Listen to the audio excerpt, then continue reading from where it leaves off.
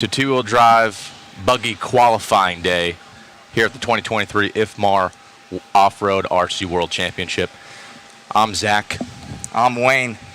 And you might be wondering why we're wearing these really, really cool sunglasses. And it's because the racers here, their future is so bright that they need shades. We need them on. Well, really, guys, we have our, those guys are sleeping in. We're here making it happen. We got Cam Cullen here, and I'm Matt Olson. So hopefully you guys are going to come in and join us for the two-wheel drive portion of the IFMAR World Championships here for a qualifying. These guys are just getting here. They're rolling in. They're going to be like, what are you guys doing? So we had to get in here. We got to find some sort of intro for everybody on here. So hopefully you guys are enjoying the stream these past couple days. So we're getting on here, and these guys finally getting in. You know, sleeping on the job is from what we hear. We had more showers in there. Yeah, limited showers at our place of stay. It's been a long few days, everybody, but we're here making it happen for you. And yeah, we got some great edit packages put together that kind of walk us through how we got here. Yeah. Really good conversations. So right now, obviously, yesterday we had a couple rounds of open practice, and then also getting into qualifying, or not qualifying, but into seating. And it looks like Aiden Horn taking that top spot. Yeah, incredible stuff. I had a chance to interview him after the four-wheel drive portion of the racing. Finished 7th, and you could really tell that finish kind of not going to say rubbed them the wrong way, but left for a lot of room for improvement. So the fact that he's sitting up front right now is a good sign for Aiden and Associated. No, most definitely Associated here. I think we had a graphic from RC Garage, compliments of them for all of their overlays and analytical information for us. Team Associated for the two-wheel and four-wheel portions, basically 40% of the field. Wow. Yeah, I mean, it's incredible with the world-class racing going on that 40% is such a large number. And we had the opening ceremony last night, and you saw just all these different countries come out here and represent all these different manufacturers, but so many of them are with AE. And what is it? How many world titles do they have now?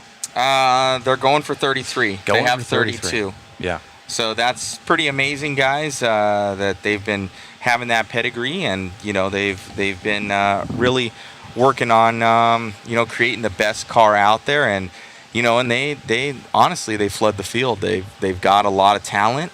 They found obviously Davide Angaro, and he was already quick. I want to say he came from Mugen before. And now doing amazing things with Team Associated in basically every facet. He's your current four-wheel drive, it's 8-scale champion and four-wheel drive 10-scale champion now, back-to-back now. So I think that's the first time that's ever happened. It looks like, I think some Facebooks are coming in. Hopefully these things are starting up. It looks like some of our Facebooks, I'll have to check that later. So if anybody's on Facebook, it wants to work whenever it wants to work. So hopefully we're able to get that going today. And if not, we'll be sharing those links and getting everything dialed in. But Cam, how have you liked so far? This is your first time out here. People are saying, Jack Bonham. Yeah, of course. He's a backyard racer. Shout out Northern New Jersey and the Northeast in general. We got the Panda here. I was looking at the wrong one. I'm like, I'm not in the screen yet. Yeah, owner Larry there. No, it's been a beautiful experience. It really has. Never been to Arizona. Saw my first cactus literally 2 days ago now. So, man, I'm just like a kid in the candy store. It's just so cool to see world-class talent out here. Granted, I come from a club race scene. And, granted, the racing's pretty hard, right? But you see a different level here. And to bring it to you fans watching at home is a dream come true. So, yeah. Well, I'm glad you've enjoyed yourself so much, you know, with us. And Cam and I met online. Sure did. Sure did. That's how it goes these days, everybody. That's how it goes these Really days. is. Megan's actually behind. She's over here laughing, my girlfriend, and we met online. And met Cam online here. And, it's pretty amazing, the work that you've done with RRLRC. Sure. Go and give them a follow, guys, on YouTube. He does amazing work. Like everything we do kind of live, he does in post and puts everything on there and commentary. And it's a different art form than what we do. So it's pretty cool of what you do, man. Thank you. Appreciate that. Yeah, you were featured on one of those episodes back then, about a year ago. So, yeah, youtube.com/RRLRC, backyard racing action, mock broadcast style. It's a lot of fun. And we're just trying to be like you, Matt.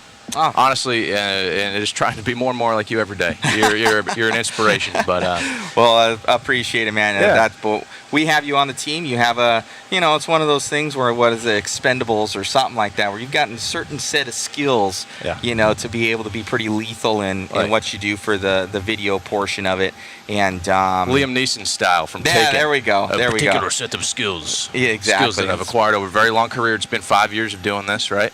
And that's why we hired you. That's why they hired me. And, we have really good edit packages just put together throughout this journey these last few days. So, yeah, be sure to go to My Live Media on their YouTube, and you can see all those really good clips that are kind of happening day to day. Yeah, so we're getting everything live. This guy's clipping them afterwards, kind of a lot of them, from your four-wheel drive champions are up there, to just kind of different, characters of the event, and Cam's capturing that as much as possible.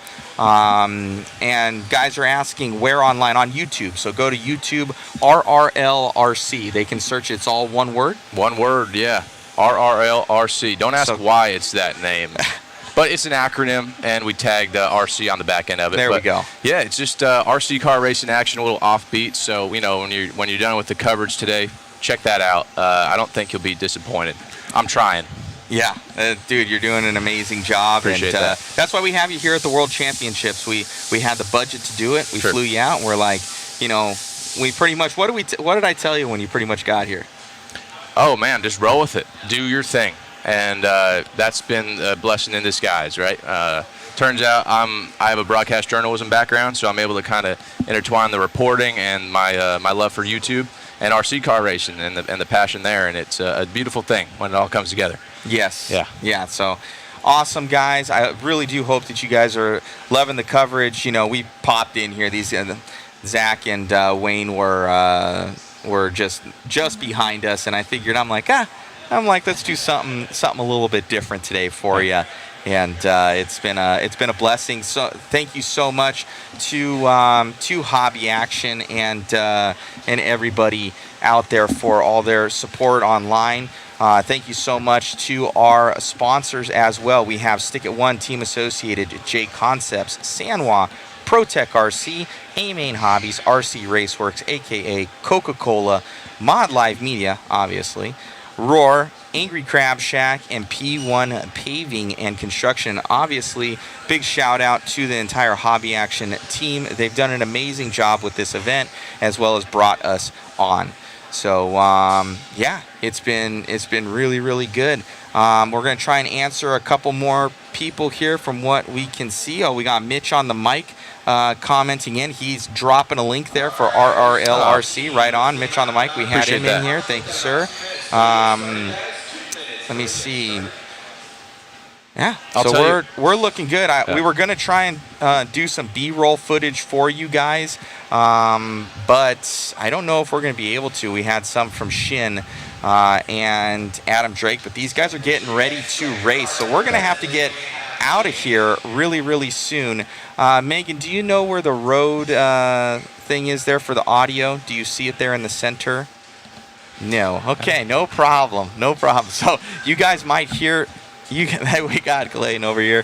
You guys might hear some mic noise because we got to put these things down, and we're going to be switching some cameras here, so we're all moving about. So apologies if there's some mic noise. We're going to get our solid two announcers in here. The original Zach and Wayne here. We were impersonators.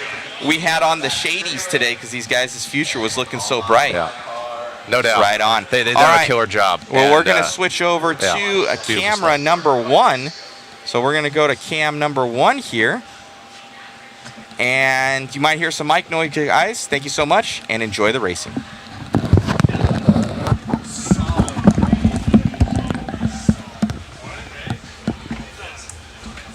You're like, you did a good job. No, I know. You did a good job. Hey.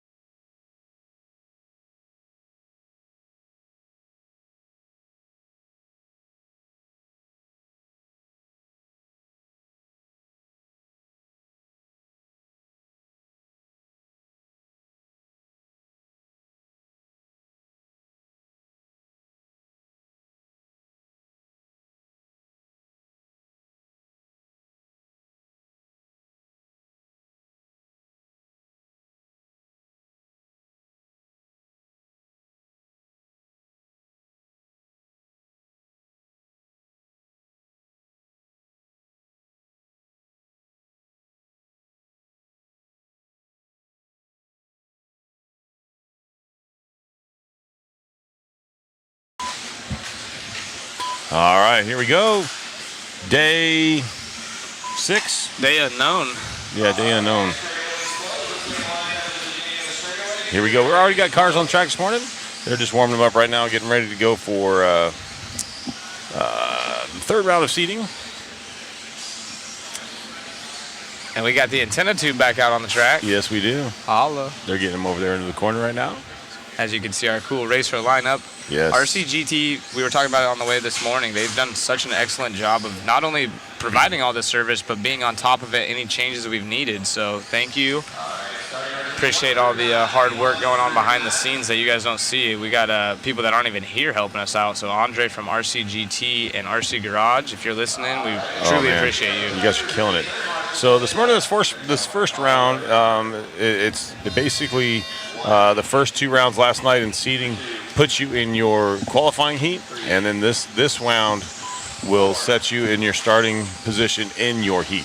So last night was for your qualifying heats, and then this round here itself just puts you in your starting order in that heat. So this will be a full 5-minute round.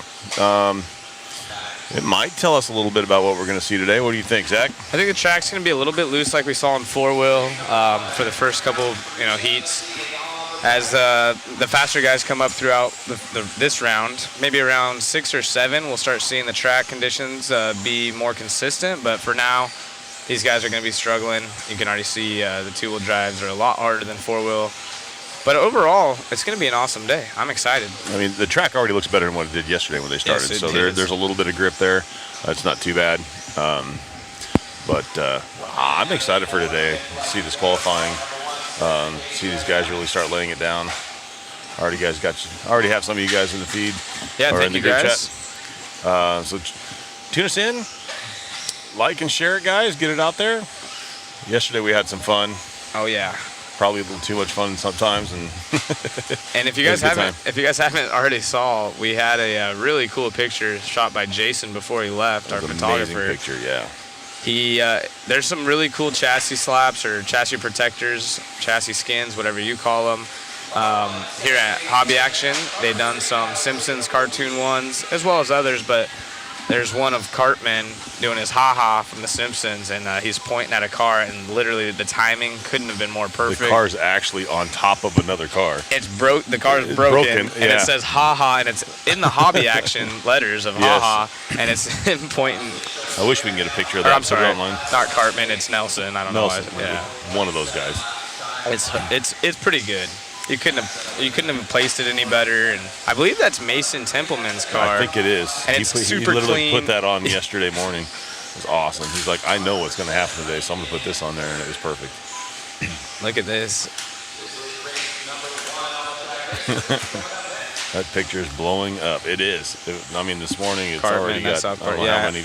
Man, the chat likes and thinks shares. they're so witty, huh? Like you correct yourself before you get it out there. Yeah. It's all right, guys. If you guys had to speak here for 10 hours a day. Well, here we are qualifying two-wheel drive. Qualifying day here at the 2023 IFMAR 10-scale off-road world championships in Chandler, Arizona at Hobby Action. Brought to you by Stick It One Associated, J Concepts, Sanwa, ProTech RC, RC Raceworks, aka is their controlled tire. Coca-Cola. So when you see us taking a swig of something up here, it's going to be a Coke product. We want to thank them for keeping us hydrated and, well, not necessarily always hydrated, but refreshment up here. Yeah. Mod Life Media, which we're trying to our best to bring you the best coverage of this awesome event. Roars, our American sanctioning body, and then we got the Angry Crab Shack, which we did not go to the Angry Crab Shack last month. I mean, it was a great dinner, but Now I'm angry. yeah, exactly. Feeling crabby. And then we got P1 Paving and Construction. All these guys chiming in, helping us out to bring you such a great event. So we thank those guys and those partners for jumping on board and letting us do what we do. And a lot of guys jumping in here saying they've been here too. Whoa, the chat just freaking flies through. Yeah, I it did. missed all the comments, but I was about to start reading them and it was all brrr. Well, those of you that are joining again, appreciate you. Yeah, I know, I'm just busting you guys, joking in the chat. I enjoy having you. It makes it more fun. Absolutely. It actually kind of makes it easier for us too. Oh, yeah. You know, helps us with some content. Pretty impressive. Everyone's tuned in for as long as they have. So if you're one of those, drop a thumbs up. Not a like. Well, drop a like and a thumbs up, I shall say. Absolutely. And if you guys do want to come on out and you think you can do better, you're more than welcome to join. Yeah, we'll give you the seat for like I 5 minutes. promise you, I will happily hand over my seat for a few minutes. I'll give you the seat for 5-10 minutes, and you'll be like, all right, I'm done. Wayne was up here for like a 4-hour stint yesterday and went to leave and his leg was locked. He almost fell out of the Fell booth. out the booth. Oh, good times. So it's worth it. I love doing this. I'm having a blast. I wouldn't want to do it with anybody else other than my partner here, Zach Rogers. Yeah. So it's just way too much Jeez, fun. Thanks, Wayne. Appreciate Yeah. it. Chopped liver and onions over here. Well, yeah, Oh, I'm you just know. the other guy, remember?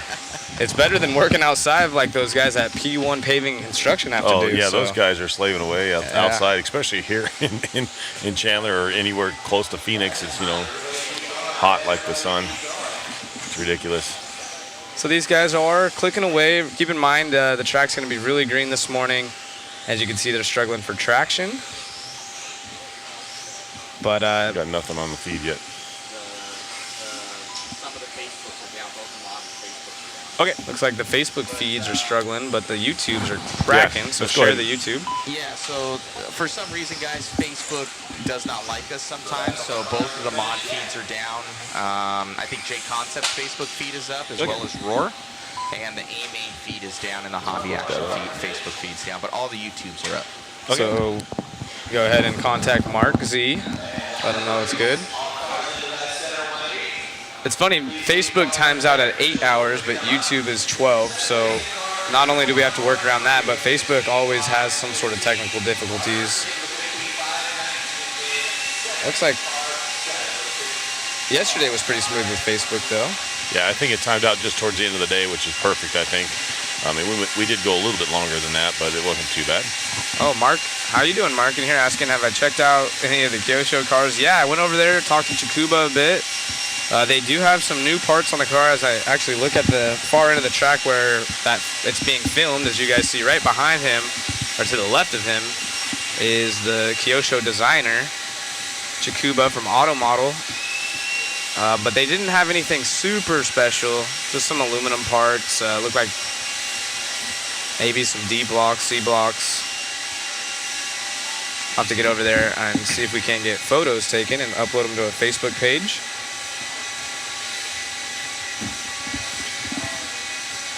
No word on the TLR secret.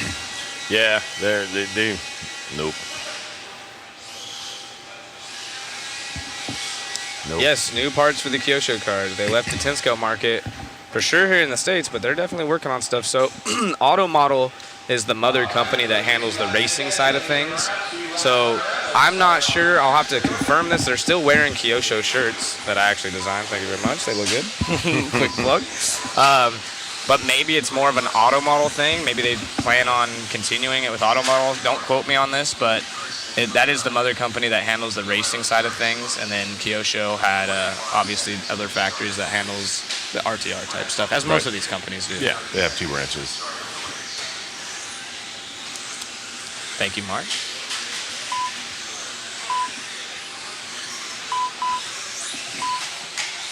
Heat 2 on the track. Not started yet, but they're getting there. So, and a cool addition. You want to talk about what they did to the overlays right here? Yeah. So the overlay, what you're seeing on the screen right now on the left-hand side, is basically obviously you have your driver pick, the number. I believe that's the car number. I'm not sure if it's position or car number, but it looks like it's the car number. And then we also have some cool graphics that will pop up eventually on the lower right-hand side during the race. You know, when we're talking about a leader or something like that, we'll bring their name up, and then their little head picture will show up, their car will show up, and all of them have their flags and all that stuff. It's just the work behind the scenes that you guys don't really know about is like incredible. There we go. That's that window I'm showing about. And then we had someone say, "Hey, I'd rather see what car manufacturer there are than the flag." But and literally 10 minutes later, we had the guy on it, and he was fixing it. So so thank you, Andre. Back home. Not exactly sure where he lives. I know he's bounced around here and there, but it's really cool that he's able to not be at the event, but I believe he's following along and making things happen as quick as you guys say them. So super stoked to have an awesome team to work with here. Yeah, I mean, these tech guys are ballistic when it comes to this stuff. How late will it go today? Probably 6 or 7 o'clock, much like last night. Yeah, it should say, if we stay on the schedule, that is. Yeah. Actually, they started right on time today, which is, I'm awesome. Kind of happy about that. We are Friday, right? Day 12? Yep, day 72 here at the IFMAR Worlds. We started at 9. Looks like Q4 will go off at 6:10. 6:10, if everything goes well. Sorry, I'll put that over here. Q1 looking to start at 11:15. Perfect. I'm moving my flight. Heck yeah. Let's go.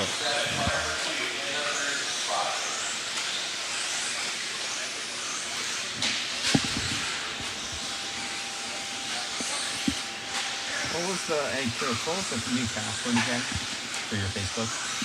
We can hear Mother Matt in the background trying to get some stuff done.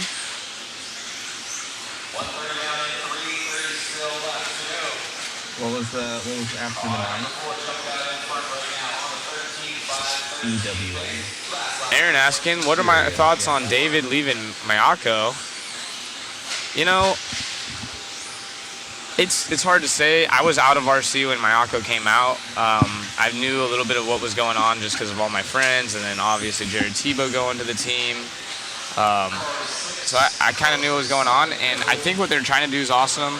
Obviously, they hired, the dream team as far as I'm concerned. But it's hard, you know. David runs 10 scale. There's a lot of money left on the table there. He has so many different things that he can do. You know, any team would be happy to have him. And I've seen a lot of things online saying that, you know, it was the tires and this, and I don't know anything. I asked a lot of the Euro guys, you know, what have you heard, maybe where he's going and this and that, and no one really seems to know. There's a few that maybe know more than others, but I don't know. It's really hard, you know. On a team like that, you need to be somewhere that's already kind of has a platform and a foundation, especially when you've talked about it many times, when these guys are quote unquote peaking in their careers. You kind of want to be somewhere that it has that foundation. You know the support's there. You're not second guessing. And I don't know if that's what's happening, but you look at that and you have the top 3 guys, and you know the payroll's got to be high. And hopefully he finds a good home that suits him, that he can stay for a long time. I was a big fan of when he was with Kyosho, and then obviously he did work with Hot Bodies. So hopefully his next spot, he's there long term, because he's got a super bright future. Yeah, that's the hard part is, you know, you see some of these companies that are coming up and something like that, and just came by, got him. You see these companies coming up and they try to grab these high-profile drivers, and what happens if some of these new companies come up don't understand what it takes to build a platform, and then they hire these new drivers or these good guns, and the platform doesn't succeed like they want it to, or they're not letting the drivers, elaborate on what needs to be done to these cars or whatnot, and it's kind of, tensions build really quick, and you don't see them go long term sometimes. Yeah, exactly. Yes, I played the video game VRC Pro a long time ago. Yep. I know Ronald Falk was super fast at it himself.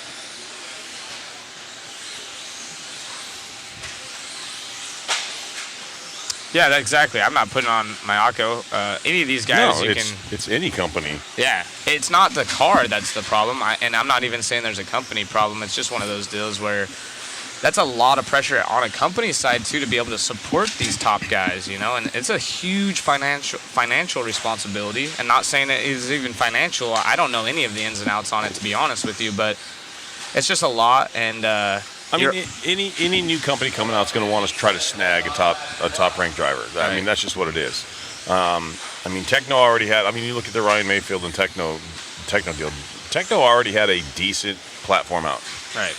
And then, and they had some named drivers, and those drivers, went away, for whatever reason, and they got Ryan Mayfield. But a brand new company like Mayfield coming out and trying to sign some drivers, it's kind of, you got to wonder, as for the driver, what's their program look like? Like you said, the financial side of it. Did they offer him something and it wasn't right or whatever? So you just never know what's going to go on. You never know. You hope for all these companies to be successful because it's more brands out there that gives us a better choosing of what we want to run. And JQ and those guys, they take a lot of heat. I've had my own experiences with them. I don't have any problem with them personally. But what they've done, their ideas in the car and everything looks sweet. They do a great job marketing, so there's no, it's nothing short of amazing. It's just there's so many ins and outs, and who knows, maybe there was no problems on that end, and it was just, David wanted to do his own thing. When you start stacking teams with the world's best, you don't have maybe as much attention. Maybe you want to go somewhere where you're the main character, which, realistically, he still was getting a lot of support, especially where he's at. But anyways, back to the 10 scale side of things. Let's see.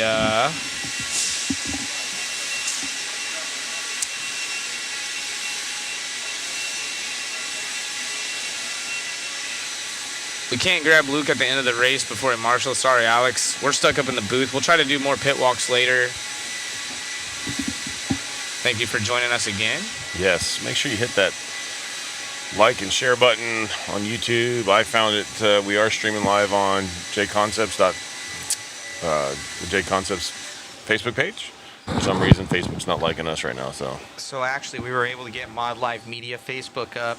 Okay. A-Main's back up. Mod is back up. Cool. Perfect. Somebody get I think that we guy only got a one raise. that we couldn't get back up again, which was a smaller channel, RC Raceworks, which is one of our sponsors. So apologies, but we are on their YouTube, so go and follow along with their YouTube. And thank you guys for tuning in. Thanks, Matt. Thanks, Mother Matt.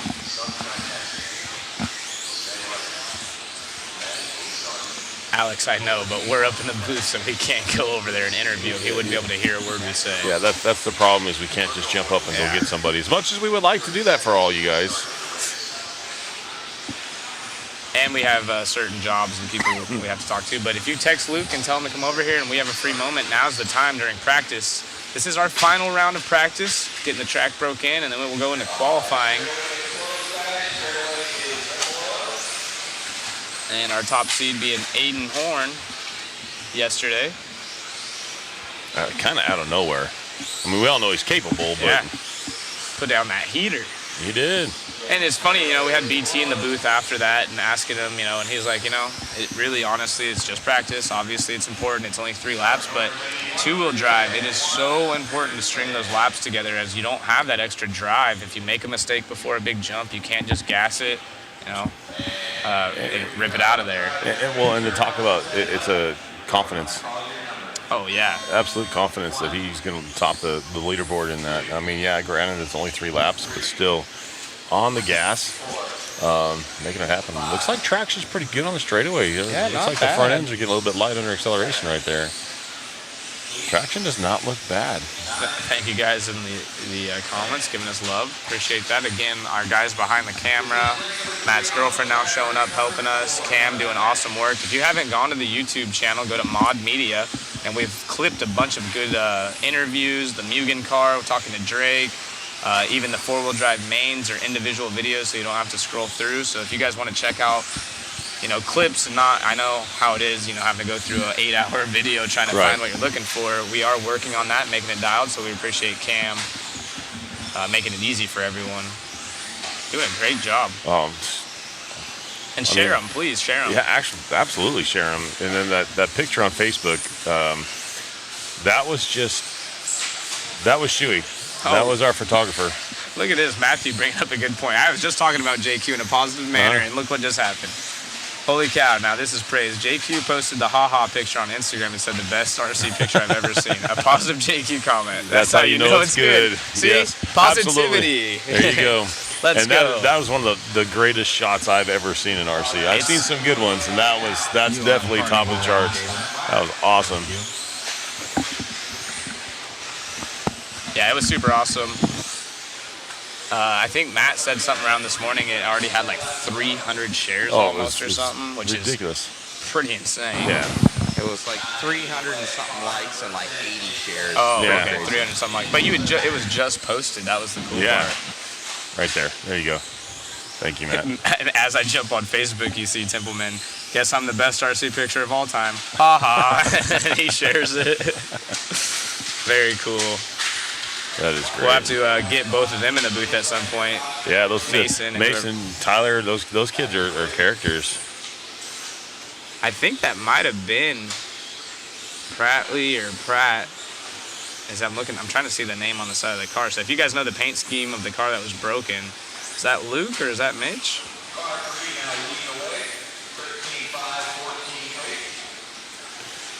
Yes, we had last night some more raffle prizes. So we had J Concepts in the house. Jason Rona came and donated 2 signed Ryan Mayfield bodies. So if you guys aren't already part of the waffle, go to modspeedshop.com and there's a link right there for the waffle. We will be choosing the winners on Saturday evening, I believe.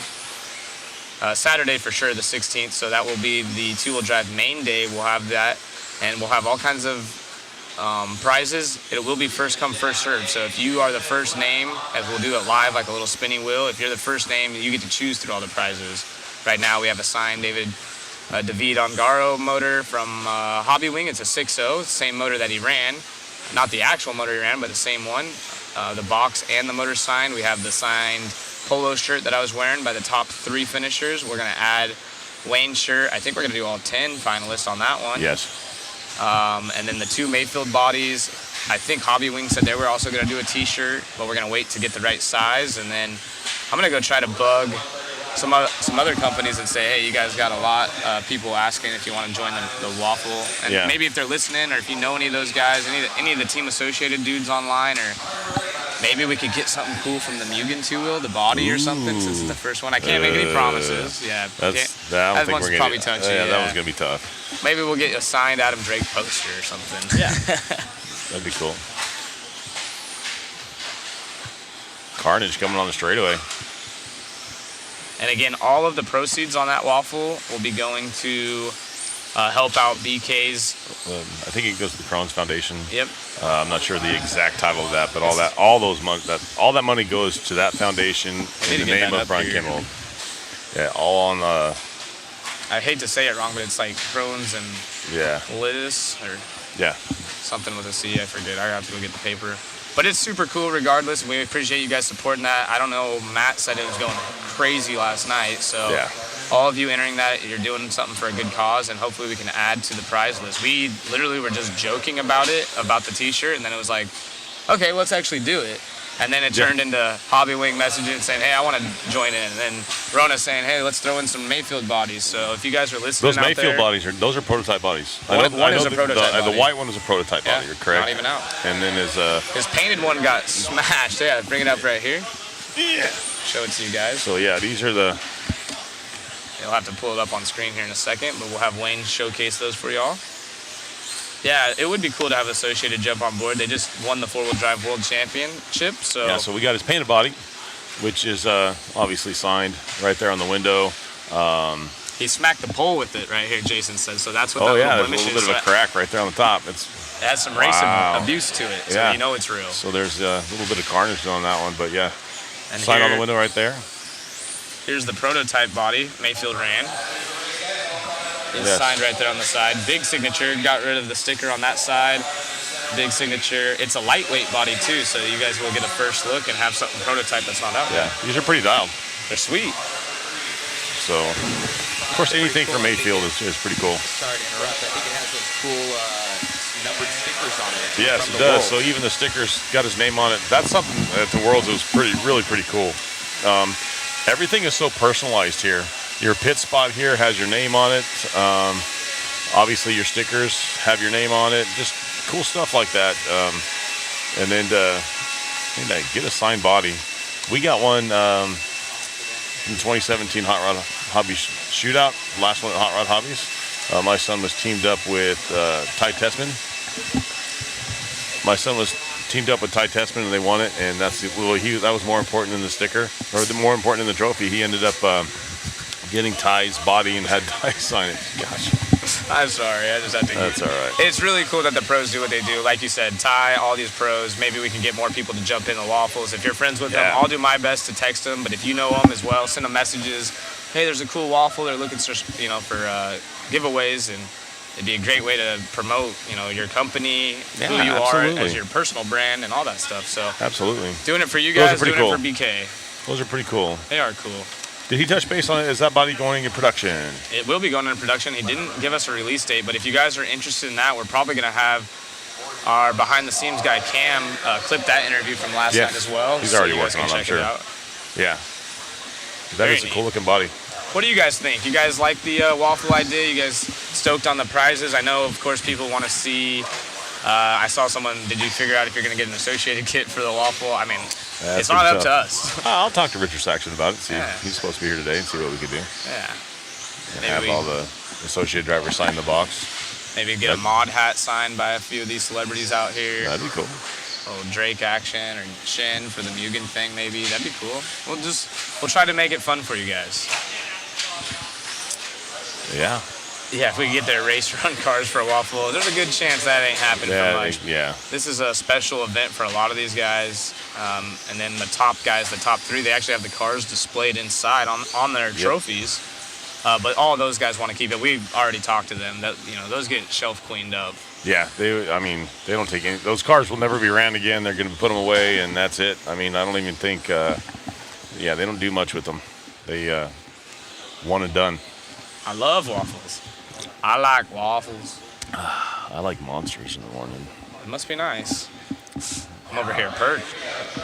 Perched? Now, maybe we can get a Starbucks run going, dude. I've Yeah. never been a Starbucks guy my whole entire life. Until this Now- week. Now I feel It's like craving. feel it. American I as think heck. they put something in it to make you crave it. pinkies out and all or something. Right. Here we go, race number 4. We got Mirko up top right now with the 107 on this top 3. Yeah, So, did you guys join us for the opening ceremony last night? It was pretty cool. That huh? was cool. The music was bumping. All the teams were having a good time. Australia. Those guys. Did you see the Mexico one? That they, I they did. hand wrote.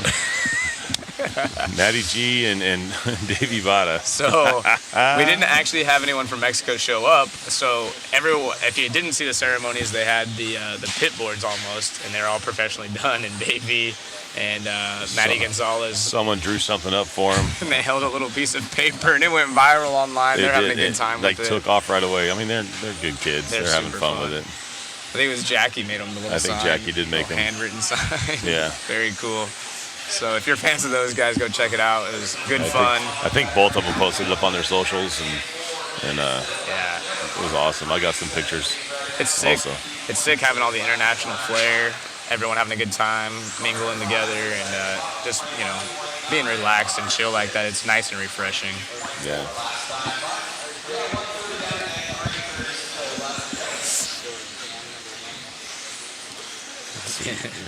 Ryan Prince out front of this one. He's looking to go 106.672 on this 3.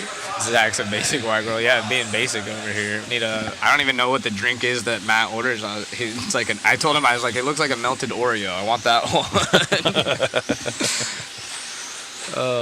Jason on top now. He's a Utah boy, and he's right behind this car on screen, if I'm not mistaken. That would be the red and white. And then Ryan Prince, we went to dinner with him last night. We know he's got fans in the chat, a local boy. That might be who we're following around, actually. I'm not sure. But then we got our second place driver of Jason. But it is the UK driver, or it should be, has been on the overall time board, but it's still Jason on our 3 laps consecutive. That's his car. So that's cool. I love this graphic that we can bring up for you guys, and shows the car. It shows it's an associated car. It's that car. It's his, and then it'll show his head pick and all that kind of good stuff.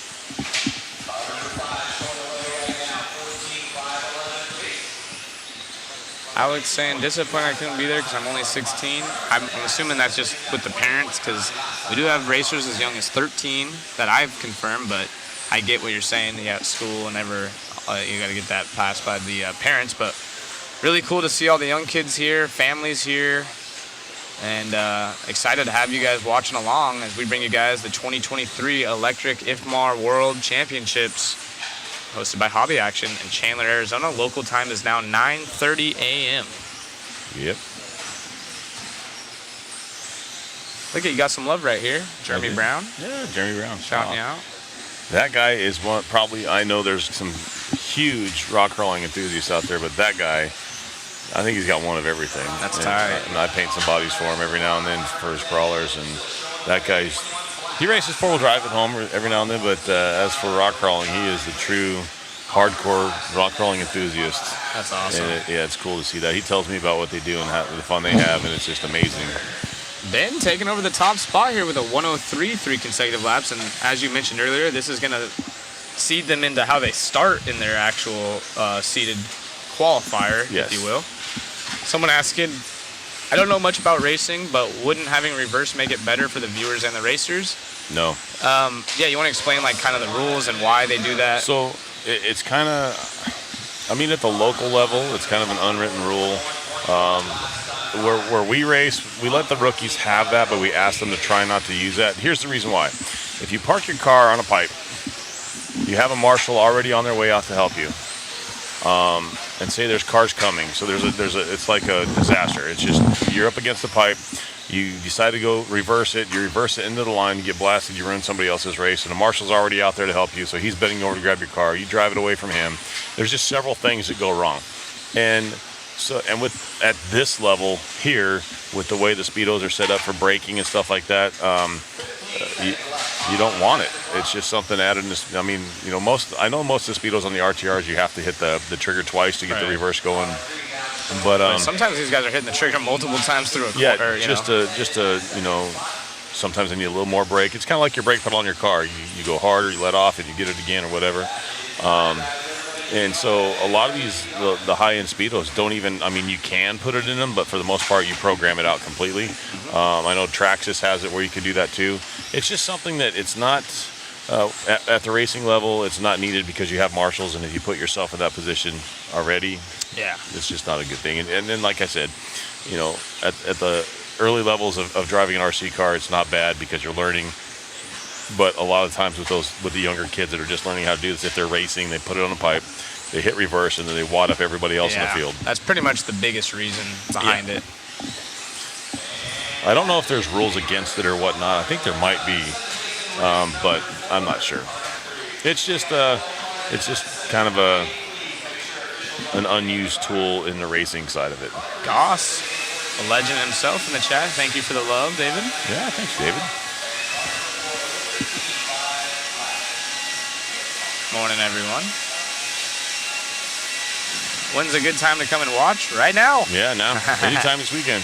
Jared Stokes supposed to give up a new fast time on his Fast 3. It's going to be a 1:05.943.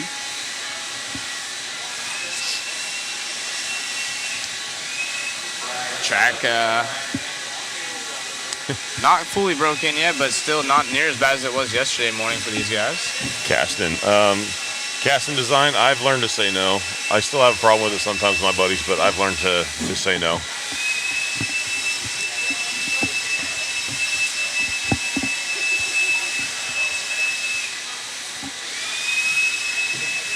No sauce at this event. No. No sauce. These guys are on controlled AKA rears. Most opting. We actually talked to Rono about this last night. Asked him, are any of your guys running JC? Because I had heard rumors of it. This is why you always got to confirm with the sources right Absolutely. here. We can't just fly off the hook and say, oh, yeah, this is what they're doing. Yeah, so I had heard multiple, oh, yeah, the JC guys are running this. And then we talked to Jason last night. He's like, no, my guys are running the AKA only due to you only have a certain amount of runs out on the track, and you want to break everything in together, so you don't want to play that guessing game. Right. And you want to keep that nice balance across the board. And there's 2 tires in the front that these guys are typically using. All of them are using the AKA rubber because it's consistent balance from front to rear. There was a batch of the AKA voids. They were readily available. Because it's an open tire, they ran out. Tough luck. Run something else. But they have the older slicks that some of the guys are using. The void does have a little bit different construction on the sidewall. It's a little bit stiffer on the sidewalls. So what the guys are doing that don't have the voids is you cannot manipulate the rubber or the tire, but what they're doing is they're cutting that inside rib off the wheel and making that they're mounting that tire a little bit wider on the wheel, and that actually stretches that sidewall out, lowers the profile of the tire, and it basically does the same thing that the void already does. Yep, and this one getting ready to fire off. As you can see, our race lineup on screen right there. All the brands being represented, but quite a few of them being associated. TLR, an X-Ray, a Schumacher. Quite a few countries also in the mix.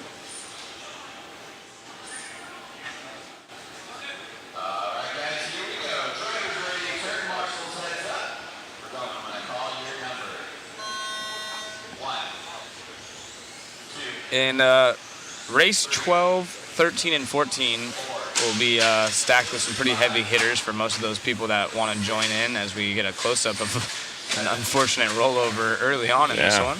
The replay on that one. These guys are trying to sell more Just wings.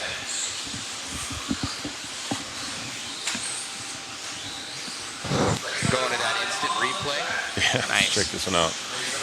Little huckabuck chassis slap. Almost. Just short. Ugh. Yeah. Oh, that's like the perfect.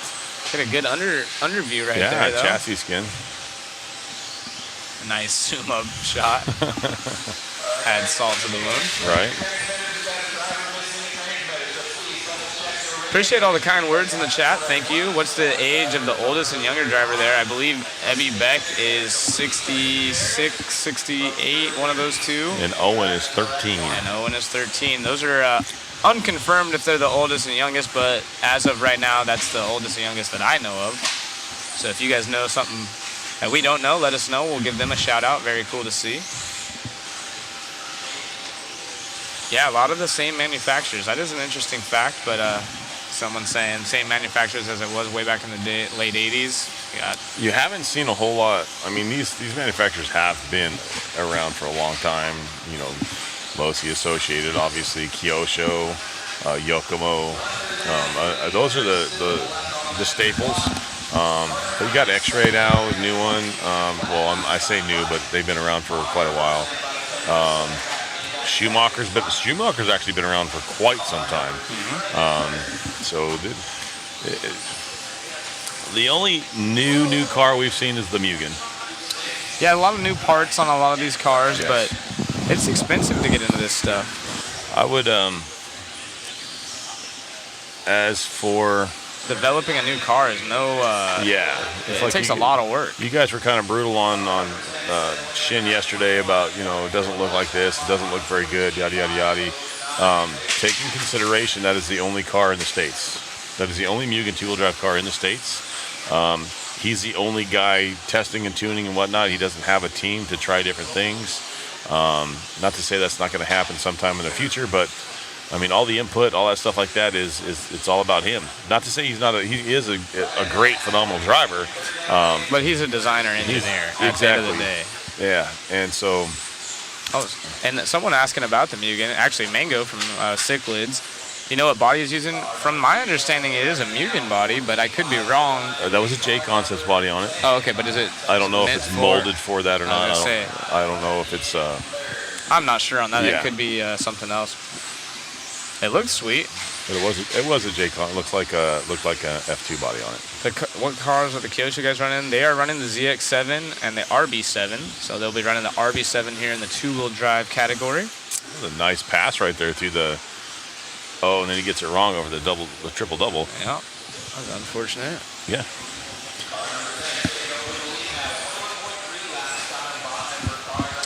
We got Kurt Winger out front. Yeah, that's 14507. Speaking of designers, he's helped with quite a few of the associated projects, still does, and also the owner-operator of Shell Racing. Yes. Shell Racing Products, making all kinds of cool stuff. Is he on the design team for Associated?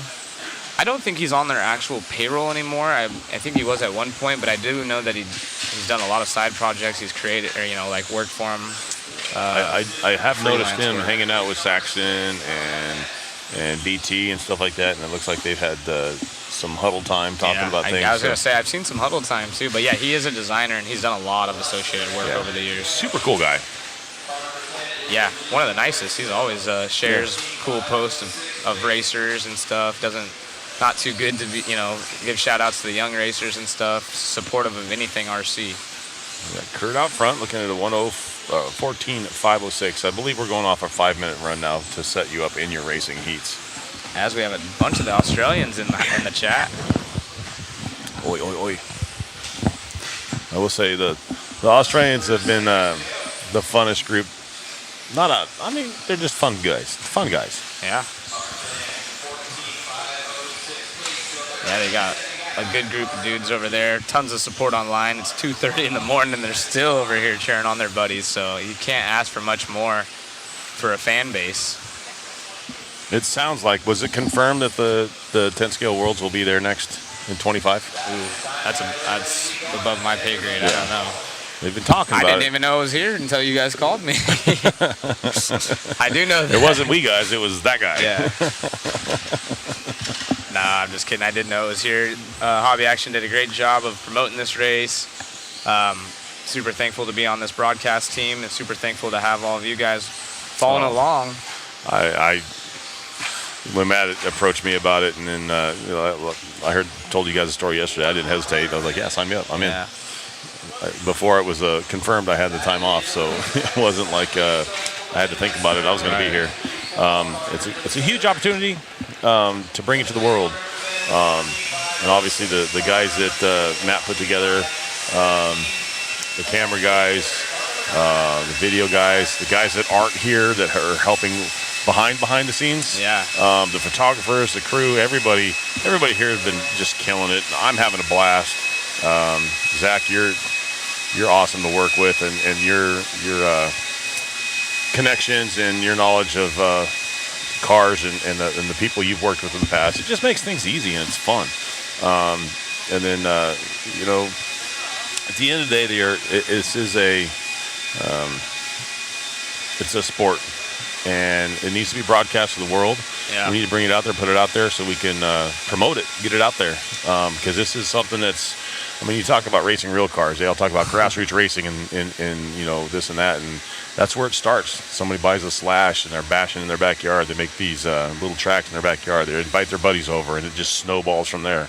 Well, and even just this coverage, I was scrolling through on my social media this morning. I'm obviously still friends with a lot of you guys out there racing RC, and seeing people post like, man, watching Worlds coverage, it's getting me excited to go club race tonight or whatever it may be, or I haven't raced 10 scale in this long and I want to go do it now. And even myself, I'm like, man, I want to get behind the wheel, Oh, yeah. So if you guys are one of those that haven't raced in a while and you're getting back out there, make a post and promote RC. We're doing our best to bring you guys the best coverage. And we're working through this final round of practice right here. It's getting closer and closer. To actually, it all means something. But going back to seeing your buddies on the track and this and that, that was a question we talked about on the way up last Friday. Was what's it going to feel like when we get here? We see the track, we see cars on the track or whatnot, and the instant feeling you get is, where's my radio? Where's my car? I want to put the car down. I know. It's killing us. But I'm lucky enough to be coming back for the BK Classic. Yeah, you are. Who out there is excited to drive their RC car maybe this weekend, tonight? If you guys club racing, if you are, drop where you're club racing at. Promote yourselves a little bit out there. That's what it's all about. We're trying to help grow the industry in a positive way. You know, this is a free broadcast for you guys. There's a lot of people taking off, time from work, family, all that good stuff, and it's a thankless job, especially for the guys behind the scenes. You guys have made it easy for us, but the guys back here, they're putting in hours, and the whole Hobby Action crew, the IFMAR guys, they take a lot of heat. That's a thankless job that I wouldn't want any part of. Jared Hudson, who would ever thought RC toy cars, don't say that, Cam will get mad at us, would be this popular? Well, the goal is to make it even more popular. Yep. That's why we're doing this, is to get it out there and just on the share, on your socials, share this, get it out there, let everybody see what we do.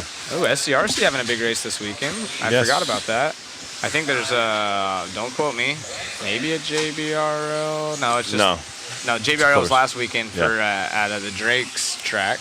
Yeah, they have Palm Desert, so that just concluded. So lots of cool racing, but yeah, drop where you guys are racing, your local track, give them some love, and if there's anyone in the chat that's new, actually there's been quite a few people that seem like that are new to racing. Maybe they'll know if you drop your track and where it's at and what's racing, they can go give it a gander. Yeah, SDRC has their round 4 of the Endless Summer series that they got going, their local series.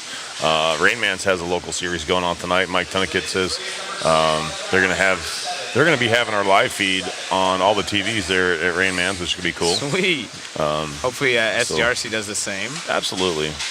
Yeah, if you're a track owner, you got TVs up, please dial us in so your racers can watch too. Yeah, I'm sure they got friends or somebody that they want to root for. Absolutely.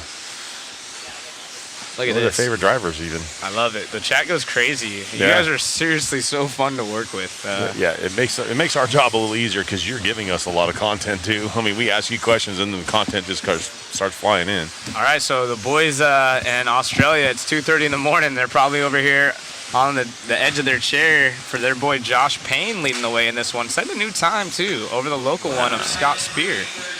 Look at a 14.5 flat right off that 15-lap run. There's 2 Aussies, so honestly, probably the most popular drivers here. Man. Pratt. Pratt in this one. So I'm sure the chat's gonna go crazy right now. Start dropping the Australian flag. Oh boy. Or oi oi ois or Aussie or something. Give us something. I know you guys are watching.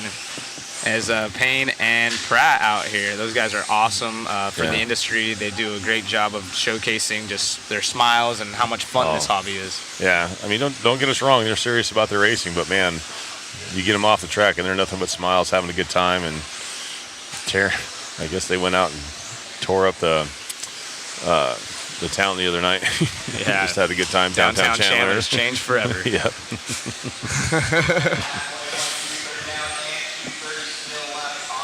Don't want to jinx them. Yeah, you're right. As Scott takes over. Whoops. Sorry about that. Go. Josh Payne, though, trying to make us mark our words because, look, both of them bouncing up to the top again. Yeah. So Payne and Pratt, those guys are battling right now. 104.3 to a 104.8 on their 3 consecutive. It is just practice, so not counting for much other than who gets to go up on the stand first. Yeah. And their overall times of 14.503 to 14.503. So these guys are less than a tenth apart right now. It's awesome racing. Alex Sturgeon from the Plex also in this one. He does a great job of promoting the hobby. Scott Spear's been around for a long time.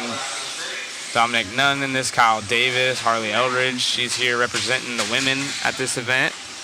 Team X-Ray. Florent, Justin, and Andrew Kaufman rounding out the field.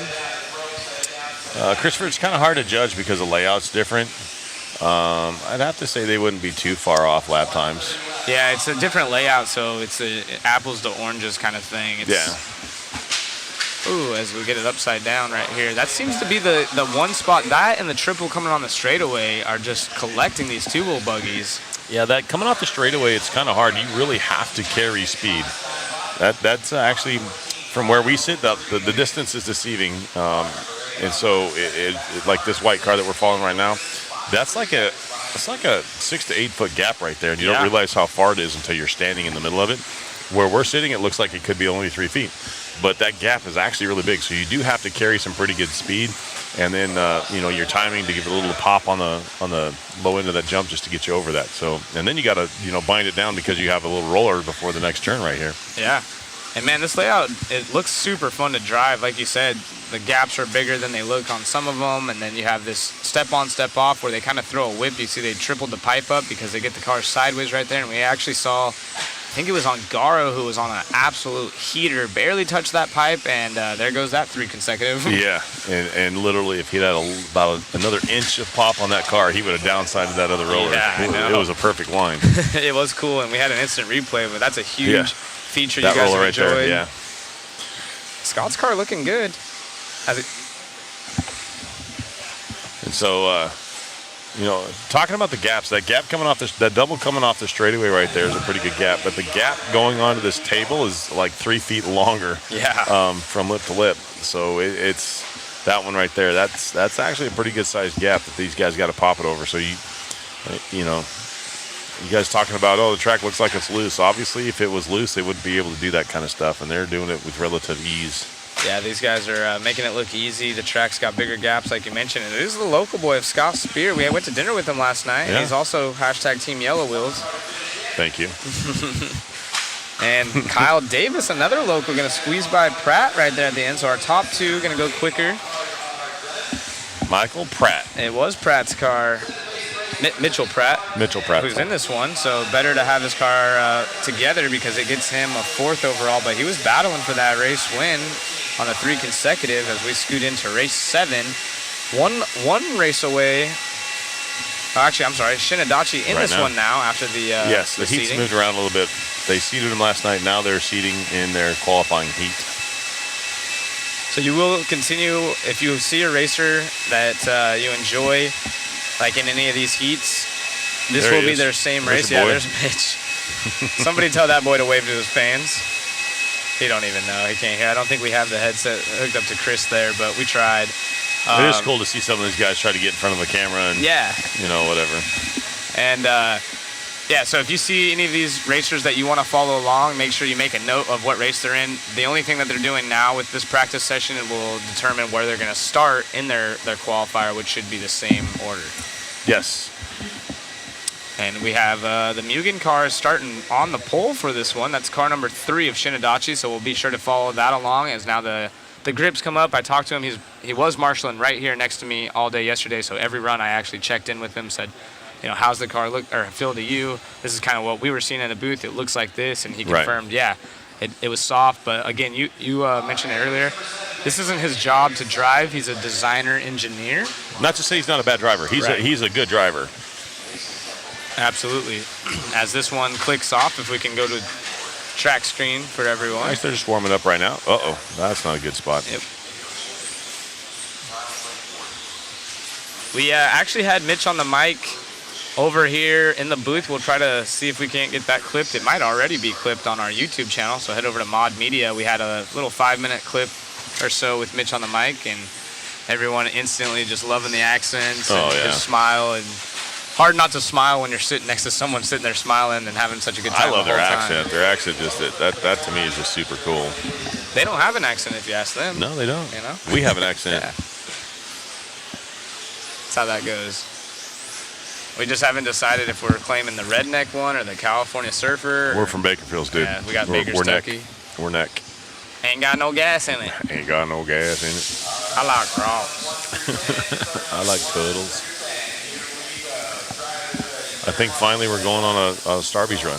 Oh, whoa. Give me the melted Oreo cookie. He was going to wear his headset. You going to take their order? He's gonna walk through the drive-thru with his headset on. Welcome to RC Racing. What can I get you? Exactly.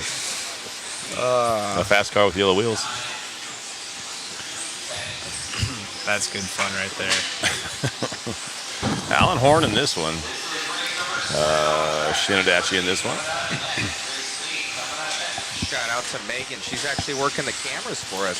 Megan working the cameras. Working everything in the background Nice. overlays right now. She's on it. So That we is- traded out Orner's girlfriend for Matt's girlfriend. And Matt's girlfriend is the actual boss. She's the one. She's the one that lays the rules down. Yeah, I mean, we had help behind the scenes. Orner's girlfriend Ari was helping with all of our paperwork, and now we have Matt's girlfriend showed up last night, and she's helping with the camera stuff. So again, Yeah. we appreciate the racer wives, the girlfriends, the sisters, and even the women racers that are out here getting it down. We had Harley in yeah. that last heat, and Nana in this one. So check that out. Shout out to all the girls supporting and racing themselves. Look at this pink car going around. Is it pink or orange? Orange. I know what's wrong with it. Ain't got no gas in it. Ain't got no gas in it. The only thing that had gas in it was Wayne yesterday in the booth. Hey. Yeah. We're not talking about that anymore. I don't know if you guys were here. If the audio clips out, just know that we'll be back in a short break. It was a payback for something. I don't know what. My payback There's hasn't Shin. come yet. Is Shin on the screen? Let's see if that car looks a little bit stiffer here.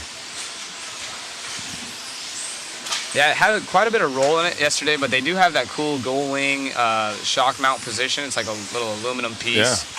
And looks like he'll be able to make quick adjustments. It would be interesting if he had, I don't know if they even can, to be honest, but probably in the open practice if he would have had Drake out there making adjustments on the go. Yeah. Hard to adjust. Looked Drew. like he could have. Yeah, but it looked like you could do some adjustments and see if it would help while you're racing.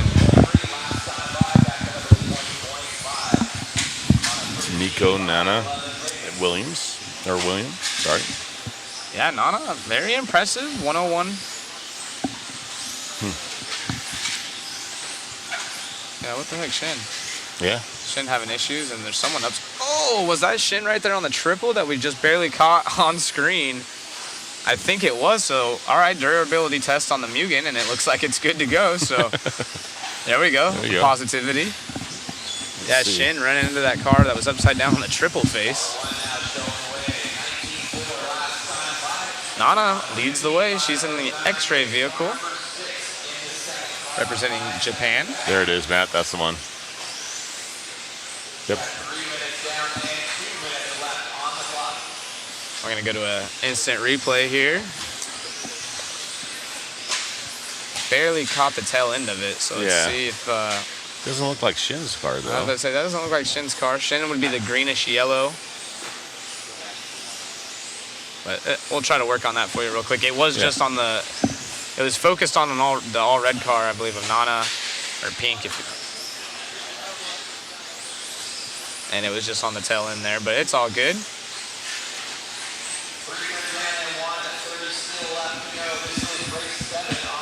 So Wayne was all that blower noise yesterday. Ooh, what happened there? Oh, man. Did you have a transponder on?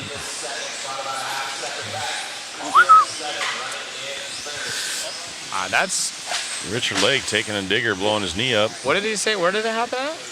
Was he marshalling? I didn't hear I what he didn't was see marshalling. anything. Was he marshalling? Oh, it looks like we're going to that instant replay now. Oh, here we go. Not of Richard falling, but of Shin. Boom, and the car gets stuck right there, and it's. Oh, it gets missed there, but Watch right here. They're going to get a kapowie. someone hits it pretty hard. Right There it here, is. Yeah, it is Shin. Shin getting into him. Kapow. So, durability test on the front end of the Mugen, and it And the kept rear end of going. the other car. Yeah. Barely caught that one. Good job out of our camera crew Yeah. and the replay crew. No, we're not going there. This one's winding down. Widmeyer out front, 15.517. Yeah, Misha snuck up in there. Is Will Cushing also in the hot bodies? Nana Allen Horn, Sammy Moran, not quite where he wanted to be in the two-wheel.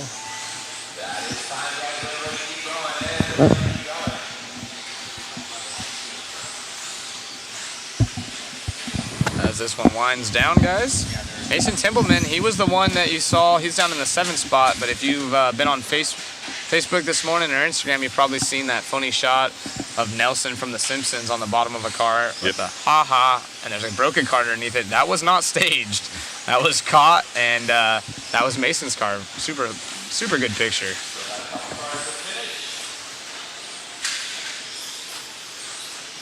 Mugen bumper test pass, yeah.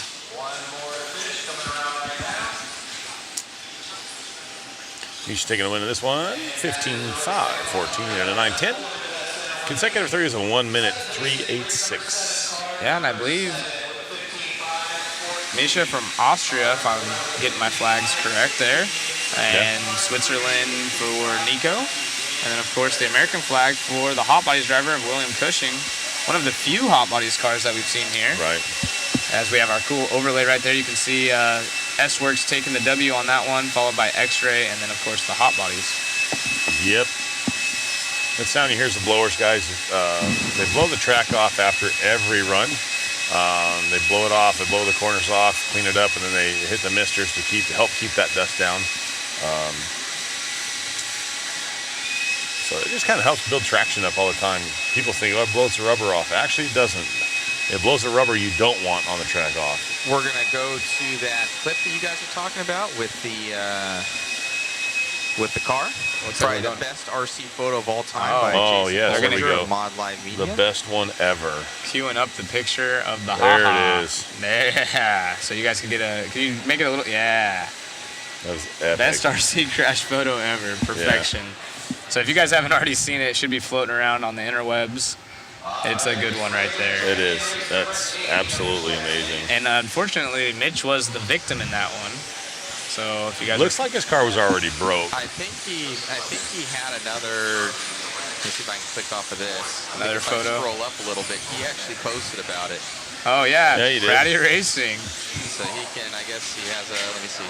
That's funny. Yeah, that was his next Aw. photo. Big sad, big sad. That's from a different track, that's a different car. But I don't know what he posted about. his buddies, I'm sure they'll chime in here. They say that I forget. I don't know if they have a name for it. Another iconic photo he was posting up about. Yeah, they call him. When he was in the booth, he's like, "I'm sure everyone's gonna say I'm gonna lose a wheel," so he's known for it. So of course, That's pretty fun. this is very fitting for him. Exactly, because it looks like he's about to lose a wheel. We might frame those.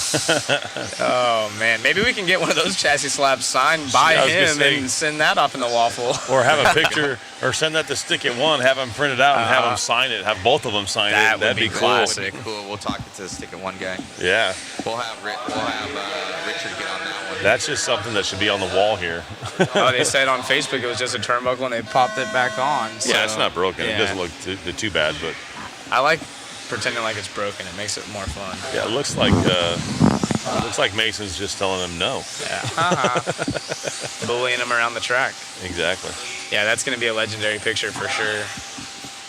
And what a cool chassis slap that is. That's so funny.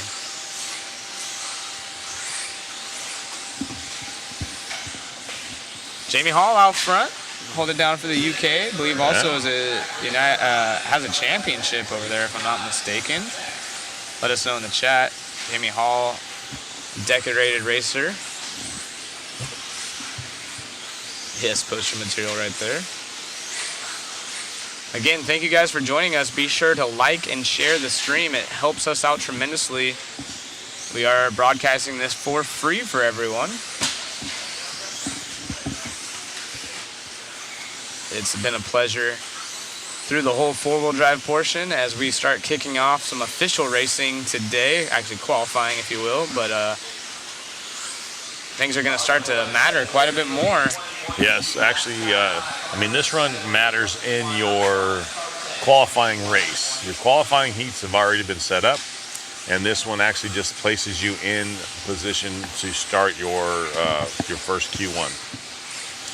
Yeah, which is also, it helps because then you get to choose where you stand on the driver's stand. So it's very important. A lot of these drivers in practice might shimmy into a spot they like. And if you want to get up there and get that spot, it's very important to have number one spot and choice. You don't want to get stuck on a side you haven't practiced all weekend, or all week rather. Ooh, heard some wing crunching. Jamie Hall to the point. More whips for kids, Herzig says. I was telling you, there's a triple right here that's set up awesome for whips, so I'm sure we'll see it. As I say that, all the cars fly straight on it that time. Right.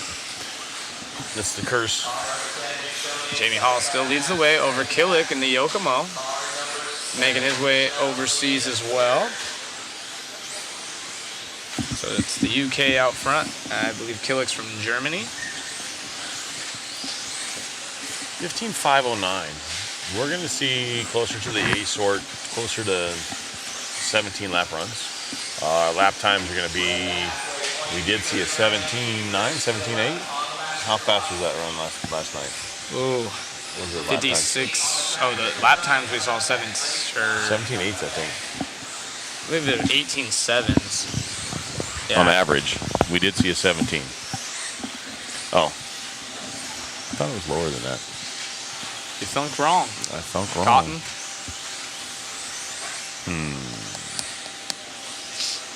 Yeah, it was Bruno was the fast time in one of them, but let's see, there might have been a 17 out of 8. That's just overall right there, right? Yeah. Overall ranking. So go back to seeding round 3. Seeding round 2. There you go. Maybe. Oh, sorry. There we go. 18.6 out of Aiden. 17 would be nice, though. I'm sure these guys want it. We did see a 17 out of Martin Bayer, but it was a fake lap, remember? That's probably what you're referring to. You're right. So we saw... Still trying to wake up. Aiden Horn was our fast dude yesterday. Top seed, 18.6 is the fast lap from him, but at the time was a 56.7. So you do the math on that. It was flying. This is what I like to see. His fastest lap was an 18.6. His top 5 average was an 18.9. Average lap through the whole race was 19.4, and all you needed was 3. Once these guys know they link 3 together, they kind of lay up or whatever. I mean, maybe they might have tried to do a full 5-lap run, but for the most part, they know they got their 3 laps, and they'll kind of pull to the side and just kind of cruise. And just as impressive, Marcus Krupp and Brennan Schimmel, both those dudes, super awesome. And I think all of them under 21 years of age, Marcus being 15, if I'm not mistaken. They just set themselves up for easy qualifying. They're with the fast guys.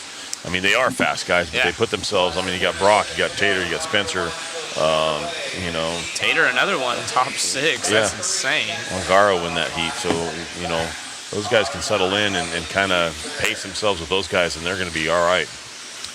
Yeah, it's neat. You know, you guys were talking about it in the chat. We've brought it up. Is this a changing of guard? Maybe starting to see some of these younger racers. I think it slowly is going to be that way. Yeah, and we'll see. We'll see if they can hold on for the full 5 minutes. Right? This is 3 laps, like you said. We know that a lot of these kids, like you mentioned, there's 30, 40 guys, but probably 30 guys that could win it that have the speed. But it's also adding in the maturity. Can you hold it together for 5 laps? If someone's on your back bumper that whole time, do you start to go a little bit wide? Do you make mistakes? So maybe today it'll be the proving point. Here's the big thing that I touch base on. You talk about your top 15, top 20 guys in the world. They race against each other all the time like a club race. So they kind of know each other's mannerisms. They know what's going on. They know how to race each other. It's kind of like guys racing each other at a club race. You race against them all the time, so you know what to expect out of their driving. Whereas these young guns coming up, they don't have the experience racing with Ongaro. They don't have the experience racing with, Rivkin. So, nerves are cracking off, and these guys,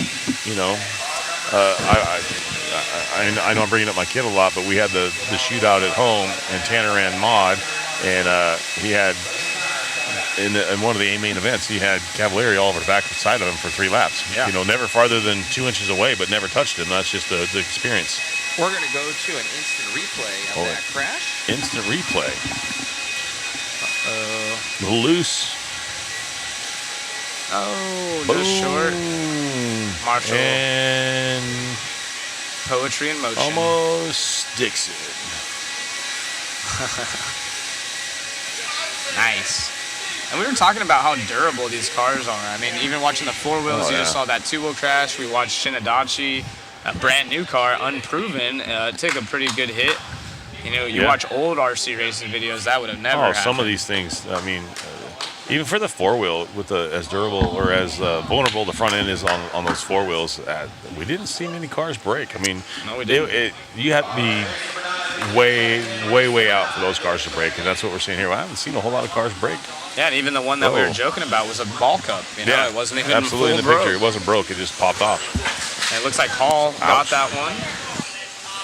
Man, these race directors sending them out there before the marshals are even there. Going to get somebody hit. Race or heat number 9.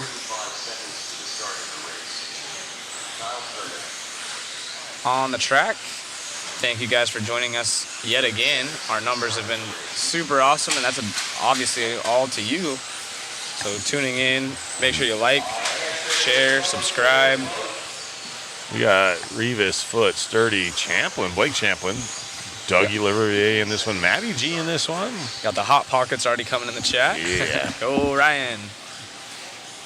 And again, if you guys are tired of listening to us for a while, we got some awesome cuts of the interviews we've done on Mod Media's YouTube page. We got interviews with Shin, Adam Drake, Frank Root, Jason Rona, BT, all kinds of cool stuff.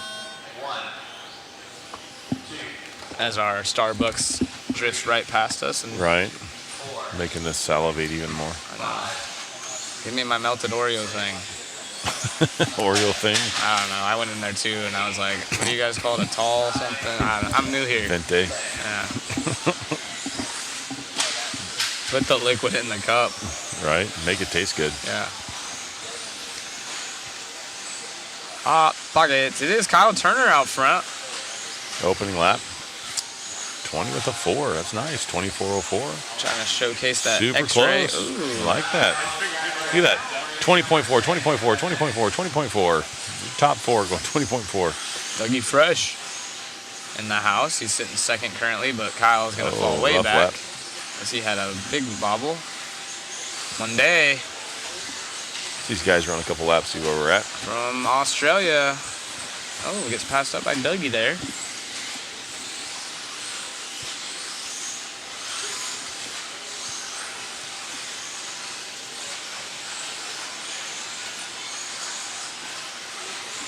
Who do you guys think is going to be top qualifier today? Yeah, throw that out there. Who do you think's gonna TQ, or who is there gonna be any dark horses you see up top? Yeah, we are going to be counting 3 of the 4 rounds today, so there will it won't be official unless someone wraps it up like Ongaro did in the first 3 or 3 in general. Handled business. But who do you guys have? Will it be done today? Will we have to wait till tomorrow? No, end of this. Is that the end of straightaway? No, where is that? That's coming on? No, it's right in front of us. Matty G getting it wrong. Tater's getting some love. Mayfield. Evans going to show that he still has it. No, he showed that in 4-wheel. He just had some bad runs in his mains. Yeah, he had some bad starts over that double. It was a bummer. A little double. Looked tricky. If you landed on your wheels turned, you could easily traction roll. Mikhail Orlowski getting some love as a winner. Do you guys think it'll be done today, or do we go to the 5th round of qualifying tomorrow? TQ Zach. Which is gonna be weird. The only change they made from 4-wheel to 2-wheel is for the 4-wheel section, they did 1 round of practice for 2 minutes, and it wasn't enough time to scrub the track in. So tomorrow morning, they're gonna give them 1 round of practice, but a full 5-minute run. Oh, are they? I thought Clayton came and said they didn't because no, they did not change the running order of the round. But they are going to allow 5 minutes. But they are going to allow 5 minutes for practice, which will help a little bit. I think that's fair. Yeah. Ryan, I just want my Starbucks. Rubbing my eyes over here. I can see it. It's right there on the table. It's like right there. I know. And they're enjoying theirs. Look at this. It's looking like a Mayfield white body look-alike.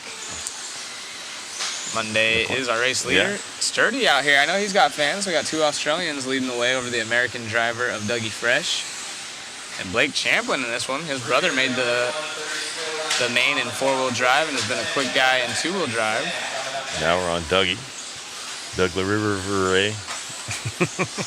Jim Shady Berry up in here, yep. Blake Champlin running 4th. Ben Smith 5th. Brandon Foot 6th. Kyle Turner 7th. Matty G 8th. Josh 9th. Revis 10th. Poking. touch them, knock them down. Been sitting here watching everybody else get theirs. It's rough in the streets. Out here talking. There you go. Yeah, X-Ray was bummed with four-wheel drive. We went over there and talked to them in the pits. Obviously, Bruno was fast, but not having Ty in the main, you don't see that very often. I know he's hungry. Tesman family works really hard, so see if they have anything figured out for the two-wheel drive portion of this event.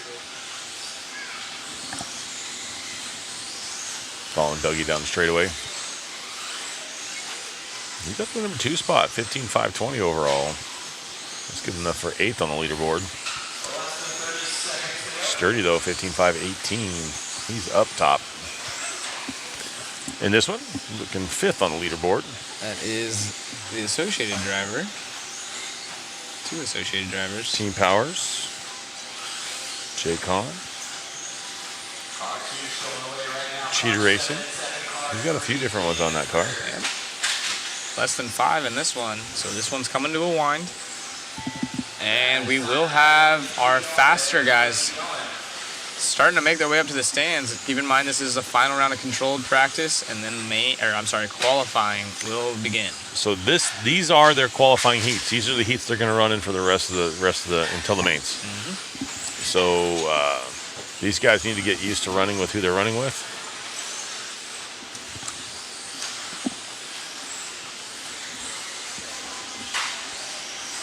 There's Dougie finishing up that last lap.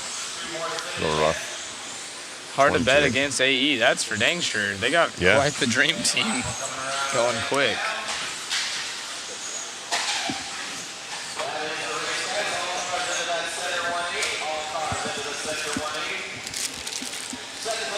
But dude, look at that. They care. Sometimes. Must have had the lean pockets today, a little rough. Ooh, yeah.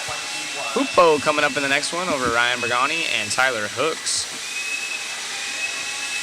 As that one finished up, it was the Associated over the S-Works. You gonna want to go first? I gotta wait for my drink. You have a drink. No, I'm good. I'll wait. Whatever you want to do.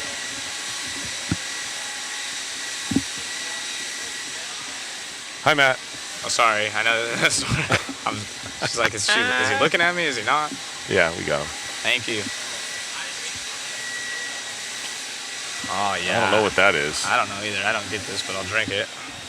You've been drinking it all week. No, they got it for me yesterday. I got a strawberry one, and then I got the. Remember, I was drinking the Oreo thing. That's right. I got some dragon fruit thing. They're trying to make me Healthy? I guess. You want a straw? Dang, no, actually, I'm good. Just don't forget, anytime you drink that on air, pinky up. Yep, pinky up. Pinky up there, mate. Pinky up. That's not, dude, we just talked about that. I ain't drinking it with my pinky up. I don't want Hoopo to look at me weird. Right. Hoopo, Ryan, Tyler Hooks in this one. Kaufman put up some good times yesterday. Some good lap times. So we're gonna let Zach eat his breakfast really quick. You think we would get up early enough to take care of this before we got on there? No, we won't. That doesn't happen, Wayne. I'm learning that. We get here just at about the right time to You know, start. the first couple days, this is my first time, running this with you guys. The first couple days, I was up early, ready to go, and I've learned that. So today, I was like one of the last ones getting ready. Well, that's why we had to start the stream without you, man. You guys were sleeping in. Actually, I wasn't the last one ready. It was Zach Rogers, I know. Yep. He needed his beauty care things out of the bathroom. Right. I know.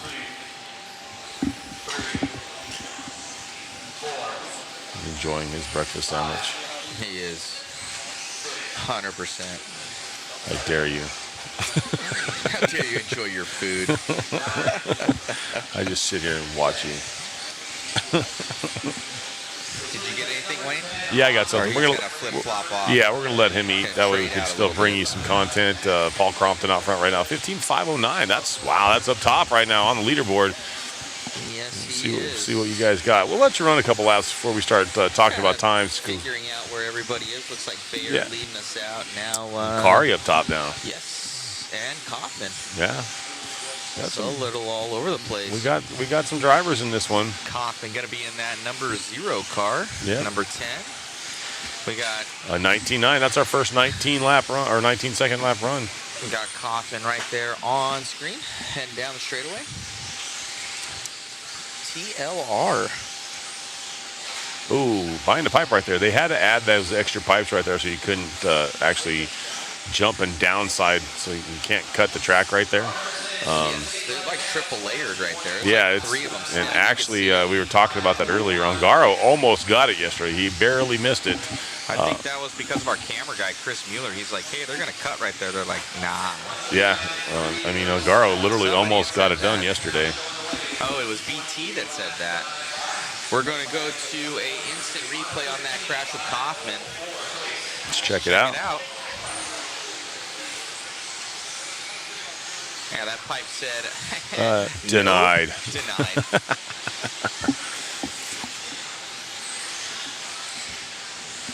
A lot of those guys use that roller after that tabletop as a braking point, so they kind of land a little short on the tabletop and rocket off that thing, and they almost jump into the face of that roller before the turn. Let's try and catch up with car number 9. That's going to be Kari Selno.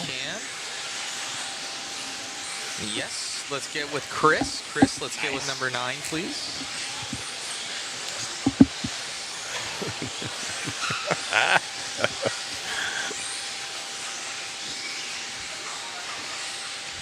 You got him there, Chris? Okay.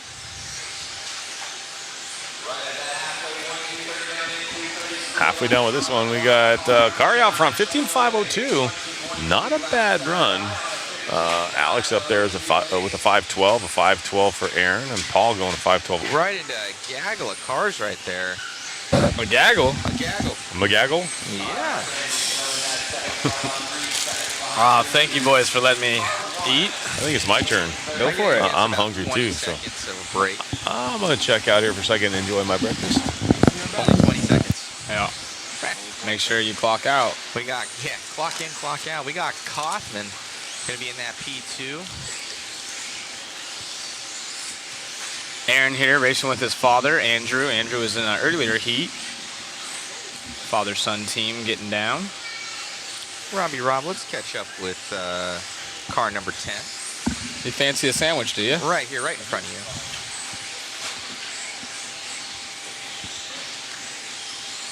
Ooh, looking like Vanderbeek. We were following him earlier. He just popped off with him. JC making a great point here in the comments. Haven't driven any of my cars in a few months, but this event sure has me looking at them every 20 minutes. Yeah, I was jumping on Facebook this morning, scrolling through, and a ton of people talking about that. You know, watching makes you want to go race, and haven't raced in, a couple years, this and that, dropping a photo. I think that's super cool. So if you're one of those people, or even if you're a weekly racer, drop a photo of your car on the socials. Tell everyone where you're going and racing. Drop it in the chat. Let your, give a little love to your home track or wherever you are going. I know a lot of our locals are going to STRC, it seemed like. But support the hobby. Matt's done a great job of doing that on a big scale. Let's all try to do our part and just grow this thing. Still following along with Kaufman here in that P2 position. Our camera number 2 should be on with your leader. Less than 30 seconds to go. Car 9 still showing the way on 15.5. So these guys are still using their 3 consecutive, but in the corner. Is it still running 3 consecutive in the corner? But they will be using, they'll be watching that full run time to place them. So you'll see the 3 consecutive in the corner, but then that's all going away. And we'll only be following the full run. No, we are also on pace there, but we also have 3 consecutive. Right. And the top 5 in this one going to be quicker than Hall for heat number 10. Starting to move closer to the fast guys, quote unquote. Yeah, Kari going to reset that that top seed time with a 15.501 is his current pace. Sam, no, not asking to put photos in the chat. Post those photos to your socials, to your friends and family. And then you can drop where you're racing in your local track here in the chat. Oh, whoa. Oh, hey-yo. Somebody spamming us. Genshin special program. Hashtag at the end. And it's gone. She gone. Right on. Great job to Kari there. We got Vanderbeek and Martin Bayer. We're going to have to get on our camera guy here. Start doing some Driver interviews. I got Mother Matt sounding like a mouse. More volume. More volume There. for myself. There you go. There we go. Need more cowbell. More cowbell.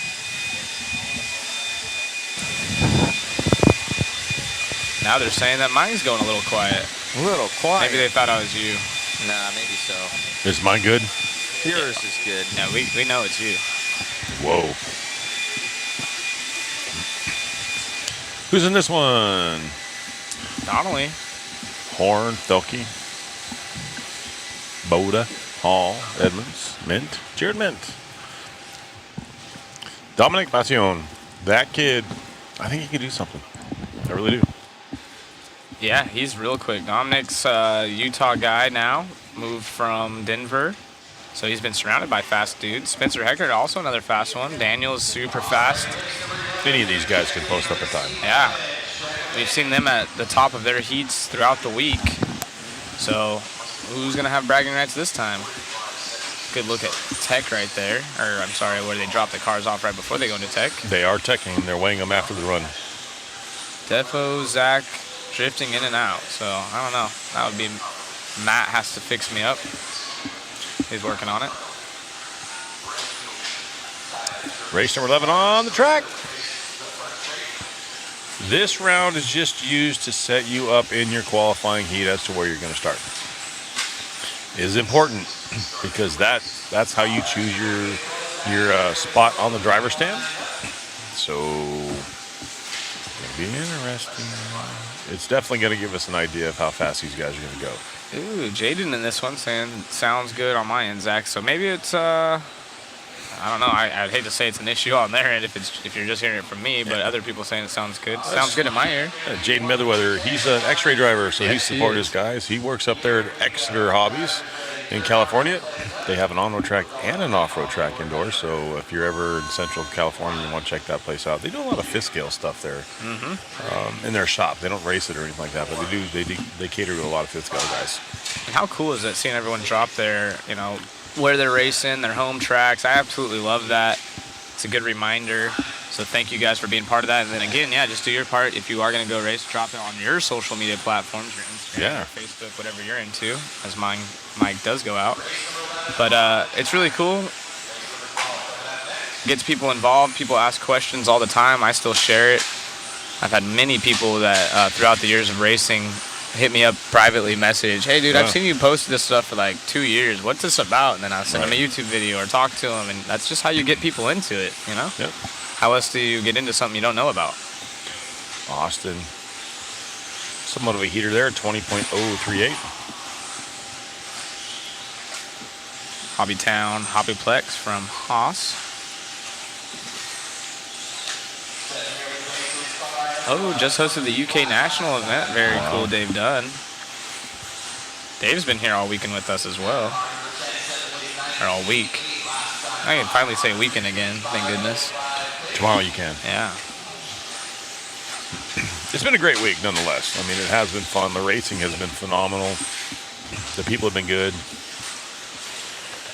Layout looks fun. Drivers are smiling. I was only hungry for a little bit yesterday. It's the first time I've been hungry all week. We even got treated to a jacuzzi at our Airbnb, so we've been utilizing that. Very cool. Thank you, Matt, for getting a spot that has a little relaxation for us. Matt's treating us well. Before we have to all pile on the 2 couches. Nah, I'm just kidding. We got multiple rooms, and they've done a great job. Got a question on one of my chats. What is an RC starter kit? Ooh, I'll let you handle this one. So there's several companies. Almost all the companies have what they call an RTR, which is ready to run kit. And it basically comes with a basic car comes with the radio. Most of them come with a battery and whatnot. So basically, you open the box, you plug it in, charge it, and you can go. It's definitely an entry-level vehicle. Traxxas has that market nailed. But all of them, Associated has a couple cars, TLR has cars. Most of them are on the truck side. There's a lot of crawlers out there that you can get into. Traxxas even has a dragster. They even have their dragster ready to go. But all the companies have a starter kit out there or a ready-to-run kit that can definitely plug you in, where you don't have to go buy all the expensive stuff. Everything's there. Because I mean, if you wanted to just buy a racing setup, you're looking at $1,500 to $2,000 just to get into a racing car with your radio and all that stuff. But the RTR kits come with all you need to put the car down on the ground and play with it. So, and there's some really high quality ones now.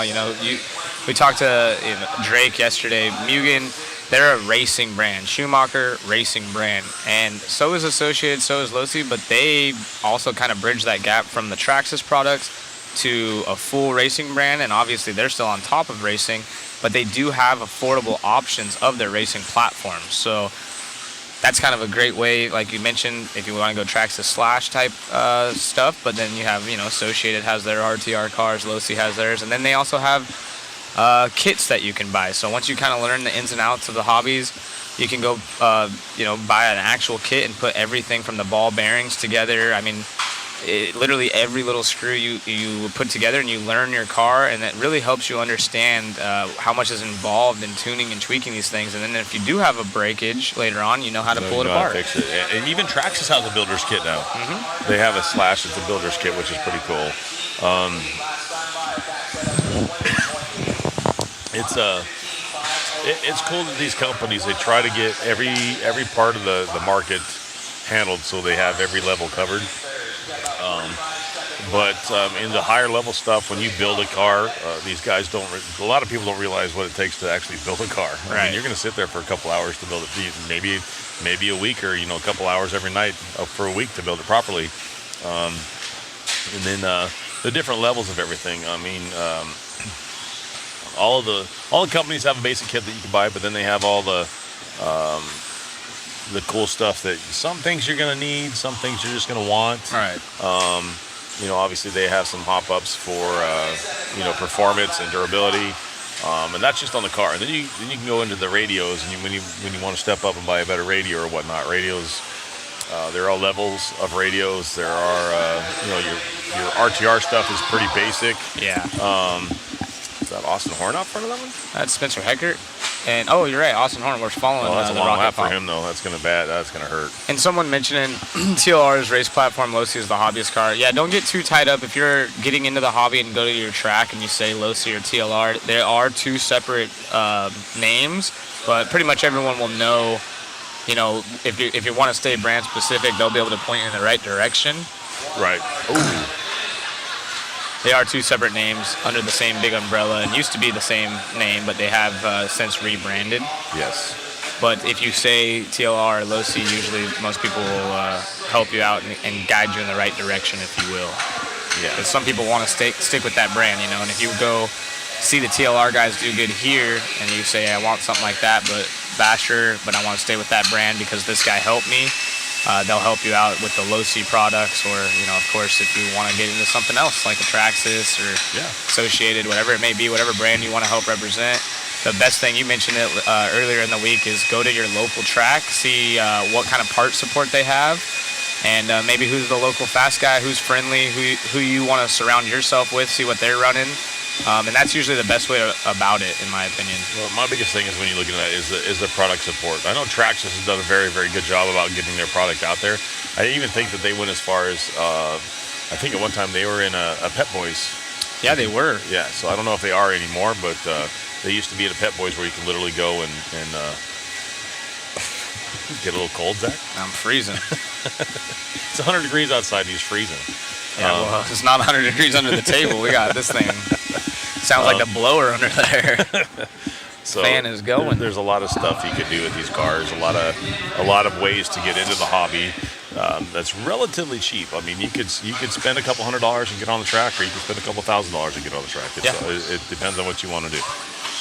What was your guys' first car? We did this the other day, but maybe we have some new viewers. You know, did you start with an RTR? I know personally, I actually started with a factory team kit me and my dad put together, which was really fun for me as a kid, you know, getting to build that with my dad and then getting to go run it for the first time. And it makes it extra special because you actually have some work that you put into it, you know, and it's not just a car like, and not saying that RTRs are bad, but when you build it and you put that time and effort in, it makes it that much more special. That's the one thing I remember the most about it. I did it with my kids. When my dad introduced me to the hobby, it was a Super Champ in 1983 for Christmas. Yes, I'm dating myself. 1983. Dad hooked me up on Christmas, and we sat there for hours building that car. And it was, you know, father-son bonding time. It was just cool, and we learned a lot. We had fun. Some of it was, you know, a little aggravating because of parts and this and that, and trying to figure things out. But it was still fun. It was a good time. And then growing up, and then having my own boys, and doing the same thing with them. It was just super cool. Yeah, and I mean, especially nowadays, you know, it's easy, even myself, to forget, like, everything's instant gratification, and there's something, like, therapeutic about putting a kit together, in my opinion. Oh, absolutely. You learn a lot, you understand geometry more, you know, if you're young, it's a great way to just expand your mind and learn something new that you might not learn at school, or you know, not knocking, you know, stick and ball sports, but you might not learn that way. This is more hands-on, you know, especially if you are one of those people that learn that way or are more interested in being like a mechanic or something when you grow up. It's an excellent way. You can do it at home, small tools, relatively inexpensive compared to, you know, building a full-blown real race car. Right. So you learn a lot. It's really cool. Not much cheaper. Not much cheaper. As the fast guy's starting to hit the track, it is Evans leading the way. I'm looking at who's in this heat, and I'm actually kind of surprised that Evans is this low. This would be your C qualifier, I think it would be. Evans, top of this one, Bornhorst, Setzer, Kano, Gotzel. You got Hunter King in this one. Tyler Fenster, Yoshi's in this one. But Dustin Evans is a surprise to be kind of, and I say this low, but I mean, this would be your C qualifier. Well, he's the only one out of the four-wheel main in this heat. Yeah. So a couple paid drivers in this one. A couple youngsters coming up through the ranks in this one. Yui's been fast as well. And it is Evans for the full round. He's the only one on a 16-lap pace. Well, the only 16-lap run we've seen thus far, but it's only 2 minutes down with 3 minutes remaining as we follow him along on the front side. Hashtag Team Yellow Wheels for you, Wayne. There we go. And he's got a bunch of traffic in front of him, so let's see if they pull over. It is Lee Setzer, who is sitting third, right behind Yui. That was in front of him on screen. Now we're picking up another driver here as I'm reading the comments. That is the Yokomo Yui that we're following along with, the Japanese driver. Doing a great job all week long so far, representing Team Japan.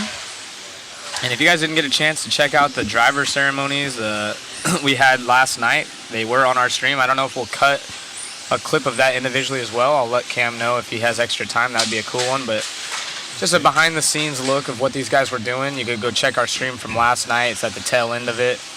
And we also had a good one with interview with Jason Rona. You guys might want to check out as we follow around Lee now, as he falls back to fourth. Trying to figure out where Evans is. Here he is. Yeah, he's leading the way. Coming in the middle triple-double section right there. Boom. Carly pretty solid right now. Back to Yui. 15. Oh, spin out. I don't know how they have a 4:59.8, but that would be a 16-lap run. There it is. There it is, 16.5.19 with a rough lap.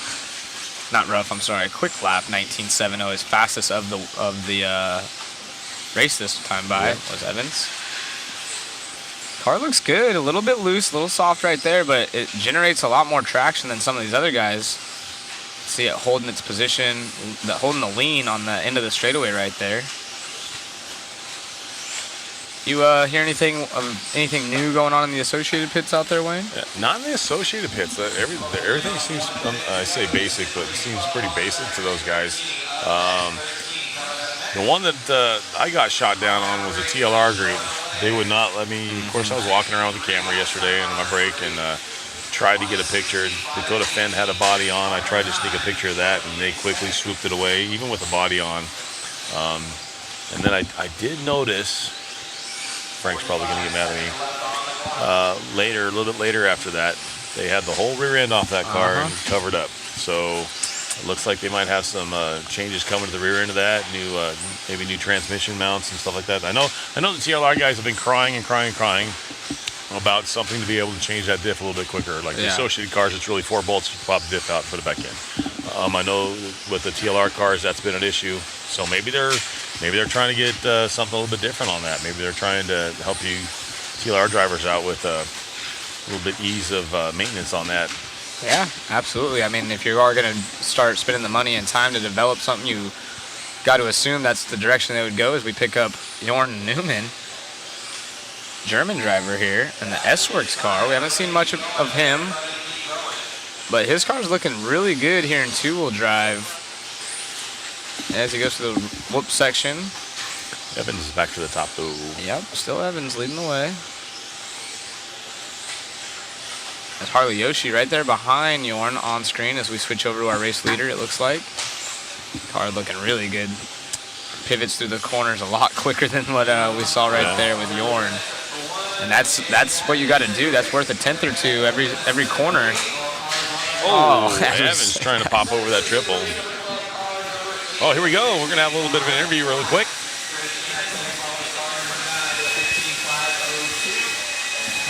I'll wait for the blowers to shut off.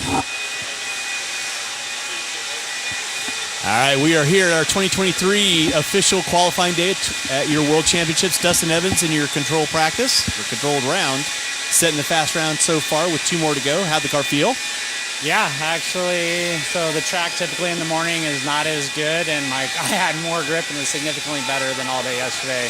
Obviously, it was a big struggle. I had a lot of confidence after 4-wheel, and really just kind of struggled. I kind of lacked grip, steering, everything. Me and Aiden run a lot of similar things and key things, and everything he had on his car I've run before. So I fully copied his car this morning, and I finally felt connected and had a good run and had some, I think, good pace for what the conditions are right now. So definitely headed in the right direction, so I'm happy with that. Awesome. Great run, man, and I'm sure we'll be having many more chats with you. Congrats. Thanks, man. Back at you. Thank you, Richard. Yeah. Hope the knee's okay. Yeah. Our interviewer, we didn't see it from the knees down, but he took a beating out there. Got scraped up this morning. We'll have to get a replay on that. You know, when I was talking about Evan's car, if you notice, and you'll probably be able to see it as we switch from camera angle to camera angle, following different cars, check out how they pivot through this blue groove surface. You know, you want to be able to round the corners. You were talking about Bruno's car doing really good about rounding the corners here. Everyone obviously has their own driving style. The on-road guys seem to be smoother, and they know how to hit those apexes where they don't lose time. But a lot of these guys utilize the brake, or they have their car set up where if they do throw it in, it's going to just do that quick hook, and then they're back on the gas. So it'll be interesting, especially in this one. There's a lot of heavy hitters as we click through. Try to kind of make note of that in your head and see the different styles. You know, Mayfield is a very aggressive driver. You're going to see him throwing it around more than maybe someone like Cavalieri, but then again, sometimes they'll set their cars up against their driving style to kind of help in the spots that they might be slower. I know I used to do that. I knew I wouldn't drive as aggressive. I'm more of a smoother driver, so I'd have to set up my car to be more aggressive for me so I could go quick. I would say with the traction coming out, they're probably going to try to do something to smooth their cars out instead of being so aggressive. Because when traction comes out and you drive aggressive, it tends to want to lean over on the front end. Of course, it's a setup change, but if you get it leaning over too far on the front end, it's gonna pivot way too hard and too fast. This is gonna be our B sort. This would be our B sort. So basically, our B main guys is what this would be. Not to say that's where we're gonna end up, but oh boy, out of the chute, Mayfield putting up a 19.9. So maybe Mayfield might have something for these guys. I think obviously he's a driver. We're following him right now on the track. Getting it wrong coming on a straightaway. Let me get it going. Tom Rennernick to the point now. Chase Lemieux running second. Those two are pitting right next to each other. Instant replay coming your guys' way. Instant replay. This is Mayfield coming on the straightaway. Just barely touches that pipe and sends it tumbling. And he's in the Associated car. Ooh, that was a quick little turnaround right there. So you'll see a Mayfield running the Associated stuff for J Concepts. He's doesn't even have the Associated stickers as we have the giveaway bodies up here. Yes. So just able to run whatever he wants, but opting with the Associated cars. I mean, he is not a factory driver for Associated by any means, but I'm sure they help him out a little bit through Jason Rona and J Concepts. But I mean, there's no lack of giving him what he needs to get. To get the job done. Look at who's up front. Chase and Tom are duking it out up there. And, a couple of X-ray drivers. I was going to say, that's 2 X-ray guys getting down. Both American drivers, followed by the Japanese driver of Kuki. Japanese 4-wheel drive national champion. I think he got a 3rd at the Nationals in 2-wheel drive. So all these guys flying right now. Chase's car looks really solid right now.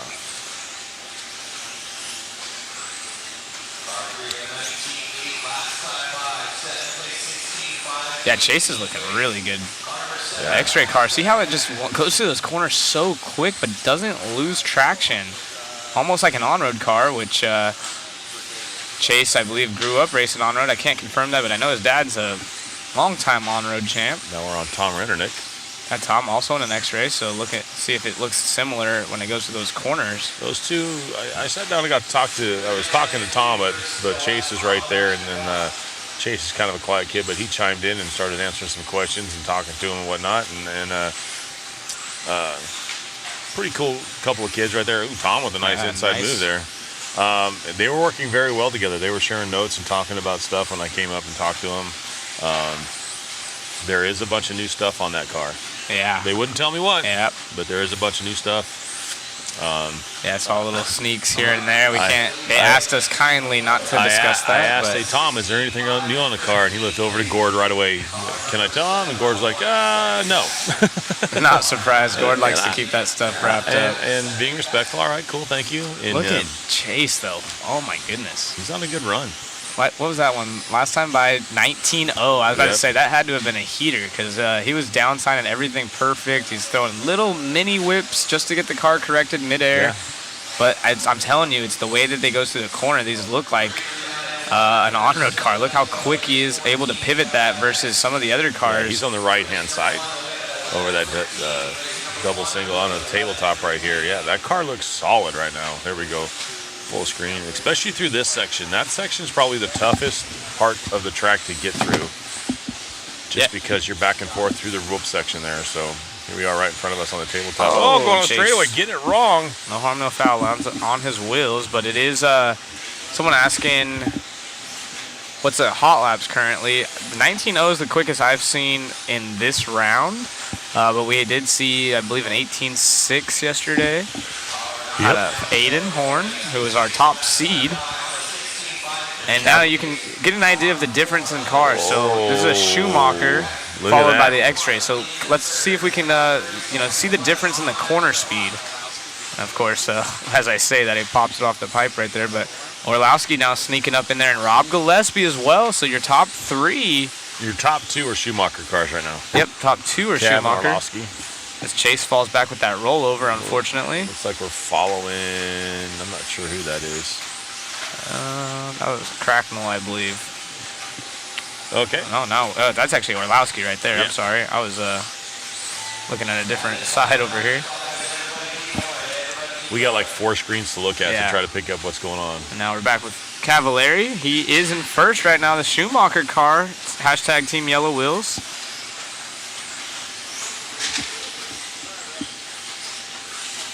Got going on there. Did Mayfield run Techno 4-wheel? No, and no expectation for him to run the 4-wheel drive. Actually, the owner of Techno was here yesterday. Came and talked to us in the booth for a quick second.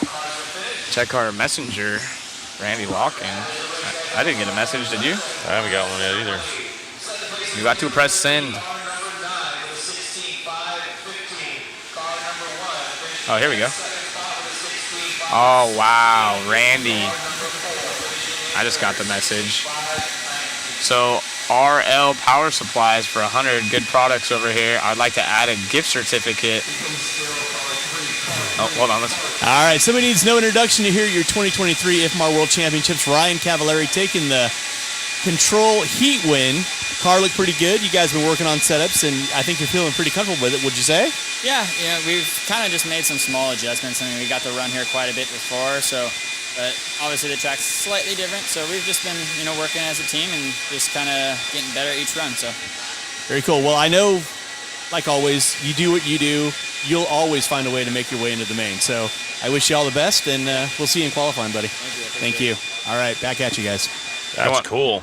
You want to share the new news we just got? So we just got this from, who is that? It's Randy Locken over there at RL Power Supplies. So Yes. he just sent us a message over here. I know you can't really read it on screen, but This is it. He goes, I would like to add a gift certificate from RL Power Supplies for $100, good for purchase of products at rlpower.net. to the BK waffle for the Crohn's BK disease. waffle Crohn's disease. Yes, Thank you. very much. Super cool, man. That's cool. And Randy's always super cool. Yeah. If you know Randy, be sure to buy him a drink, a Coca-Cola or a Monster. Yeah. Because anyone that wants to help out with this, it's all for a good cause. Again, we're not taking any of the proceeds.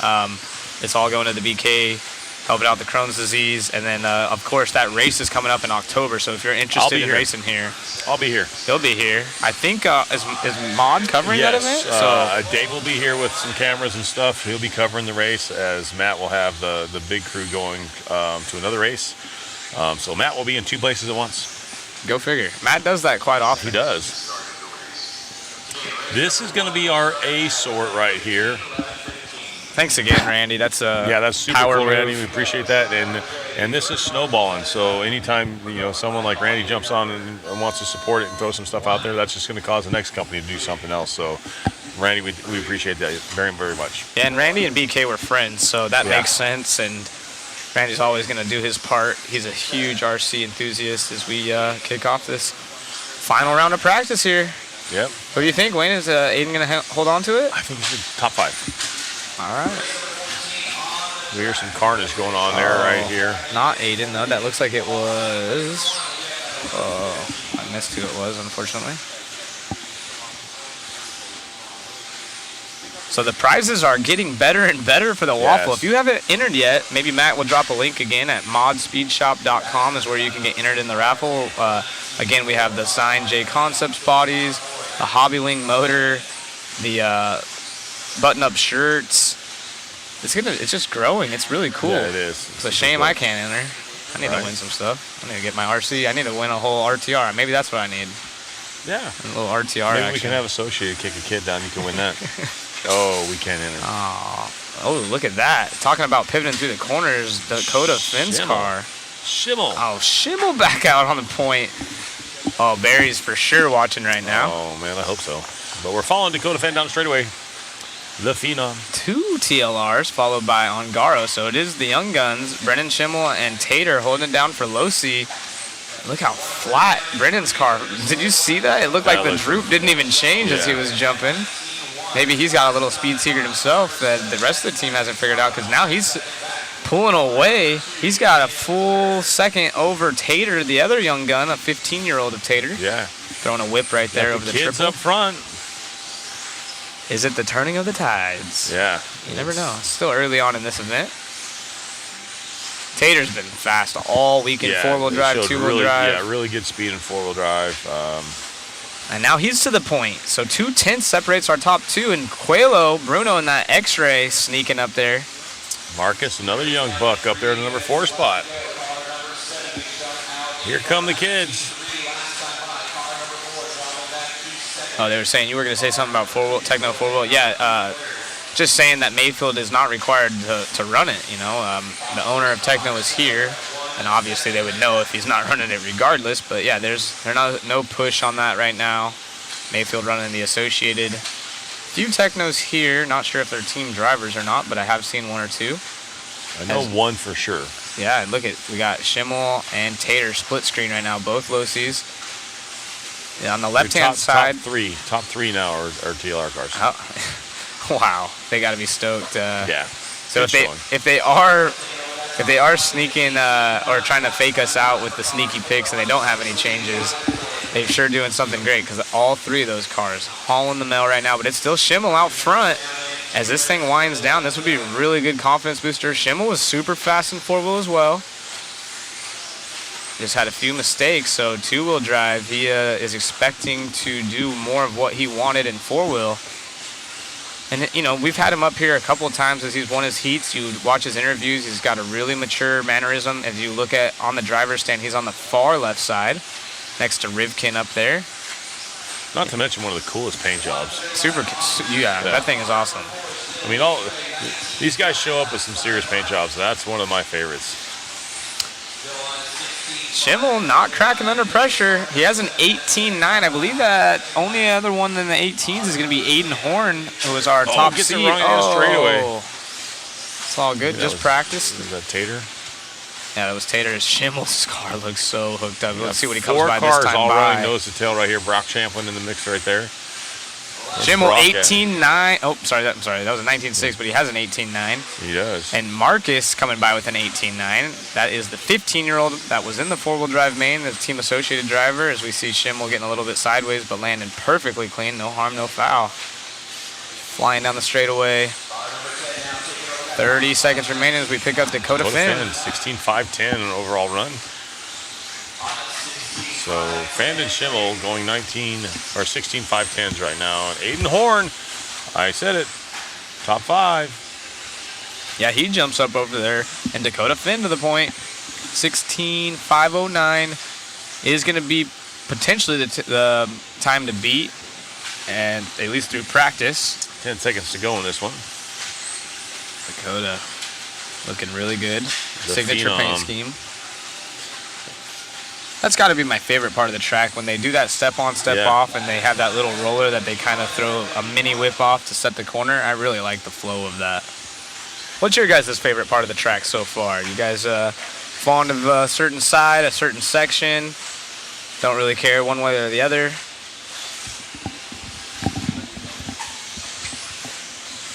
I think Dakota has won everything else but a Worlds. Pretty much. He's got a ton of national championships. And lately, last year and a half, 2 years, he's been winning everything. Yeah, he does that. Oh, as he gets into, it looks like Brock Champlin right there. They're tied up on screen, but thankfully that's a They're race. done. Dakota Phend taking a win of that one and setting the hot lap. Hot time, 16.509 on this round. I don't think this round matters for overall time, but definitely going fast, 16.509. So he's going to set up his spot in his qualifying heat. Aiden Horn going 2 and Tater going 3.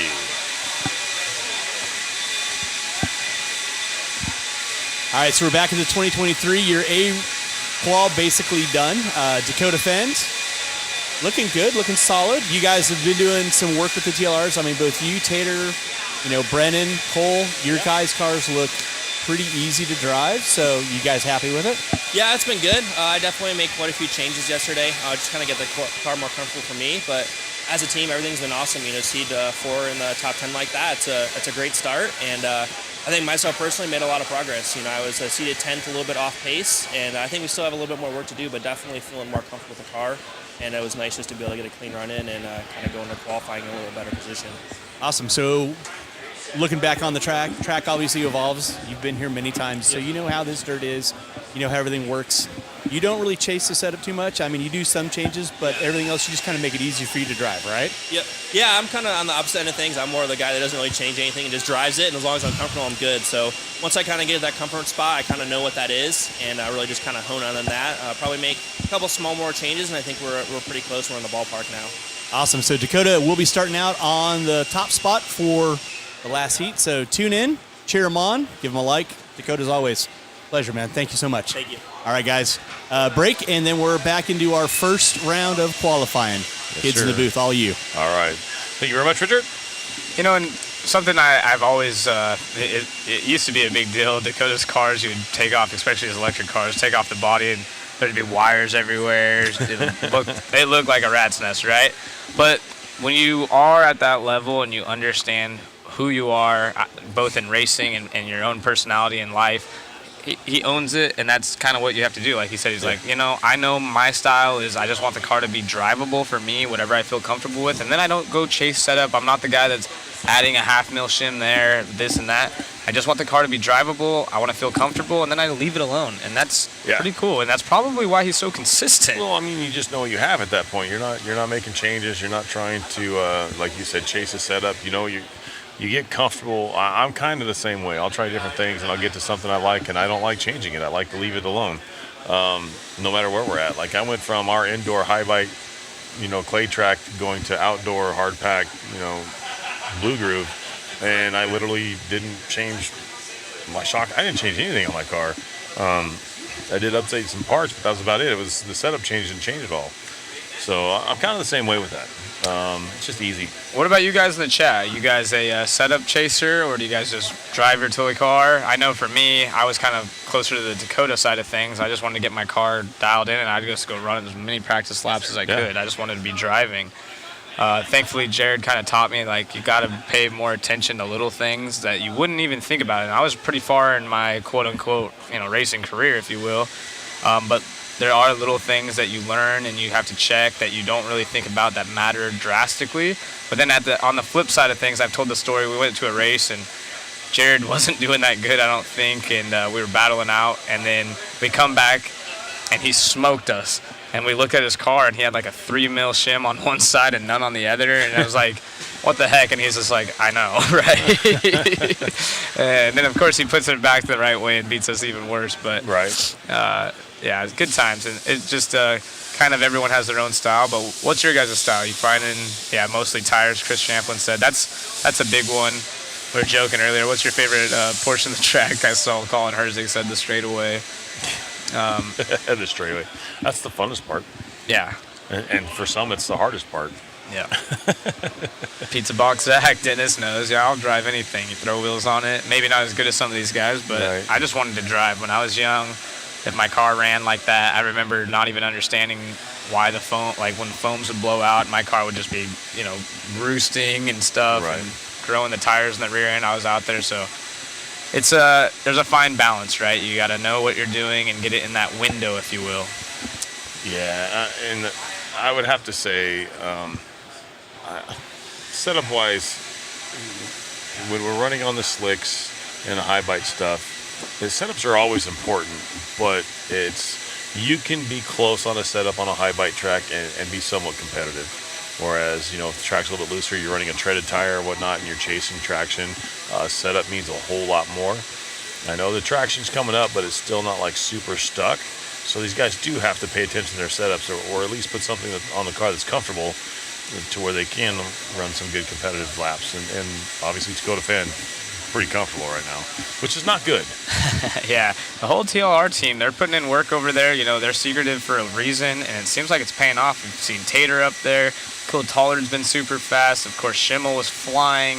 Dakota Phend wrapping it up right there. But yeah, Jack Smash, exactly. Like, you don't even know some of the stuff. and when you take off the suspension on your car, it's really good to check everything, make sure nothing's binding up. Even if you just check it and it seems like it's good, go all the way up. Make sure you're checking once it gets to a certain compression spot, does it stick at all? Right. Back and forth. You also, when I first started, I thought you wanted the whole front end. Like when I was brand new, I'm like, why does the front end have slop in it on my two-wheel? Well, you need that type of stuff because that's the only way it'll track straight. So if you guys are new racers, be sure to watch some awesome YouTube videos. I think Ty Tessman, Adam Drake, Aiden Horn, all those guys put out really good content to help you get to that next level. And also, a lot of these guys, this is what they do. Just message them on Instagram, message them on Facebook, reach out to your local fast guys, or if you want to reach out to, Cav or someone, Jared Tebow, send them a message. A lot of them are willing to help. They have setup sheets, and this is their job. So I noticed someone's here finally. We're going to try to get him up in the booth. He's walking over there by our pits. Mr. JP. Goodness. Joe Pillars is here in the house. This would be the time. We'll definitely try to get him over here so we can talk to him. We start at 11:15. Is that still on schedule? I believe so. Seems like we've been doing good. Yeah, I don't know if he see can if see we us. can. I'll call him real quick and see. He might call JP.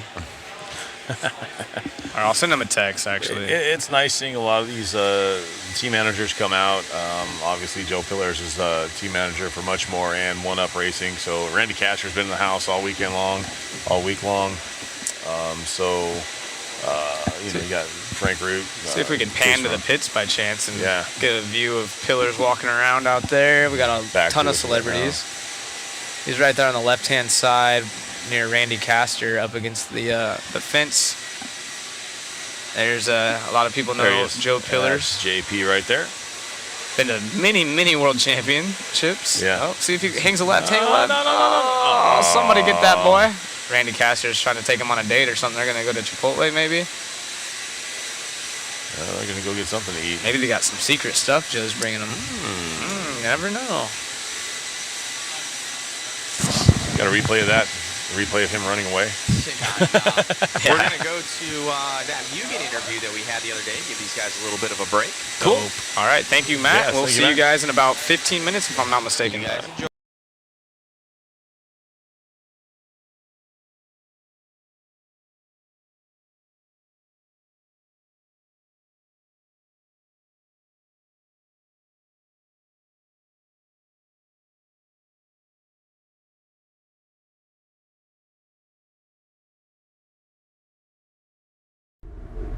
Talk us through what's going on with the Mugen two-wheel drive. Yeah, so we don't have like an official release date yet, but as you can see, it's basically a production car. With Mugen being a full-on race company, we don't have the corporate world pressing us for dates. We're gonna do our homework and make sure everything is correct, fit and finish is good, quality is exactly where we want it. This has been a long-term project that Shin's been working on for nearly 2 years. We just took our time wanting to make sure that everything was correct and to the Mugen standard. If anyone's built a Mugen kit, they know there's no reaming and shimming and cutting and grinding. The kit goes together without any of that extra work that needs to be done. And based on the coverage we've seen so far, everyone at home seems to be pretty excited about it as well. A front sway bar on here already. I'm sure it's going to be coming decently standard in the kit. They got rear sway bar on there as well. The adjustable pills they're in the square design and shifting those around. The diffs easy to access. Yep. There's quite a few unique features. There's a lot of stuff that's also similar to other cars on the market, but there is a lot of stuff that's really unique. The rear shock standoff, the front spindle is quite a bit different. Camberlinks have inserts. Do you know the price point on it? No, there's still a lot of small details to work out, but we know the price point that we need to be within, the range that we need to be in. So it's always a little bit difficult to compare some cars to others based on just the actual sticker price, because some cars come with more options or some cars need less options out of the box. But we kind of know the range that we need to be in. From the testing and development standpoint, we're very close. This is 100% Mugen. Again, just like with all of our 8-scale, you're not going to see parts from other cars on our stuff. Fit and finish is second to none, and the Mugen quality is unbelievable, and it's going to be the same thing with the 10-scale stuff. So yeah, there's no parts that we're using or shared from other vehicles to kind of get this up and running. This has been a long time in development, and we've done our homework, or Shin has done his homework. And we're super excited. Are you guys going to do a carpet kit and a dirt kit? Carpet and turf has become so popular. Are you going to do kind of the AE route? We feel that we can do one kit and kind of accommodate both. This is also one of the things that's kind of taken a little bit more time to develop on the two-wheel side of things. Early on, when when the class went to mid-motor, there were so many different configurations with lay down, lay back. Nowadays, the big difference between the carpet and dirt kit is the differential. So we think we're going to be able to have one kit that will accommodate both. If needed, we could do two, but the plan at this time is to do one kit that will accommodate both carpet and dirt. Yeah, so I see something different I haven't seen before is these little L brackets on the bottom where you can shift over the shock position. That's a pretty cool little design there. Yeah, so it's actually kind of a dual feature. It allows you, like with most molded arms, you have 2 or 3 shock locations that you're tied into or you're committed to once the arms are molded. So with the standoffs, we're able to shift that and basically put the shock position wherever we want. And you can also shim that to basically adjust the amount of gull wing the rear arm has. You don't have to have multiple different arms to be able to really tune the car for all the different conditions. You guys going to have obviously ball diff and gear diff setups? Yep. We don't do RTRs, we don't do basher stuff. We're 100% committed to racing, and it's going to be no different with the 10 scale stuff. Do you guys have plans on hiring anyone? It might be a little bit premature to ask this now, but to be a 10 scale specialist for you? Yeah, we have to have the cars available and ready before the driver, in a sense. So at this point, we're very, very close with the 2-wheel. We have a 4-wheel that's pretty much designed. So that will shortly follow, but we need to make sure that we have all the platforms and products to be able to put it in the hands and have someone who's able to go out and win on all levels. So only Shin has this weekend. For this event, it'll just be Shin. So this race is purely a development race for us. You know, Shin is going to go out and do the best that he can. This is more of a kind of final test in real race conditions than it is a event that we're here, you know, expecting to be a threat for the win. Now, obviously, 2-wheel and 4-wheel are great, but for the U.S. market, is there going to be short course and truck? Are you guys kind of looking into that as well? So there is talks of that. Obviously, 2-wheel and 4-wheel is what's most important globally. I feel it's super important that, especially for the U.S. market, and even in Europe, they run some stadium truck. So there's still talks of that. I don't want to like promise or guarantee any of that, but if I had it my way, we would also have 2-wheel drive short course and stadium truck. For the 4-wheel drive, you guys going to go with shaft drive or with belt? Chain drive. MIP 4-wheel drive chain drive. Let's go. It'll be shaft driven. Shin paid a lot of attention to detail. There's going to be some stuff that's, when we're ready to kind of release that information and announce it to everyone, it's, I think, going to get people even more excited.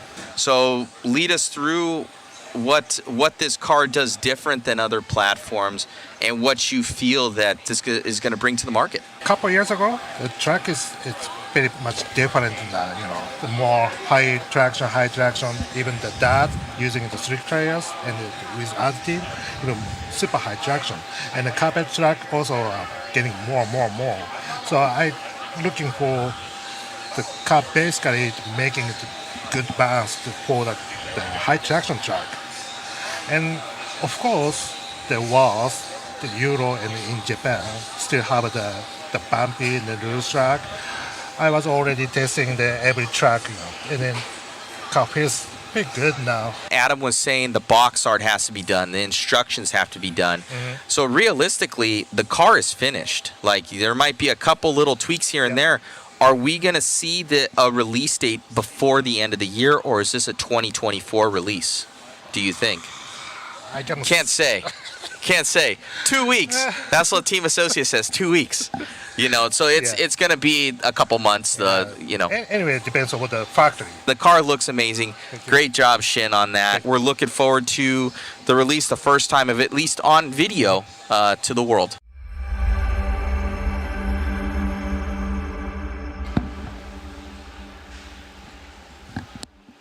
Hopefully you guys like that B-roll footage. We're going to go with Matthew Willoughby now, talking about some stuff out here at Hobby Action. Enjoy. Talk to me about this job. Well, tire tech is pretty important here. So tires aren't allowed to go back into the pits. So our job, when the driver comes and brings their car, got to get the box of tires, got to get them on there, got to pay attention to what tires they're putting on there. There's certain tires they can and can't run. Past that, once the drivers come back, got to take the tires off in front of us. They got to put them in their box and got to put them back. We're busy pretty much all day, and it's nonstop. World Championship, is this your first time doing one of these? Yeah, first time at a World. It's been pretty cool. It's been an experience, that's for sure. A lot of work, but it's been a lot of fun. Cool. Well, you're halfway home. Anyone you want to thank, shout outs? You know, Larry, Jake, Nick, you know, all the guys in the shop makes it to where we can stay out here and kind of run this, and the shop's taken care of. So it's been pretty nice, you know. But yeah, all the hobby action guys have been really good. Cool. Well, the racers are saying thumbs up from you guys as well. So appreciate all your work. Yep, thank you guys.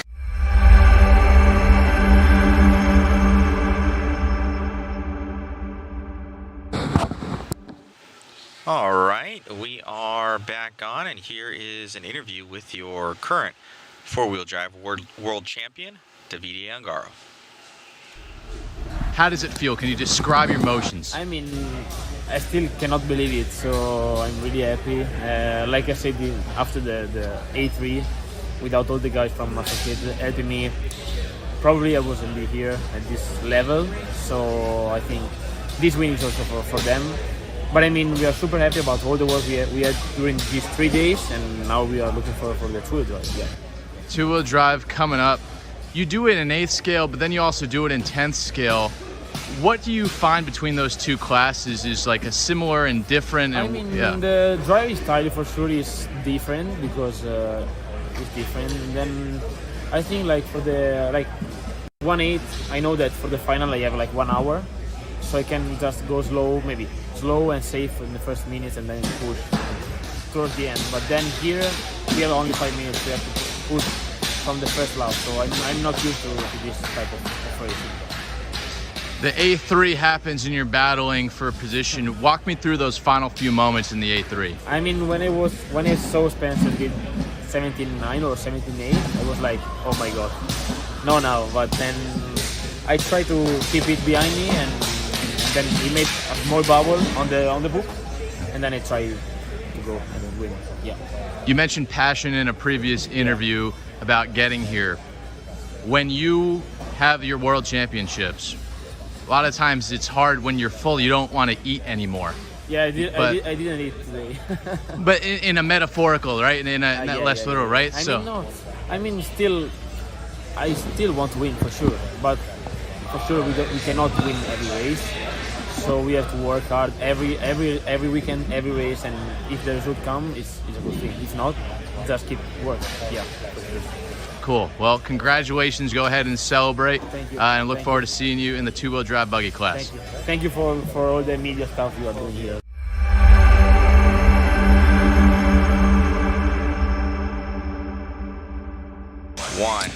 Welcome back. It matters now. It does matter. So we're finally officially in the two-wheel drive qualifying portion of our World Championships as we get our screens rolling for you. So again, we will be streaming all day long until about, 6:30 tonight? Or actually past that. 6, I think 7 o'clock, I think. Yeah, around 7 o'clock tonight. Showing 6:10, but we always stay a little later. We like to hang out with y'all and, get online for a couple hours. Yep, so we're starting off. This will be the same order as you saw in that last round of practice. The only difference will be is how the drivers start. So if you won your heat in that last one based on your full 5-minute time, that's where you'll start for qualifying. It is IFMAR qualifying, so they're going to be spaced out. If you don't know, you'll learn right here. That one. You'll follow these drivers along. You'll see a little gap placed between them. So they'll call number 1, car 2, or what the driver's name. Yes, and, car numbers. Yep. It's got an antenna on it. I love the antennas. I think it's sweet. Yeah, absolutely. A little loose. Yeah, a little loose right there. We official now. Yes, sir. We official.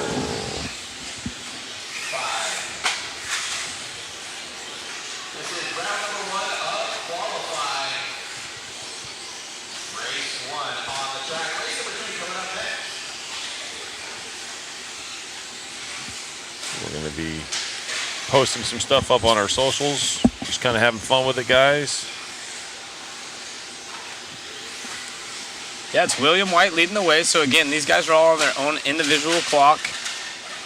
So if you see passes going on, it doesn't necessarily mean they're changing positions, but most likely you're losing time if you're getting past, right? So you'll follow around the different drivers. I know E.B. Beck has a ton of fans out here.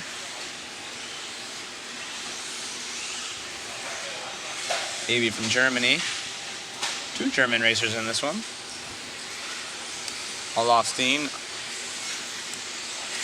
as well, but our race leader out front, I think that's Ireland. I'm trying to get my flags right. Don't beat me up, guys, if I'm wrong. I think that's Ireland there.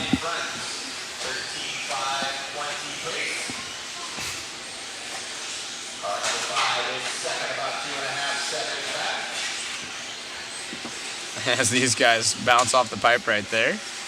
Paul Parks in the 2 spot. EB. You guys asked about EB. He's been around the RC scene for quite some time.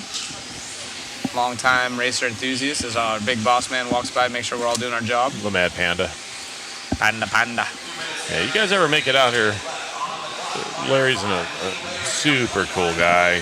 He's done an amazing job with this facility and just doing a phenomenal job with this event. So say cheese for the snap.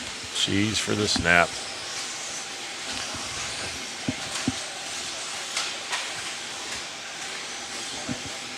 Paul Parks out front, 12 at a 5:02 right now. So now we're looking at that full 5-minute run. And it matters. Everything matters now. Qualifying heat races will not change. They don't resort after last night. So everything stays the same now. And now everything will go in accordance to per round. Oh, so you get points per round. I'm sorry, go ahead. Here's a cool fun fact. Dave Dunn saying William White is the guy behind Raceway 1 media platform like you guys yourselves. So that's really cool. William doing his part of showcasing RC to the world and now getting a little break so he can go enjoy it. Kind of like you with the BK Classics. Yeah. Hey. We'll go have some fun. Shout out to your wife for making that happen, allowing you to have some fun time. Yes, the wife. If you're listening, thank you very much. We can, we'll clip that, make sure she sees it. She lets me play with my toy car every now and then. Well, it's cool because, you know, a lot of the times people will say, oh, you were gone for a full week out racing. Like, well, we didn't get to touch a car. Didn't get to touch I got the track. to hold one. Yeah, we didn't get to actually drive. So, upside down right here on the front side. Marshall's philandering. Doing the wheel twitch. Somebody save me. Upside down turtle. That's the worst part right there. So that's really cool. Yeah, he's covered all of the UK national coverage in media. Jonathan asking how your wife's knee's doing. She's doing better. She's doing good. She's out and about. Out and about, she is. Cedric in the 2. As you check out Williams' paint scheme on screen right there, the yellow and blue car, team hashtag white wheels. No. Looks like a win for me. All right, so maybe for BK, I'll put some white ones on. Ooh, do something fancy. But he was a yellow wheeler. Sometimes. White and yellow, I think I've seen with his cars.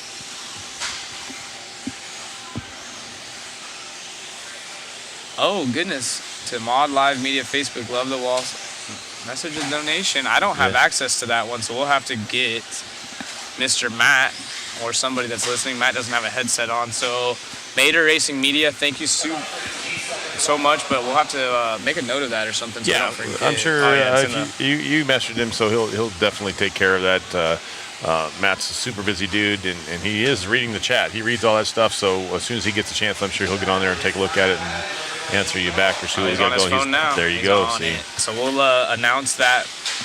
We can't see it, so hopefully Matt gives us the info. He's already smiling. Yeah. So you either sent him a belly button picture or you sent him some cool stuff for the waffle.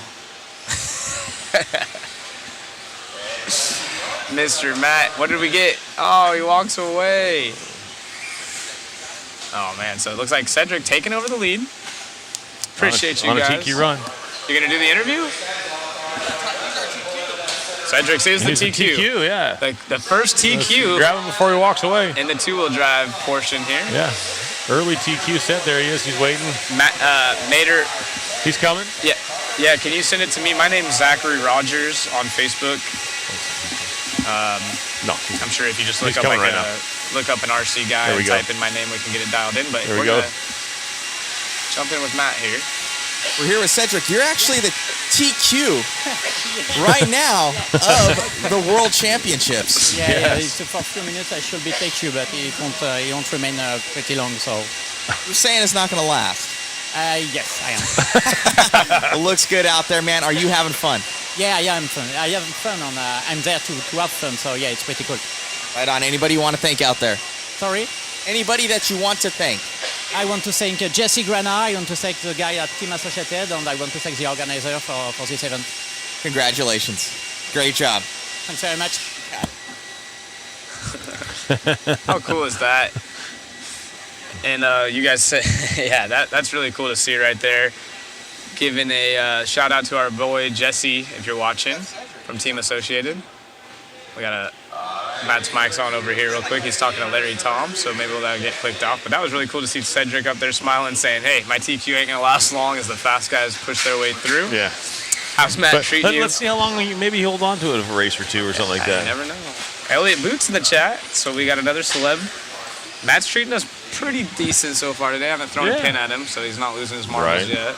That was kind of funny. We had that. Good morning, sir. Yeah, good morning. What do you want? You want a hat? I don't wear those. I don't like the flat bills. I like these.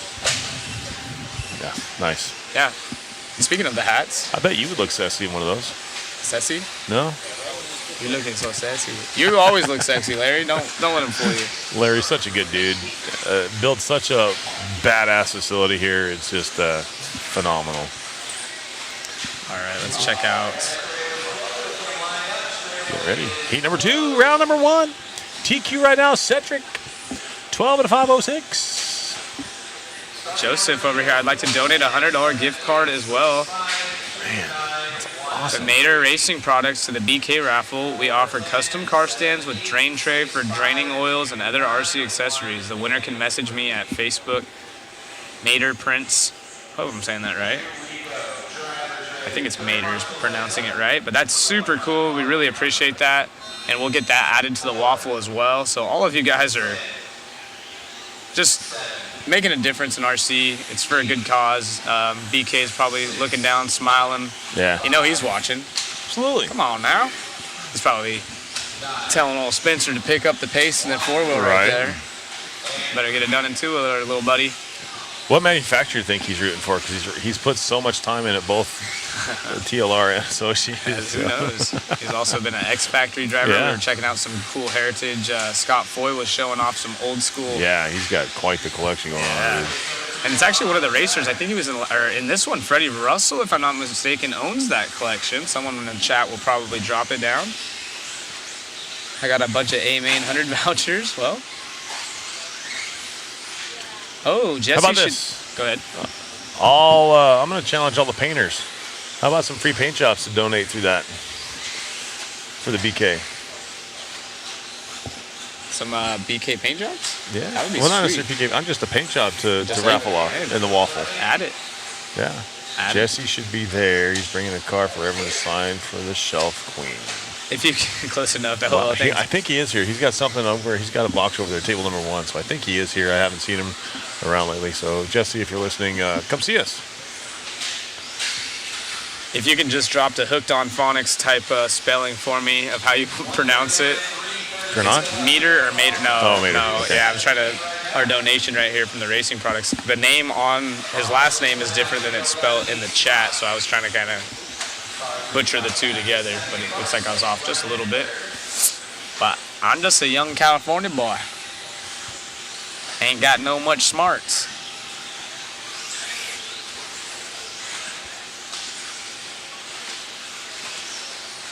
Matthew's lovely girlfriend is a teacher, though, so maybe she can learn us something. A perfect level, too. It's 3rd grade. 3rd grade.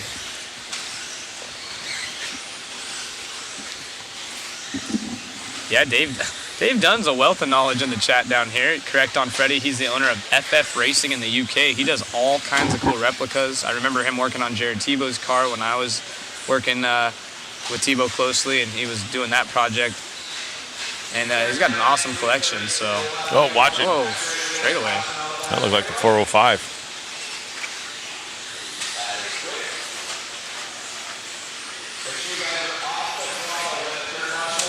Yeah. These guys are strapping it up when they're upside down when the marshal's getting there. That's a no-no.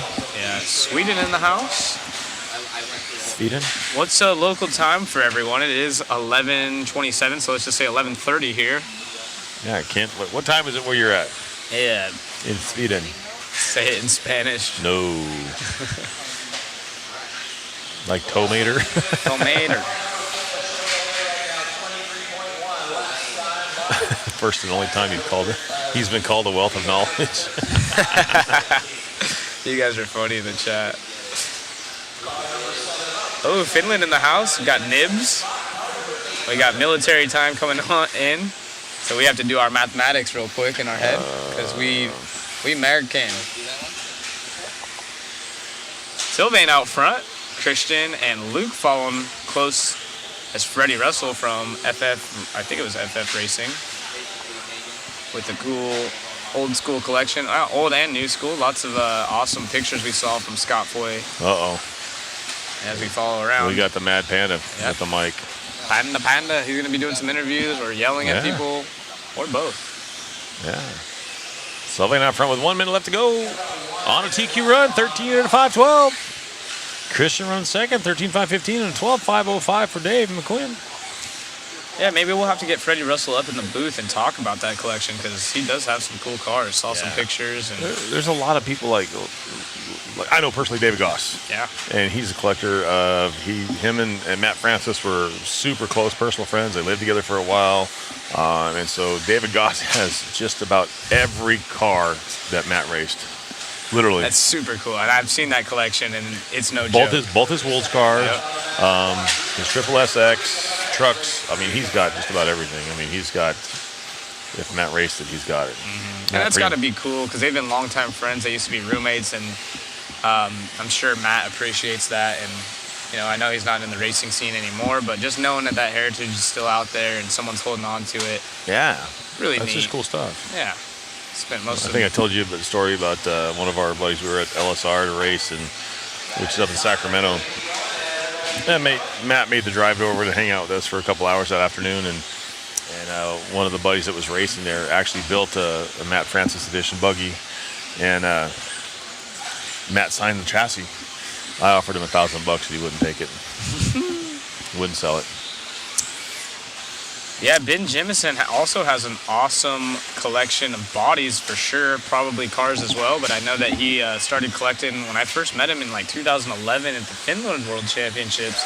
He was collecting bodies, and we became Facebook friends, and throughout the years, seeing all of his posts, he's got quite the collection. A lot of guys dig that stuff. Yeah. Here we go, new TQ. Sylvain's going to go 13.509. Looks like the Panda's up there to get that interview. Let's see what we got going on here. Let's see how Panda does. That's Larry from Hobby Action. Panda. Going to talk to our new TQ. Oh, he's got both mics. Oh. No sound here.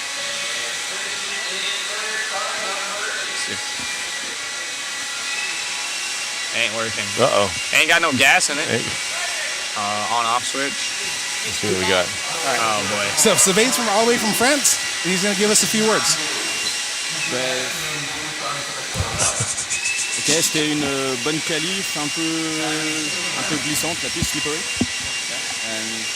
Yeah, c'était cool. You having fun? Yeah. Thank you. All right. Yeah, we're back. All right, the Panda making it happen.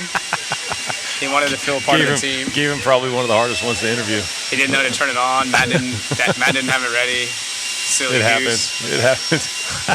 Larry had one job to do. Turn on the mic. I don't know what to do. I don't know what to do with this thing. That's okay. I said. That's why he pays us. I said, this is all the way here from French. Thank goodness. So now you know when I said 2013. Exactly. It happens. That's why he pays us to do what we do. You did great. Yes. First practice. All right. See if he can turn the mic off then. Because now I can hear. Yeah. Larry up there having some fun with us. These boys are a riot. Larry is a good time. We went to dinner with those guys last night, and I don't know, I'm not gonna say it like that. I was smiling the whole time. These guys like to crack jokes, and throw punches, but it's all love.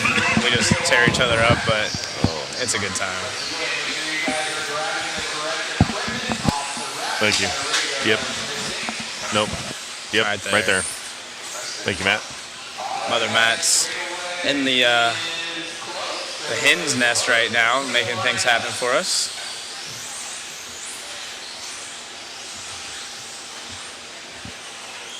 As we get a good look of our race lineup, this is our first round of qualifying in two-wheel drive.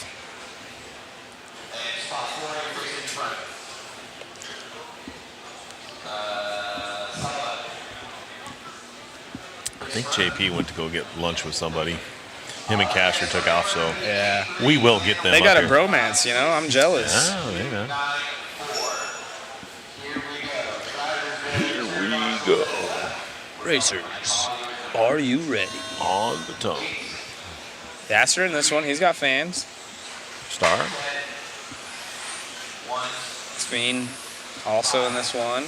A lot of international flair. One American driver, so. Yeah, only one American driver, not UK, Switzerland, Germany.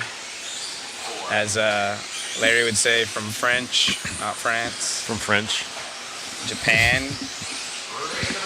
Oh, dude. Canada, dude. Thank you, Frank. Thank you, Frank, very much. Appreciate that. So we're not going to tell him, but thank you very much.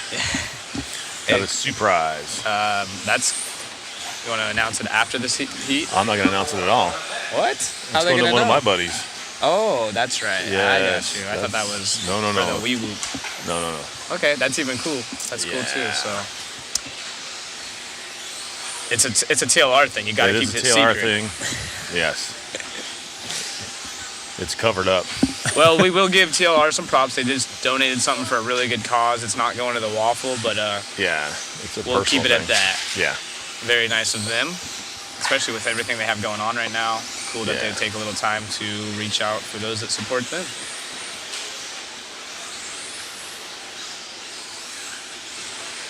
And it is heat 3 out of 14. We will slowly pick up the pace, but it is Robert leading the way, Team Canada, over Yasser from the UK. And it looks like those guys are swapping positions.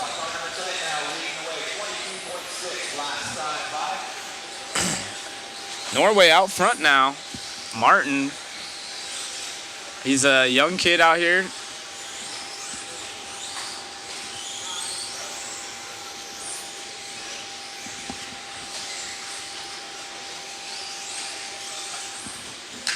And who do you guys got in this one? Like I said, lots of international flair.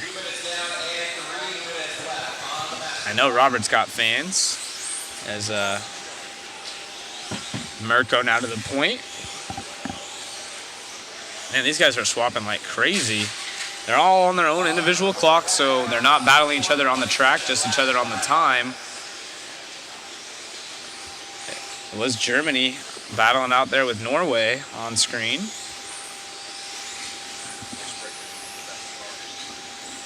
And as I say that, Oliver takes over the lead, so these guys are going crazy. Oh my goodness, more and more. This is sweet. More waffle gifts coming through. Eric actually just sent me a message. Let's check this out. Man, you guys are awesome. Thank you so much. Multiple people sending me messages. We got awesome. 2 in here. Oh, yep, Joe just texted me we're at lunch right now. Easy Customs Airbrush Graphics will donate a $100 gift card to be used towards any custom paint order. The winners can email me at, well, we'll give that after once we get it claimed. But Eric, appreciate you, bud. Longtime friend with Eric. Does amazing work as well. All these painters, you guys are that's cool. Killer. You guys make these paint schemes really nice for racers, and that's half the fun. I do that a lot at the local level. I'll, for our series or something like that, I'll throw some stuff together for some free paint jobs or whatever. So a lot of the younger guys dig that stuff. I got another one I'm replying right now. Thank you. And then I'll open up the next one, see what else we got. So the waffle is going to get cracking. RC Life would like to donate $100 plus free shipping gift card to the waffle. Good on products. We make carbon parts for AE and TLR.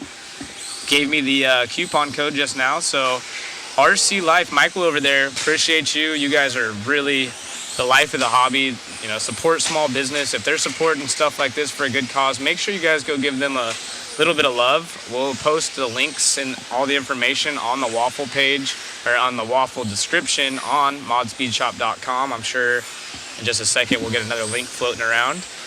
But honestly, you guys seriously can't say enough. Everyone's stepping up, doing it for a good cause. Man, look at my hairs are standing up. It's just so cool seeing everyone do something for BK. He did so much for this industry, this hobby. I know this isn't the biggest hobby in the world, you know. A lot of these smaller brands aren't making millions of dollars doing what they're doing and still, you know, reaching in their own pocket and helping out the community. That's what it's about. So thank you again, RC Life. Thank you again, everyone. It might not be the biggest hobby out there, but man, we got the biggest hearts. And everyone that's messaging us on Facebook and Instagram and just texting us, we definitely appreciate it. Sorry if we don't get back to you in time or if we write you back real short. Got a million things going on as Robert. Looking to finish this one off is the new TQ. The top 5 drivers actually going quick time over Sylvain's past time. I don't know if we're going to get another interview or not. Maybe Orner could jump on.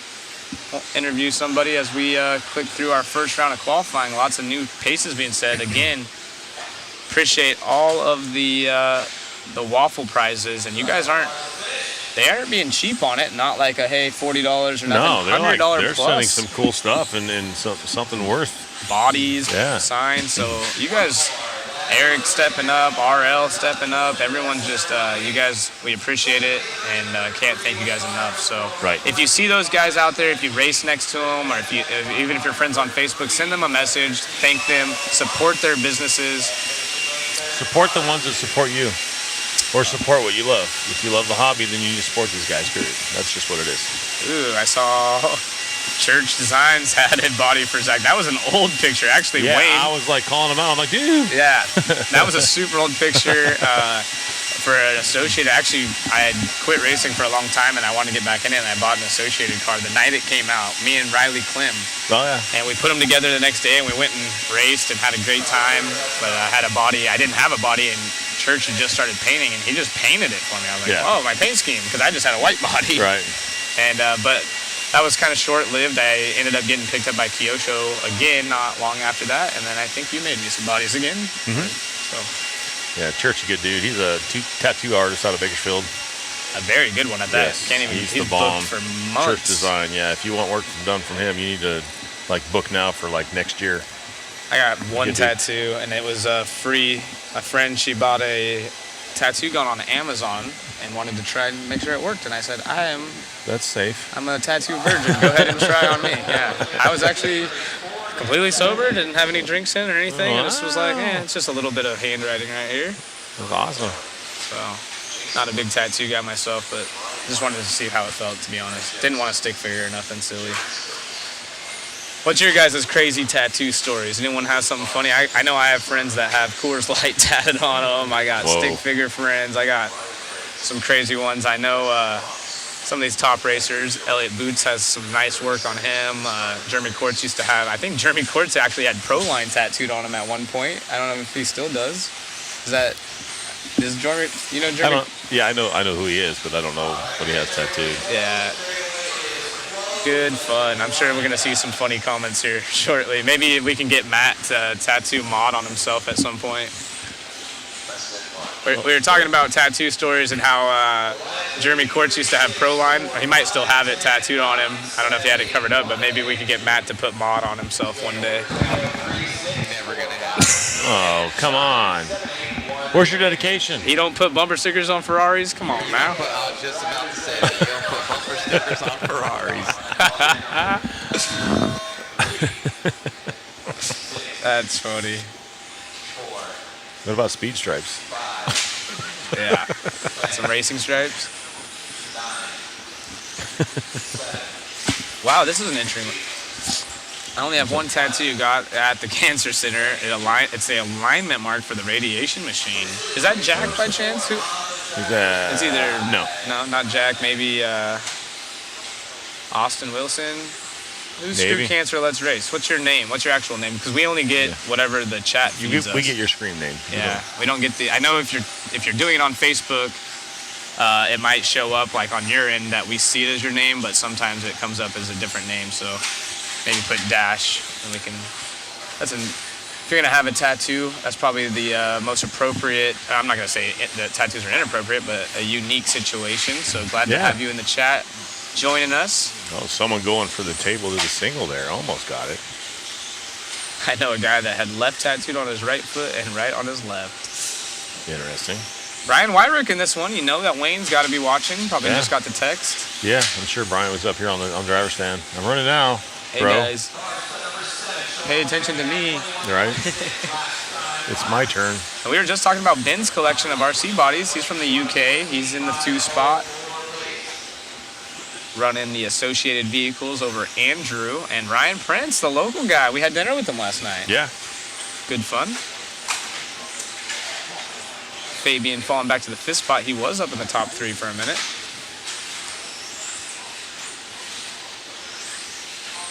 Oh, it's Brandon. How you doing, Brandon? Good to see that. Yep, followed your cancer journey for a while. I'm glad everything's going well and having you here in the chat.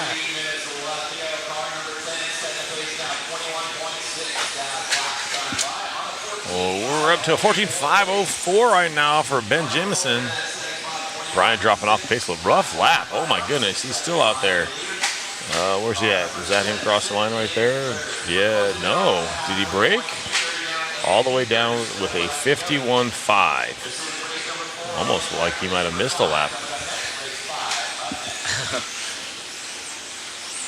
Only tattoo I got was my wedding ring. Electricity and gold don't get along. Yeah. Smart move. So Ben, Fabian, and Andrew, your top 3 right now. Looks like Brian Wyrick almost looks like he might have missed a lap. He's going 24, 25. Ended up with a 51. So maybe missed a lap. Who knows? But right now we're showing Ben out front. Looking to go 14.502. A new TQ in the works. Top 2 on new fast times. Yeah. It is the UK out front with Ben. That's going to be Switzerland in the 2 spot. Fabian representing the Swedes out there. So if you're a Swede fan or from Switzerland, this is a good time to give a little thumbs up in the chat. Cheer on your guys' driver. Heck yeah. Glad to have you.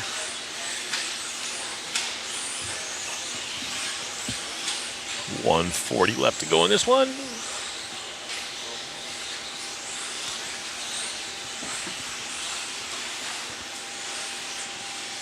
Whoa, Yeah, that was close. Breaking in the tires. That's what we call You got that. to scrub him in. Yep. He's just using this for a practice run. Definitely.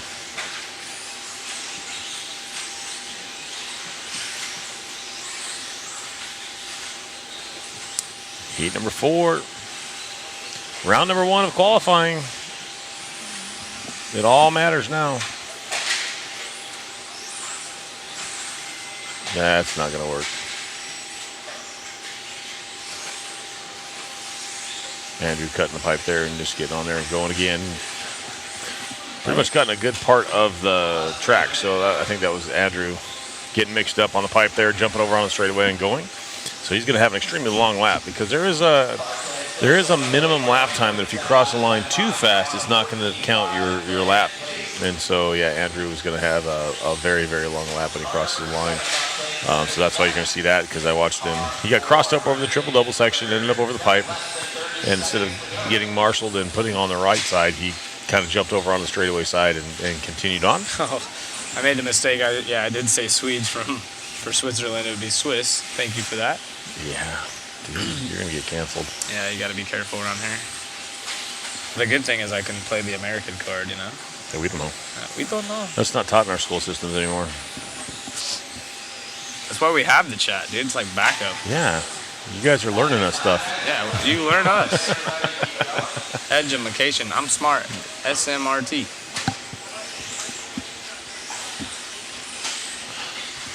Ben out front looking to hold on to a TQ time, 14 to 508. And the only driver in the 20s, 20.6 the fast lap. That's why we're just testing the chat, you know? We can use that as an excuse. Right. We're testing you guys. Yeah. An American is American. We know that. Yeah. Neither is Kirsten. Oh gosh. Oh, I we're know back. that guy. We're back. Trying to read the chat over here. I know that guy. I know that guy. I'm the other guy. The That's other Zach guy. Rogers. I'm the other guy. Yeah. That's the other guy right here. I'm the other guy. It's all right. As our graphics comes up on screen. Your top three. The Jameson with the new TQ run, 14 and 507. Ooh, look, they even got the 1-Up logo right there for Brian. Oh, the yes. Associated. That's cool. S-Works was in that one for Mirko. Miracle. Lots of different brands. Yokomo, X-Ray, Yeah. 1-Up, Kyosho even. Interesting. Yeah, that's super cool. Glad to have that added to our graphics. Hope you guys enjoy the overlays that we have from RCGT. They've been putting in a lot of work behind the scenes. They Matt have. and them have been working on some cool stuff and trying to bring you guys the best coverage possible. And it seems like so far it's been a success because having you guys here fixing all of our mistakes all weekend and all week, clearly we're doing something to keep you guys entertained. There's a good one. A good question at the top right there. Go ahead. What do you got? Who's your guys' biggest surprise this week, good or bad? Biggest surprise, I think, Tater and Schimmel. So I'm going to just say the Losi camp in general for the good. I would say those two have been really impressive. Aiden yesterday, it's kind of hard to say if it's a surprise because he's so good, but like to be top seed over those guys is pretty surprising in a good way. Yeah. And then bad surprise, the interesting fact that Mayfield was down in the C and we didn't have Cavalieri and obviously Jared Tebow not here. So it's the first time I believe in like, I don't know if this is official, but like let's just say 20 years or so at a 10 scale worlds that you didn't have any of those three drivers in the four-wheel drive main. Absolutely. So that would be my bad surprise. I'm almost on point with that. To see TLR invest their time in these young drivers and supporting them like they are, it's crazy to see those guys go that fast. I think we're gonna see Mayfield in the main this year. The way he looked in that last round, he is in the B sort. I think he's is he in the B sort? I don't remember. No, I think he's in the A sort. I'm not sure. Anyways, I forget. yeah, both Ryans are up there. Obviously, they can definitely put it in the show, and they're looking faster. Every time they put the cars down, the cars are better. So, oh yeah, it's going good. Here we go. Let's see. TQ right now is a 14.507 set by Ben Jameson, and we're on the gas. Yeah, biggest disappointment is Ty. That one was also a disappointment. It wasn't near as bad as, I'm not going to say bad, but obviously seeing Mayfield in the C main was a little bit more surprising than Ty in the B. B's a phenomenal driver, or Ty's a phenomenal driver, but the B isn't that crazy bad because there are so many good drivers. I mean, even the C was absolutely stacked. Right. Kurt Wanger. Shell Racing out front, Team Yellow Wheels for you. Yes. I'm a big fan of the bodies. I'm partial to those colors though. Yeah. Black, green, white, and yellow. A little bit of yellow. Not much yellow. What's your guys' biggest surprise, Or disappointment? upset, Yeah, upset. And then also your just overall surprise of what you thought was interesting on the four-wheel drive side of things.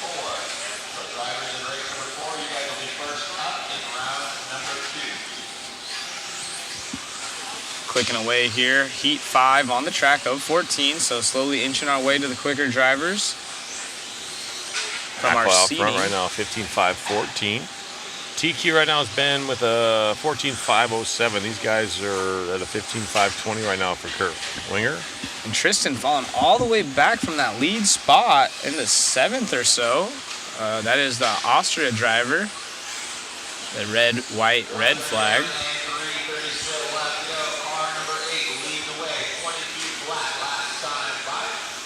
Yeah, I didn't even think of that. This is how good he is. You don't even think to consider it as an upset. But yeah, Ongaro just basically flying in, zero practice, built this car Wednesday night. That is a good upset, if you will.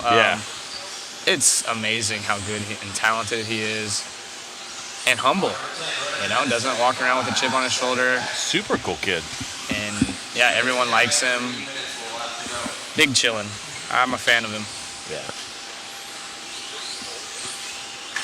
Culver out front of this one, looking to set a new TQ at a 14.502.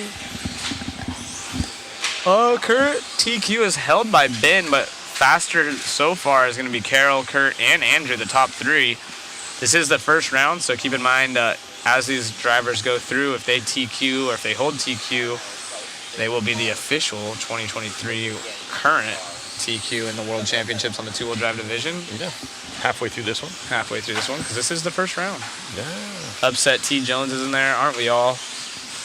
Tyler Andrew, Jones. 14.502 for him now. Ben still holding on to it from that last race. He's still sitting second.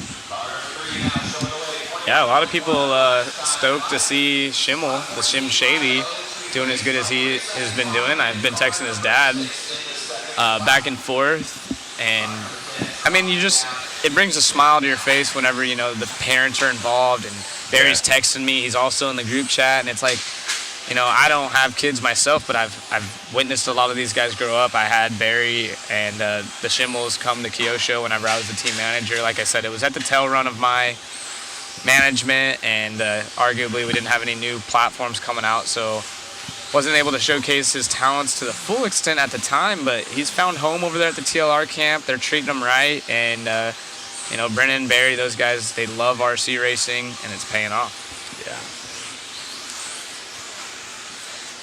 Oh, yeah, Jeremy Fellows bringing up a great point. And Jeremy is awesome to have in the chat, longtime RC guy, super fast, talented, and another something that we haven't talked about. I mean, you know, Hartson won from sixth on the grid in four-wheel in Chico, but it is, you don't see it very often. Spencer comes from fifth and put on an absolute show to get second overall and almost win it. He won the second. Yeah, he won it, the second main. And then literally, I would have loved to see that last lap. One more lap. Oh man, one more lap. Who? It could have been either one of those guys. I mean, he got caught literally at the tone with a 5 flat at a 0.00001. Yeah. Dave, there are a couple technos here for sure. In the four-wheel drive we saw, well, I mean, they only make a four-wheel drive, but we saw one for sure. I can confirm, but sure. Maybe two, but no pro drivers. So as Kurt coming up on the back side of these guys on screen, going through the whoop-de-doos as a Marshall taking his time getting to that car in the corner, trying to let the traffic through. Adam, though, leads the way.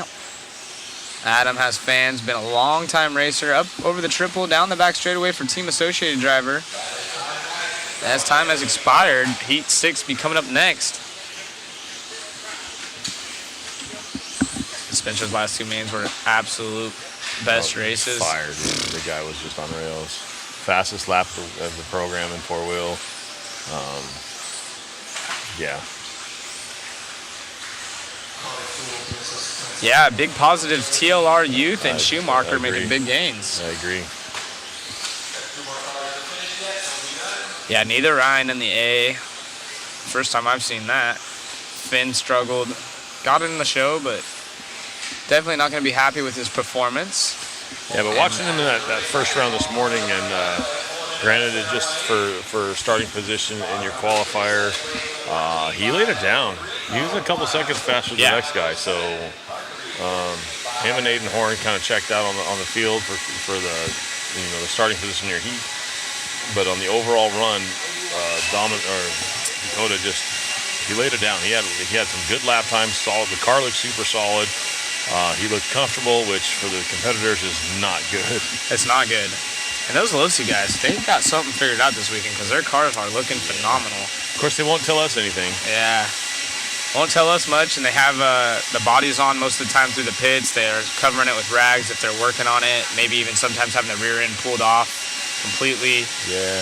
So I touched base about that. Yesterday I was walking around with the camera, and they kind of duped me into looking away for a second, and they hit a car, and then I did notice a little bit later, they shut us down. A little bit later, when they were doing intros, I was looking over there, and they had the whole rear end off the car, and the rear C&D blocks covered up with the car, so maybe they are working on that new rear end where you can change the diff easier. I was going to say, you already see it in here, new gearbox.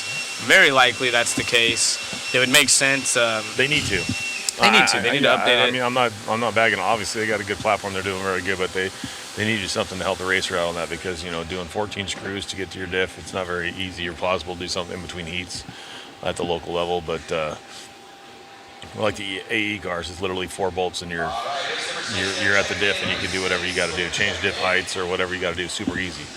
So you're not, quote unquote, locked into a setup. You can change it easily. Do you guys keep in touch with the legends from the 90s and early 2000s?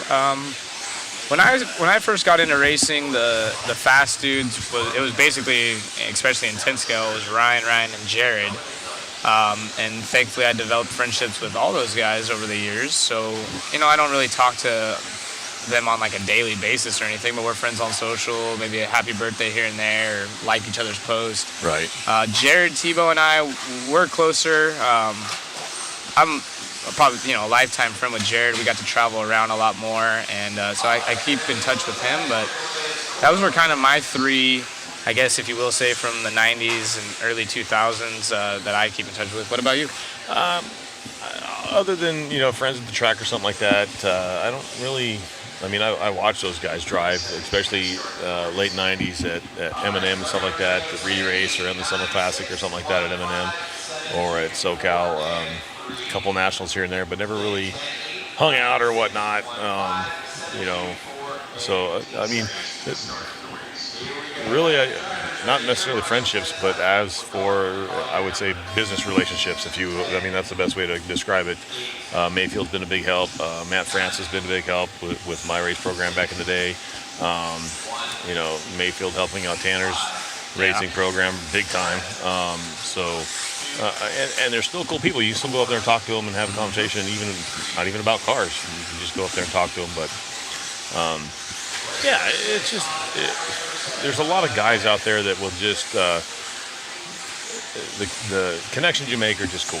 Yeah. What about you guys in the chat? I see a few people chiming in. Cliff Led, Jay Halsey, of course, Masami. What was your guys', if you can remember your first pro you met or like a good pro experience that you had, which pro was it? And give a short little story, yeah. I've punted Cliff Led off a track before. That's tight. So that's not exactly the way you want to meet a pro, but yeah. Whoops. It happens. It was in the past. We don't talk about that anymore. I don't even know if he remembers that. I was probably just some other scrub that just got in his way. Probably. Kyle Davis, local boy, leads the way on screen, and we pause or go to a new car.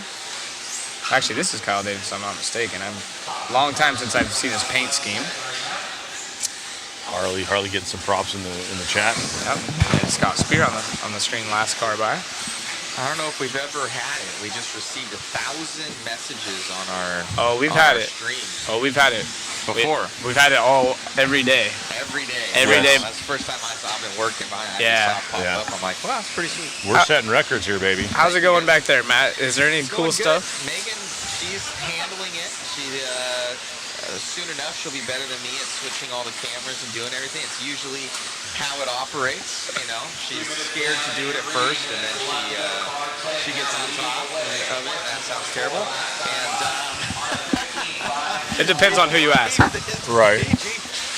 No, but in all seriousness, Megan's awesome. And, she's able to take on this task that she's not usually used to with all the camera switching. We make it pretty simple, and she's on it, clicking on and off the drivers and the pictures, and talking to the camera guys. So, and I'm able to do some back end stuff, keeping the stream running smooth for you guys. So hopefully everybody's loving the live stream.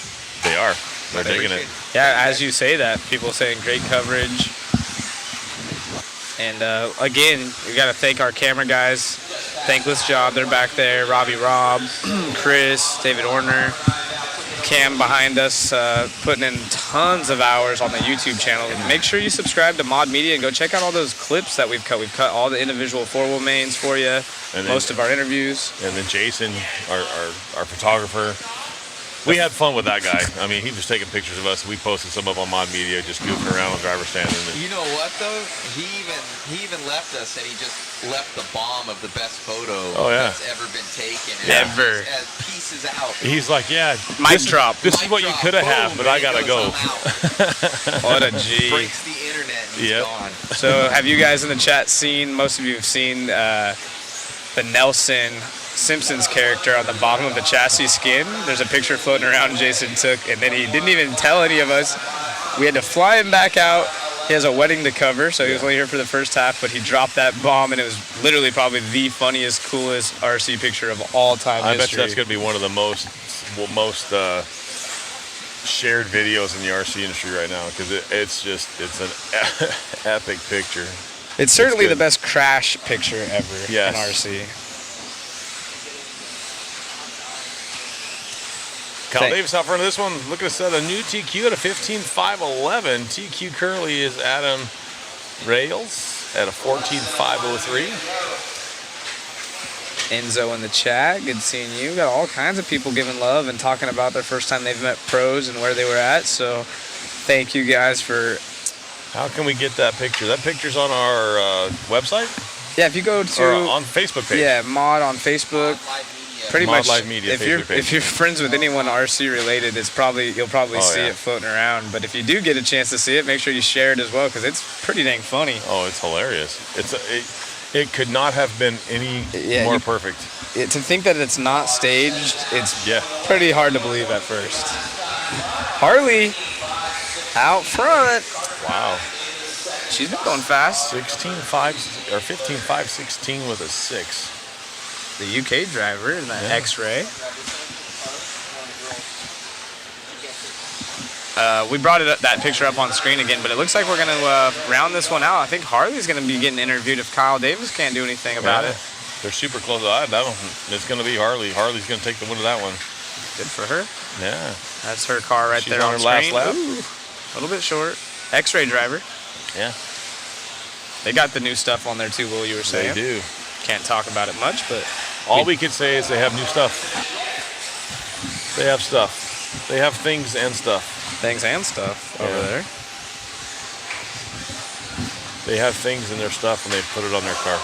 That's all I got. Yep. So go to Mod Live Media if you want to check out that picture on Facebook. It's epic. It's floating around, but it's pretty funny. There we go. All right, we're on with Harley Eldridge, our proverbial TQ so far. Obviously, it's early on in the games, but we want to chat with everybody that's out here. So tell me where you're from and any shout-outs you want to do, and obviously, are you enjoying your Worlds experience? I'm from London in the UK. Shout out to my mum and dad, obviously bringing me over. I didn't really have any expectations coming here. Never drove on clay, and I'm just enjoying it. So you're getting around the track, you're having a fun time. I saw the UK contingent, pretty large. You guys are having a good time over in the pits, I'm sure. I hear lots of laughters over there, right? So that's a good thing. You got any plans? You guys just going to enjoy it all and just soak it all in for the first time? Yeah, it's my first Worlds for off-road as well, so I've only been doing this for 2 years. So it's a whole new experience. Awesome. So making memories, enjoy your Worlds experience. Thanks, Harley. All the best. Back at you guys. Wow. I did not know Not that. only is she a female, she's only been racing for 2 years and she's already in the Worlds. Yeah, I don't know. Is it 2 years full experience or was that off-road only? Either way, it's super impressive. Exactly. But yeah, that's super cool. It's her first off-road Worlds in the X-Ray car. She's doing an excellent job. And she's an on-road specialist, so I know that she's fast in on-road. Race number 7, halfway through our first round of qualifying. Yep. Looking good, man. These cars are getting better every time. So we're going to start seeing some faster drivers. Shin's in this one with that new Mugen. Oh boy, look at this.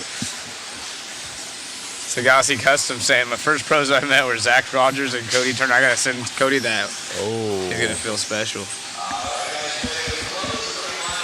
Mayfield at the OCRC Holiday Brawl. Someone saying, Cav called me sir and told me to crouch down one And time. actually, Cody Turner brought the electric stuff out not too long ago. He raced one of the JBRLs at Bakersfield with us. Mainmans. Yeah. And he races Nitro quite a bit. Cody Turner won the Reedy truck race over Cav, Tebow, Mayfield, myself, everyone. He beat them all.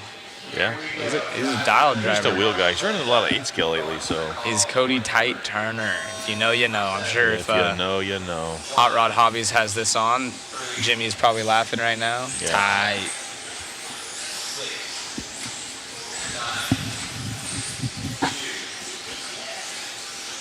Nolan Anderson saying Derek DeFuru, one of the best pros to talk to at the track. Absolutely. A lot of living legends in the RC community, no doubt about it.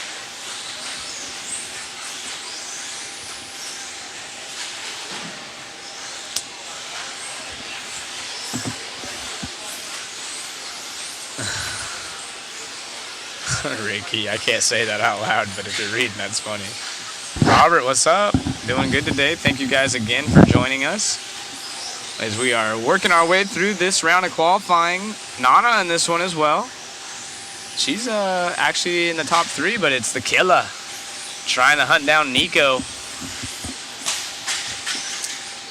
Templeman is the second spot now. Yep, and it's Switzerland being represented at the top spot of this one in Templeman, like you mentioned, an American driver. He's actually the one, that funny picture we were talking about. He's the one in it. He's the one with the chassis skin on the bottom of his car. And it's funny, they use the haha. If you know The Simpsons, I would assume most people do. It's the hobby action font. It's the hobby action font for the ha, so it's the H and the A. Yeah, that's awesome. That's awesome. So Stick It One providing us some good laps here, and Jason catching probably the best timed crash 10 scale picture I've for sure As for ever Stick seen. It One, I think they're going to get really busy making those chassis skins. Yeah, give them a share the love for making funny stuff and go pick up yourself a chassis skin. Having fun with it, absolutely.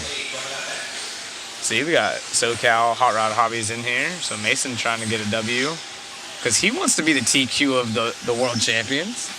Yeah. At least get some airtime, a little interview. Even if it only holds for a couple heats. Say, hey, I'd make the post immediately on Facebook. Right. Current TQ here. Oh, we got one parking it out of the hole into the gutter. There is Mason, so maybe he'll throw us a whip or get upside down so we can see if he's running that same skin or if he retired it. Oh, he puts it on the pipe. No one there to help him out. Help him out.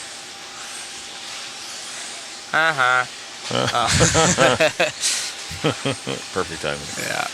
That drops him to a 5:13. Still third fastest overall right now with this run. Tim Wallace in the chat, Jack Smash. And that link for the waffle, again, we got those signed Mayfield bodies. We got all kinds of,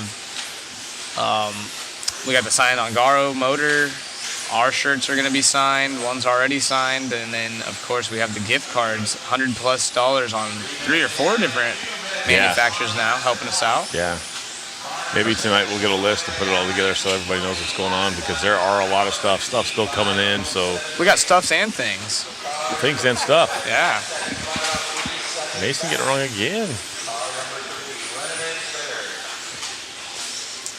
Not just stuff and things. We got cool stuff and cool things. Yeah, that is true. Trying to read the chat, but it's flying through right now. Richard Trujillo, weren't you a Losi driver back in the day? He was actually Losi team manager there for a while. Actually, Jeremy's saying you are old, but still perhaps one of the greatest stock racers of all time.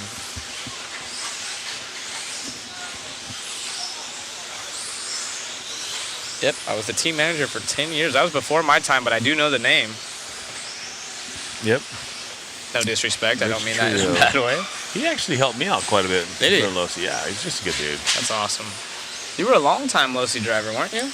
Yeah, I ran the car for a long time with my buddy Joe Gerzon. Trujillo would don't remember Joe Gerzon? I do know Joe. Lost him in 07. Super good dude. Yep. He was the original Flying Hawaiian. That's right, the Flying Hawaiian. I remember the sad news you had told me, because I actually think I've met him once or twice with you. None taken. Thanks, Richard. I knew the name. So you are a legend. Richard, are you still with the TLR brand? Are you still working there? What's going on with that, or how you doing? Haven't seen you around in a long time. Yeah, actually the Mugen in this one, so all the Mugen he's fans. third right now. He's posting some decent lap times. Not too bad, 19.7, average is right at a 20, so he's not bad.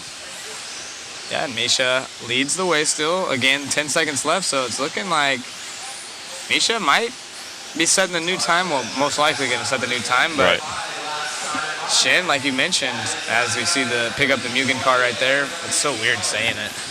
Looking at it too, we'll say, picking up the Mugen.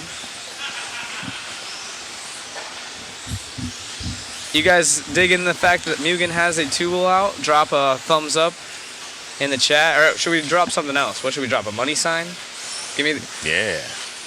Take Thumbs my up. order. Just a thumbs up. Thumbs up Okay. if you're digging on the new. Okay, how the about new this? car. Thumbs up for you, and a little. It's harder to find the money sign though. Dang it. Smiley face for me. All right, whatever. Smiley face for me. Thumbs up for Wayne. If you like the Mugen. If you like the Mugen.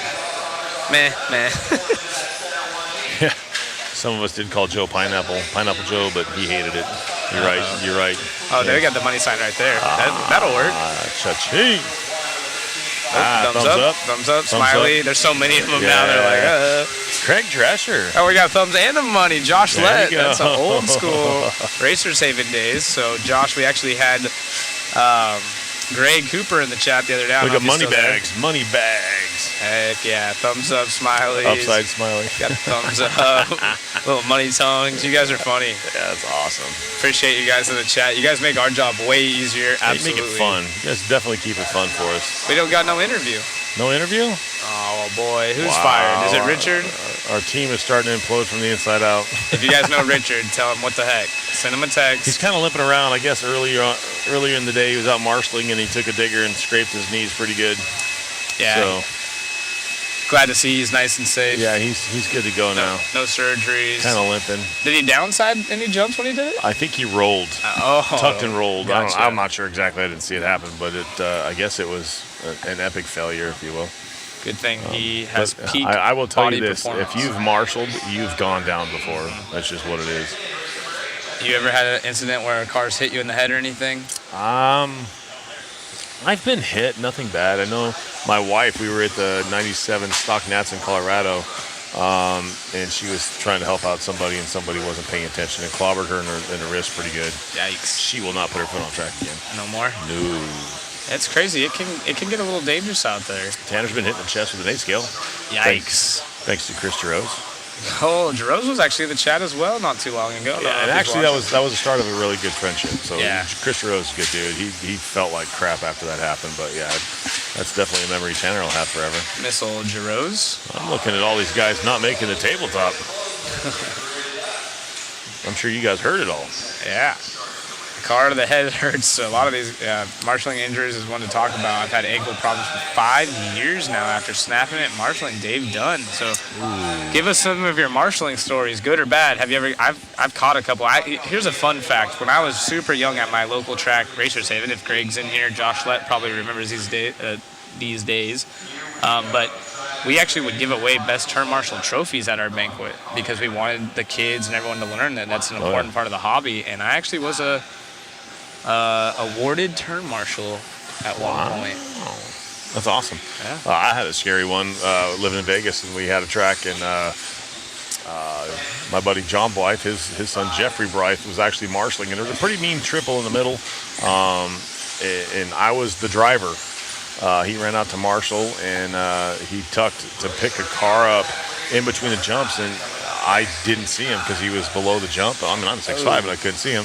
And he stood up right as I went off the face of that jump and clocked him right in the head. I thought I killed the kid. It scared me for a while, but yikes, that would be tough to deal with. It put him down for a minute. It scared me, and Josh saying, Zach, you had no fear. Yeah, there was another guy. I don't know if he's watching right now, but Kevin Irwin. We would battle. We would literally make eye contact from across the track. I'm gonna get you. And he still marshals like an animal. And it's cool. I remember it was smart that they did that. I was young and probably 13 at the time or something. And, it keeps you involved. It teaches you the importance of turn marshaling, and it kind of just keeps you active. Obviously, RC diet, we joke about that. And you're not, you're not on a dirt bike. You're not out there running around. So, yeah. It just gives you a little something on the side to work towards. We have a couple kids that, it's a good thing to get out there, but sometimes they're a little bit too anxious and they run out and they shouldn't be running out in front of cars. And you hate to see it, but some of them get hit or whatever, but they're just trying to help out. Cody Turner shot a wheel assembly at me one time. Speaking of wheel assemblies, I wish I would have asked BT if he remembers this. My first Reedy race in the open class, I was battling BT. It was the A main, and we were at West Coast Hobbies, and there was a cool switchback chicane, but it had rollers built in, like moguls. So your car got upset, like lifted up a little bit. You'd plant, do your turn, and lift up again. And I was running my Kyosho car, and it was like I had just become a 100% driver, I think, and I never met Futoshi from Kyosho America. He's the Kyosho America guy. Right. So those guys come. I think Derek, if you're in the chat, I don't know if you remember this. And I'm battling with BT. I'm all excited to make, the remain and just completely annihilate it. And my whole right side, the turnbuckles, the A-arm, the CVDs, everything just, and so I think someone got a picture. It literally passes BT's car in the air. Oh, man. And I'm over here with 3 wheels. I was so sad. So yeah, I know what you mean. Runaway, front end. Charlie out front of this one, looking to set a new TQ at a 15.503. Yeah, Enzo was my painter for a minute. We actually won concourse that first time for one of the nationals, I think. Had some awesome painters, including yourself, Wayne. Got tattoo artists, got Big Wayne, got Enzo. Enzo, why aren't you at this race? What's up with that? As we go back to the racing action, Charlie, again, we talked about this. He was a TLR driver. Now we're following him on screen here. Sorry about that. What? Huh? What? I don't know. Matt said something, but instant can. replay with Charlie. We were just talking about him, so let's check this out. Crossed up again. Bing Boink. bong. You made a mistake. And back does on he the land track? it? Oh. Almost. Yeah. Well, he is a privateer now. He was a TLR driver, switching over. No stickers on his car. Big chillin'. He was at dinner as well last night at the Longhorn. Pretty good group of us eating dinner last night. We had all of Larry's crew and then all of the Mod Media crew there. Just got aired out on live TV. Good time. It was a good time. Our server, I'll give them props. They put up with us. Those dudes were good. They did good. I know I would not want to deal with that. I remember one time I needed to get a job when I was young. It was one of my first jobs, and I signed up to work at Applebee's. I did it for about a week and a half and said, this is not my cup of tea. I'm out. And I will never work a restaurant job again, and I have mad appreciation for those that do it. So I always tip well. Shout out to our servers. If you are in that industry, I know that's a tough gig at times. It's also very rewarding sometimes financially as well, but you do have to deal with some people, and they did a great job with our rowdy butts. Yeah, the guys were super good last night. They were on it. They were on point. There was a lot of us. We were kind of loud, having fun, but not too bad. So it is Ethan leading the way. Moritz in the 2 spot, Ari 3rd. Jamie Hall from the UK in the 4 spot, trying to battle his way up into a podium spot for this one. Getting closer to the fast guys. This is our first round, so a lot of new quote-unquote TQs being set. yeah, Ethan gonna lay it down at a 15.505. Our interviewers are taking a break right now. I think we're the only ones that don't give breaks, Zach. I would have to agree with that. David up there taking a drink of his protein shake, 3rd one of the day. Yeah, he stays with those things. I owe him a couple. I'm like 4 deep. They had I believe we've had 60 or something in the fridge. They're over all the week, gone. and they're all gone. And I was like, Dave, I'm just gonna be honest, 4 of those were Yeah, we owe you a case. And if there would have been one this morning, I would have taken it again. Those things are delicious. Maybe we'll go pick some up tonight. Does anyone remember Hot Tracks Raceway in Huntington Beach in the 80s? Do you guys remember that? I believe that was correct me. Was that one owned by Warren Reed? If that's the case, that's the one I blew Cliff led off the track. Was he an Associated guy? Because didn't Associated own a track Warren before? Warren Reed is the father of Kyle Reed and Ryan Reed, who ran Losi cars. Gotcha. And I think Warren owned that track, I believe. Correct me if yes. What was your guys' first track you ever raced at? Mine was Racers Haven in Bakersfield, California. Do you remember yours? Mine was I think it was called Mile High RC Raceway in Denver, Colorado. Oh, really? Yes. I think it was just before Moore opened. So I'm sure the Denver guys will love to talk about that in there. We ate at Longhorn. Oh, Pavitas. Yes, Veronis owned it. Pavitas, what was the first track you ever raced at? Yeah, that was Racers Haven. Was Killington with Racers Haven. That was a lot of people's first track, from my understandings, from the SoCal area. Whoa. Slow down, guys. Hood's Hobbies in Richmond, Colorado.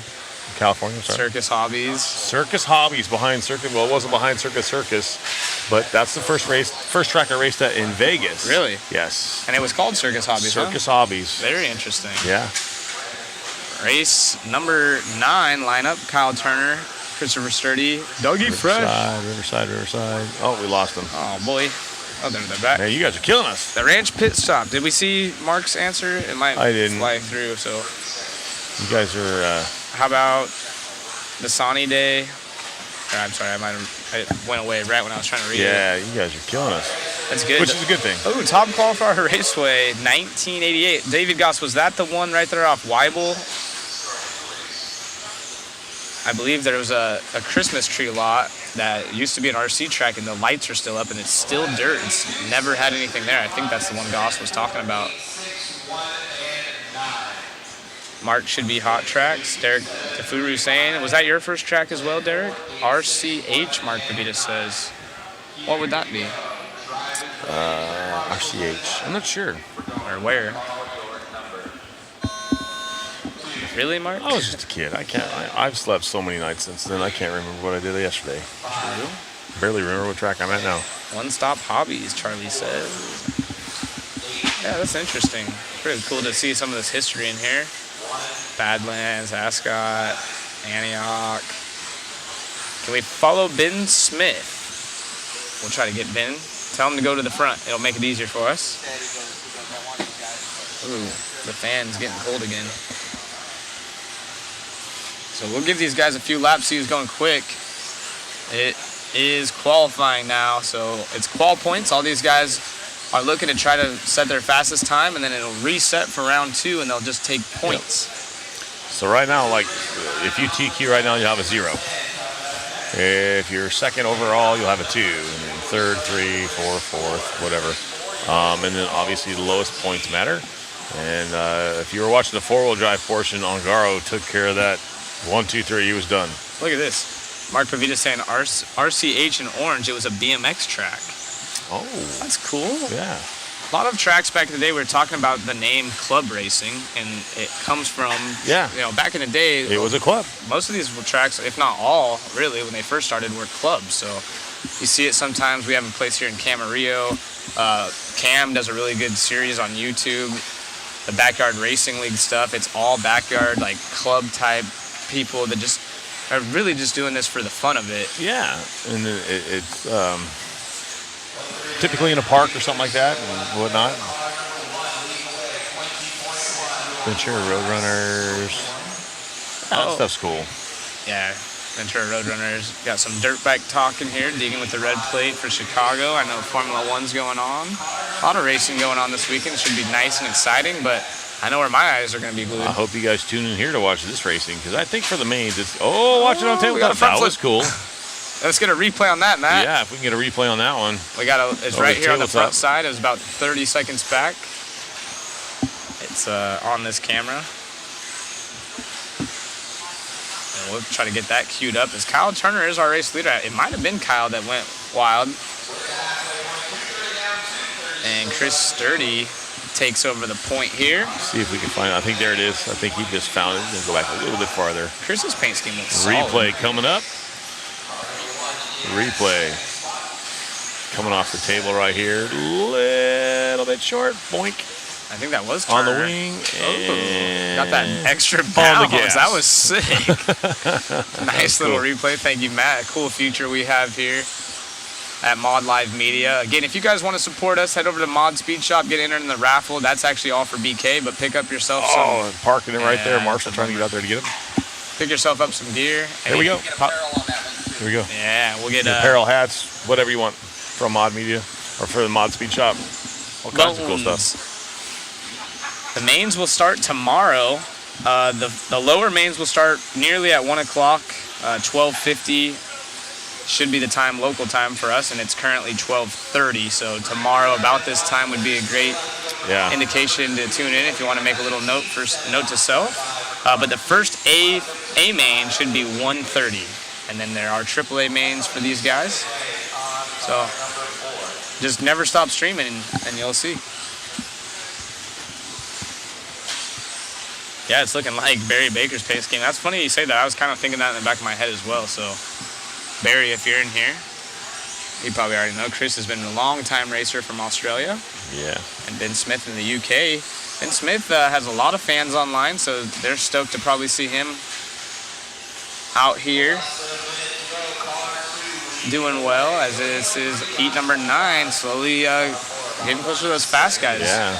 Should be seeing quite a few 16-lappers start to work their way out. Yeah, Sturdy out front right now at a 15.503. That is a TQ pace right now, as of now anyways. Ben Smith running second. Doug Lariviere running third. It's good enough for fourth in the show right now. As of now, it's fourth overall on the leaderboard.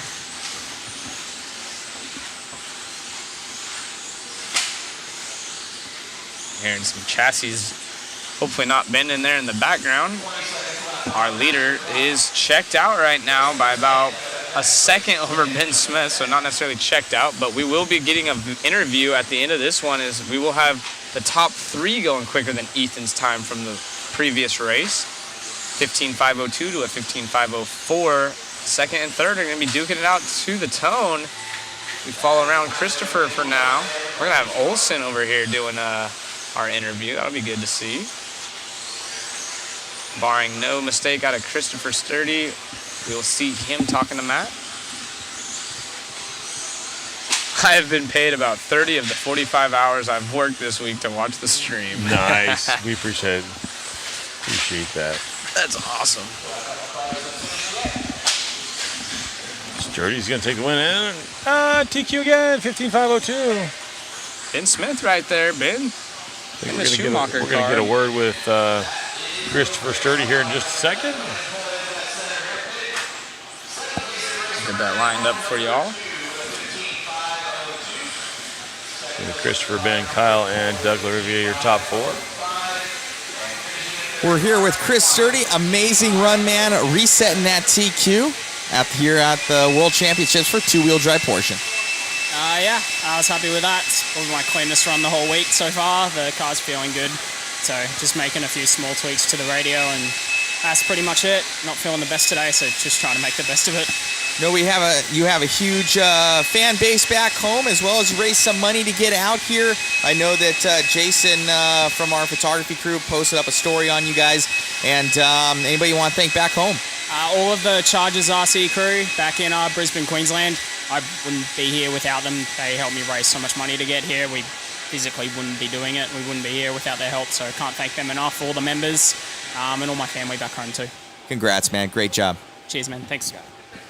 Back to you guys. Right on, Matt. Thank you very much.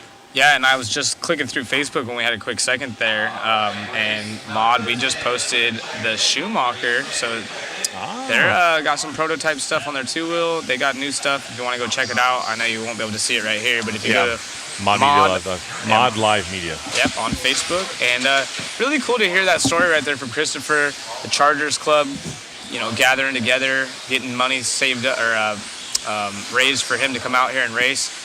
I remember my first World Championships, Kyosho didn't pay for me to go. I had to raise money, and thankfully was able to get friends and family to pull together. I actually had MMI, so the Finish Line Raceway, which is going to be the 10 scale on-road worlds next year.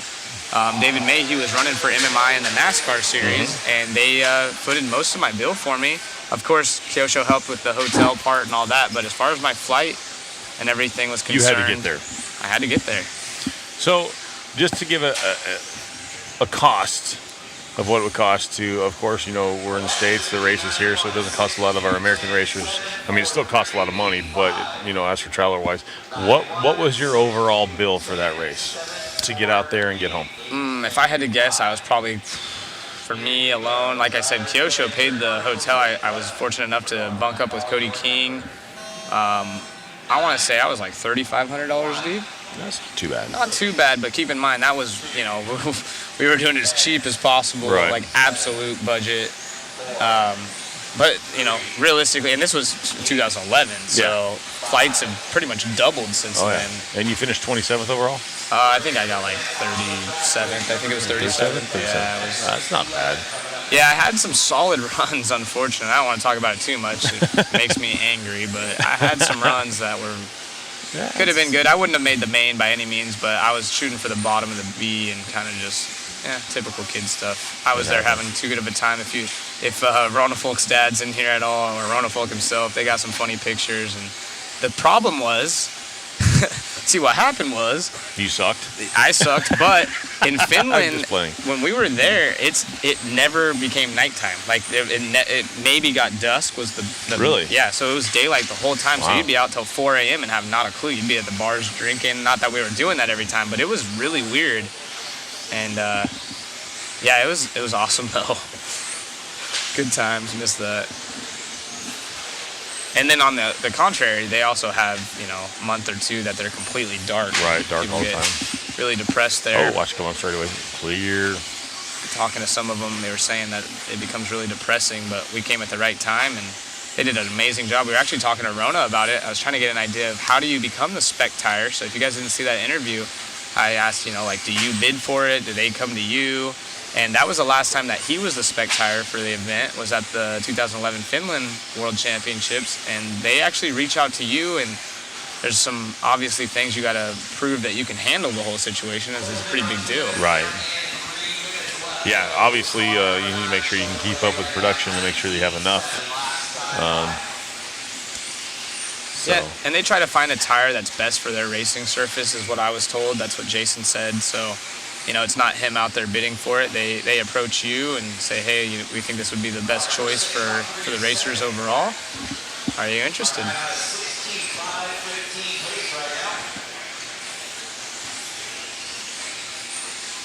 So Mella out front leads the way on a new TQ run. Country flag is Finland, as we were talking about it. So the Finnish driver leads the way and associated on screen. Yep, I like that. That's a cool one.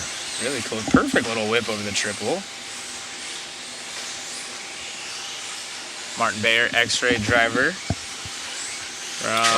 Carnage over that triple coming off the straightaway. Yeah, they were getting all roughed up. Whoa, somebody trying to go Did for you the see downside that? there. Full send.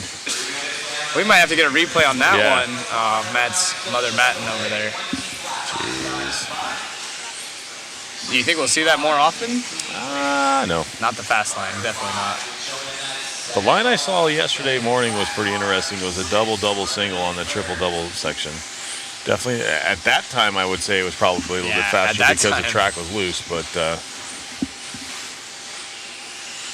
Hart's car is not looking too bad through the corners. He's looking fast as we follow around Martin Bayer here. Bayer's X-ray was looking good as well. I love that paint. The orange in the front, the blue with the little bit of checkers on the top. Aaron Kaufman out of nowhere jumps up into the 2 spot though. That'll be another TLR driver. Those cars have been looking good. Oh man, they got something going on. Oh, our leader. I think he just stuffed it on the pipe. Cross the line right there. Bing. Oh my goodness, we got Hayato Masakura. I'm sorry, I got that one wrong. But Hayato in here. I missed pizza party in OCRC. I missed those too. Did you ever get to do any of those pizza parties? No. OCRC used to just be the real deal. I missed that place. Like the Surf City Classic. That was always fun because it was always around my birthday. So it was like, yes, they have adult beverages there after racing, and they had fun with that. And good race coming on straightaway there. That race, unbelievable. As serious as it was racing, it would sell out in like 11 minutes. I know. It was crazy. It was like one of the most bucket list races there You was. sneezed or something. Yeah. Sold out. I made quite a few of those. Good times. And like I said, it was always around my birthday. Had a good time. And the drivers there, Matsuzaki, he lived there, I believe, for like 2 years or so, and did all kinds of running. Remember, Hartson was there in his corner every single day, so OCRC guys know what's up. All of a sudden, Cavalieri would walk in, just practice. So much talent. That was like the place to be. Yep. Same, West Coast had a few years that it was awesome as well. Yeah, and literally like 20 minutes down the road from OCRC, Yeah. so it was like you had the best tracks in the world right there. And then, of course, you have the beach. Yeah. Can't beat that. I think the Reedy race that we went to with Tanner driving for Yokomo.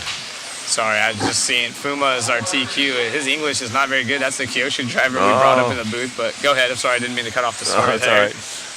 New TQ. It doesn't look like we're going to have an interview. Our guys are busy trying to, it looks like Matt's going to try an Good interview. luck here. All right. Fuma's super cool. He's a 16-year-old, but he holds and carries himself. Oh, Matt's like, trying to get him. Oh, poor Matt. I wish we could get a video right now of Matt trying to chase down Fuma. Come back. Dang it. I got the high chew. Gosh darn. What do you do? What do you do? Well, Matt, tell us how that run went. I said his name several times. Well, he just like, laughed. He's like, I'm out. Yeah. His English isn't the best. We tried getting him up here for an interview the other day, and I was like, hey, are you going to be able to do it? And he's like, it's not good. And then we sat up here, he's like, in the chat, everything I'd say is just like, the chat's all very shy. Yep. He's super cool dude, though. Lets you look at his car, obviously surrounded by some good guys. Yeah. The Kyosho guys are hilarious. I love hanging out with them. Chikuba's out here, so he was kind of telling me a little bit about the car and showing that. But we'll have to go talk to those guys again and see what new parts they have. Oh, yeah. Well, there's a good replay. What the heck? Is the replay coming? Oh, yeah, it's on the bottom right there. It's not showing on the public screen, but another race. Aaron Kaufman put in a solid run right there. He snuck up into the 2 spots, so the top 3 going quicker than Christopher's time. I'm going to mess you up here. Yeah, it's all good. Oh, back to that whole where OCRC was for the Reedy race. Tanner and I went out. He raced in it when we were running for Yokomo, and talking about location. The hotel we got was literally, it was like water, beach, street, hotel. Yeah. It was right there, and because the Reedy race is like January, it was like $67 a night. So we're like, sign us up, man. It was super doable. It was fun. How many of you guys out there, because it's an international raceway, I mean, it was one of the biggest 10-scale tracks, have been to OCRC Raceway. Since now has been shut down, but we actually had Nick Black in the chat. Yeah. We even had RB in the chat. RB chimed in, That's too. That's right. Hayato saying, can't believe that was over 10 years ago. I know that is kind of crazy to think about. Miss you, man. Hope all is well. It's good to see you here joining us from YouTube, it looks like. And again, thank all of you for joining us. I actually ran the first race they brought back when it was at West Coast. Did you? Yeah, Dustin Evans won that one. Yep, I remember that one. I was there as well. Good time. And that was a story I told you about Ryan Mayfield. Mm-hmm. It was a good time. Jared, I'm sorry. Tanner was my pit guy, and he was like 6. It was a good time. Dustin went on a tear that year. He won the Nationals, I believe, the year or two before. He had a really good year that year. And that was right when they released the 22, right? TLR 22? It was the first aluminum car in quite some time. I don't know what I know Associated's big thing was the big bore the shocks. short course 4-wheel drive short course. Oh, that's right. Yeah. They revealed that. Mayfield was running Associated still. And yes, that was the debut of the big boy. That wasn't the debut of the big boy, Right, but it was that's like where that they time, had that it. era there. Oh, Marshall, double pipage. And big bore meaning 12 mil shocks. They went up from the 9 to the 12 mil shocks, and then now we're running 13s. Before we'll be Charlie saying I live 5,280 feet from OCRC, or the beach. One of the two. I missed it. Ran away. Bring back Reedy race. Yeah, no joke. That'd be nice. I could see it being held here. I think it would be at SDRC, if anything, just because of the area. Because they usually keep it partial to where Associated's at, typically. No? No. That's what I've been told. I mean, that's what they. Maybe, yeah. Yeah, it's closer. That's why they did West Coast and OCRC. And, yeah, but why not here? I mean, yeah, it wouldn't matter except for typically it's partial to that area, so maybe SDRC would get it one day. What do you guys? You guys missed the Reedy race? Would you go if it was at SDRC? Maybe we can blow it up. BT's actually in this race, so if you yell loud enough. Right. If you type in all caps, maybe BT will hear you. Right. Hello from Flagstaff. What's the average price point for these cars? That's actually a good question. We talked about RTRs earlier, but you want to talk about some kit prices? So right now your 2-wheel kit's looking between right at $350, I think, is your average, just for the car, and that's like no wheels, no tires, no body. Well, I think Associated comes with the body, but it's a basic build kit. You have to build it. It doesn't come with a lot of extra. It comes with everything that you need to build the car. And that's it. Yeah. So then you got to add all the stuff on that you want and whatnot. And that's all of the manufacturers. They sell a basic kit that is competitive at the local level. And then obviously all the teams have all the cool stuff that you want to put on the car for buildability, maybe some performance enhancements or whatnot. But for the most part, they're pretty competitive out of it. You're looking for a kit between $300 and $400. Yeah, I'd say that's reasonable. And your electronics, there's a lot of cheaper systems now. Hobbywing's done a great job of bringing world-class equipment at an affordable price. Oh, yeah. And they're obviously current world champions. Gaggle of cars running together down the straightaway. 1, 2, 3, 4, 5 cars, nose to tail. And this is just qualifying, and these guys are going to run out of patience with each other. You're going to see something happen here in a minute. Somebody asking if we could choose any car to race in any category, like which brand would we choose? Wayne can't really answer that because he actually runs for Associated, so I'll just go ahead and take that one. Yeah. I would assume your answer is Associated? Huh? I'd assume your answer Actually, is the Associated. car, the B64 is probably the best car I've ever driven. I will give Right Associated this. Obviously, they are super solid cars. They've been at the top of the leaderboards, both in 4-wheel and 2-wheel. And they always, no matter where you go, are going to have a great selection of support for the most part at any hobby shop across the world. But I like to be a little bit different. So if it was me, just for fun, and keep this in mind, I don't race anymore, and I would just do it to be different. I always will have Kyosho at heart. They've done tons for me in my racing career, so I always call and talk to them, and if it's worth it on their end or my end, we try to go Kyosho. But I like messing around with new stuff. Associated is probably the smart choice as far as affordability, setup help, and just support. But that Schumacher is looking good. Yes. It is looking really good. I mean, I'll be honest with you, all the platforms are competitive. It just depends they're all built around different driving styles. Mm-hmm. All of them are. So you got to find something that suits your driving style. What about that TLR? It's hard to say because they don't have the new stuff, quote unquote, out yet. But man, as far as the car looks, right now. Yeah, all of their guys. Yeah. So Schimmel, Tater, Dakota Phend.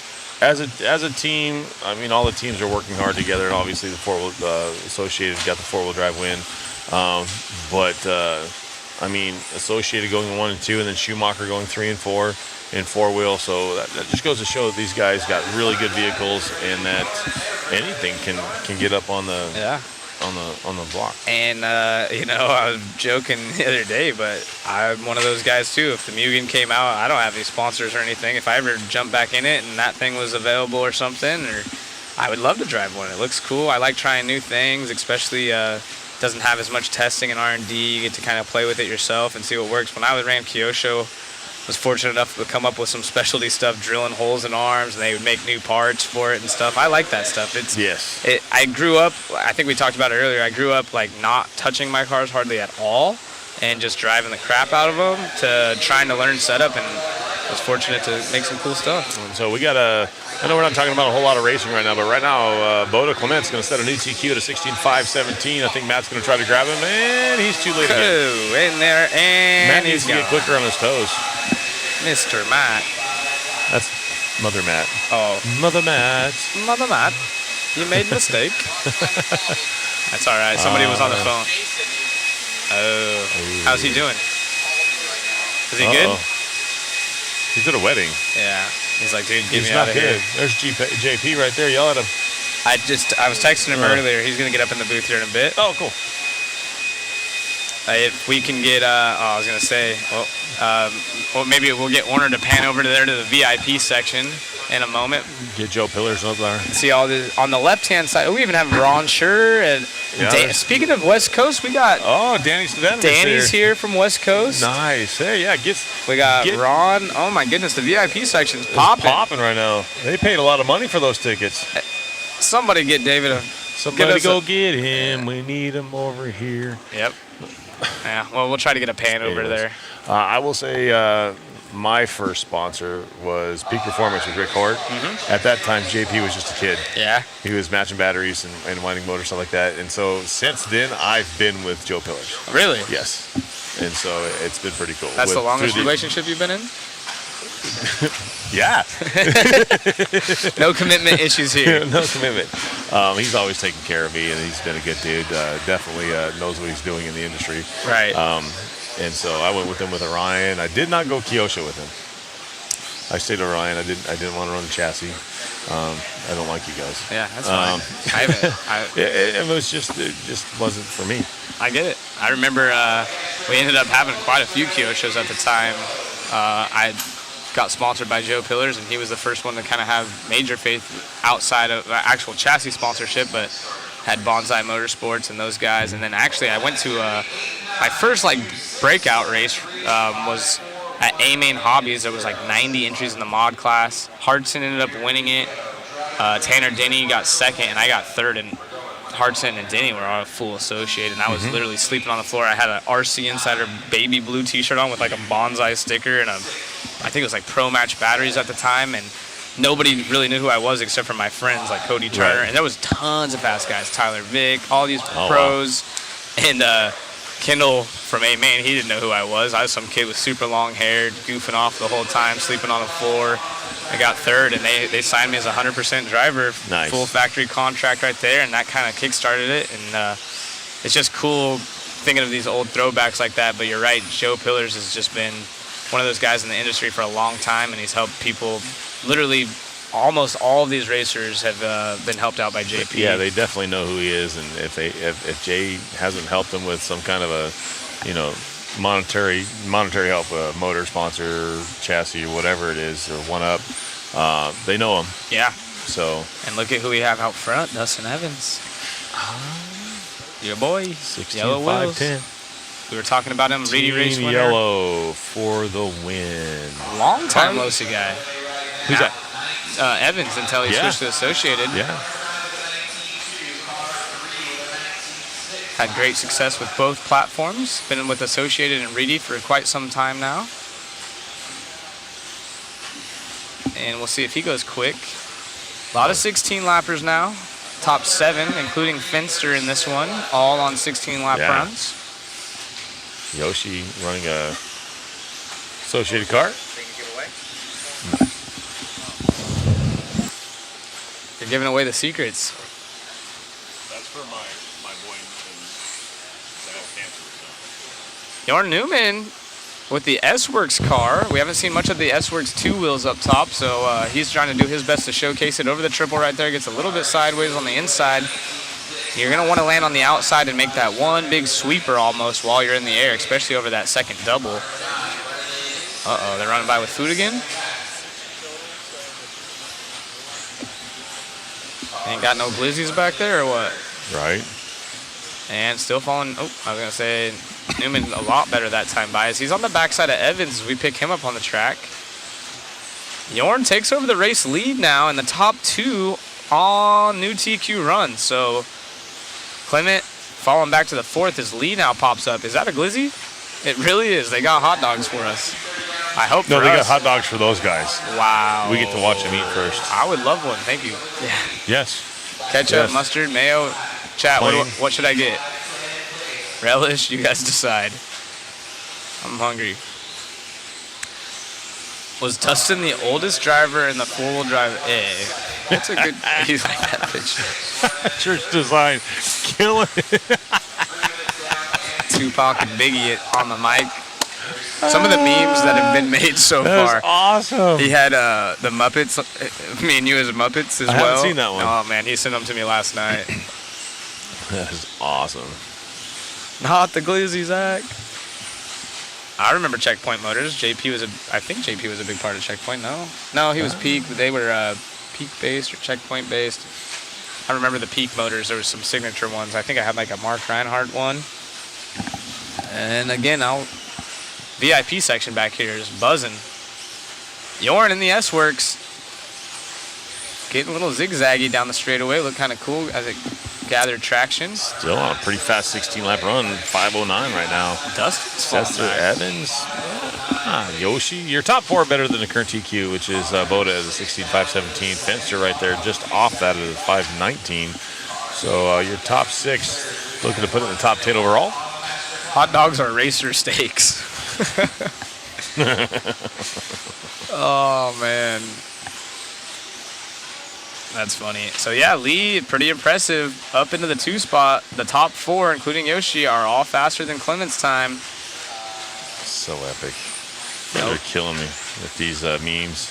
I know the memes are. Oh, that's right. I was gonna look for the other one. I wish we could populate on screen for you guys. They're pretty funny. Oh man, good times, good times.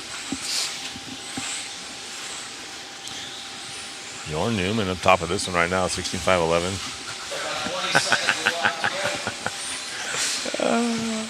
You guys remember the checkpoint motors with the sideways brush, the little screw-off cans or tops?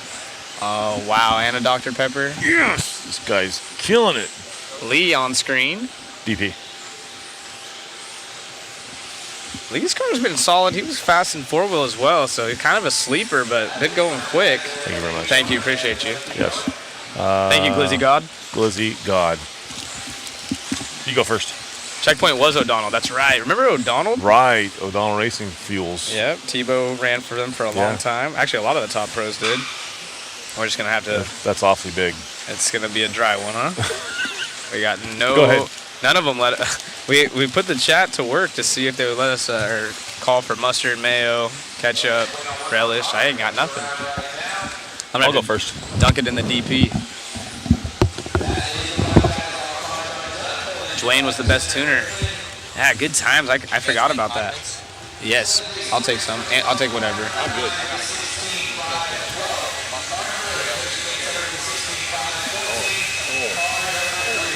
Is it yummy? We're going to speak with Jorn real quick over here. All right, so we were back live here at your 2023 IFMAR World Championships. I got Jorn Neumann rocking the S-Works, setting the current TQ, 16 and a 511. Jorn, car was looking pretty good, pretty stable. Track is looking good. So how you feeling? Yeah, no, I feel good. The car was very good this time. I had only one small bubble, just maybe half a second to a second, but other than that, I had a good run. I saw both you and Joe were kind of swapping some fast laps around out there, and obviously the S-Works team, you got a pretty good crew going on there. You guys are sharing some setups and just making the car better each run as you get going, right? Yes, we all work together, try to make the car as best as possible and then get the best results. All right, man. Well, I hope that's a good one for you. Jorn Neumann out of Germany, you guys, back at you. Well, that was a smart move right there out of our lead team behind the cameras as we have the hot dogs here. I appreciate that. We saw Tyler Vick drop in the chat saying, can we see Zach eat the hot dog? That it would be subscription based only, Tyler. Sorry. Subscribe to Mod Live Media. It's $5 a month. I'll film Wayne eating his glizzy up here. All right, you guys, Heat 13 coming to the track. The lineup over here on the left-hand side of your screen, you see Orlowski representing Schumacher. You know he's going to be quick, and we were talking about that Schumacher car. They got some new stuff on it, the LD3. Cavalieri also representing them. He was down in starting 9th. Lots of fast associated drivers. You see Mayfield with J Concepts underneath his name. No chassis factory, but no factory chassis sponsorship, but he will be driving the associated cars. Testament in the X-Ray, Austin, the lone TLR. Lots of X-Rays in here. Tom, Chase, Ty. This is going to be a fast one, so will we start to see... I don't know if they're going to get to 17 lap runs yet, but maybe.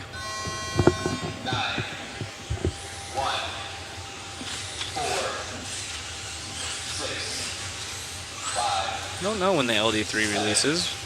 Maybe we can get more of those guys up here. Trish was in the booth with Matt Olson. I'm not sure if they discussed that much because it was during the four-wheel drive portion, but I do want to get Jorn over here for S-Works. His car looked good, and we'll talk to Schumacher again. Maybe get, we've talked to Brock. Maybe we'll get Orlowski in the booth and see what they got on that car. All right, I'm back. That was a good one. That was good. Mayfield, opening lap. The 19.2, fast one out there by about 0.2. Let me see what we got going on here. I'm thinking it's going to take a 17 to be in your top 10. Mayfield, rough lap after that one. Oof, 22.1 set him all the way back to 10th. One of our young bucks, though, Davey Bada up top after 2 laps. Now Cab back into the top, though. It's just going to be, it's going to be back and forth. It's going to be close racing. These guys are going to be up and down, up and down, up and down. Your top 20 will be definitely changing a lot. .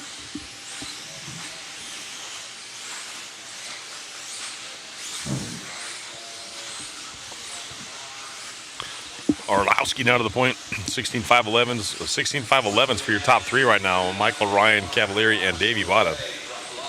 Cav to the point now. Davey to the number 2 spot. Ty Tessman up to number 3. Gillespie to 4. Chase Lemieux up to that number 5 spot. And this is basically our this would be our B sort. So Cav up to the top. Right now 16.512. Davey Bada is 16.512 also. Tessman, Rob Gillespie, Chase Lemieux. All these guys just laying down some times right now. No 18s yet. No 18s yet in the field. We're all at a 19.6, 19.7, 19.4 is the fastest one I've seen. Maybe 19.3. A 19 flat for Koki. The Cavalieri out front right now to 16.512 with a 3.50. We're following him right now through the ripple strips. Car looks pretty solid right now. That's that Schumacher. They do have some new parts on those things. I'm not sure exactly what they got on there. And now we're on Davey Bada, our number 2 car. He's actually number 2 in the second place right now from Coyote Hobbies. He's been one of the faster young guns coming up. Of course, he has a track. Him and his dad own a track together. It's Coyote Hobbies. And he runs laps every day, which is it's kind of what it takes. Ryan Cavalieri absolutely flying. Both those guys are. Signature paint scheme on the right-hand side of your screen. If you're watching from the phone, I know it's a little bit small, but we have some fast guys. We want to try to follow them both. And it's cool having them on the top right there. We're trying to dial it in where you can see the racers and actually get an idea of how they are on the stand, their mannerism. But Cav flying. And I was talking, about Mayfield, that Schumacher. Mayfield back up to the number 3 spot in the race. But your top 3 right now, super close on time. Your top 2 are separated by 5/10. Fastest lap goes to the Schumacher driver of Orlowski down in 5th. And I think the only other 18, it was an 18.8 for Orlowski, 18.9 Mayfield. Everyone else in the 19.1s. Yeah, Mayfield's stringing some laps together up to the number 3 spot overall. That will put him 4th overall. But Davey Bada out of the point. 16.511 with a 4.70. 16.511 for a 6.50. Davey Bada 5.11 with a 1.18 now. So far, fastest one in this race with a 19.2. Cav last time by with a 19.5. It is Bada leading the way. Coyote Hobbies, those guys got to be losing their minds right now. I'm sure they're live. A lot of the SoCal fast kids as we go back to single screen and follow around our leader. That is the greenish yellow. So if you're not familiar with that paint scheme, get familiar. Davey Bada been fast in practice, trying to get a solid qualifier here. And all these guys... He's on one. Yeah, all these guys I shouldn't say all of them, the top 3 going quicker than Yorin. And with only 1 heat left, this is a qualifier. Qual points are very important. This matters. The pressure right behind him, though, that's got to be hard to deal with. Who is that right behind him? Looks like Tom right behind him. But Tom knows how to stay off. Tom won't. They race together. Those 2 race against each other all the time, so they know how to give each other room. But what you may consider room may not be enough for the next guy. Yeah. These guys know how to run together like this, and this is tight racing, yes, but they won't. I mean, if they get into each other, it's completely incidental. Maybe something gone wrong or whatnot. But these guys.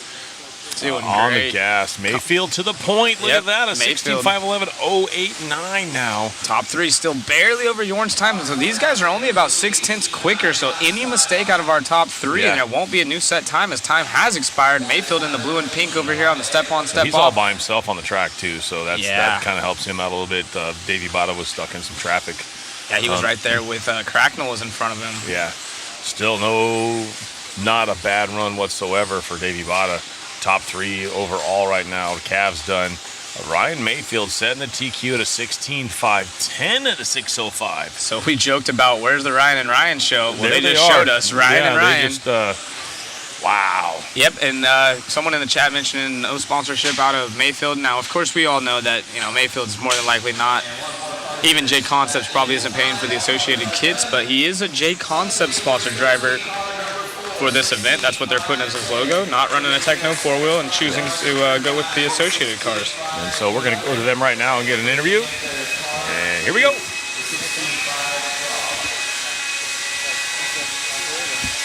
All right, top of the leaderboard right now with 1 heat to still go. It's going to be Ryan Mayfield setting it off right now with a 5.11. Car was looking good. You were looking pretty composed as always. So any thoughts? Yeah, came out of the gate a little tight, nervous, first round of qualifying, jitters. Screwed up the front section here, had to get marshaled. Probably left 3 seconds out on the track, but once I got in my rhythm and the car felt good, I made a couple small adjustments for that run. Took a minute to get accustomed to those, but then after that, I thought I was flowing pretty good. Car felt pretty good. So this track's just so difficult. It's knife edge out there. You need comfort, but you need speed, and finding that balance is very difficult. So it was closer that time. Awesome, yeah, and I know you and Spencer are always talking back and forth after each of your runs, and you guys put your heads together, and obviously you guys can get it sorted out and make it as comfortable for you as possible going around the track, right? Yeah, it's very difficult to do that. He drives a little different, I drive a little different, but we kind of can still work together and bounce ideas off of each other, which is what we've been doing. And with the help of the associate team, they've been very nice to kind of take me under their wing this weekend and working with those guys. So I got to go Marshall, but thanks, guys. Thanks, Ryan. Always good talking to you, man. Yes. Thanks. Sorry, guys. Something interesting. It's funny hearing Mayfield say, "Yeah, I was nervous in qualifying." He's one of the best to ever do it, and someone also mentioned, I thought Techno had a deal with Associated where they have their sponsored drivers, so it kind of worked out that way because Techno, at least when I remember whenever Jared had his Techno deal, he did actually have an Associated contract, so he was contracted to run their stickers, smaller of course, right? But he also was on a contingency plan, so not sure. I don't have the official details of what J Concepts is doing. I'm assuming they're absorbing the cost of any contingency for Mayfield, but yeah, he's not an Associated driver. No, he's not on the team, but they are helping. I mean, come on. Yeah, exactly. You got one of the top drivers in the world. He's running your car. If he starts top 5, they're going to do everything they can to make sure he has what he needs, period. They want their car to win. That cool new overlay that we have, compliments of RCGT and RC. That is dialed. With the Yes. garage. Have all That the is cars super there. cool. So Andre over there at RC Garage and RCGT is just Killing it. absolutely killing it behind the scenes for you guys. Bringing the brands, bringing the flags. We've been taking pictures of the drivers and their paint schemes, so it's easier for everyone to follow. We have a ton of new people that aren't really dedicated racers. It's funny because half this chat's people from way, way back that I didn't even know still watched RC, and then we have a lot of people asking quote-unquote newbie questions, which please keep those coming. We do not mind them. Yeah, absolutely. As we let these guys get a few laps in and see who's going quick. They got to beat Mayfield. Wow. Out of the chute, Dakota Phend with a 19.1. So right now, Mayfield a TQ at a 16.510. I don't think we're going to see a 17 this run. I don't think it's there. People asking about Mayfield's radio. Yeah, he's running that Fly Sky. It's the pro version. They do have one that's under 300. I believe that one was like an MSRP around 550, but it's 360 or 380 if you actually really are buying it. Yep. That is their high-end model. Yep, it's the pro version. Yep. So you go check it out. It's all metal, and it actually it swings from left to right on the steering wheel. So you can. So if you're funny-handed, you can turn it around. Funny-handed. Oh yeah, 4-wheel drive, Fast Guy out front early in this one, and top 4 on a new fast time. I'm gonna be Cole Tollard with an 18.9. I'm gonna be watching the Losi cars in this one, to be honest with you. Lots of fast. Schimmel, Tater, and Cole. Will Ongaro double up? If he does, he'll definitely be the only one retaining 2-wheel, 4-wheel, and 8-scale World Championship. That one's going to be hard to beat. Ooh. If he can, that would be the 33rd World Championship. 506 right now. That's Tater, though, sneaking up there with an 18.9. His hot last time by.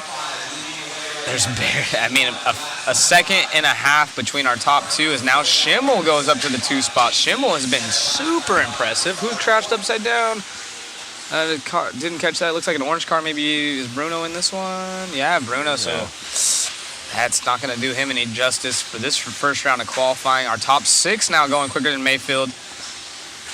Schimmel, as we pick him up on screen. Oh, no. Is that Schimmel? Yeah, Schimmel on screen right now. So that's the TLR car. Hopefully he can gather himself. He got a little bit wish-washy there. So you're top 6 right now, better than Ryan's time. Actually, top 7 now, Rivkin getting through. Brock right there. Ryan Mayfield still holding on to an 8 right now. So, Ongaro, though. Is he going to do what he did in 4-wheel? Right, and 3 and done. Marcus now sneaking up. That top 7 going quicker than Mayfield. Yes. So Rivkin needs to put together. The 15-year-old Marcus, let's not count him out. He was in the A final of 4-wheel drive. Sneaking up there as well as our top guys are on. Tater right there. 3-10, not even 3/10 behind him. Yeah. Wow. So Ongaro. Tater to the point? Yeah, Tater is that purple and pink by car. 6/100ths. Ongaro on screen right now. Let's get a ride along with Tater down the back straight. What do you think? Oh my goodness, they're virtually tied on the clock, Ongaro and Schimmel. So Schimmel taking it over from Sontag that last time by the top 3. Actually, what is this? All the way down to 6, They're all within a second. Wow. Oh. Throw a blanket over it, as Jimmy Right. Babcock would say. This is Ongaro heating up. Rivkin now up to the number 2 spot.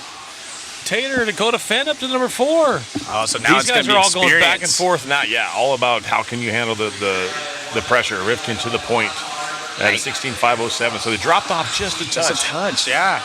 Rivkin. Tater, Marcus. The purple car, as you see, Let's over see, the triple we go. That's our race leader. Yep, got a little, who's that right behind him? Oh, I think that was Marcus, if I'm not mistaken. That's our now 6th place driver. Aiden Horn, our top seed, was sitting back there in 7th, but Tater now to the point, so it's 2 TLRs over at Associated. Dakota Phend. So if you're on the track right now, there's nobody out of this one. Look at Tater's car. It is dialed. Yeah, if you're on the track, no one's out of it. Absolutely, Wayne. 45 seconds left, guys. Drop in the chat. Who do you got? A second apart, your top 5. Oh, I'm shaking up here. Rivkin at a 507, 425. Phend at a 507. Tater at a 507, a 507 for Ongaro, a 509 for Cole, the farthest one out of your top 5. But these guys are all within. You got a 0.4, 0.6, 0.7, 0.8, all on 507, 16 lap runs. And so now Dakota Phend to the point. Tater running second. David Ongaro running third. Rivkin to the fourth. Literally less intense. And it's Dakota Phend leading the way. Ongaro, Rivkin. So Tater and unfortunately Schimmel having a mistake, falling all the way to 9th. And someone's upside down on the front. Now it's Phend to the point. Oh no, double upside down. Now it's Spencer to the front. So look at this, 1/10. Oh, wow. Oh my Associated goodness. low seed battle, the Coming classic up on battle. time right now. Let's see who gets by to go really fast. Oh my goodness. It's about split here in the chat from Finn and Spencer. Who's going to get it? Time has expired. What do you have, Wayne? I like Spencer, but this is too close. Oh, it's a nail biter. It is. It's great racing. Oh, They're Finn up 4/10. there. Yep, Phend is done. Let's see what Rivkin has for his rocket lap here. He's the last one, top 3 on the clock still. Here he comes. He's coming over to that triple. Oh, a little loose there. He's going to pin it right here. Let's see what he does. No, he won't do it by 3/10. Wow. Dakota Phend going to hold on to TQ this time. But look at that, Ryan Mayfield still. The Ryan and Ryan show, 5 and 6 overall. You can hear the crowd. Great run for Dakota Phend. Man, I'm shaking. That was sick. I thought the TLR was going to be something to watch. We're going to join Tater's Richard fourth. Lake right here. Aiden Horn up to the number 5 spot. All right, round 1 qualifying officially in the books, 2023 IFMAR World Championships. Somebody who doesn't need any introduction. Dakota Phend, put it up on top for round 1. Feeling good? Yeah, great way to start. A little bit better than what we did in full drive, so I'll take it. Made a couple small changes that round. I think car was maybe a little bit worse there in the beginning, so kind of talked to the team and figured that out. But kind of held on to the first 2 minutes, and the last 3 minutes the car got a lot better. I think just kind of heating the tires. I think everyone just kind of gets faster at the end, so was able to manage and hold on to it then, and then kind of push there the last couple minutes. Yeah, I was gonna say when they called you going out, I saw you kind of doing a little stutter, and I was like, that's kind of odd. So, but then obviously, like you said, around the 2 minute mark, maybe the tires got a little heat in it, a little more comfortable with the changes, but you definitely want to make it as comfortable out of the gate as possible, right? Yeah, for sure. I think a lot of the track is just kind of getting that rolling speed going and not sliding out at all. So we'll keep chipping away, working on it, but we're at least in the ballpark, and so keep trying to do those solid runs and not make the mistake. Very cool, very cool. Well, congrats on round 1. So we'll see you soon, man. All right, we're on our break, and we're going to let the Chatterbox crew going over there, and we'll chat with you later. Thanks, guys. Hey, you guys see this special guest right here? We got Joe Pillars in the house, making his way out here. We've missed you in the 4-wheel drive portion, but you showed up at the right time, huh? Yeah. I wanted to make sure I came out here at least see something this week. Work's been really busy, so got a few days off and check it out. Well, it's always good to see you, Joe. What do you think so far? We just watched the TLR guys. They've been a little bit mysterious with their cars. They got bodies on all weekend and Dakota doing his thing, but you can't count out Tater, Brendan Schimmel, a lot of these young guys going fast. Yeah, it's going to be good. I think one person we can keep an eye on too is Ryan Mayfield. He had a 2-second crash in his run, and he finished on a 5:10. So you take that out there, he's on a close to a 08. That's right there at TQ as well. So rarely do you see someone have a crash and still finish in the top 5 for the round. So I was going to say, you actually bring up a great point. I didn't even see the crash. I know that he talked about being nervous, and we were making a joke. It's Mayfield, like, oh, Right. getting nervous. But a lot of these guys are asking questions, not really understanding Mayfield, not having a chassis sponsor. We all know he's getting support, but it's not the same as those guys. But it's Ryan Mayfield. You're really close friends with him. Kind of explain that whole process and program in a quick summary. Yeah, I mean, I don't think there's a better guy out there that can figure out a car. He's driven a lot of different cars lately, and obviously I think he got to choose whatever car he wanted for this race. And being, kind of an AE home track, good friends with Spencer, I think that was kind of the right call. And, I mean, yeah, the TLR guys are going really fast. I mean, I think in that last seeding run to set this stage, it was, I think they were like 1, 2, 3. They were. It's crazy. So... But I don't know. I think Mayfield, watching him in warm-up and watching him in the run, to have a kind of a crash early, come back, and catch those guys and, put in a run like that. I mean, he's one of those guys, working with him for a long time, he's one of those guys, if he can get that feeling of what he wants, it's going to be game on. Yeah, it's definitely dangerous for the competition. It's funny, we got the chat going right here. So if you guys have any questions for JP while we got him, make sure you shoot them in the chat. But we were talking about the old days, the old everyone, you got right here the brush motor whisper right there. Yeah. Kind of a lot of people know who you are. You work for much more now, but you have a wealth of knowledge. How many world championships have you been to now? Do you know? So I was actually talking to Adam Drake a little bit earlier today about that. And 2003 was my first world championships, and I was 21. And since then, I've been to every single one except the one that was in South Africa. So, all of them. And, the one in 03 was kind of like my big breakout race, because I was there doing motors. That was back in the brush days. So we had our V2 motor. I was doing all the brush motors for Orion and Peak drivers, which back then we had a ton. Right. And then I raced myself. And I was actually fortunate in one of those kind of rain rounds in two-wheel drive, where I believe my points, I had like a 14 for the round, a 10 for the round, and then because of the way the rain round worked, I ended up finishing second in the last round, and then qualified 7th overall. And so you still have that car or body at your house, if I'm not mistaken, right? So the plan is right now, I've been getting into the vintage stuff a little bit here and there. So I'm actually working on building like a replica of that car that I ran. That's tight. So it's there's been some people helping me online. There's this guy Larry Doe that's here. Yep. He does a lot of vintage stuff. Yep. He's been helping me kind of like piece that stuff together. So it's been fun. It's crazy. Like I haven't really done the vintage stuff very much, and right, it's gnarly. So. Well, yeah, like I said, we've had tons of people. We had Jason Rona come in here, of course, BT, and everyone loves JP. We were just talking about how much you've helped my career. We touched up on BT, like how he's helped manage a lot of these kids with Aiden. Aiden, he's a goofball, and BT comes up over after he top seeds, and he kind of calms down in his interview and stuff. But talk about, you speak of Mayfield and stuff, like as a team manager, you obviously a world-class driver yourself. What is something like a day-to-day operation for you? So nowadays, we have a warehouse up in Oregon, like where I live. It's like right down the road.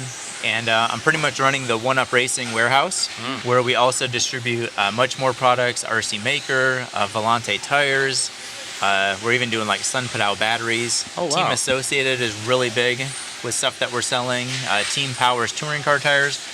Like we're really building this One Up brand as kind of a one-stop shop. Just like what a lot of these distributors have, it's just on a little bit smaller scale, but we've been growing to the point where we actually have a warehouse. Right. So my day-to-day operations are doing all the invoices, the fulfillment, shipping. I'm doing it all. So. Well, you've been a huge asset to the industry, and hopefully we get you in the box a few more times this weekend. We'll try to get more questions, and I'll write them down. But thank you for joining us, Joe. We're going to get back to the racing here, and for sure. As always, it's a pleasure. Yeah. Thanks, man. Thank you. Yeah.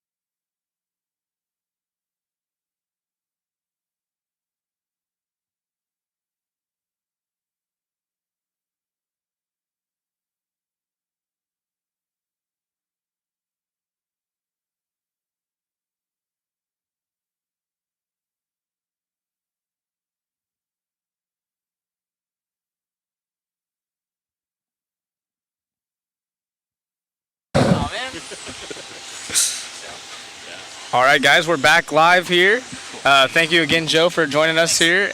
We have talking about the chat. He was like, it's funny. You see all the cool stuff, and then you also see some of the funny things. And Joe's one that he'll snip people in the butt.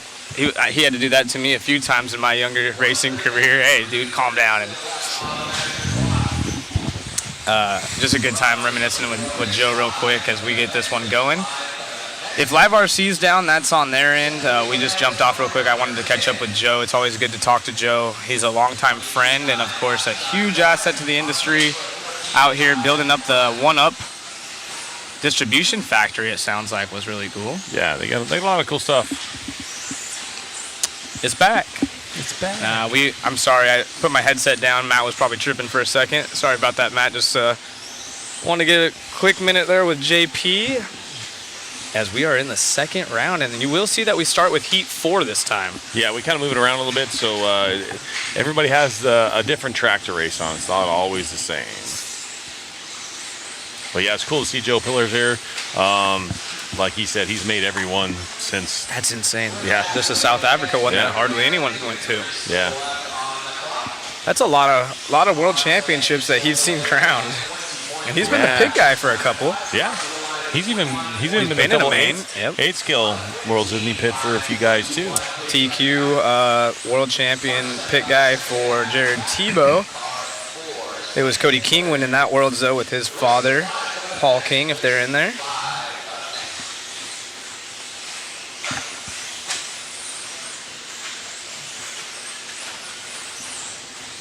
Yeah, it's cool to hear that. Some of the top dudes in the industry like that have been streaming this mod live media all weekend. You know, JP saying, "Oh, I've been at work and I'm right there on my desk. My phone's right there on my desk because I'm doing packing orders, stuff like that." So, yeah, it's super cool to hear that, and it's even cooler to hear that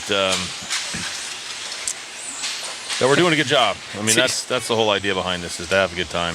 TLR has front brakes. You heard it here first. That's a funny one.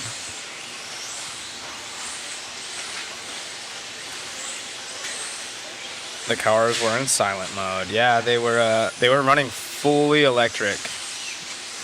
Now they're back to gas. Nitro. Who? They got sound again. Oh. Ben Jimson out front. That is the associate driver from the UK, as you see on your screen. Got the mug shot up. Wyrick running second, 14.508. You guys can swipe left or right on Ben on your screen right there. Yeah, Brian Wyrick, top American driver in this one over Ryan Prince, a local. I know we got Prince fans.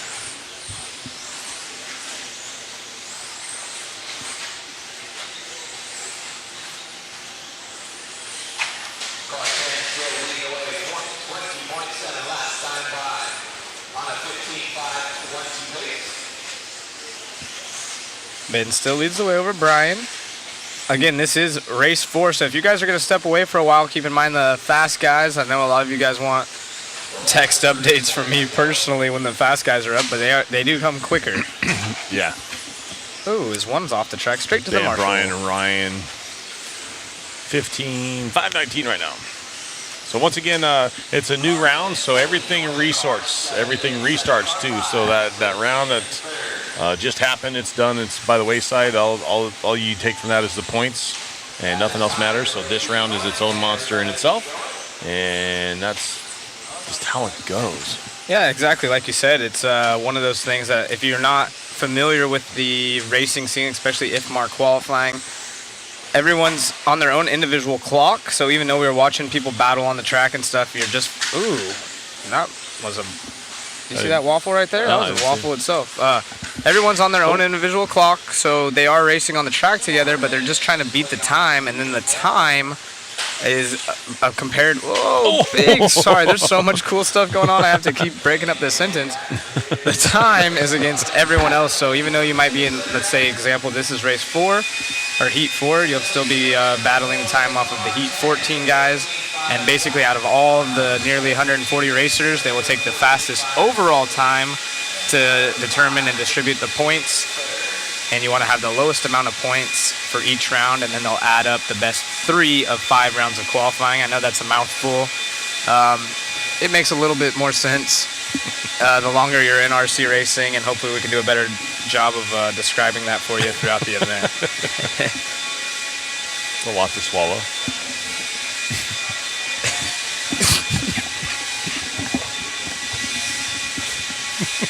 RC guys. Oh goodness, we're tired. Jeremy says that joke was so underappreciated. So I'm swiping left though. Jeremy would be fun to have up in the booth too. It's a shame. Mains are tomorrow, guys. Sorry about that. Live RC. I don't know if they're down or not. I mean, we got ours up. We're doing good. Yeah, Live RC. We are not connected with that. We just have the little top bar going.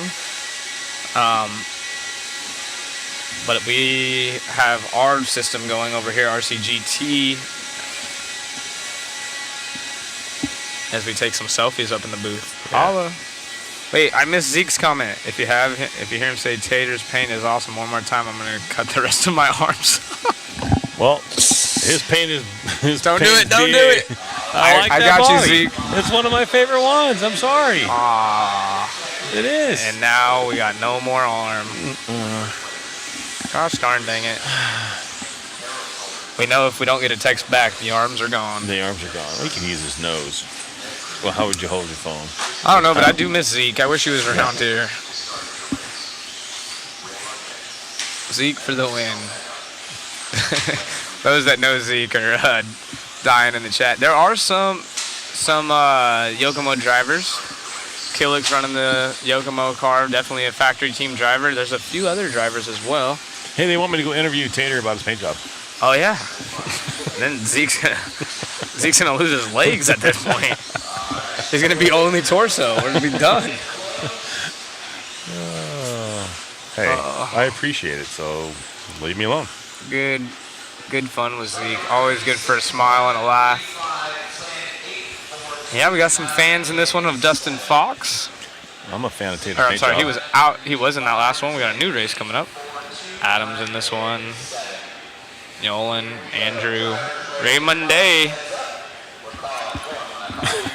Shane, I didn't do him dirty.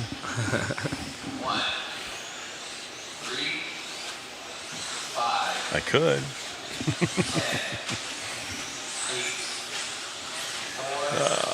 Mod Media in the chat.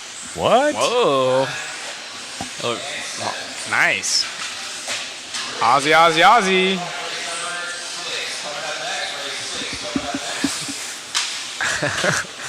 You guys are funny in the chat. I'm not going to read that one, but it's pretty funny. I'm sure Zeke's over there giggling.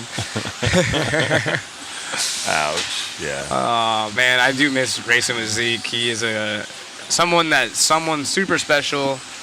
I know personally, seeing him drive is inspirational. And, absolutely. And even outside of his driving, just who he is as a human, stand-up guy. Yeah. Always wish Tebow would got an 8-scale Worlds. Well, you never know. It could happen. It could still happen even though he claims retirement. You can throw a car out there, and we see Garo doesn't need much practice on stuff. Gets a car on a Wednesday and just slams everybody that Saturday. We talked to Bruno earlier. I was joking around with him through Messenger app with the Red RC guys and gals. At dinner last night, came over to talk before the race started. We're just kind of discussing a little bit about his career and asking him, like how you like the 10 scale stuff. He's predominantly 10 scale on-road driver. Asking him what's up, your guys' cars look really good here in the off-road side, and then congratulated on his win in 8 scale. He has the Euros title. Ty flew over there. They were able to do that, and asked him, how much do you run those other cars? And he's like, 8 scale, not often at all. Yeah. Just got that car ready, practiced a little bit before the race, only practiced that up into the races these guys need. That's what he said. He'll run the Euros to qualify, and then he'll practice until the Worlds, and that's it. Maybe once or twice. That's it. Yeah, and he's still able to win. So yeah, it's ridiculous. Those guys, it's like riding a bike. They just don't forget it. Check out this instant replay. Oh, we got an instant replay. It was our leader, and just it was our leader. He's gonna want to forget this. Uh-oh. Oh, oops. And then found it. There's more to it. That was. Oh my goodness. Adam, I do believe, was our leader, and that should be it. Looks like pin it. On top of the jump, nonetheless. we got Ryan from Racecraft in here, throwing in the emojis. Pick up with number 9, Chris.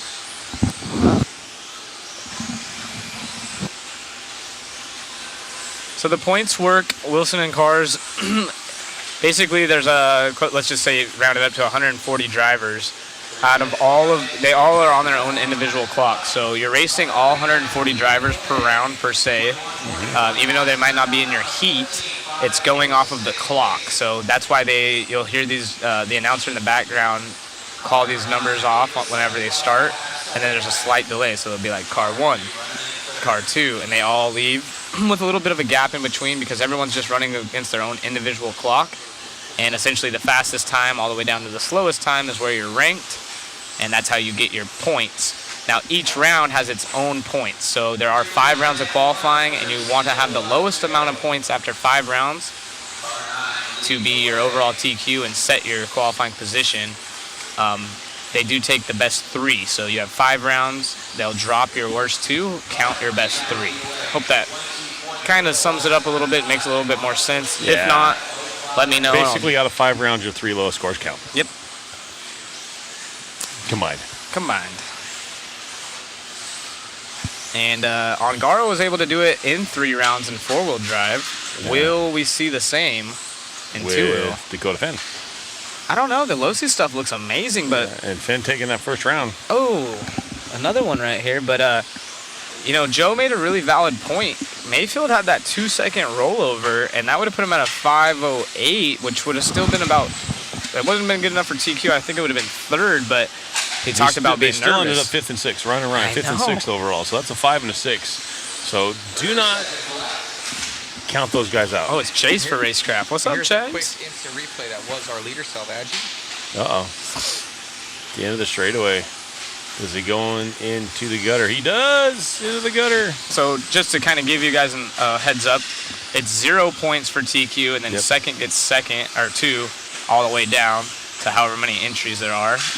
And our top 10 from that first round is going to be Dakota Phend, Spencer Rivkin, Ongaro, Tater Sontag, Mayfield, Cavalieri, Aiden Horn, Brock Champlin, Davey Bata, and Jorn Newman.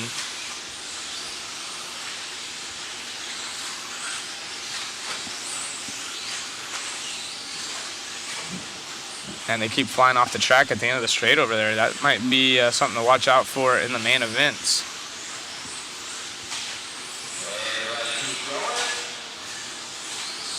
So Davide Ongaro was our 4-wheel drive portion winner.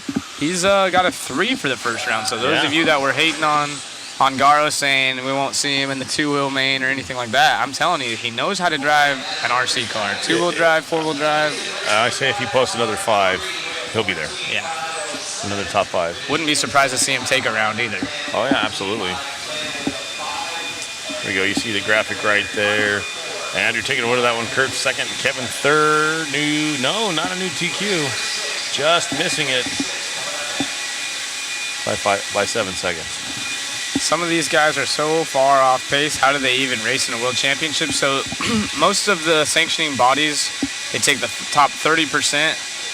And that's how you qualify in. But there are a lot of drivers that resume in, and then there's filler spots. So, for example, this is held in Arizona. You're going to see a few local guys that whenever all the sanctioning bodies have filled up their positions, whether you qualified in, whether you're a past champion, which is an automatic entry, or you qualified in, there's some leftover spots, and sometimes the locals will pick it up. You should have brought your car, Wayne. Yeah, exactly. I should have. But I mean, seriously, Jeff, if you had a chance to run, no matter your skill level, if you had a chance to run at a Worlds, I mean, why wouldn't you? Yeah. I mean, it's, It's the world. You got it. As Maddie would say, it's the world. Right. We got actually Chili there's some Duncan other words in there that we can't say. Yeah, we can't say. That's why I changed it really quickly. Yeah. That's a sweet shot of showing how beautiful it looks. Big banners that stick at one provider with all our sponsors. Oh, man. I mean, you can kind of get an understanding of how big that is, but it's huge. Huge. Huge. It's huge. huge. Yep. Raymond Day, one of the faster dudes. We got Pratt in here, so where's all of our Aussies? We got a couple Aussies in here, Josh Payne and Mitchell Pratt. Those guys both a riot. Hobbyplex being represented by Alex Sturgeon. Dominic Nunn in here for the UK. Florent also.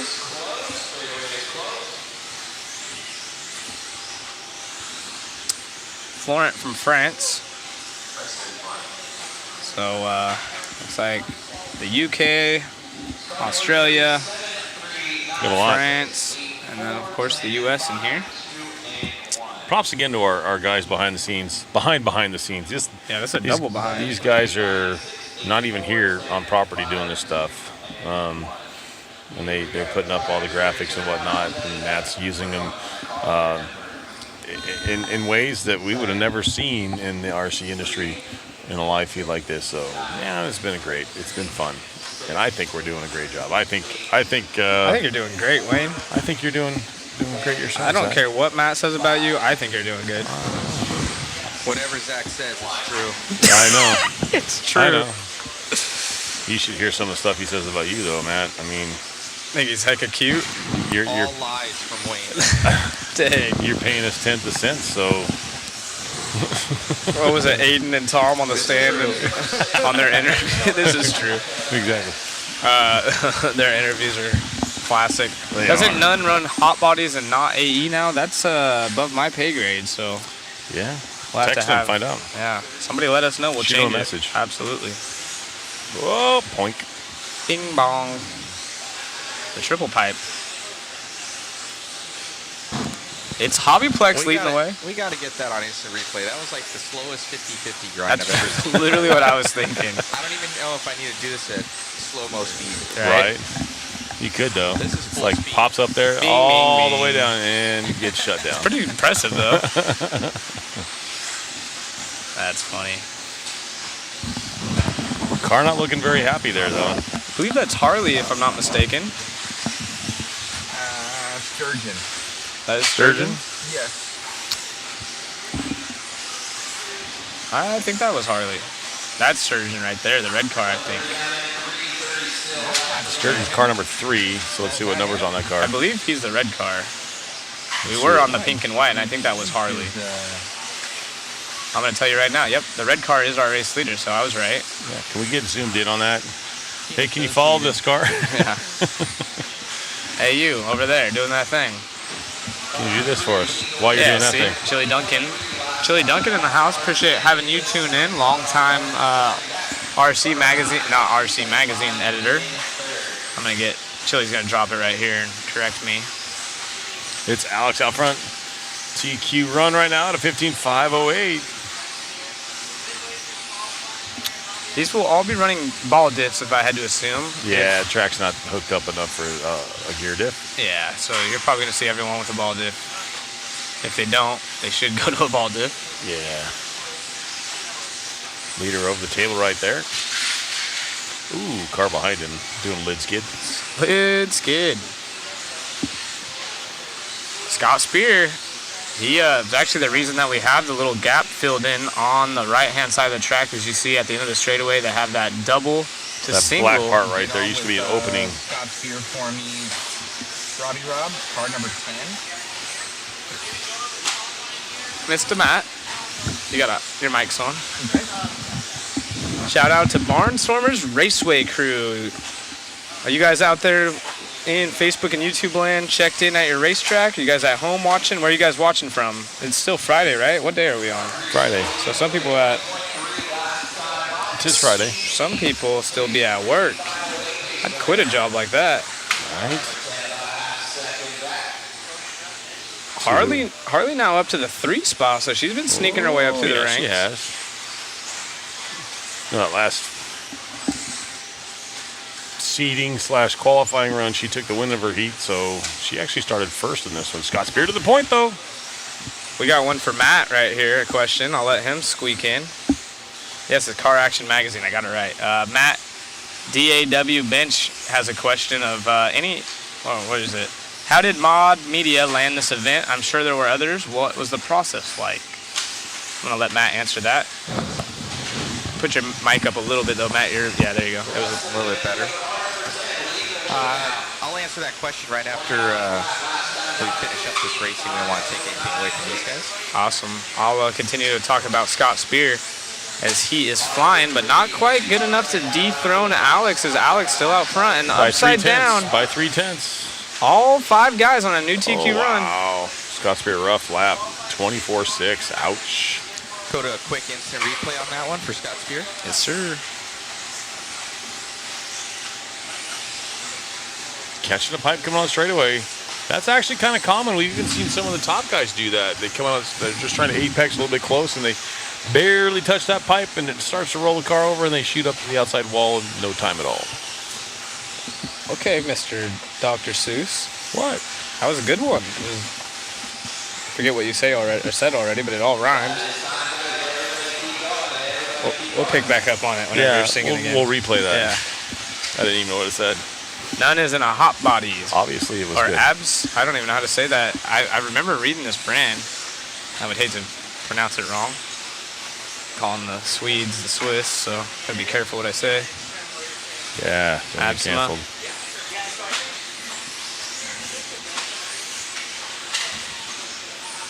Packing the car for some club racing at Rain Man's, Lewis saying. Holla. Miss you there tonight, Big Wayne.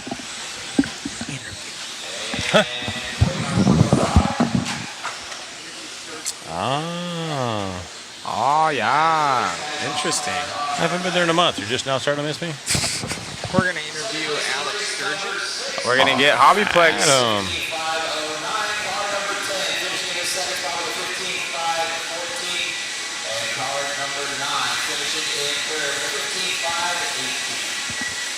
Talking to our new TQ here. Alex Sturgeon, tell us about that run.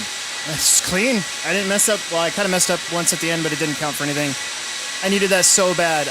Seating went so bad for me. I was chasing my car, and I was over there just like thinking I was going to, I don't know, just pack it in and not really worry about the rest of the weekend. And then made some changes there for Q1, and it was good. Made one more change. I lightened my car up a little bit for round 2, and it was much more drivable. And I just got to thank my buddy Will Britton back home for taking my calls. I'm emotional because I didn't wreck at all at the Worlds. Like, what do I do? How cool. You know? That's awesome, man. Well, looking forward to see what you got in Q3. Yeah, thank you very much. That's cool. Yeah, it is. That's way cool. Yeah, that's cool. You can tell Alex super passionate. I met him at Hobbyplex a long while back, and I believe he has a YouTube channel and a podcast, if I'm not mistaken. I'm sure the chat will let us know as well. But super cool to see. And he is the current TQ in round 2. Yeah, and go back to these guys are 3 laps off pace. Why would they even run? That's why you run this event right here. Yeah. It's a Worlds. And he's only 1 lap. That was only one lap behind. Only 1 lap so off, good but for still, Alex. It's a Worlds. If you have the opportunity, why not? See, and he's got love in the chat. Yeah. Yeah, Alex is a good dude. Runs over there in Omaha. Your time different. Oh, yeah.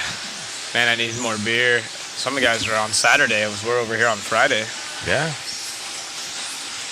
Hobbyplex. It was a good question. Maybe we'll do a little tidbit on it later. Do it now. All right, I'll re-ask it. Hey, Matt, somebody in the chat asked, how did you get this gig? Talking about Mod Live Media getting the Worlds. Zach just gave me, look at this look over here. How does the look go, Zach? Tell us, Mother Matt. Tell us. I think we'll get into that later, but we can't take away from the racing. He makes us talk, and then we ask him one question. One and he just question. cracks down. All right. Maybe we'll have Cam. You can talk, but not about that. Yeah, I don't want to. We'll have Cam do a little. The main thing is let's keep the racing on for the Worlds here. We can do that during an intermission. All right. It's a longer conversation. Sure. He wants to tell the juicy details. Juicy. Actually, he's already told us that once, and it actually is a pretty good conversation piece. It is cool. Let's go, Sandy! He had to spend $3 million to get the contract. A percent of that. Yeah. 1.5. Yeah. He negotiated down to 1.5. Mason Templeman, everyone's favorite chassis flipper, or what would you call that? Chassis slapper. Right now, he probably leads all of social media in the RC industry with the best photo ever taken. Yeah. It's good. It's gold. It's amazing. Who in the chat has not seen the photo of Mason Templeman's car with the chassis skin of Nelson from The Simpsons going, ha ha, and it's on top of a car that's broken. It's literally the most gold picture. If you haven't seen it, I suggest you go to Mod Live Media on Facebook, check it out, and make sure to share it, because it's definitely one of those ones that your friends and family that aren't into RC are going to laugh and enjoy and maybe even ask, what the heck is this? It looks so staged, but it's not. Yeah, it's gold. There's going to be 4 rounds of qualifying today.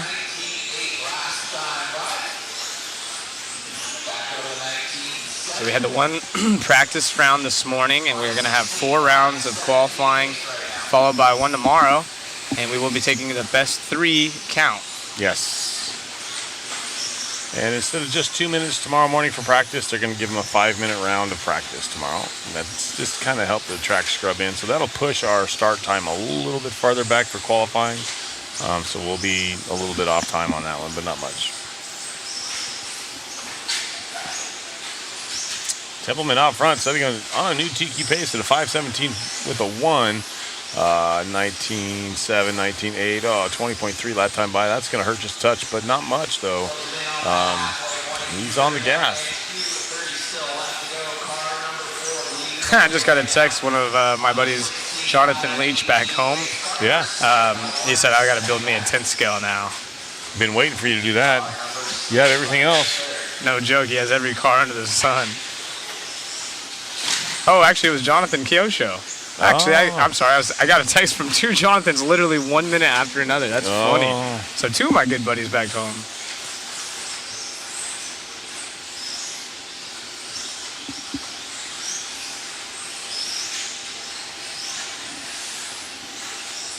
So if you guys are listening back home, I got to give a little shout out to my buddy Jonathan Shilley.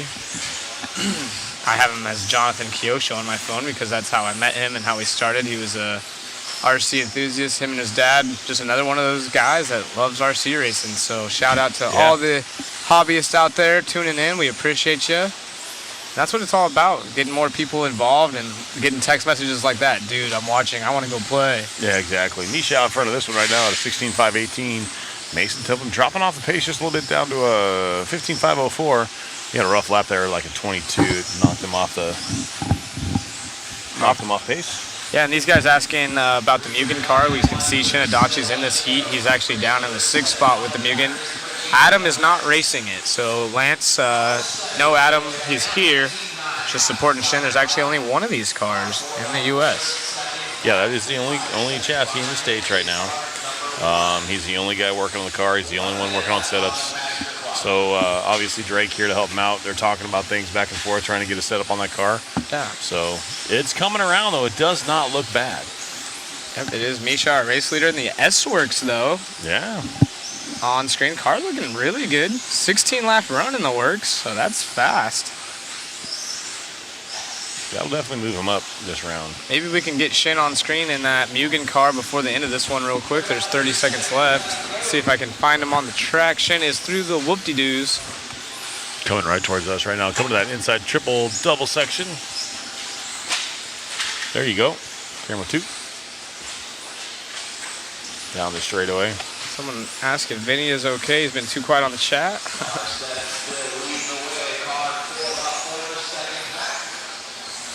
Yes, Adam was a 10-scale gas truck killer. But it is Misha leading the way in this one. The only 16-lap run in the top 2 now on new TQs over Alex. And it's also go to YouTube and go to Mod. But it should be live.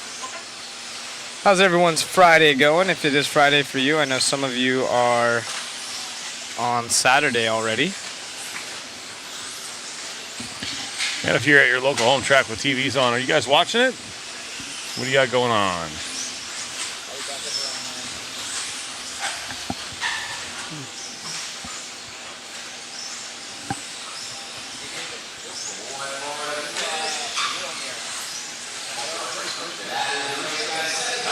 Let's race. Misha gonna set a new TQ. 16.522, and you got Mason going 15.502, and Nico going 15.509.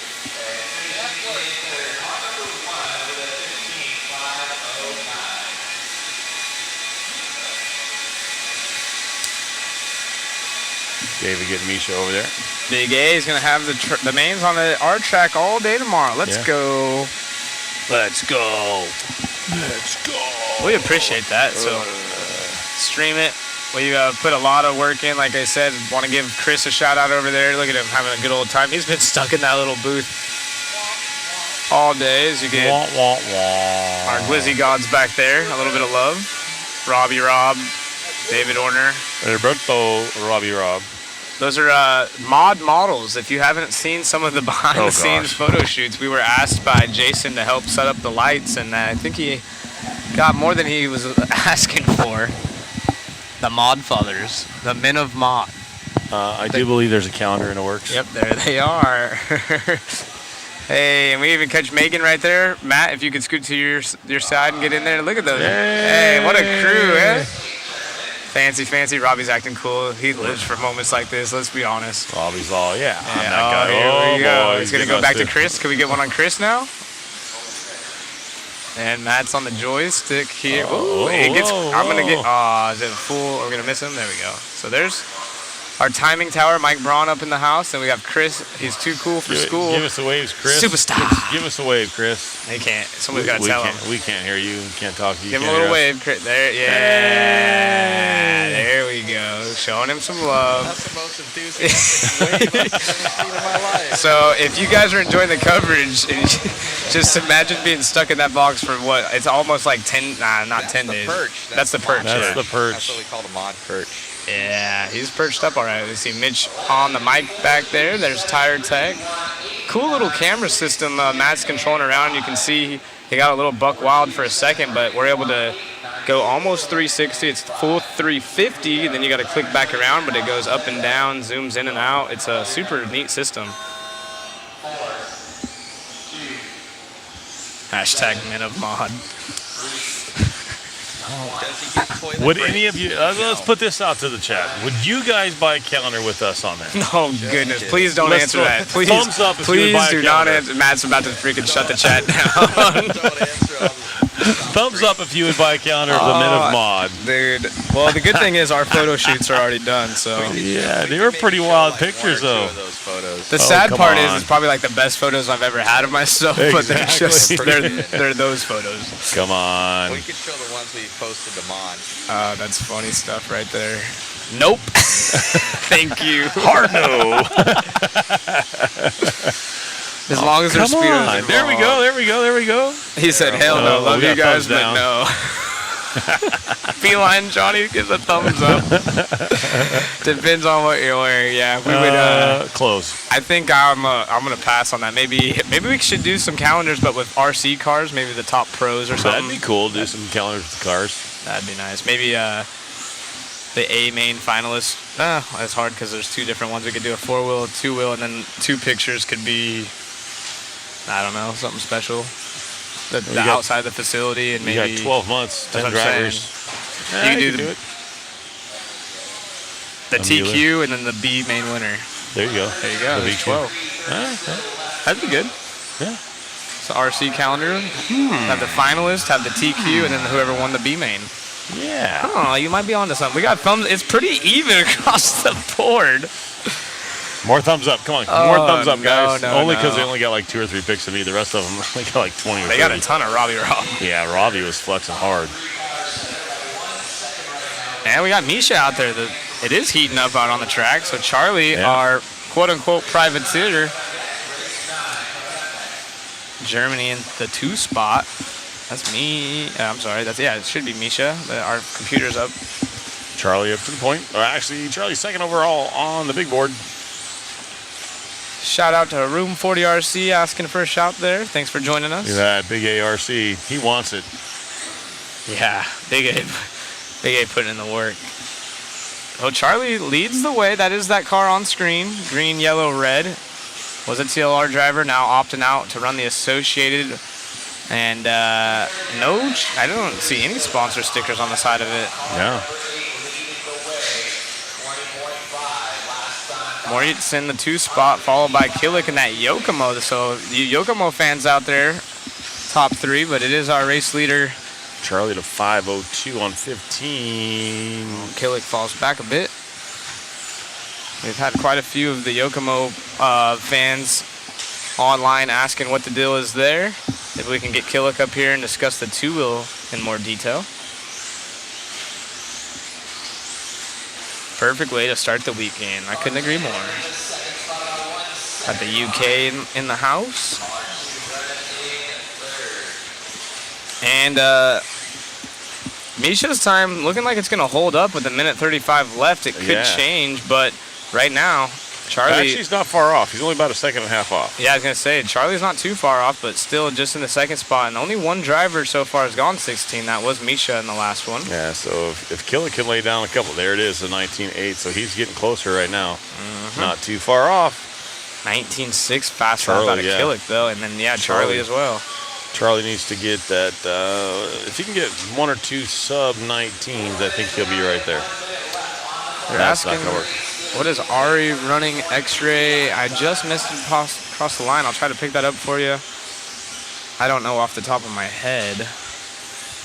Looks like an Associated, but I think it is an X-ray.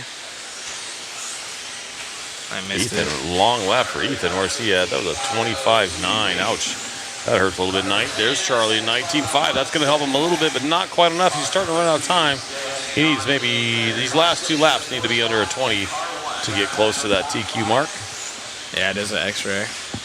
Oh, and then the chat's going to let us know. Yep. Yeah. There's another. So Charlie can potentially, if he gets a rocket lap this time by, he might even make it by he might get 2 more laps in. Yeah, he actually might. So he's on the gas right now. He's got 2 19.8s back-to-back. So he might be able to string something together here to get right there up to that top point. Yokomo on screen. So another, a 21. That's going to hurt a little bit. That's going to drop him down to 3rd overall at a 15.503. Oh, there it is. Killick up to a 15.502. Oh, Killick. So Killick gets by Charlie there for that last lap, a 19.888 for him. And barely missed it on the front side, step on, step off. He got through traffic right there. About waffle stomped the pink car. The Yokomo looks pretty good right here. Pivots on a dime. Yeah, I was going to say, it looks like the ride head's a little high in the rear, but it could just be an illusion. But it definitely pivots through the corner. Look at that. That thing rotate. A little over rotation. But Killick, not a ton of time with these cars, he said. So learning the surface, learning the atmosphere. Still a pretty solid run, but no one good enough to dethrone Misha. Misha still up front. Mason Templeman holding on to that number 2 spot overall. 16.522 to a 15.502. Killick's going to go 15.502, a 503 for Charlie. Oh, goodness. I see something on the screen over there. Matt's queuing up. Oh, no. Oh, no. This is a good photo, actually. It looks like I want to put this over like my mantle. What's that? Oh, if you look over behind our screen, Matt's working on something with a grin on his face. Oh, boy. So here's the... we got the Minimod. He's the Team X-Ray manager, Ari is. That's the... look at that on screen right here. That's some of the shots that our photographer had done, and you'll see kind of the same style that was done for the top 10 of the world. Yes. For all their kind of profile pictures. Matt's got his battle bots pose going on. Right. Yep, I like it. Watch Discovery Channel. Yep. I'm there. See that? He's actually that on would be the TV. calendar you guys would be looking. What's wrong with those pics? You guys want those? Thumbs up for a calendar. Hide your wives. Damn. These guys, the chat. Yeah. Oh, that's funny. There's a good picture of Charlie right there. Mike Hunt, from what I've seen, Aiden Horn already practicing his calendar move. Oh, he wins. He wins for sure. He nailed it. He understood the assignment. Yeah, it looks pretty good, honestly. I want him to make a cardboard cutout of that old boy. You can tell he's in love with his car. Oh, that's funny. Good times. Oh, goodness. There's a good shot of all of our drivers in this one as we click through. Christopher Sturdy is going to start us off. He's in the Reedy hat on the far right-hand side. Well, not far right, second to the far right. That's Kyle Turner, the tall X-ray driver, on the far left. So we'll go from left to right. These guys just getting checked in right now. We got Dougie in this one. Yep. Dougie, let's see, where's Dougie? Right there with that associated hat on the very far our right. Yeah, far right. Backwards hat's going to be Matty G, little Matty G up in the house. Yeah. All the way from Mexico. Ben Smith in there. I believe he has the white And you look on the left, you got Clayton, the Roar official up there, and then looked like we had Clayton up there. Clayton and Randy Castro. Even my wife said, nope. Smart. Right.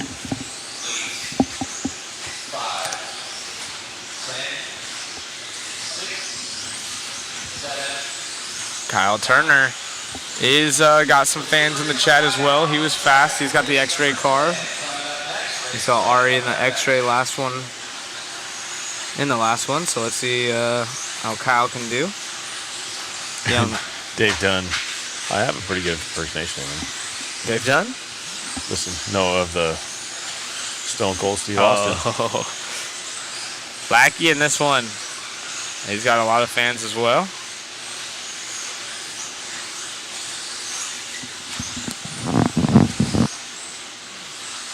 Austin Blair, NorCal area. Kyle Turner and Austin from the same area. And it's the top two going quicker than Misha so far. 16-lap runs. Ben Smith. I'm noticing a trend. And correct me if I'm wrong, but this trend, it's almost been every race. Your guy that opens up with that rocket lap, second lap is dropping down 10. I know. And it's a serious trend right now. I don't know if these guys are just not, they get jitters. They open up with that first lap, and all right, that was a good one, and they try to settle in and blow out or what. But, man, Dougie opened up with a great first lap, and then just, boom, from first to the last. John P. saying, if the rumors are true, we'd love to see you guys down under in 2025. We're trying. Well, if you guys do get it, make a big stink. If you'd like to have us, Matt, I'm down. I want to go back, absolutely. Yeah. I'd love to go out there. That's one of my bucket list countries to go see. Yeah, so we would appreciate if you guys actually do like it and want us there. Make some requests, because I had a blast last time I was in Australia. And anytime you can go spend some time with Josh Payne and Mitch and everyone else over there, it's a good time. I want to go back for sure. Yeah, that'd be cool. That'd be cool just to go. I've never been there. Who's all from Australia in the chat? I know it's quite late, or maybe early rather. Richard didn't make the team photo. There's plenty of other photos. That was just one that they mended together. Yeah. Well, the three of us together was one. That was one, and then Matt wanted to add in. Mother Matt wanted to. Got a couple fast drivers right now. Part of the action there. Ryan, Ben, Blake Champlin, Matthew Gonzalez, your top four, all putting in the top 10 right now. Good laps. They're all running 19-second lap times. 3 down, 2 to go on this one, guys. Coming up on 3 down, 2 to go. Only Ryan and Blake now in the top 3. So Misha's time looking pretty good from that run. Holding on to that one. Gonzalez trying to get his car sorted out. Expecting a little bit more out of Gonzalez, to be honest, in four-wheel, but I know that he was battling some power issues. He had too much power. And looks like he was trying to dial his car back again here in the two-wheel drive portion. So see how it fares out as now he's to the point as we follow him around the track. That is the green and black over the single roller, triple onto the straightaway. And I'm doing an electric drop.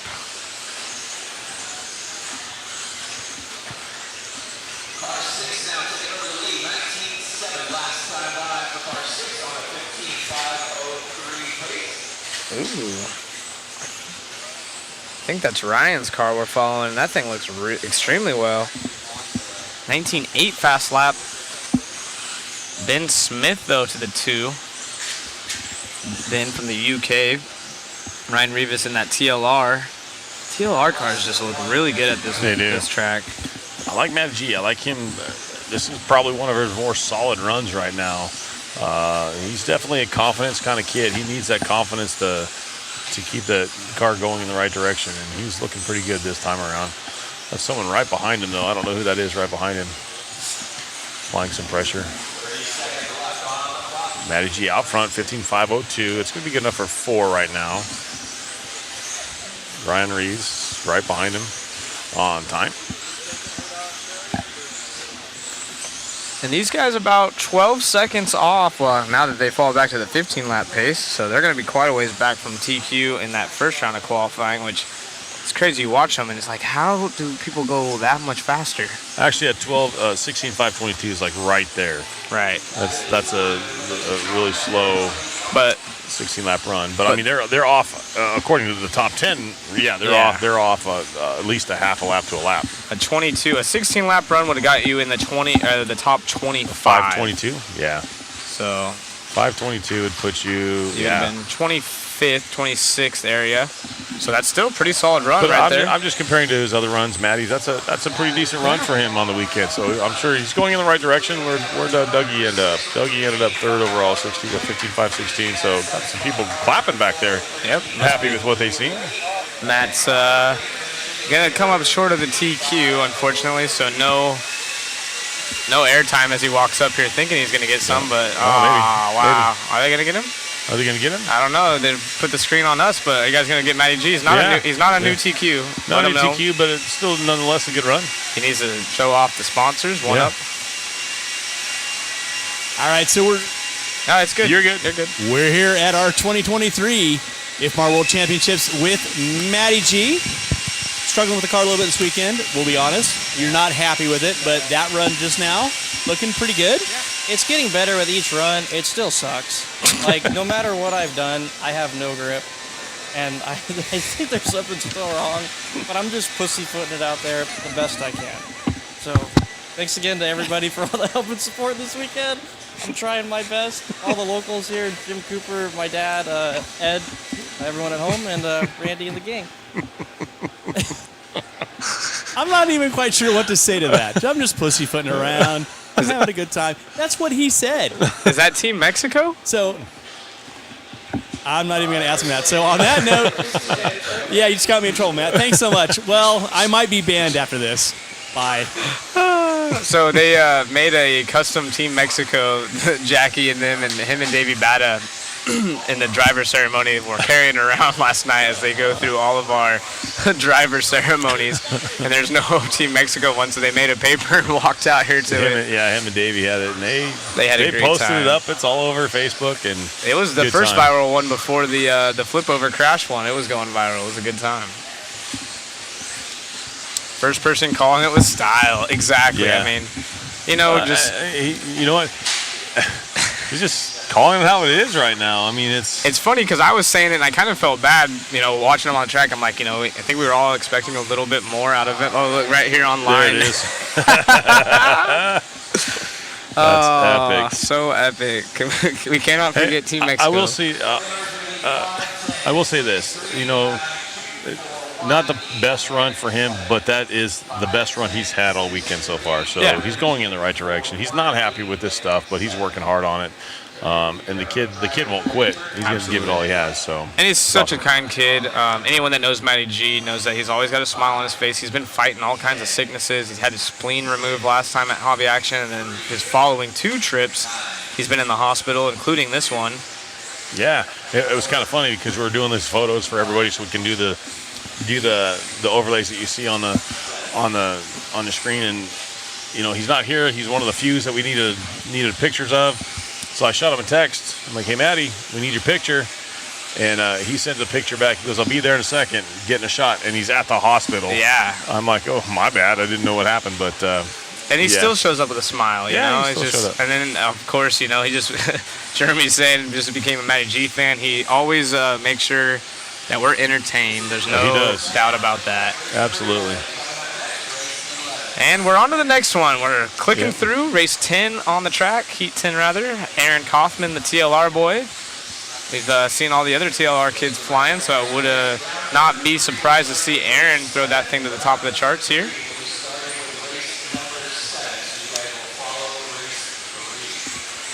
Yeah, be sure to check out the Mod Media Waffle. $20 per ticket. Get on the mod site. We've just been adding more and more things for you guys, and it will be first come, first serve. We'll have to get that list together tonight and write it all down so we have an idea of what we got, because I don't have any idea. I know we got the shirt and a cool motor and some bodies. Other than that, I know the list has gotten a lot longer since then. Yeah, I don't want to start listing it off because I know I'll forget someone as well. Yeah, but exactly. We definitely have some cool stuff, and it sounds like they're going to continue to add stuff potentially. Yeah. I'm going to try to work on maybe getting a kit from Associated because people keep bugging me. There's just a lot of guys that want to help out, so it's super cool. The sombrero Jackie drew is top notch. It wasn't bad, huh? Yeah. It's like when you show up to a restaurant and you have the little thing for the kids to color. Yeah, right. Here you go. Coloring book and a little 4-pack of coloring crowns. Here's your menu, your kids' menu with the... I wonder if Matt could get in between the lines on these. I think he could. I think he could do it. I watch him tinker around with everything. We'll make him do it left-handed only. Right. As Tater's painter offered a Tater paint job for the waffle. Man, that's a tongue twister right there. I can't say how much I like that body. Someone will get upset, but that is a badass Who body. paints Tater's bodies? Is it Eric? I think it's... or is it Bradley at Family? Or? It's either... I believe it... Sorry, Chat. guys, if I get it wrong. Chat, tell us. Yes, but you're gonna get canceled right now, dude. Don't even say It's either Bradley or Easy Customs. I'm not sure. right. I think it's Bradley. Those are good guesses. I think it's Bradley. I could see it being Bradley. But it is Kaufman out front of this race, but we're following around Martin Bayer. Ooh, as he bounces off the triple pipe right there. Bradley does. Okay, yeah, Bradley. I thought so. I would explain That why dude's a magician. He really is when it comes to paint. Oh, I mean, so many good painters. It's unbelievable. We have Eric donating a $100 gift certificate for a paint job. That will be in the waffle as well. So go to modspeedshop.com if you guys want to join that waffle. There's a picture of, I think it's just of the shirt that I had signed by the top 3, but if you look in the description, it's for everything. Again, sounds like Matt's right here. The shirt and the motor up there. We haven't added the bodies, but the bodies pictures are in there. Will you drop a link again for us? I will drop a link. Thank you, Matt, as we follow. And link is posted. X-Ray driver. Yeah, for the Czech Republic as he goes for a tumble. Yeah, and Dakota is also Bradley Fine Line. I believe Evans is Bradley Fine Line. Yeah, that guy's a stud. Yeah, he kills it. There's a lot of solid painters out in the industry, including yourself, Wayne. Yeah, not that good. You got to work full time though. Yeah, I got a full-time job. How do companies add to the waffle, or is it not? No, I mean, honestly, so here's kind of how it happened, guys. I was joking around, and I said, we should get this shirt that I was wearing during the 4 mains signed, because everyone wanted a waffle. I was like, well, which is kind of like a raffle, but not for legal purposes. So just keep that in mind. If you don't know what it is, Google it. Just joking, like, hey, let's get this signed by the world champ, and maybe we can do something special for our viewers. Yeah, it kind of went by the wayside. It literally went, and then all of a sudden we were like, hey, let's go do it. We got the top 3, and so we added that on the site, and then Hobby Wing sent a message saying, hey, would you guys be interested in a signed Ongaro 6-turn motor? Yep. And I mean, we're obviously not going to say no to that. Right, you got Kaufman's body up there. That's like sick. a red, yellow, and purple. And then it's just snowballed. Jason Rona came up, gave us some Mayfield bodies that are signed, a prototype, and then one with his paint scheme. Now we've had multiple people. RLs came in for, I think we've had $300 or $400 gift certificates from paint, from parts, from stands to cables, electronics for power supplies. So there's going to be some sweet prizes. You're going to get yours signed by the top 10 finalists, right? And the 2-wheel drive. Yeah. Kaufman taking a win on that one at 16.514. That will set a TQ. So message us if you know anyone, or if you want to add anything to the waffle. We will definitely make that happen. We'll get a list together for you, and we're going to go talk to Kaufman as he sets the new time over Martin Bayer.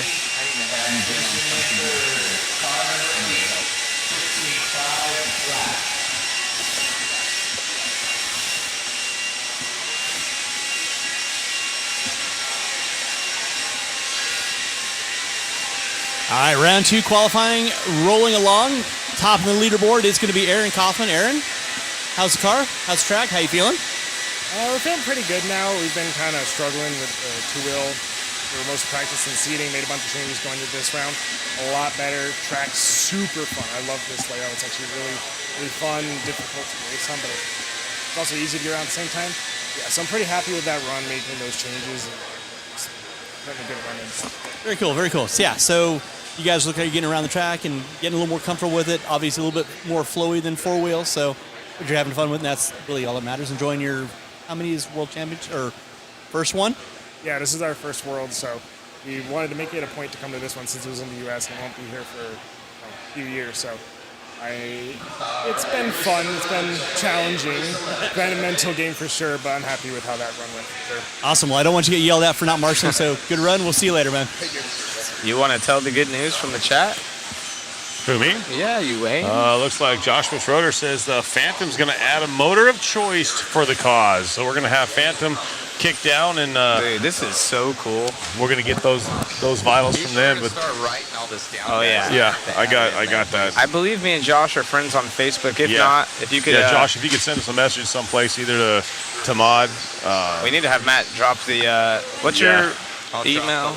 Or just if you can send me a message on Facebook if you're friends with me. Instagram, it's ZRogers7 at ZRogers7. I've been checking that. Or if you have Matt, or just hit us up on Facebook. Yeah, hit us up on Facebook. Yeah, absolutely. But we definitely appreciate that. That's super cool. Josh Schroeder and the Phantom team doing their thing as well, adding. And keep in mind, guys, this waffle is all for BK. So it's going for Brian Kinwald, supporting Crohn's disease. Crohn's and Colitis Foundation, I believe is what it is. And not a penny is going towards us or any of this. All of it's going to that foundation. Yeah, so thank you guys. You got Alan Horn in this one? What are you guys doing? I missed it. There's an RC race going on, Kevin King. This is, I think this is a Worlds? I think so. It's not a very big race. Yeah, a little something on the side here. Right. Just bought 4 waffle tickets and 1 pancake ticket. Wow. Oh, I might have added that part in. Yeah. Okay. That's awesome. Heat 11 as we're starting to get closer and closer to the top 30. That A seed, yeah. Boat out front of this one. I think he had a top spot for a couple of heats last time by. Time. Oh man, really cool seeing everyone involved and participating in the waffle and just being part of this. Hopefully we can raise quite a bit of money to add to the BK race. I know they donate all the proceeds from the entries to that as well. Heckert out front. We're following around Boda right there. Is that Boda? Who's crossing the line right now? And ding. I think that's Boda. That was Boda. Yep, that was Boda. Oh, yeah.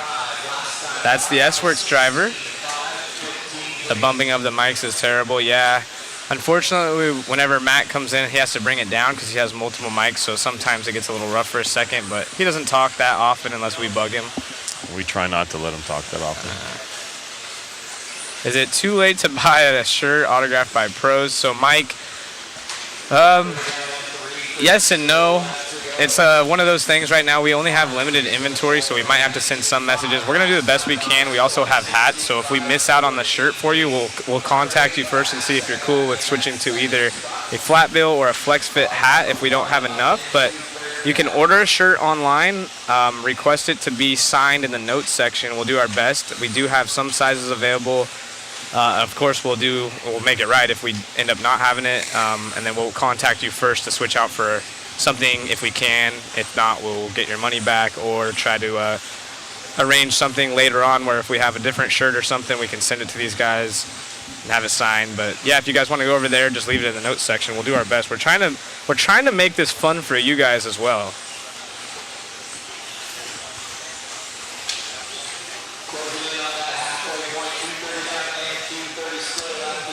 Boda on a run right now, 16 to 5:14. That's a pretty decent run. Fast lap for him, a 19.1, so he's definitely got some pace.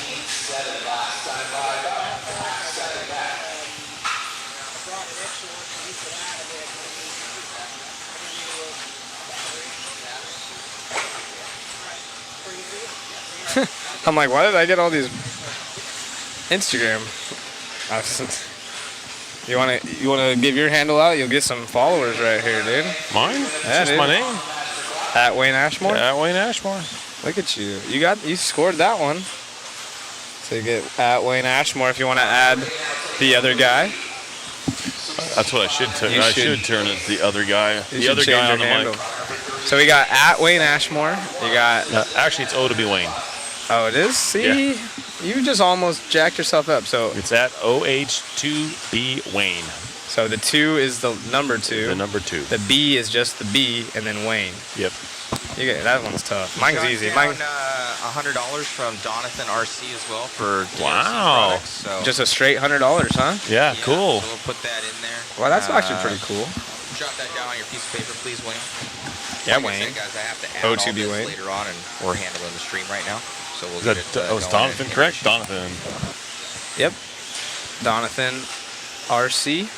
Appreciate that. Another one going to the cause. How cool is that?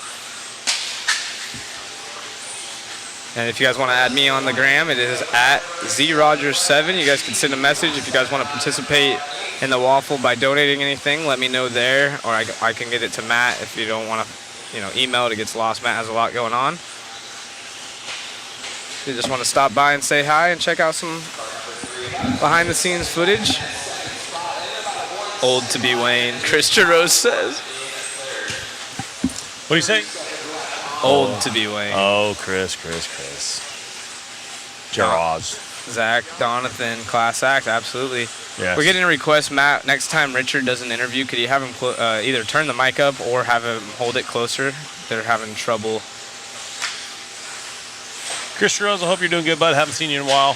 See you post every now and then up on the socials, but DRC wants to add the waffle. I'm not sure if that was Donathan, but we can't scroll up, unfortunately. So if we miss you, just bug us. Like I said, add. I'm Zachary Rogers, or you can on Facebook, ZRogers7 on Instagram, or you can just enter Mod or go to Mod's Facebook page, go to their website, Mod Speed Shop, and send an email. We'll try to get everything linked up. Zach Rogers. The D. No D. That's funny. You can add Chris Rose on Feet Finder.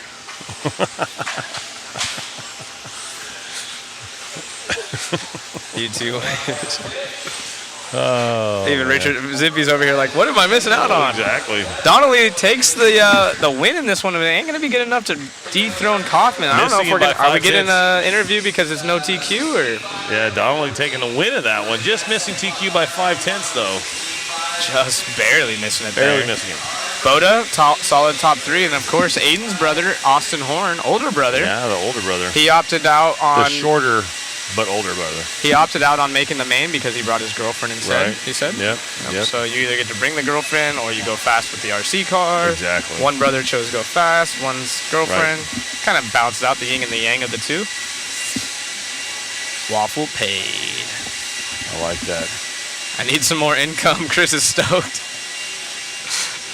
Oh, it's always good to have Jerose. I'd like to see Jerose behind the wheel. What the heck again. is this? Whoa, even more stuff. Oh, boy. Hold on one second. Yes, well, that's ProTech. ProTech kicking down a whole bunch You of want to stuff. get in here and talk about what you just donated real quick? What do you got? Here, I'll give you my mic. Hey. Really quick. We just got some more stuff to showcase. Wayne's going to hold it up in front of the camera for us. Awesome. So this is Troy with ProTech and is it ProTech and A-Main, or are you just with ProTech side? I know it's the same company. But Yeah, I'm with A-Main Hobbies. Obviously, our proprietary brands are ProTech RC and EcoPower. Yep. So I represent all of it. Yeah. Perfect. And you guys are a sponsor as well. So appreciate that. And you guys are doing the donation right here. Wayne, if you want to show what ProTech just brought by for the waffle, you guys are on it. You can do it right here in front of the... Yep. Yeah. So we brought one of our ProTech backpacks. I use it for everything. I go on a bike ride, I'll use it. But was originally designed to be like a crawler bag, and but it's huge. I have one on display. You guys can see right. Oh. Yep. There you go. Super cool bag. It's lightweight too, Yeah. so very nice. Yep. That's awesome right there. Yep, toolkit. I think I can't see anything without my readers, but it's metric. Metric. Yep. And 6400 shorty. So awesome. And what drivers do you guys have representing ProTech here? So we have Spencer Rivkin, Ryan Mayfield, Ty Tessman, Tyler Hooks, Joe Bornhorst, Spencer Heckert. Top guys. Yeah, a lot of top guys, and it's great because the TLR guys are even running our ProTech batteries. There you go. So we're excited for Dakota and Tater, and Brennan's doing great. he So yeah, we're here. We love supporting racing. You know, obviously Kendall Bennett is is the founder and originator of A-Main Hobbies, and he's a racer for racers. So Absolutely. I love racing. I came from the NBA, completely out of RC. Oh, wow. I wasn't in RC until about a year and a half ago, but I grew up around full-scale off-road racing. Nice. So my dad and my brother raced in short course, and I've been around desert in Las Vegas a lot. I love off-road racing. I love RC cars, so it's been a great job, Well, a great gig. We appreciate it. Thank you Of so course. much for joining Thank us. You. And You guys are doing amazing. Thank you everybody for watching. This has been an amazing event. My first Worlds. Super heck yeah. cool. Oh, Super you cool. can tell you're excited about Oh, it. I yeah. can feed off the energy right Yeah. here. Thanks for joining us. You for a guys are second. doing awesome. Great. Thank you. Appreciate it.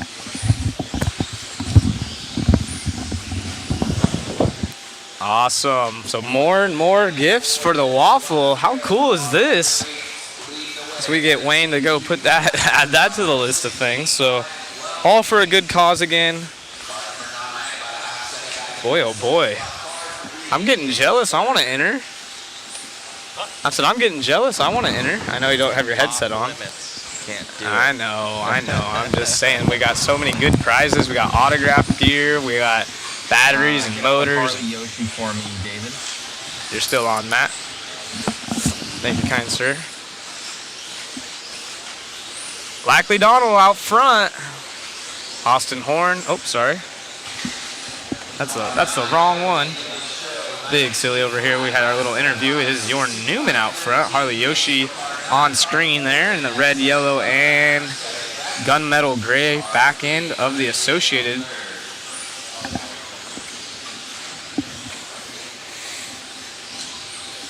The German driver leads the way. And these guys, the only driver on a new TQ run, it is a 16.512. So remember from the round one, solid. I was about to say a 512 would have got you in the top 10. So Jorn, Yeah, that's solid. Yeah, picking up the pace for himself, and I think he rolled over right there. Dang, he's gonna fall way back. Let's put Kano to the top spot, and that's good enough for 4 right now.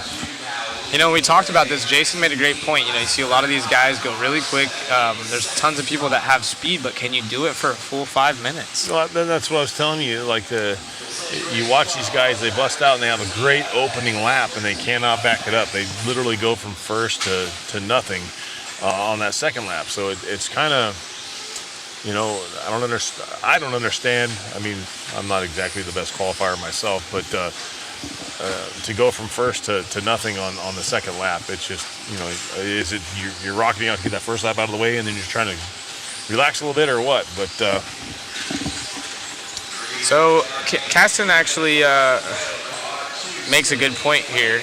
The waffle, we will be doing it live on a little like wheel spinner. They do it all the time. I'm not sure if you have to be watching. I don't think you do, but if you don't, it'll be first come, first serve, and then we'll contact you most likely. Yes. Let's definitely talk about the racing, and I'll mention that afterwards. All right. Mother Matt is turning into Moody Matt, so we will go to the track here. As Dustin Evans is out front. He was the winner of this heat last time. Jorn Newman fell back after that crash. Yui. Evans up to number 2 overall at a 16.514. That's going to help out a lot. Still impressed out of Aaron Kaufman, though, with that 16.514. So you definitely are going to have to be in the 16s for sure, but maybe we're going to start seeing some 17s. I know they were at 5:07, I believe, out of the first round. What was the TQ time? Was it 16.507.2? Evans to the point and the top of the leaderboard overall with a 16.514.091. Fast lap is a 19.105, so his average is a 19. Oh, there it is. Evans with a 19 flat now with a 9.0. Average is a 19.5, so that tells you about where you need to be. You need to average better than a 19.5. Yes, you do. And the fast guys will be dipping into those 18s quite often. Yes. Fast guys might be doing 18s most of their run. It's going to be difficult, but 19.0s are pretty dang impressive. Neumann to the point now at 18.9. Fast lap last time by.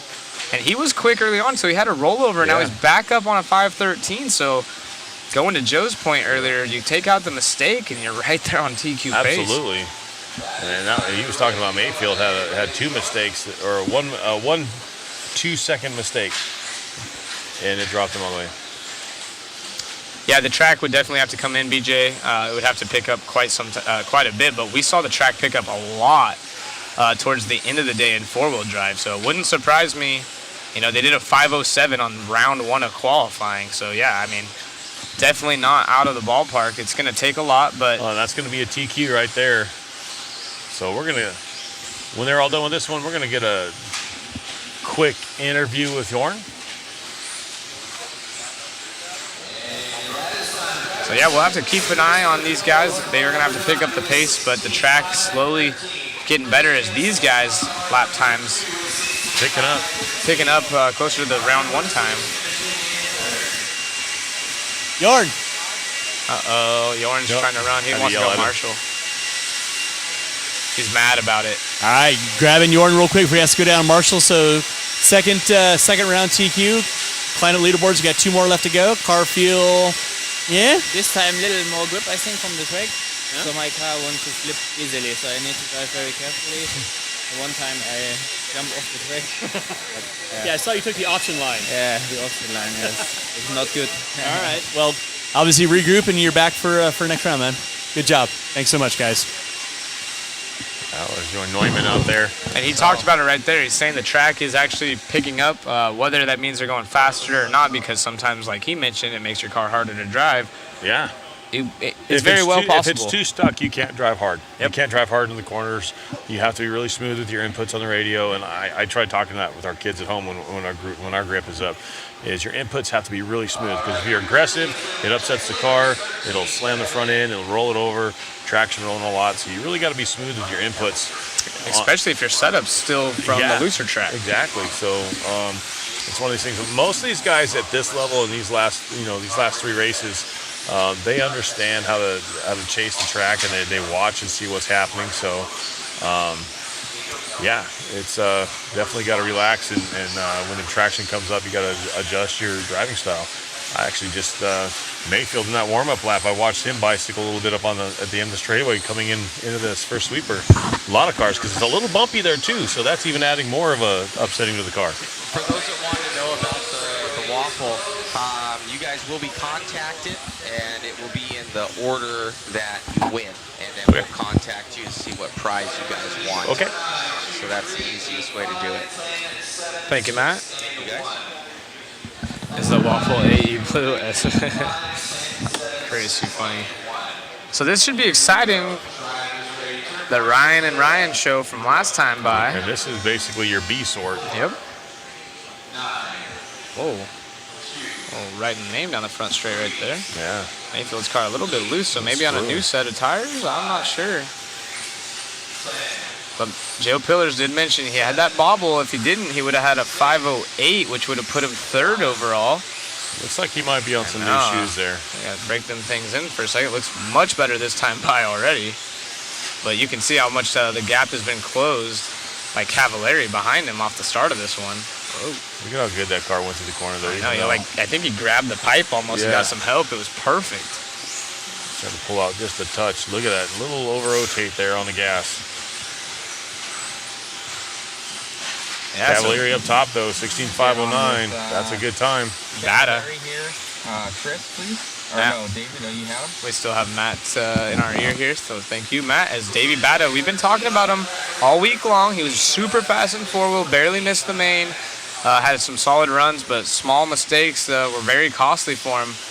2-wheel drive, he said he's bringing the heat as he follows Cavalieri around on the clock. And you can see him right there in the back end of the frame. He's actually catching these guys like it's a different class. Yeah. Holy moly, Bada is flying right now. Yeah, 19.2 last time by for him. He's got a 19.1. I think that's the fastest lap on the track right now. Davey Bada comes by the line, another 19.1 as he's up in the 2 spot. Wow. Chase Lemieux, you can't count him out in the top 3. That's another young driver for the X-Ray camp. And I think Bada might have made a mistake. I barely missed it as we pick him up on screen here. See what he does this time by. No, Bada to the point. Yeah. And then Cavalieri, so yeah. Chase Lemieux up to the number 2 spot. Bada comes by with a 19.5 and falls 2 positions. So a 19.5 is a slow lap right now. Not sure if the track is going to pick up speed. It did happen in 4-wheel, but it could very well plateau. Yeah. 2-wheel's a different animal, so we'll see. Now like Jorn was talking about now they're battling too much traction. The car wanting to come up in the corners and a little too stuck. So 2 down, 3 to go. It's Ryan, Chase, and Davey. Ryan Cavalieri. Chase on screen. Look at this. What do you the X-ray cars versus the Schumacher? What do you notice on the track versus watching them? You know, is there anything you can tell? As for watching, I will say I think that the Schumachers have a little bit more rotation, controlled rotation in the corners, if you will. But they all look solid. I mean, it's crazy. It looks like to me the X-ray. This is my opinion. It looks like it rides on the rear end a little bit more, and it jumps really flat. Yeah. Which it's kind of has that on-road style, which seems to be fitting. Is we pick up the Schumacher of Cavalieri. Team #Yellow Wheels for you. Impressive. We wanted to see Cav. A lot of people saying, what's up with the Ryans? What's going on? And two-wheel drive is definitely Cav's forte. He's a specialist in this class. You're seeing those guys nose to tail. Ryan and Ryan right now. Mayfield up to the number 3 spot. Davey Botto dropping out of the 4, but still, these guys are all faster than Jorn's time right now by a good amount. And the youngin out front now. Yeah. Oh, he just gets passed by Cav as I say that, but Chase had just taken over. These guys are still super close on time.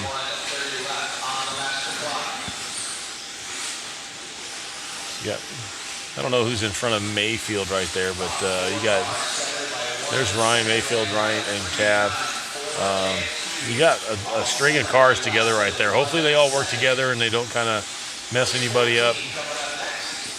So MX Z Honk, he says the foams are not going to get soft in 5 to 10 minute runs. So actually that is the biggest problem that they've had with the AK inserts is they break down relatively quickly as Cavalieri barely missing a... Mayfield getting by somebody there. So those guys have lap traffic in between them right now, but they are going fast. Mayfield up to the number 2, so it's the Ryan and Ryan show. Here we go. Yep, back at it. Coming onto the straightaway right now. Mayfield figuring that car out. Like we talked about earlier, he knows these cars, and it doesn't take him long to figure something out to go faster, and he's not that far off of Cav right now. So Mayfield dropping down to number 3 spot, Lemieux up to the number 2. So these guys are super, super close right now. It's Cavalieri, Mayfield, and Chase. Chase was only half a second out of it. Cav on the gas 15 seconds to go. Is chasing Mayfield down, so psychologically that's better to be in that position than be in front. As we follow the yellow and red down the back straightaway, new TQ pace by the top 4. And there's only 2/10 between them all. It's Cavalieri and Mayfield. And 08-643 and 09-004. Let's see what we got. Mayfield trying to pull away a little bit. He's got a little bit of traffic in front of him. I'm not sure who that is. Looks like it's Tom Rendernick as they cross the line right here. That'll be it, I think, for him. Yep, Ryan's done. Let's see. Cavalieri's going to get it by 4/10 of a second. Wow, 18-9 that last time by. He's done a couple of them now, so that's going to really help the cause. Yes. Good runs for those guys. Ryan and Ryan, Cavalieri, Mayfield, and Botto, your top 3. I want to see how those good. Those are good runs. Right, that's super solid out of those guys. Now we're gonna talk to Cavalieri this time around when they all get done. One thing to note though, that's all so far all slower than our top 2 times from round 1. There are still another 10 drivers. Yes, there are. Give their go at it. And real quick, we're gonna jump up here with Cavalieri on the stand for an interview. All right, we're topping out with our leaderboards. 1 heat to go, 2023 IFMAR World Championships. Ryan Cavalieri, 16 and a 508. Car looked pretty good. You pretty happy with it? Yeah. Honestly, it was a really good run. I kind of just was tagging on with Mayfield. In the middle of the run, it kind of got a little chaotic with the traffic, but it looked like we just kind of lost maybe a half a second at the end. I think we were on an 07, so overall, I was happy with the pace. Car was definitely a little quicker than it was the first round. The intensity was a little higher, so yeah, overall, it was good. Awesome. Yeah, really good run. And like I said, you and Mayfield going back and forth and a little bit of traffic stuff. But I mean, at this level, there's not a lot of give and take. Everybody wants to get that extra inch. So yeah, I was happy with the way everybody drove. I mean, everybody was really respectful, and we were able to get through it. And put another good run in. Awesome, man. We'll see you at the top of the leaderboards. Have a good one, man. Back at you. Thank you, Richard. Talking to the not so pudgy anymore. Yeah, he's not pudgy anymore. But I like what he said. Everybody's kind of minding their P's and Q's right now. When it gets closer to the that last round or whatever, I think they're not going to drive hard, but they're not going to move so easy maybe. Right. Not necessarily team orders, but obviously team orders. Yeah, and so, we brought up earlier, our guy was saying that the foams don't break down that earlier. We were discussing it, and then also Jerry Walter jumping in here. Good to see you in the chat saying that these are newer foams compared to the old, but you probably remember it happens with all of them. If you break open a tire, even after 1 5-minute run, it's covered with dust inside of the foam dust. Foam dust. And people don't realize, there's no air. If you lose even 1/4 of a millimeter of your foam inside there, that's a huge difference. That's what I'm saying. As soon as you get gapping between that foam and the tire starts to fluctuate and it moves and it's not consistent. Right. And that's what these guys are going to start doing, especially with the traction coming up. You need that tire as tight on that foam as possible. Doesn't have to be a firm foam. It just needs to be on that foam to make sure that tire, that connection stays consistent. Yeah, and that's just, it happens with all the manufacturers. AKA was easy to spot because it's a red foam inside there, and you can see the dust. But it's just part of the nature of it, and, said that's not worth running. It is a spec tire. People argue there's better or worse foams, whether or not. At this level, these guys want perfection literally every time they hit the track, so it's hard, Tater, 18.8 out of the chute. Wow. The kid is unreal. And Dakota Phend with a 19.0 out of the chute. A couple 19.0s for these guys. But Tater, he's honestly been the highlight. Him and Schimmel are really impressive with their low-C cars. Of course, Phend, but you expect that, Yeah, absolutely. This is crazy. Rivkin out of the top, a 19.6 last time by at a 16.503 right now. Buzz Killington wouldn't have that problem with treads. Yeah, you would absolutely have the exact same problem. How about this? This is a great example, or the higher the traction, the worse it does on foam. Yeah. That's why you see when the traction comes up, you guys would typically like a firmer foam. If the traction is super hooked up, it's going to punish those foams because your tire's grabbing for that tire traction. So that's just what it is. And you got to keep in mind, this isn't club racing level. I get you guys are comparing it maybe to back home and stuff. You can get multiple runs. This is every single run is so crucial that everything has to be absolutely perfect, just like any professional sport, Absolutely. or motocross or motorsports in general. As we get to the racing here, Tater. Keep in mind, Josh in here saying, join the waffle, win a motor, be like Tater. He is a Phantom driver. I don't know who that was. That was Rivkin. He was out front. Traction rolling again the straightaway. Replay on that, maybe? Yeah, maybe replay on that coming your way. Purple at the end. Getting up, little upset, gets up on two and tumble into the pipe. And Jorn was just talking about that. Traction is coming up for these guys. They might have to make their cars a little bit smoother to drive. Tater, though, to the point. Get on with Tater for me, please, Chris. And we're going to jump on. And it doesn't help that it's rough at the end of the straightaway, which is the fastest turn on the track. So they're sending it in there, and the cars are a little upset because of the bumps. I'm going to say it again, best looking car out there. And look at this, a 16.504. So we're inching closer to those 17s. So just like I was saying, I think we're going to see 17s. There's no reason that we can't. If the track picks up pace at all, by the end of the day, we'll see a 17. That's what I'm saying. These guys are only getting quicker, more track time. They're understanding their cars better, and they're learning the layout. I wouldn't be surprised if you see a couple. And Tater, the young gun, as we pick up Schimmel now on the screen, he's sitting third. He's been up there every single time, so no fluke, no one-hit wonder. Yeah, so that one mistake out of Spencer dropped him all the way to fifth. Uh-oh. Who was that upside down? Was that Schimmel? Who was that? Tater with a 19.6 last time by, still out front. 16.505 with an 8. 16.506 for Schimmel. Champlin up to the number 2 spot. Champlin. We've expected to see him up here. It's been a little bit quiet, but look at Aiden Horn. Oh, Aiden Horn's up there too. Good Lord. Oh, Tater, if you can hang on to it, but Where's an Dakota? 18.7 last time by out of our leader. Oh, And my then goodness. Dakota dropping all the way down to 7th. I wonder if they made some changes that just didn't like his driving style. So Schimmel down to the 4.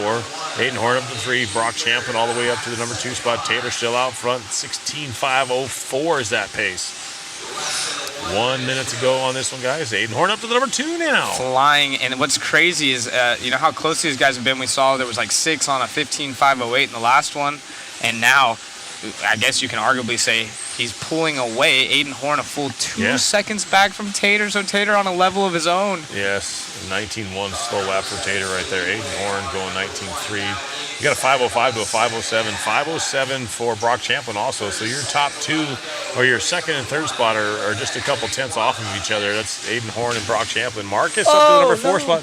Who was that? It was at the end of the straight, but none of these guys hit it. I thought Cole Tollard crashed right there in front of Tater, but Tater gets by clean. Brock Thank goodness. Number 2. Oh, yeah, you can see we're already getting Red RC up here. Everyone's getting ready for some pictures because it's looking like Tater's going to be able to do it. Yeah, 5 seconds left to go on this one. He's got 2 seconds now on Brock Champlin.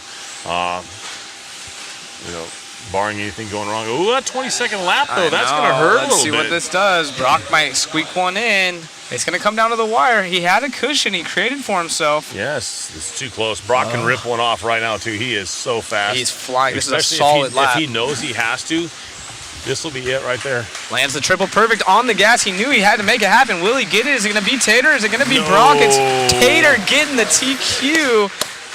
Wow, look at the paint scheme right there. Yeah. Super solid. Look how close it was at the end, though. They only separated by 0.8 of a second. Oof. Look at Aiden right here, congratulating them. Aiden getting a solid 3rd. Look at him. You can tell he's nervous. He's not blinking at all. Maybe.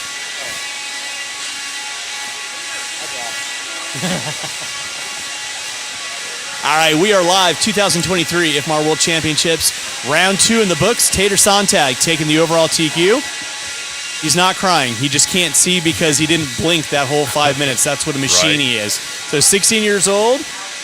2 wheels looking pretty good. Very, very consistent. What are your thoughts?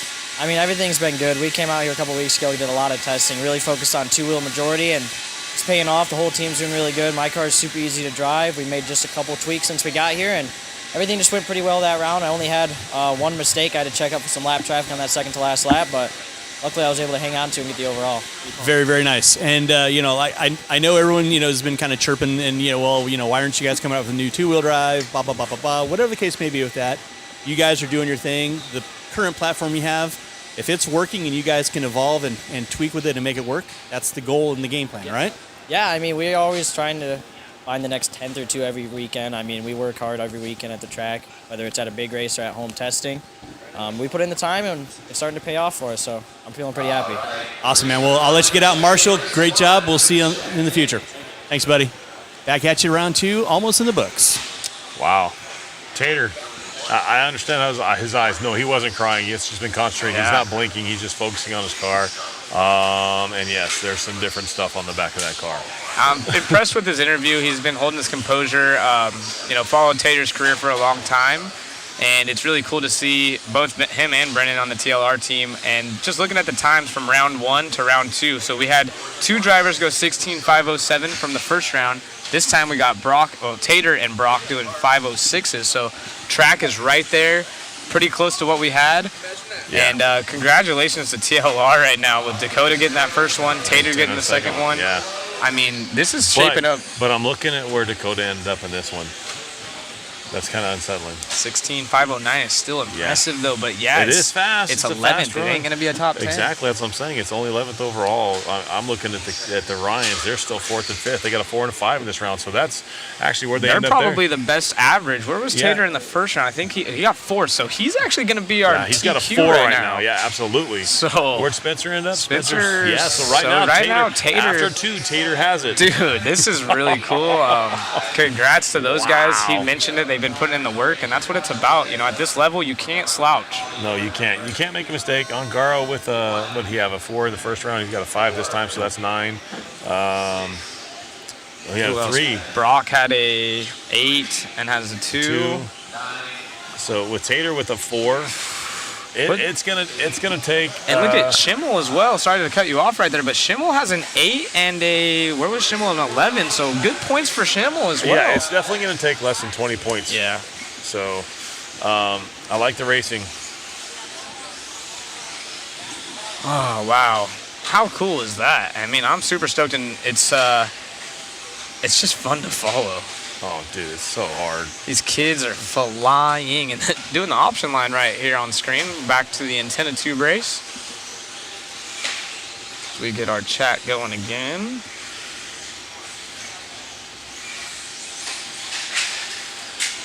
What'd you guys think of that right there? Anyone out in the chat land, if you aren't familiar with Tater, he's a super fast US-based driver here representing Roar. He's, I think he has like maybe one big win and maybe four-wheel drive short course over some heavy pros, but he's been in the mix at a few big races. So definitely anyone from the U.S. knows his name, but if you haven't overseas, this is one to watch. It might be the future of 10 scale We've been saying off-road. it several times, changing of the guard. We got these young bucks coming up. I'm stoked. Where are we at here? There we are.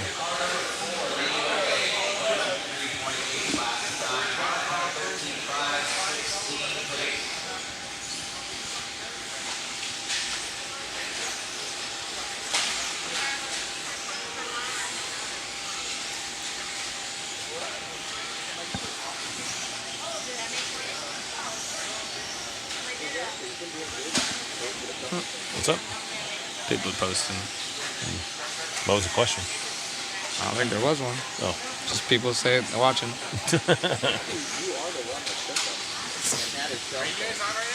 Oh, we're on. We're on. We're always on. Always. Oh. Huh? Any. I'm down with it, whatever. Are you the one making? Who's making them? Thank you so much. Those are delicious. So we got the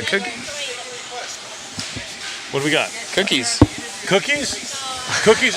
Just any cookie. We'll Cookies. let the chat decide. What kind of cookies should we ask? Yes. We'll let the chat decide what cookies we should get. Thank you again. So put in the chat. What kind of cookies should we get? Only one kind? Thank you. Zach, our heat is up.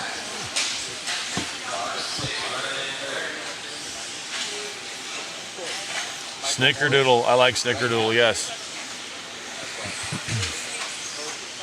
Snickerdoodle. It's chocolate chips. I like Snickerdoodle. Awesome. Not even able to watch it, just listening and able to follow along. Cedric to the point with the 13.518. Peanut butter. Anything but chocolate chip warmed up with milk is wrong answer, Jerry's saying.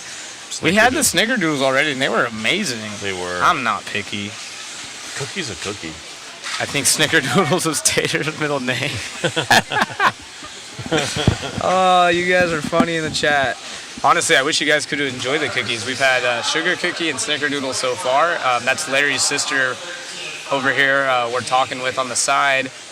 And they honestly, everything that Larry and the crew's done, they go to the back and there's tons of stuff provided by Coca-Cola. But anytime they go get food, no matter what it is, it's not always just something simple like pizza. We've gotten all kinds of goodies, and they take care of us. So we appreciate Larry and the crew. And it's fun having you guys listen along. You guys have been an absolute joy. Yes. And we still have 2 days of this. So we got the rest of today and then the big day, the final dance tomorrow. We got the rest of today for qualifying, and then we'll have one round of qualifying in mains tomorrow. Have you guys had a Tim Tam? I have not. I don't know what that is. Hopefully it's not a joke. We're getting pranked on live We had TV. a Craig Drescher interview. I don't even know if he's here. We have not, but he should be here. Was he here? We didn't look at Aiden Horn. Where was Aiden Horn in that first round? The first one, let's see. Let's go take a look. Aiden 10. Horn got a 7. Oh. So he's sitting 10 right now. Nice. 10 points. Aiden has got some solid points. That's actually going to be enough for, I think, top 5 for sure. So see if it's updated. We're over here doing our own math. Yeah. So our let's mathematics. Let's go Tater with the 3, right? Well, hold on. Let me see if it's updated. It should be. No, because the round's not done. Yeah, it's not finished. We're in race 1. We got to go to... Tater with the 3 that time. So Brock We're going to do some qual points while these guys race it out. Got Cedric, William White taking the win here. Sorry, guys. We got William distracted by White. cookies. He's going 13.511 in this one, and Cedric's going to go 13.518. And then we got, so we got Brock with a 2 and a what? Brock with a 2 and an 8, so that's 10. 10 for Brock. Okay. So we know that Tater has, what was it, 4 points? 3. 3, right? No, she's 0 and a 4. Oh, 0 and a 4. So he's got 4. Right? And then Dakota, let's get him out of the way. He's got a 11 and a TQ, so 11 points. 11 for Dakota. Spencer Rivkin has a 2 and a 9, so there's another 11. Yep. So there's Ty. I was looking at Aiden Ongaro has some solid points. Oh, 7 and a 3, so there's another 10. Yeah. Who'd you want, Horn? Yeah, Horn. 7 and a 3. That's 10. So another 10. There's going to be quite a few of them. Okay. Mayfield, pretty Cavalieri. impressive. Cavalieri. Oh, Cav. What did Cav get the Cav's first got round? a 6 and a 4, so he's got 10. And then Mayfield? Mayfield has that 5 from round 1, and he got a 6 there, so there's 11. Another 11. So it's tough when there's only 2 rounds counting because there's going to be so many close ones. It'll change quite a bit. So we got Tate with a 4. Where's Schimmel? I wanted to see what Schimmel had. He had about 20, right? He has 11 yeah. and an 8. So yeah, there's so many right there in that 10 and 11 when they're counting 2. We don't have any throwouts yet. It's going to be kind of hard to follow.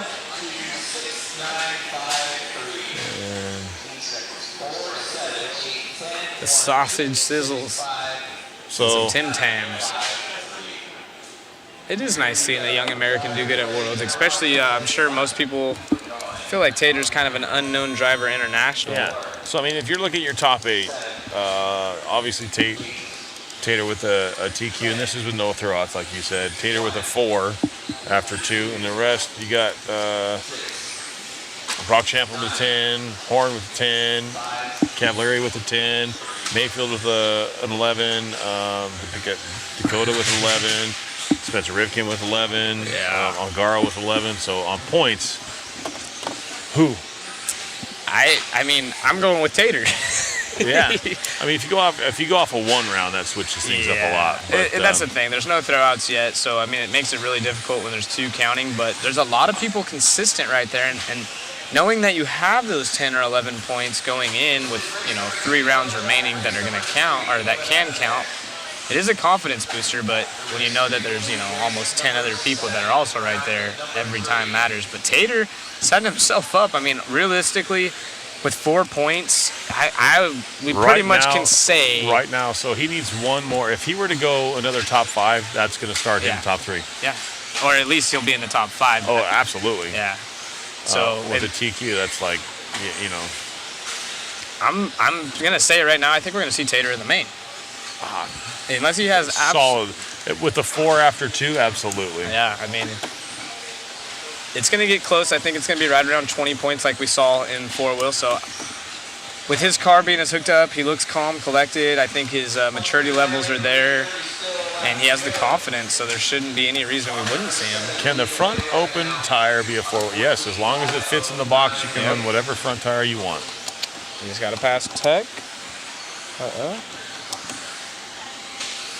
Thank you, Dave Dunn. Appreciate everything. I know you were enjoying some pizza and beers earlier, so we will. Yeah, you'll wake up to see who is going quick, and join us tomorrow morning again. Just so you have a heads up, you probably already know this. Tomorrow we will start at 8:30 with our controlled practice rounds.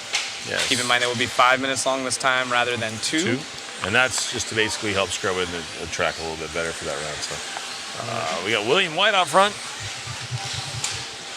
We're going to go 13.511 for him. Cedric's going 13.518. 12 at a 501. Actually, that's the wrong race. Yeah, I did that earlier too.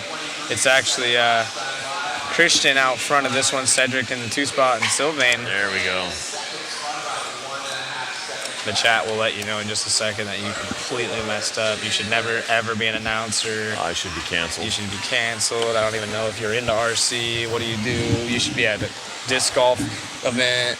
Dude, you make me feel so good. I know, it's like that. That's what they say. That is. Tater for the win. Yeah.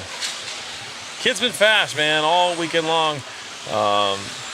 He was the winner of our B main in 4-wheel, right? Yes, he was. Yeah, and he was sad about it. He was expecting himself to be in the A only after he saw how fast he was early on. I mean, we say he was upset about it, but still, I mean, he's happy with an 11th at the Worlds. I mean, come on, who wouldn't be? I mean, yeah, you're upset about your performance because you want to be in the show, you want to battle for a win overall, but still, to win the B main and finish 11th overall at the Worlds, yeah, that wouldn't suck. Exactly. Wow, what a mistake. This entire broadcast isn't about you bring shame to your family. Bad way. Yeah, I agree. I'm going to quit. Yeah. Matt should fire me. Hey, did you get any follow requests on Instagram as this one starts to get down to the final minute? Give some love. Give those follows back. Let me see. I'll check and see if I got any got John more Schroeder. Instagram checkouts. 1 minute left. We do have Associated Vehicle leading the way. I do have a lot of people following me. Sweet. There you go. Check you out, dude. Get you famous, bud. We got 2 French drivers out front and a UK driver. Freddie Russell has a giant RC collection we were able to view via phone pictures, so we didn't get to see it in person, but all kinds of old school cool stuff he has going, and new school. Likes to build replicas of the World Championship cars, so I would assume after this event, he'll be working on that Ongaro 4-wheel, and then we will see who he'll be making a replica car for in the 2-wheel drive tomorrow evening. Ooh. I appreciate that, Redline Theory, yeah? This one's starting to wind down. It means a lot. Whoa, I hung myself there.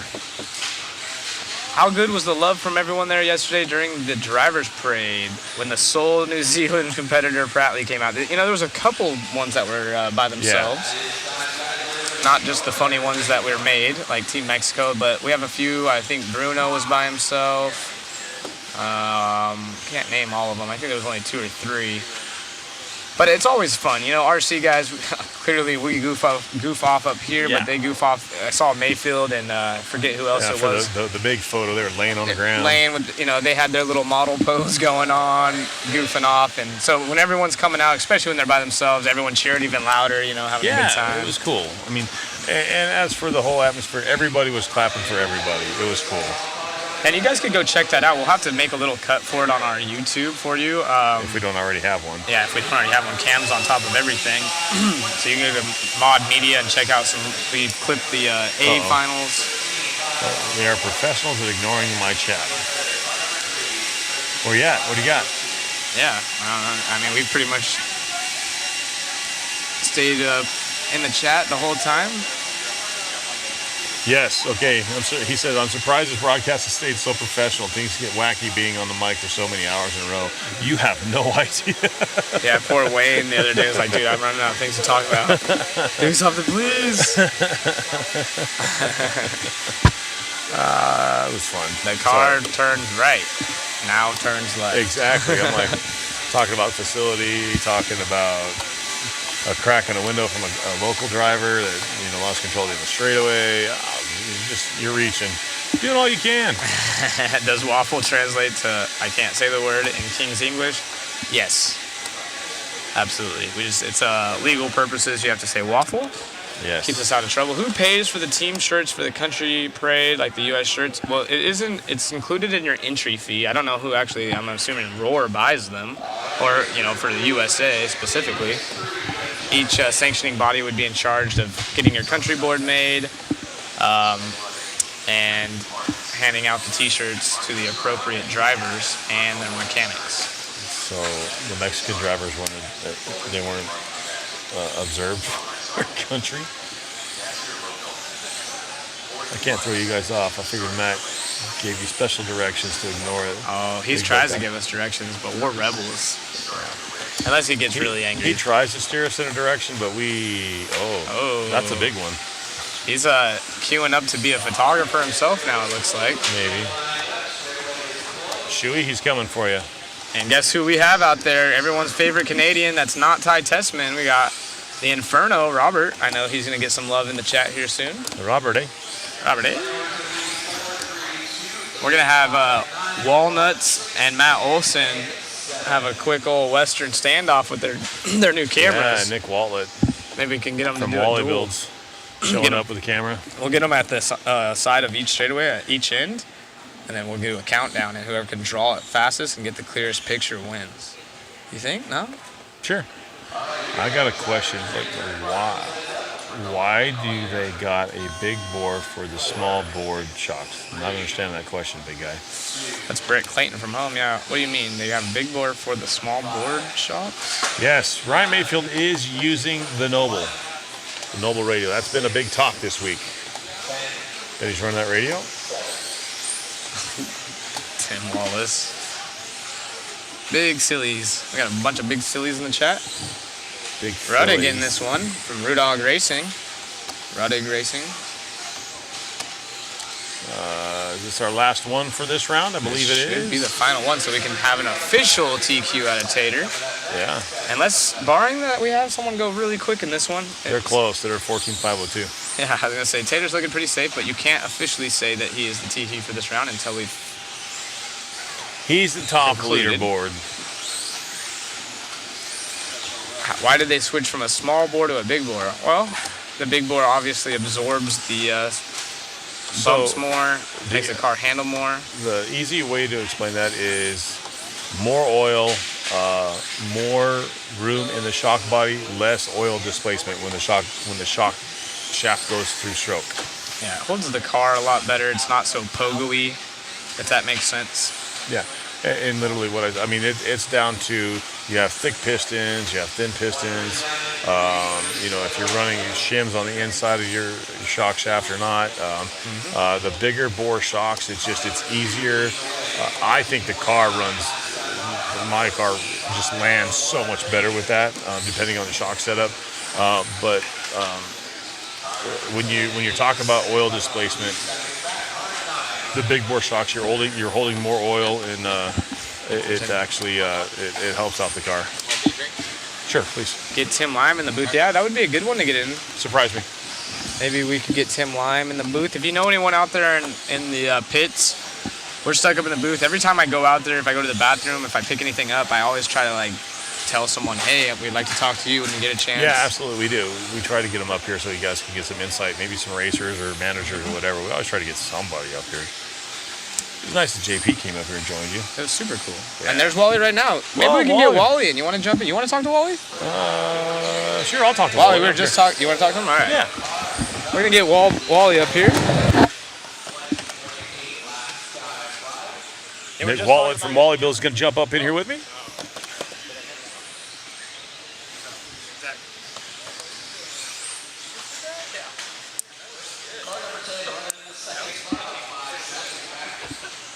Come on up here, Nick. Watching this one. We got 2 minutes left in this one. We got a 5:20 going on for Tatsua. Huh? I'm good. Nick in the house. How's it going, big guy? Pretty good. How are you? Oh, living a dream, baby. Having some fun back here. What brings you to the Worlds? I see you got your camera going around. What's going on? Just working. Just showing up a little bit late. Had some stuff to do at the office or the home. You're never late. You're on your time. And then I just show up when I feel like it. There you go. So what is your role at Associated these days? So I went back there actually last September. And then I got offered a social media spot. So I run all the social media, the photos for the AE page, factory team, and Reedy. And then I do events. Right on. Yeah. So what do you think of the venue so far in the event? I mean, I know you got here this morning, but what do you think? Have you been here before? You've never been here before? I've never been here. This is my first event here too. So I mean, but what do you think of this place? This place is awesome. Yeah. Like, this is really rad. Really like rad. I haven't picked up a 10 scale car in probably 3 or 4 years. Oh my. I've been 8 scale pretty much the whole time. Yeah. And this is making me want to run 10 scale again. Good. That'd be nice to see a wheel at 10 scale before. Do you have plans going forward? I mean, I know you've been running the 8 scale a lot. Do you have plans to do any other events other than 8 scale? I mean, I know you've been chasing down the rock crawlers, you've been chasing all that stuff down. But have you been dabbling in any of that stuff? I mean, have you been playing with that stuff other than just taking photos and doing the media stuff? No, I've been pretty much solid on the 8 scale stuff. I do more of the events there, kind of help the team out there. Yeah. Do that kind of stuff. But the crawler events, I'll just show up, hang out, take photos, kind of just be there for the guys. Yeah. I have one, but you have one. It sits on the shelf. The Schultz are trying to get me to get into that scene. It's a huge scene. It looks fun. The money those guys spend on that stuff is crazy. It's cool. The things they do. Yeah, like it's crazy. How actual scale they are. Yeah, I was talking. One of our guys at home in Bakersfield is really into it, and let me get this. That's they're finishing this one up. It looks like Sampay is going to take the win of this one at 14.504. Finishing it, yep, that's what it is, 503 with that 806. That's going to be a good run for them. Robert going second at a 15.509 and 14.509 and 14.510 for Yasser. So, as for, I mean, you were like the short course god there for a while. Do you miss that? Do you miss running those? I do. Yeah. The best part is I have a brand new, well, it's brand new, but it's the Pro 2 SE10. So the RTR. Right. That I made a full factory team build out of. Actually, Tanner just built one back east where he's in Columbus, Indiana. He got one. He's trying to piece someone together because they have this little backyard track that they race at with one of the guys in his race team. Those are pretty cool, and actually they're pretty big. A lot of people are building those. Do you think you'll see a class like that at the local levels or anything like that? I mean, obviously we got our short course classes, but I mean that's a rear motor truck. It's pretty basic as you know. Yeah, it's basic. It's fairly reasonably priced to get into. It's almost like an RTR. Yep. Do you think you'll start seeing more of those at the club level racing those? I think so. I think there's a lot more, at least in SoCal, there's a lot more outdoor tracks kind of growing. Yes. Yeah, like you have Huckleberry, Hot Rod, and a few others. But I think the more on the dirt has a small 10 scale track. So I think the more that you see outdoor tracks kind of grow, you're going to see a couple more rear motor options. Yeah. So I think rear motor short course is one of the most fun classes to drive. Yeah, I remember when everything started to make that transfer over into the mid motors. I was talking to Mayfield, and he absolutely hated the truck when it went to mid motor. It's like it's not a truck anymore. He just didn't like that. That was pretty much the last time I seen him run a short course. Yeah, I just went into buggy, four wheel, everything super high grip, and everything as fast as it can go. It's not Rubbins racing as much anymore. No, it's not. Trying to hold on to a really fast short course truck. Exactly. And they're a lot of fun, but it's been super cool to see everything going on. Are we going right into the next round? Where are we at here? Looks like it. Yeah, we're warming up the next heat. Wow, already, huh? I'll have to flip this over. And we're trying to do all kinds of things all at once. So I haven't been able to talk to Saxon or BK or BT or anybody like that. So is there anything that you can enlighten us up with the Associated Camp? Is there anything new coming out? Can we see anything new from Reedy other than I know Reedy has the new stock-based motors and stuff like that. They're 13.5, they're 17.5, which is, I guess, phenomenal off the shelf right now. But as for the platform, I know we got the 6.4 platform. Is there anything new that they've been working on that you know of that you can say or what? I mean, at the Worlds, everybody's got something new. Yeah, there's always stuff we're working on. It's like an ongoing thing, never stops. Right. But right now we kind of have everything where we're at. We're testing some things, but I mean, who knows what it's going to be next? I don't really know. I'm just the social media guy, so they let me know basically a couple weeks before release, and But as far as I know, they're working on stuff. Right. But that's all I know. Do we have any questions for Nick out there in the chat there? Do we got anything for Nick? Nick's a good guy. He's been around for a long time. Like I said, I used to love watching you wheel short course cars. You're no slouch with the buggies. But actually got my younger son really interested in watching you wheel one of those. and he's a truck specialist now. But I don't see much going on in the chat right now. We're just trying to, there's someone honestly can't stand short course for the racing. I honestly can't stand short course for racing. Bashing, yes. Absolutely love them bashing. Full short course for sure. Two short course, there's some fun racing too, a short course. Yeah, and I liked it when you get some good guys that can actually wheel them well. The racing is really, really close because you can kind of lean on each other, and I think that's fun. So there's really not much going on. I know you're busy. You got to take a lot of photos and whatnot. So tired of me clicking the pin. Oh, more giveaways. Oh, nice. Yeah. $100 gift card. Oh, nice. Lead Fingered Racing Bodies is going to kick down a $100 gift card for us. That's awesome. Yeah, that waffle's turning into something really pretty cool. Yeah, it looks like it. Yeah, it's fun. So you've raced against Brian Kenwald. Yeah. Didn't you? Yeah. Great guy. Yeah, I had an epic battle with him in short course. In short course? Yeah. Oh, man, I watching him wheel one of those. You guys being able to, we can whip out the buggies and the four-wheel drives fairly easy, but doing that with a short course is a little bit different. Because you got so much to tend with. You got the air, you got the tires are bigger, all that stuff. So it's, somebody answered your question. Who is that? Oh, what do we got? Useless Nick, Phil. answer me, please. What was the question? Can you throw it back up there? All the tires come off. Huh? I'm not quite sure what that means. Yeah, throw that question back up there again because we can't go back there to see it. So what was that question? I hate short course. My 3 sets.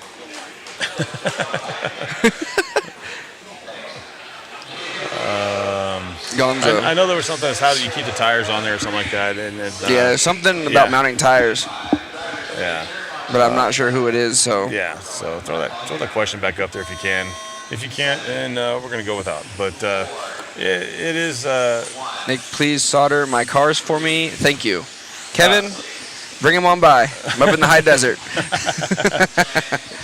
Yeah, how's Wally Builds doing? How's that going? You still got that going? Yeah. Yeah? Yeah, it's going. It's a little slower right now just because I haven't focused on it too much. But I'm going to... I've been in the process of kind of stoking the fire again and getting it going. But So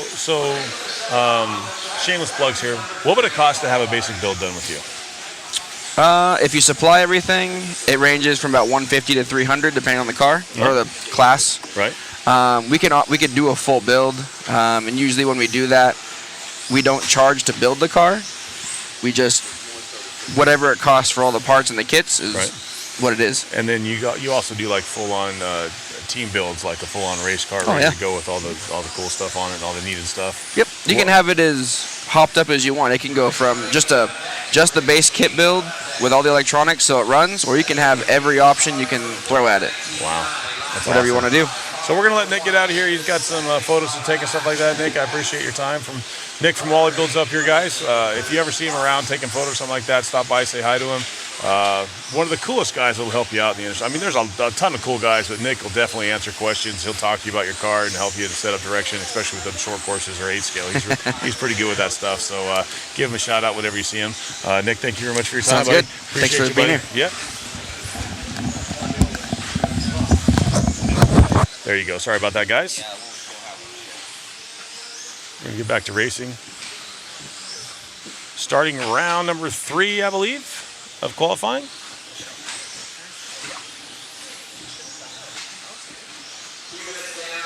Matt's going to have to fix our computer so we can see what we're looking at here.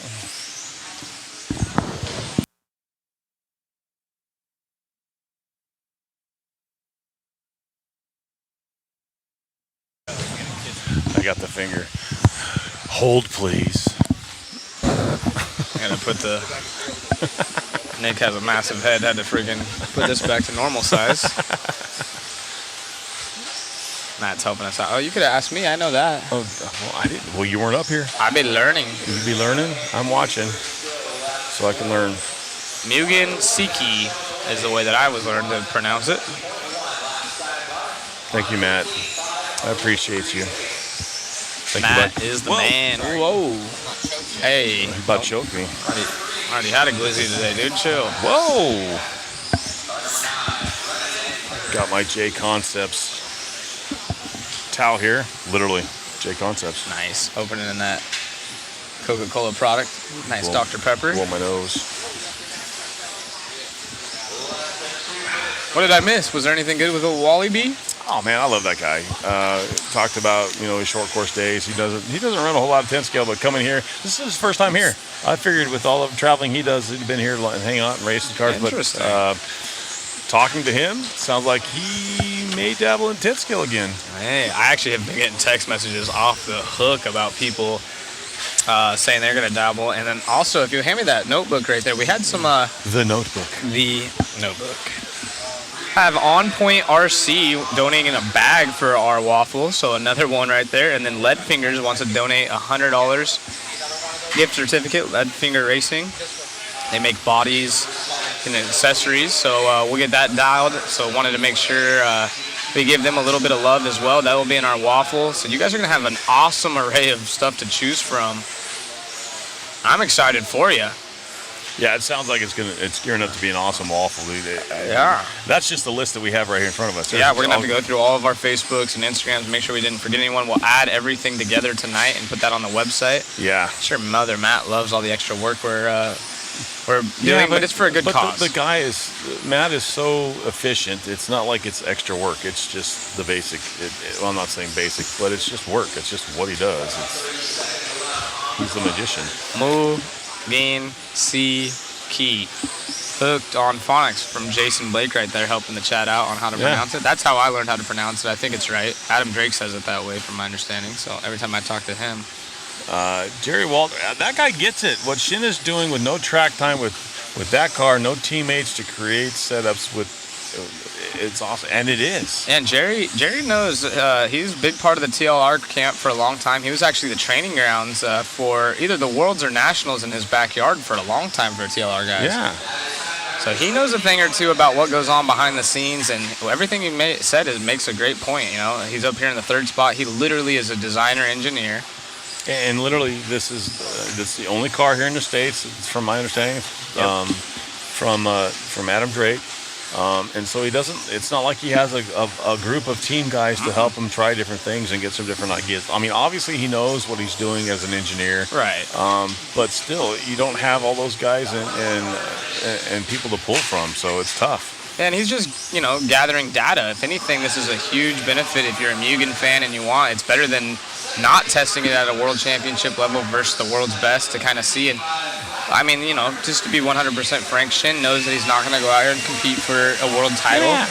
And there's nothing wrong with that. He's getting some time. He's getting exposure for the car, the brand. And those are reasonable lap times. 19.4 on his fast, a 20.3 on his average. So, and he put up a 15.504. That's not a bad run for a car with zero support.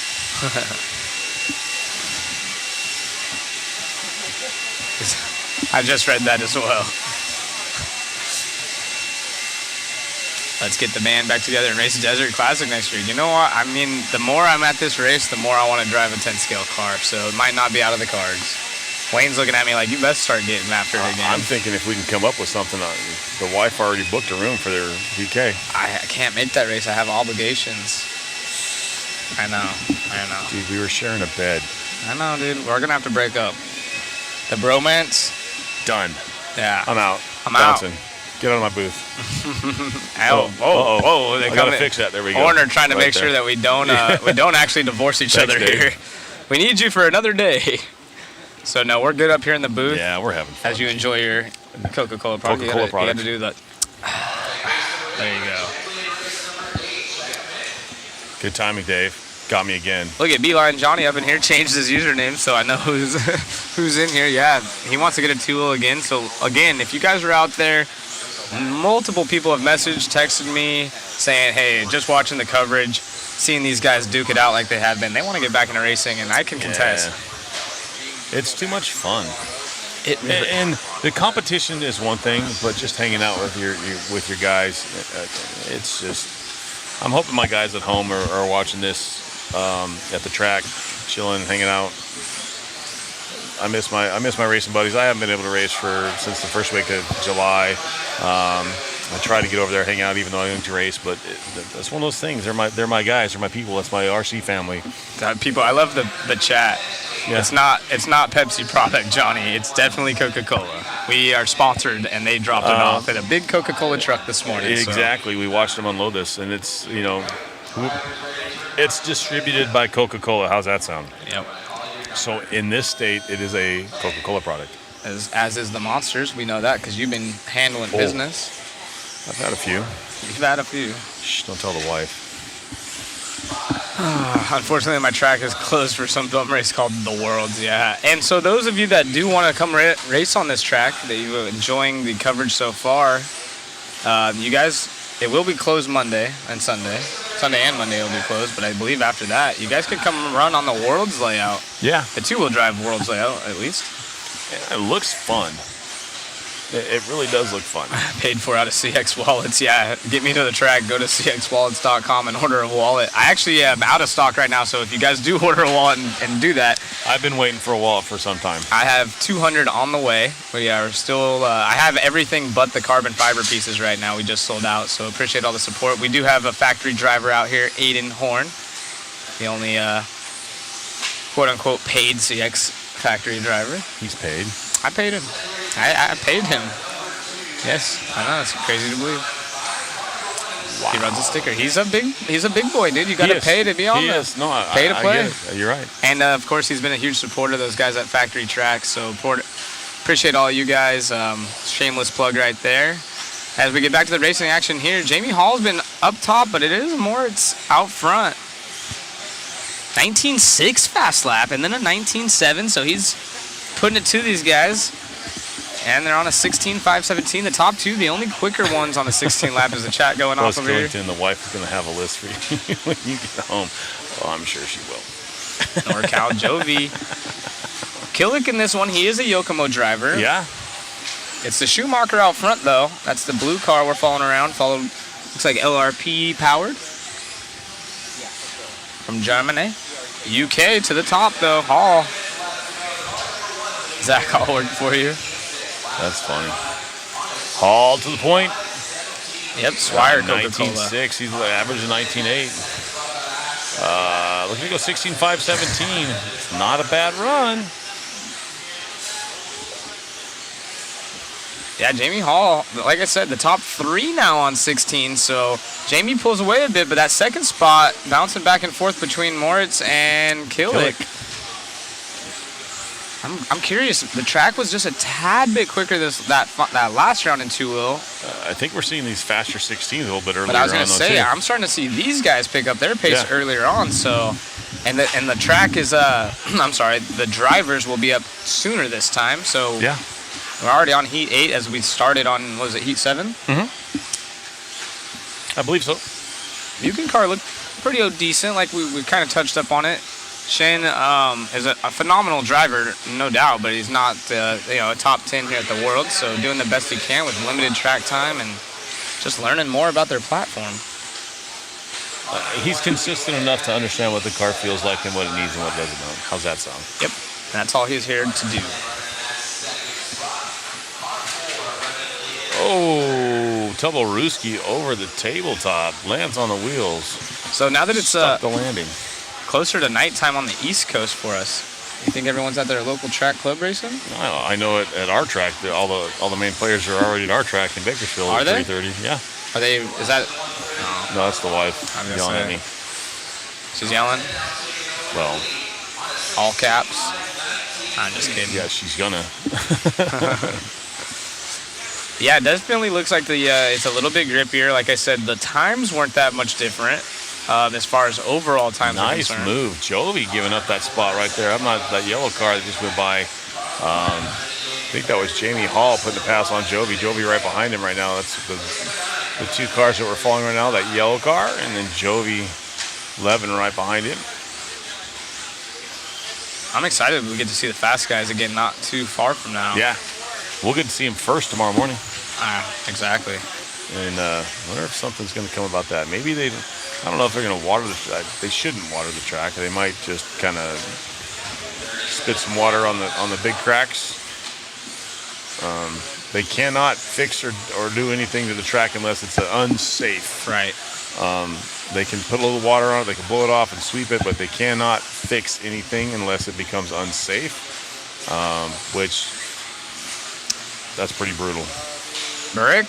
All right. He's in the Yokomo, takes the lead there, and he's on a new TQ run as this one comes to wind. Zach, what is the meaning behind CX? So when I started it, it was kind of carbon fiber X because it's a carbon fiber wallet that looks like an X. However, there's two things. Customer experience in the work world is CX. That's the acronym for it. So it kind of worked out because I wanted everyone to have a great experience with it, customer experience. And then if you sound it out, that is what sells. So I'm going to leave that for your minds to think. I'm sure there's going to be a few people in the chat that can't figure it out. And unfortunately, I can't say that on air. You got to keep it professional, so I won't bring that up. But CX sells. There's a good example. Right. So, Michael, haven't had a chance to read or hear about the Mugen 2-wheel, but since they made a 2-wheel, there's a 4-wheel. They are working on a 4-wheel. We're going to do an interview with our new TQ boys. Oh, here we go. I got Matt Olson. Yeah. Mr. Killick, awesome run out there, man. Taking that one and definitely improving points. I'm trying. Any sort of, how's the track developing out there? What are you guys doing out there in the pits? At the moment, the track getting more loose, more grippy. Every run is changing now for me, and yeah, we're trying. And yeah. Throwing the book at it. Congratulations, great job. Good luck in the next one. Thank you. Man, a few words. Right. But we understood it. It's so loose, it's so tight. When you're considered a pro driver, when you sponsor, you get paid. I would say paid is it's a profession. Would be the real. You can join the pro class, but yeah, let's be honest. You know, if you're a professional, typically you're getting paid to do it. A lot of these drivers have contracts where they'll win contingency, so technically, you know, I would say at the contingency program, you consider it a pro. Yeah, I mean, it just kind of depends on what you're doing. I consider it like a paid professional. I mean, you know, it's kind of a weird gray area, if you will, but pro driver, you're getting paid to do it. It's your profession. So, not very many doing it. You can see Ron Scher in the background right there in the VIP section. There's Wally holding the camera. He Nick Waltlet. $2,500 deep, he said, with that thing. Yeah. Looking good, Wally. Got the gains. He got the extra medium on. Yeah. Oh, zooming in. Yeah. Look at that guy. Nice shot. And he's helps with the social media at Team Associated, and of course has Wally builds. That's his gig. That's what he does. He's actually right here below us. Drop something over. Drop something. You see me right here? Should I do something to him? Yeah, you should grab his hat. You should grab his hat. That It's was all right. comical. We'll get him. Let's see who's in this one. Don't you worry. Ben, Ryan, Matty G had a good run last time. I think he's going to start first. Brandon Foote, Kyle Turner, Blake Champlin. I get paid by Visa. Douglas Riviere. To buy RC cars in my pro. They pay you? If Visa's paying you, you got the best sponsorship at all. Mine makes me pay them. Do they pay you or do you use Visa? Yeah, I was about to say, mine makes me pay them.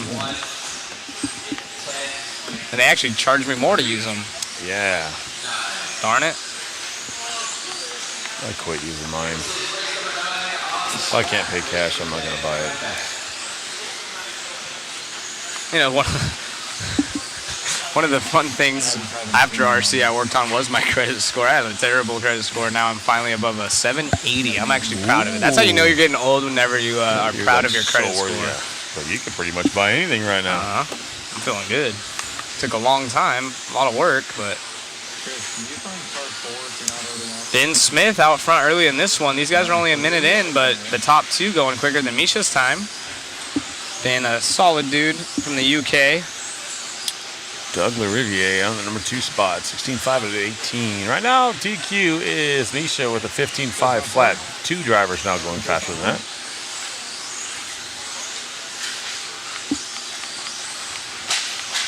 Ouch. Not sure what that was, but it didn't sound too good.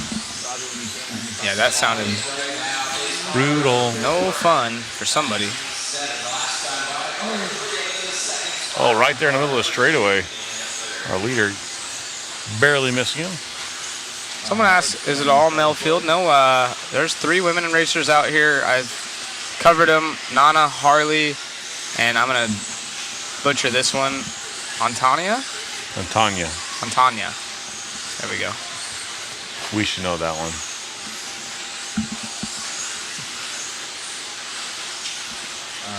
That's S-Works and X-Ray. Yeah. I believe 2 X-Ray. Nana and Harley. Dougie to the points. 16.5-17. Ben Smith dropping down number 2 with a 16.5-18 and a 9. Dougie feeling fresh. Ben Smith in the 2. Yeah.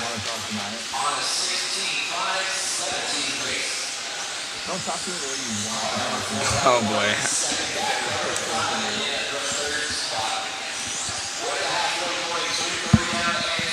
No. Nope, wrong way. There you There. go. Nope. Too far. Nope. Right there. Boom. Perfect. Go Aussies go. Chris Sturdy getting some love. It's morning time over there.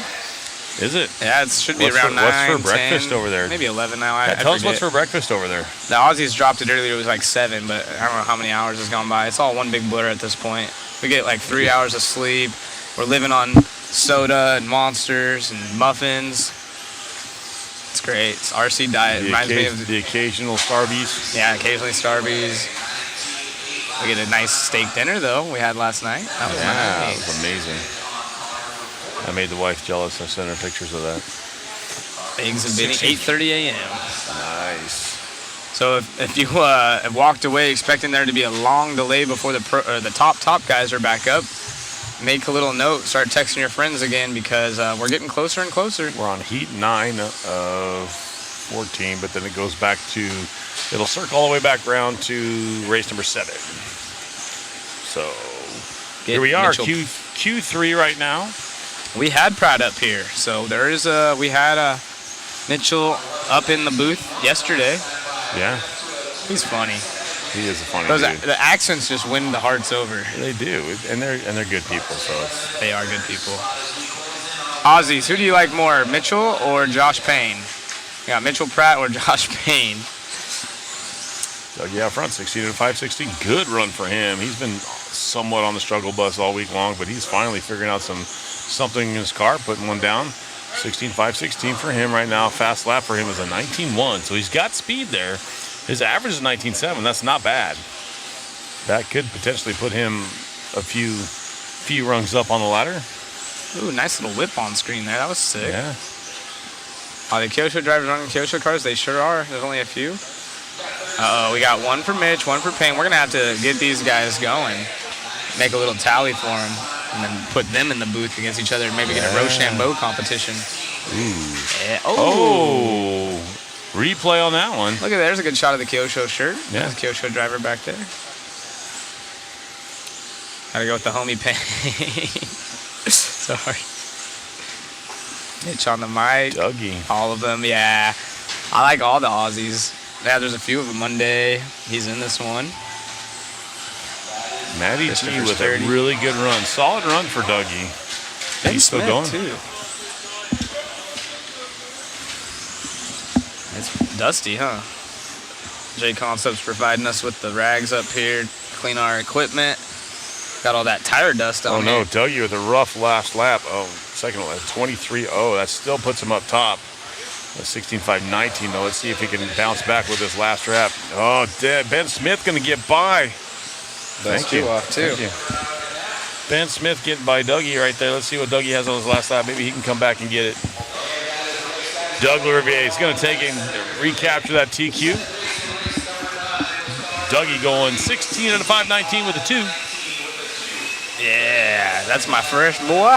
Yeah. Dougie. Dougie Ben fresh. Smith holding it down as well. And that Schumacher, 2 Schumachers, Blake Champlin, which is Brock's brother. Also a very fast racer. Kangaroo at the side of Cola. Ball, actually. It's crazy. I think Australia is one of the only countries that eats their national, I don't know what you'd call it. I can't think of it right now. Like we have the golden or the bald eagle here. Kangaroos? Yeah, you eat kangaroo there. It's actually not too bad. I think it'd be gamey. It was yummy.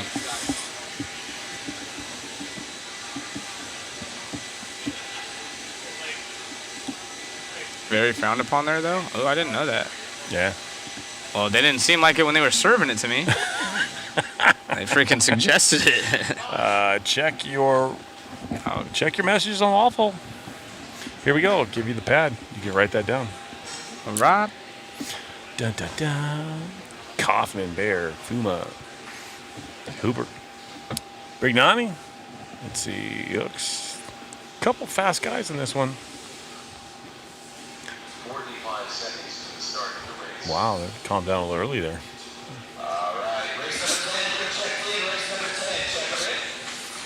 Tell them to check them in right now. They got 45 seconds to do so.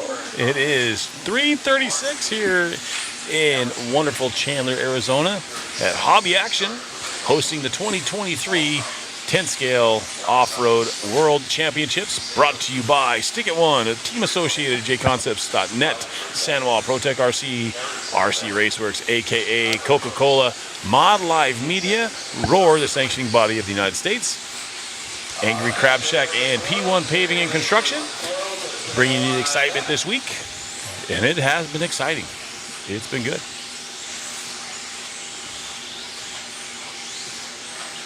Oh. About had a bad one right there going on the front straightaway. Camera 2 picked it up. Somebody coming a little hot, almost whammied someone going backwards, turning their car around. Youngest driver we know of is Owen. He was in the last one. His brother, actually, I believe, is in this one. He was 13 years old. Yep. And that's unconfirmed, but I do know he's 13. He's the youngest I've talked to. I think he is. Can you see the JC comments? Well, if you just commented on the JC, then yes. We should have all of them. Should be a master chat here from YouTube and Facebook pulling in, but... Troy, kangaroo is similar to venison, and it is good. Huh. Maybe if we get to go in 25. I really want to go back. It is fun. Maybe we can get Elliot Boots to go, too. He was my chauffeur around, if you will. Yeah. And we had a blast. We were on the beach, big chilling, having a good old time. Drinking a stubby here and there. That's what they're called.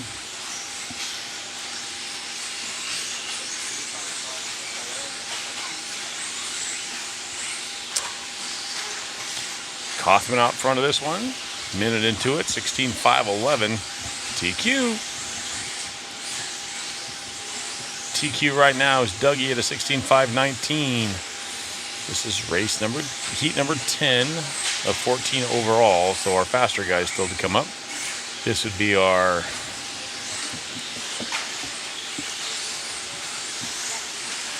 D qualifier. Is that what that would be? I can't think off the top of my head. The long days and short nights. Yeah, sorry, I was reading the chat. Oh, thank you, Steven. Appreciate you. Appreciate all the kind words. Again, just want to give a little love to our cameraman back there. We've been fortunate enough to be the face for everyone, and you know, you guys get to hear our voice, but the hard work really done behind the computer screens back here. Yeah. So if you are at the track, or if you know any of the guys on the Mod Media team, or if you see the post floating around, shoot a thank you to those guys. Yeah. If you have any questions or like that, you want to hit us up personally, you can hit me up on Instagram, O2B Wayne. Zach, what's yours? Z Rogers 7, no D. It's ROGERS We 7 know. with the number. Yeah. I actually got quite a few requests, and thankfully most of them you guys are asking to add stuff to the waffle. So again, appreciate that. Go to modspeedshop.com. All the proceeds will be going to help out BK, the BK Classic coming up the weekend of October 20th. Unfortunately, I won't be here, but Wayne got approved by his wife. He'll be here, and Mod will be covering that event. Yes. As we have Aaron still out front, but we are following around Vanderbeek in the 2 spot. That's that yellow car, Team Associated driver. And Hupo Honigel in the 3rd. So Hupo, he's been to quite a few of these worlds from Austria.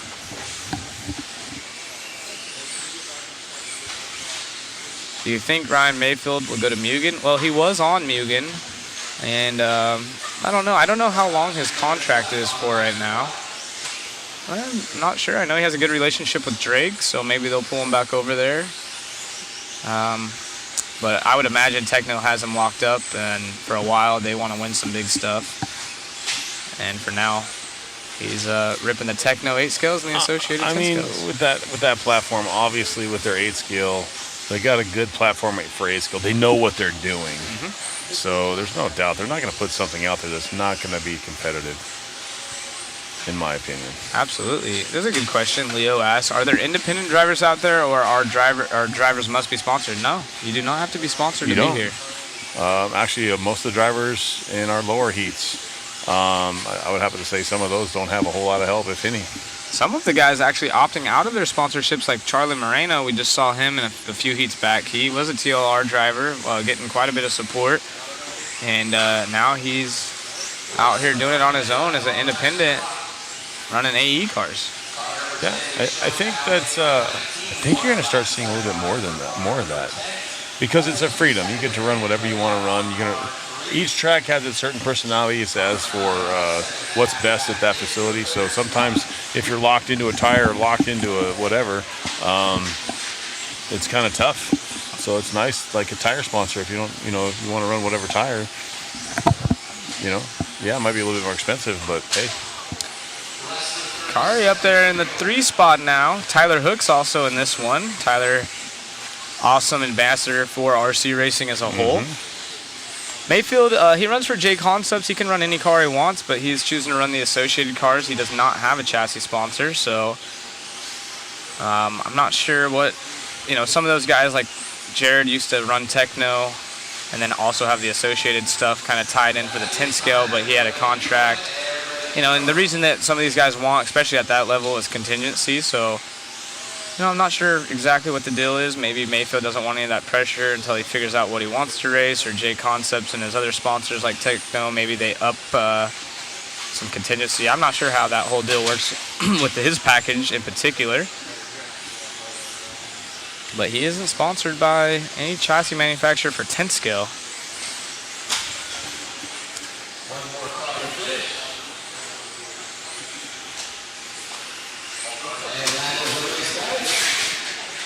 Yeah, no problem, Leo. That's what it's about. If any of you guys have questions, We're going to do an interview with our new TQ guys. Yeah, we're going to get an interview with Aaron Kaufman here.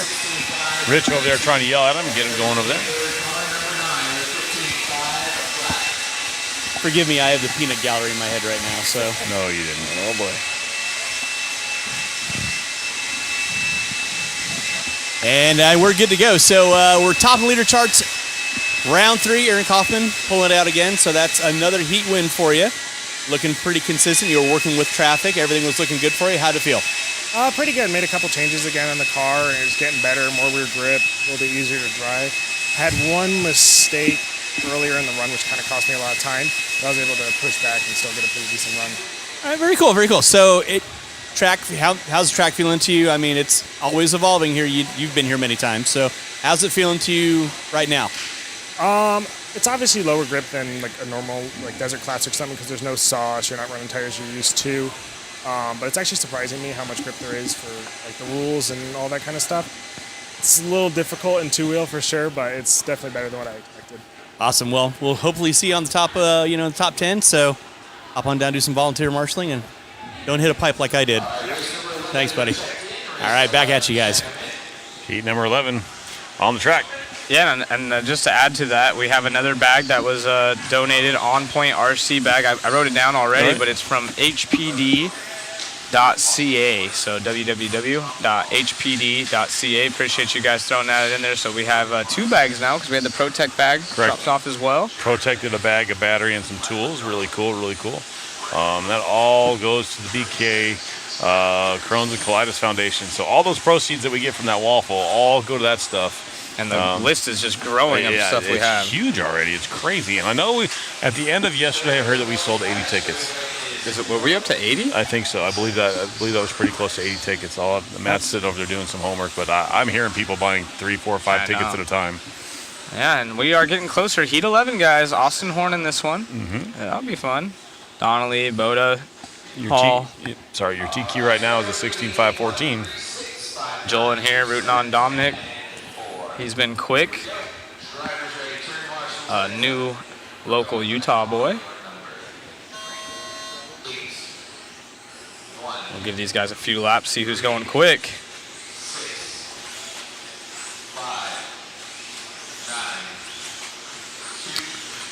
And it is Kaufman that has that 16.514. He actually TQ'd by a few seconds over Doug. So let's see who goes quick. We have the team manager for Team Associated in this one, Brent Thelke. Enzo cheering on Dom and BT. Yeah, had the opportunity to talk to Dom a little bit. We've been friends on Facebook. I think I met him right before I ended racing myself. But following around his career on Facebook and stuff, seems like a stand-up dude. Talked to him out here. A little bit soft-spoken, but very mature for his age and extremely talented. Races with some of the best. He, Joel Eaton is no slouch himself. Rob Gillespie from over there. Obviously the Champlin brothers.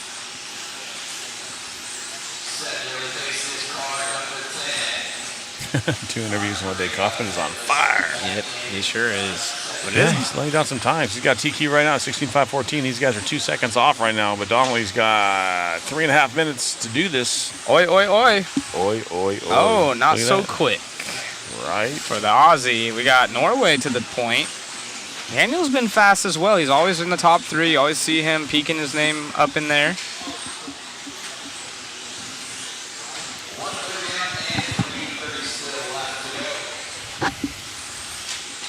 So Donnelly back to the point. 16:5:15 now, a little closer. TQ is a 16:5:14 by Aaron Kaufman. That was in that last race right there. It looks like 1, 2, 3, 4, 5, 6, 5 guys, 6 guys now in the top 10 overall, pushing Doug all the way down to that number 8. Oh man, watching these guys fly over that step on, step off really makes me want to grab a radio. Oh yeah. Jared Mint now up in the 2 spot. The only driver going quicker, well, as I say that, 2 drivers now going quicker than Kaufman's time as we're almost to the halfway point. A couple of associated drivers, Aiden Horn and Jared Mint. How many different countries are there? I think there was like 20. Jared Mint from, I'm going to say... Yep, 20. New Zealand or Australia? I don't know. One of those. I can't see the flag. I know the general area, but there he is. Mint, that's Australia. Yep. Jared Mint. Super cool guy. They've been out here for quite some time, like 3 or 4 months, just running at different tracks and talking to him. They came to Bakersfield for a JBRL raced and kind of asked some questions or whatnot. And he said they normally run on like 8 scale size tracks where they're at, outdoor, a little bit more loamy, a lot bigger than this. So this is considered almost a bull ring. So our track was really short and tight. So he's used to bigger tracks. Oh, that's right. Blake does not live with. Blake still lives in Vegas. That's Blake correct. is still in Vegas. Brock is in Salt Lake. Yep. That's right.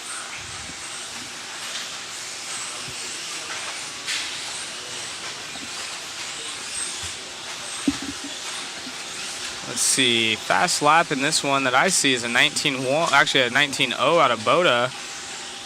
Oh, see any 18s? Okay, 5 tickets purchased. Just ship it to me now. I've gotten asked this a few times. If I got back in RC, what car I'd run? Yeah. There's a couple different answers, but first off, the TLR is looking really impressive. Yeah, Whatever they're working on is looking solid. They found something. You know, overall car, probably Team Associates is going to be your best bet depending on where you're at. There's always support and stuff. So if you're out there and you're listening and you're kind of new to it, that's a good bet. But the Schumacher team's been putting in a ton of work.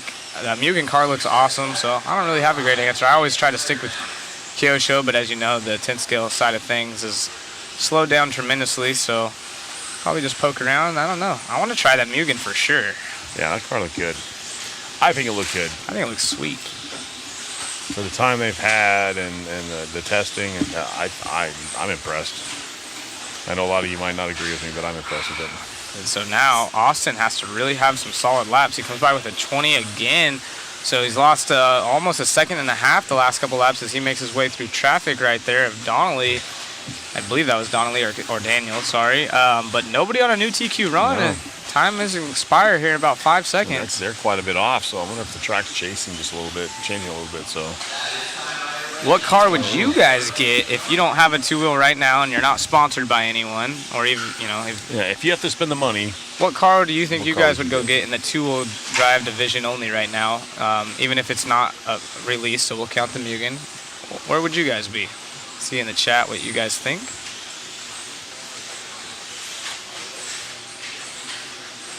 Donnelly also going to go quicker than Doug, but nobody beating Kaufman. Mugen. 6'4". X-ray Yokomo. Nice. So nothing doubled up. Everything's, wow. RC10 pan car. Gold. Absolutely. Johnny Schumacher. Watcher, the D2 Evo. Johnny, get a car. Do you have any RC stuff? Winner of that one, Austin Horn, going 16.515. Not quite there for a TQ. But Donnelly going to finish second. Tommy Hall going to finish third in that one, going 16.519 for Tommy. Doug still at number 5 spot overall. Doing pretty good. The Bandit. It is pretty. I would love to see Traxxas put a team together again.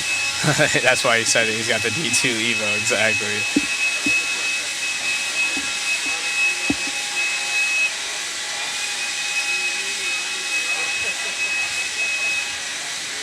Man, these are coming in crazy. Lucy Jr. too. Some of these guys digging the old school stuff. Eddie, Associate has every option needed in the track, and TLR doesn't have easy diff access. I'll leave that one. Alvin giving a shout out to Hunter King. Very neat. They run some mini Z racing in Crestview, Florida. And Hunter, one of those guys, you know, he's always got a smile on his face as well. He's cool to have out here. Everyone, you know, it's cool in the chat. They all have their drivers they're cheering for, and you can definitely tell, like, that guy walks around with a smile in the pits. There's no, you get why there's so much fan base in the chat. So you walk around the pits, you see them smiling, and then you get in the chat and you see everyone, hey, cheering them on, and it kind of goes hand in hand. So don't be a turd if you're out there, you got no fans. Yeah. Build a fan base. You know how you do that? You become a nice person. Or win. That too. Yeah. That kind of helps. Tell some of these guys are running titanium screws on the bottom of their cars for their sparking going over that triple-double section. It's pretty cool. X Factory. Ooh, a Mesco. Did I miss it? I just see winky faces. Maybe you dropped something. So we must have missed it. Someone dropped an X Factory. The designer was actually here earlier. Fans are cheap, so right now. Yeah, you can buy your own fans. About $20, maybe $10. You just have to give them different names. Yeah. It'd be a cold room if you have them on. Ooh, Johnny might come out on Sunday after watching all this racing, so that's what it's about. I was thinking the same thing. I got to go to my local track, and maybe I can get Wayne to let me drive his car. No. No? All right, maybe someone in the chat will let me drive theirs. I got to build one. Oh, yeah, you got to get ready. I got to get to work. Jorn Newman was quick with that S-Works. Let's see what he looks a little bit better this time already, but the track's actually coming up too. But coming on the straight, he's hooked up. Yeah. Opening lap, 19.4. That's not bad. Dustin Evans, a 19.6, 19.4 for Kano. So your top three opening lap, laying it down. Gibson, 19.1. Man, if you can stay on that pace, that's solid. Getting lucky right there. He didn't land on top of traffic as our race leader, but now we're going to follow around. Oh, we popped up Nick Gibson on the screen. Jorn Newman back to the top as we have trouble. Yep, there's our race leader. Car looks really good. That's a S-Works. Jorn got the heat win last time, so we'll see if we get to interview him again. But it's still very early on, but the top 6, including Tyler Finster down there, as I say, that falls off. Actually, no, he stays on, but the top 4 now on new TQ runs. 16.512. It's going to take a... I'm not trying to be Debbie Downer. It's going to take better than a 16.0505 to be top 10. Nick saying, I want to see you at Rainman's next week. Jason from Raw Speed will let you rent a ride. Yeah? Yeah, I got a lot of friends that would probably let me wheel their car if I wanted to. I just got to... I have to be about it, right? Put your... Yeah. If anybody in Bakersfield wants to loan them a car. I just got to drive upside down. Backwards. Everyone getting ready for their local club racing hopefully this weekend. If you guys are joining us at the track, we appreciate you. I know SDRC, I believe, said they have us going live joining us for the World Championships, cheering on their favorite drivers. A lot of buddies from the SoCal area out here, and then of course anyone across the pond, down under, cheering on your friends. We appreciate having you here tuned in to Mod Live Media as Newman in the top 3 going quicker than Kaufman, but there's Evans, who was one of our A main finalists in the 4-wheel division, trying to put in a heater here. He actually qualified 3rd in 4-wheel, just had some really bad luck in the main events. Oh, carnage over the tabletop. Marshall has to wait for it. Ross saying Jorn's body looks like Cody's back in the day. Newman, it absolutely does. I've always thought that. Team Yellow wheels. Team Yellow. So all these guys on 16 lappers. Jorn on a good run though, 65.06 right now. Yeah, oh, he gets through traffic. Very nice. Lee lets him by. Dustin now slowly inching up. I was about to say, I expect Dustin to start making up time as he comes up on traffic on screen there. Gets round, no problem. Dustin's car looking good. Oh, don't know what his, where's Dustin? Dustin had in that last one. So hold on a second. Is that the last round or that's the first round? The first round. 1. I was going to say, go to round. Qual points 2 out of 2. Where's Dustin sitting overall? Right now, go back to the TQ in that last round. Tater to 16.506. Well, this is both rounds. Yeah, yep. But I'm looking at that right now. Jorn at a 16.506 with a 4. That's a 3/10 off. Laying one down right now. Yeah, this could be really Dustin good. Evans at a 16.510. So a 510 would be, yeah, these guys are stepping it up right now. They found something in their cars. Maybe that's a sweet spot in the day where they're running good, the traction's good. And Yui as well from Japan. Yeah. Very impressive, but it's 4-second cushion for Jorn as this one has under a minute left. 16.506 with the 5.55 right now. That's going to be a good time. I'm sure there's 2 more heats to go with your B and your A sort. Yeah, so if you guys are Tater Sontag fans, go to LiveRC to the IFMAR tab and take a screenshot because it's pretty cool seeing Tater's name, followed by Brock Champlin, Aiden Horn, Davide Ongaro, Ryan Cavalieri, Dakota Phend, Spencer Rivkin, Ryan Mayfield, Marcus Corrupt, and Brennan Schimmel rounding off your top 10. Currently, that's counting 2 of 2 rounds. I think Tater's out front because of that paint job. Yeah, I think sweet. I'm going to kill that. I'm going to run that into the ground. Yeah. It's just a BA paint job. Freaking Zeke's over there with the sander just sanding his nubs off.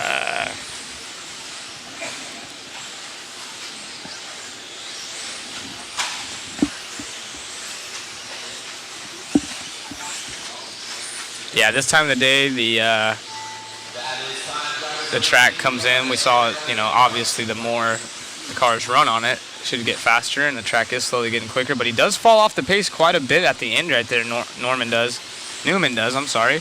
Still 5:10. It was a rough lap. Yeah, that's but gonna. he backed it up with an 18.9. That last lap was an 18.9. So he knew what he had to do, and he strapped it in there. The problem is that 4 or 3 seconds like that could be 15 spots after these next couple heats. It can. I mean, they went 5.06 that last round for TQ, so that's 3 seconds that he left on the board. Oh, I don't know if you guys heard that on the audio. Off the straightaway. Yikes. What if we got that on replay? Oh, we missed it. It sounded pretty good. So we can talk to Jorn. Yes, Richard Lake over there. Going to talk to Jorn. Got him up there. He looks a little bit more relaxed this time around. Takes a sigh of relief. All right, so we're back at it with your 2023 IFMAR World Championships. Back up here with Jorn Neumann. Jorn, you are on a 5.06 pace for most of the race. One little miscue dropped you to a 5.09. Still a pretty good run in the works. You've picked up some speed going into round 3. Now you got round 4, so try and solidify something on that. And what are you thinking? The car is very good, very fast, so I keep it the same for the next round. Just try to make no mistake. I had a good rhythm, then I came to overtake other guys and they make it a little bit uncomfortable, so I flip over. But it is how it is. Well, we appreciate you coming up, and always it's good chatting with you, man. Have a good one. All right, thank you. Back at you guys. I mean, again, super impressive. You can tell he's bummed out, that crash right there. We'll see how it plays out, but that could be up to 10, 15 positions. That one mistake could, lock him in the B, unfortunately. Never want to see that, but that's what it takes. Is you can't really, you can't make a mistake. You can't leave 3 seconds on the table. You cannot. Jason Rona actually talked about it as we pan across. Got a good look at Davey right there. Davey, where's Davey sitting?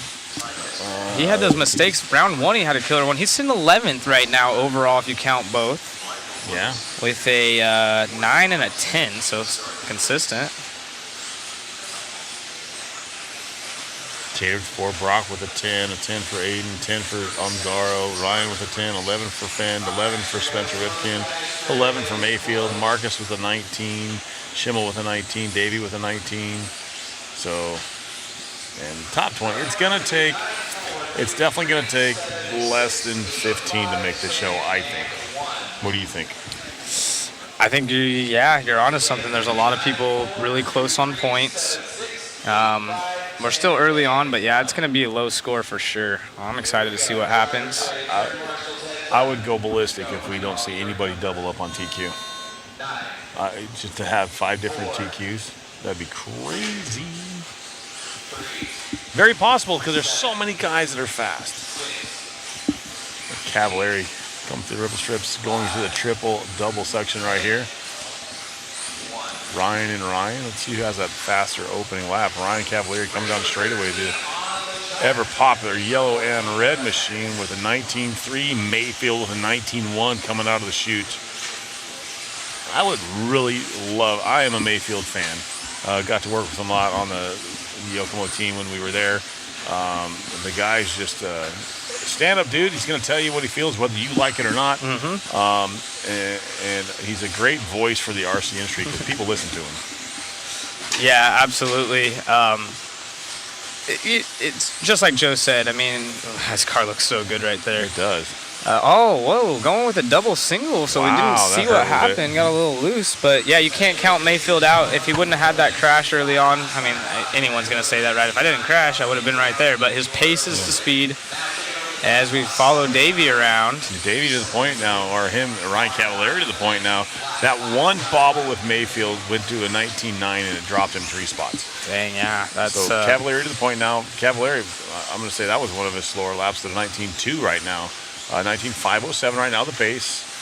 Kauki sitting second. Davey bought up to the number 2 spot now with 19.3 last time by, so 16.510 for him. Mayfield dropping all the way down to the 9th spot. 22.9, so he'll be back up there, though. He'll rally back. Nice seeing Cav back in his element here. Yes. Looking kind of like the old school Cav that we've seen in the past, so getting that Schumacher figured out. Davey bouncing off the pipe, and he was in the 2 spot. That's going to fall, or make him fall way back as Orlowski was right there. Cracknell put in an impressive run. And still looking for Tessman to shoot up to the top of the charts. It hasn't been the same that we're kind of expecting out of that X-Ray driver. I know that he will be hard on himself and trying to prove a point here in the next coming rounds, but it's all Cavalieri right now. He's the only one going quicker than Newman. We're going to go back to quick instant replay. Quick instant replay really quick. We got Davey Bada turning it just a little too soon. Ooh, that could have been bad. That could have broke that left side of the car. Here comes Mayfield squeak through that one. So there's Mayfield right there just in front of Davey Bada, but we're going to go back to Cavalieri. That yellow and red, yellow wheels, FCW. Yeah, these guys now are Orlowski to the point in the Schumacher, so 18.9. The top 2. So Mikkel and Ryan right there on time, the 2/10 apart right now. Austin Cracknell not too far off. He's at 16.12. Long lap for him. Wow. Gillespie up to the number 3 spot. Yeah, with an 18.9 as a hot lap. There's only 2 drivers that have done it in this heat. So 2 18.9s out of Orlowski and Gillespie, and they're both in the top 3. But Cavalieri, even though he hasn't hit an 18, he's one of the smoothest. Super consistent. His fastest is a 19 flat, and his average is a 19.2. That's crazy. Cavalieri, another 19.2, but an 18.8 now out of Orlowski last time by. Wow, following him right now. Schumacher's on the gas. Cavalieri not too far off that pace. They're both on 16s at 5.08s right now. Closest one to them is Rob Gillespie at a 5.11. So there's Cav crossing the line right there. A 19.8 for Cav. Drops into a 5.09. Orlowski out front. 18.9 last time by for Orlowski, so that's 2 18s for him. Let's see what he has this time by. A 19.5, that's going to hurt just a touch, but that closes that race back up. Orlowski, Cavalieri, Cracknell, your top three. Mayfield back up to number 4, drops back down. Yeah, that 19.5 hour leader is going to hurt him. See if Cavalieri can't capitalize, but they are separated by about a second. So with 45 remaining, it's going to come down to it. Yeah. Can Cavalieri strap it up? He has open track in front of him, if I'm not mistaken. No, he is coming up on a little bit of traffic, but only one car he has to worry about. I'm sure he'll pull out. And really, the gap's staying the same between those two as they're right here. I think that might be Austin. 508.1 now. Let's see what Cav has. 509.2. So Orlowski, Cavalieri, your top two right now. 16s at a 508, 509. They're both faster than the current TQ and your Newman. Cracknell is very impressive in this one in the 3 spot. Can't count him out. I don't know if he's going to have enough to get Orlowski, as now he's pulled away by about full 2 seconds on Cav. But any mistake is this last lap for a lot of these drivers. Let's see what happens here. It doesn't take much. Top 2 going quicker than Newman, but Orlowski has a cushion of about a full, 1.3 seconds on Cav. Nice. Step on. Across the line. He's going to keep going. Ooh, still on the clock here. Done with the 16.509. Orlowski coming up to some traffic. I think he's Testman right there in front of him. Good relationship. I don't think those guys will be held up or anything coming down straight away. Oh, whoa. I think that was, I want to say that was Austin there that got a little loose. So Orlowski taking the TQ at a 16.507 right now. New time. Cavalier's going to go 16.509. Cracknell's going to go 16.511. That is your top 3. Great run. Here we go.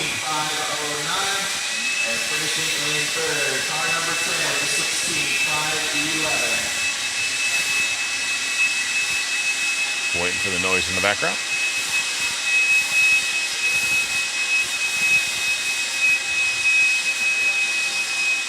All right, one more heat to go here. 2023 IFMAR World Championships for round number 3. Mikhail Orlowski taking over the win. And current TQ, how'd the car feel that time? It was pretty good. The first 2 rounds were really bad, but I know I can turn it around, so it's a good start. It was a clean run, a bit sketchy at the beginning, a bit nervous, I would say, but yeah, I think the car has been pretty good all the time. It's just really difficult to get the conditions right and the driving style, etc. So, but yeah, it's a good run. We'll see what the top guys can do, but I hope I can get a good score for this round and give me some confidence for the next heats. Awesome. Well, I appreciate you coming up here. Sorry about what's going on behind you, but I'll let it detract. Good job, man. We'll see you later, bud. We'll see you later. Thank you, Richard. Appreciate that.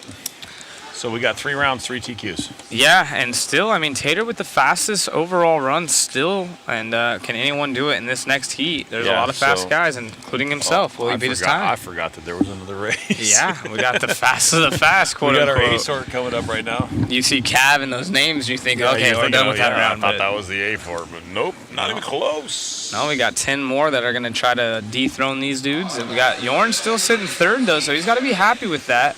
It's kind of a bummer because if you take away that 3-second crash, he would be the top guy. Oh, yeah. That's part of it, though, right? It's racing, not winning. Right. Hayden's in this one. Ungaro, Finn, Rivkin, you know the names. Chat, who's it going to be? Do we get a new TQ? Does Orlowski hold on to it with that Schumacher? Does Sontag put up even a quicker time? Do we have a new hot lap? What was it, 18.8 of that last one? What's the deal? What do you guys think? Let's get ready to rumble, Jerry says. Dakota Phend in this one, Rivkin. Any of these guys could put one up. Cole Tollard had a good run. He had one mistake. Look at that. What a cool view. Yeah, that's, all those guys. Bruno can put one up there. He put some lap times together. There's the young Tater. Those of you that have never seen him, that's Tater right there in the middle of the TLR shirt. So those are your top 3 TLR drivers right there. Those guys have been laying it down. And then Schimmel on the opposite end of those guys. So they took way over here by us. Took it on the opposite side. All right. Yeah, Tater, he did his interview and everybody's like, why is he crying? He's not crying. He just focuses that hard, doesn't blink his eye. Didn't blink. A little bobble out of Dakota right there, scrubbing those 3 pipes. Coming down the straightaway, Tater, Sontag. Yep, he's got that high wing mount. Flat. A lot of people Brock asking. running second, 19.6 for Brock. Who's coming out swinging? So far it is Tater, but lots of guys still to cross the line here. This is the fast heat. A lot of Spencer fans in the chat saying Tater backing it up 18-6. his car is so hooked up. Do we see that 17 lap run? And Schimmel right there as well. Schimmel, though, with a little bit of a rough lap, going to fall back to 5th, but he was in the 2 spot. Tater, though, 18-6 to an 18-7. Oh, my goodness. This kid is on fire. Again, if you don't know Tater, probably going to be an RC household name in the near future, especially with the rate he's going. Again, he has 4 points, so if he puts in another TQ or top 3, he can pretty much guarantee, I mean, he will guarantee himself a spot in the main event. That slowed him down to 16.502, but still 4 seconds up on the next guy. Almost 17 lap run in the works. Top 3 quicker than Orlowski, so Orlowski hoping that he can get a top 5 out of this one. You heard him, 130 down and 330 to go in the background there. We're following our race leader. So Tater back down on 18.8 last time by 16.502. The way his car pivots is just absolute perfection through every corner. It looks just like there's just such good balance on the car from front to rear. It's not too hard on the front, not too hard on the rear. Look at that. Just sending Ongaro now running at number 2 position, 16.503. Ooh, that was sick. Yeah. Just a little tiny, correction in the air, lands on full throttle. It's all one big rhythm. You see some of these other cars, they make a turn and then the car kind of like flattens back out and they make another one. His car just, it seems like it's all one flowing motion. Yeah. Super Ongaro fun. now. There's our leader getting by somebody that, I'm not sure who that car is. Tater Low Street Racing, they call it. Rivkin up to number 3, so you're top 4 right now, better than Arlovski's top. Oh, Tater with a 19.2, but he had an 18.6 the lap before, so a little bit more inconsistent, but putting 18.6 is, I mean, nobody else is even close. Ongaro 18.7, but... Yeah, he's 2 seconds faster than the next guy right now. Yeah, and again, he's had some 19s thrown in there, so those are his quote-unquote bad laps of 19.2s, 19.3s. 18.9. His average is an 18.931 right now at a 16.502. I was saying it would take an 18.5 to go 17 laps on average. Yeah, this one's going to be a little bit slower. He got sideways, lost a couple tenths right there. Someone's shaky on the radio. Probably right at 19. 19, yep, so that's a bad lap for him. Yeah. Oh, Tater. Get it under control there, bud. Yeah. He's a young man, so you got to wonder how these nerves are going to handle him. Obviously, he looked relaxed but nervous when he did his interview in that last round. He TQ'd round number 2, so here we are, Q3. We'll have one more round today. Hey, the chat mentioned something. What color are Tater's wheels? I don't want to talk about it. Yeah. Team White Wheels out there, but it is Tater with a minute 15 left. This kid's on fire. It's a 16.503, and the top guys, the top 3 now. Actually, I'm sorry, the top 6 going quicker than Orlowski. So all these guys going extremely fast. Cole Tollard sneaking up there. We haven't seen him much. That's the pink car. He's also TLR driver. They sandwiched the associated of Ongaro, our new 4-wheel drive world champion. Tater, Davide, and Cole, your top 3. Spencer Rivkin running 4th. You got to remember, Spencer Rivkin coming from 5th on the grid in 4-wheel. Winning A2 and nothing but pressure half of that race in A3. So if you're in the top 5, it's possible. Yeah, and this kid, 16 years old, the young Tater, it's his first world championships. He's out here potentially on his way for an overall TQ, but honestly wouldn't be surprised if he's the TQ in this round as it's coming down to the wire, 15 seconds left. He's got almost a full second lead over on Garo, so barring catastrophe, he will be setting another 0 next to his name. Actually, right at 1 second split between first and second. Mm-hmm. Cole Tollard, second behind him. Rivkin going to post a 5, it looks like right now, unless something goes wrong. Tater gets across the line. Making the last couple lap charge. Tollard still in the 3rd spot. So Tater's done with the 16.502. Oh my goodness. He just pulled it off. Unbelievable out of Tater. You're going to hear the claps. You can already see people celebrating early. Averaging an 18.933. Wow. Ongaro an 18.980. Dude, look his eyes again. He hasn't closed it. He's absolutely focused. And we're going to get Richard. Even Mayfield giving him the wink up there. Yeah. So they're still racing out there, but here we go, man. Tater Yes. Look at that. Taller giving him some That's love. super cool. Yeah. Super cool how much these guys respect each other and support each other. That's awesome.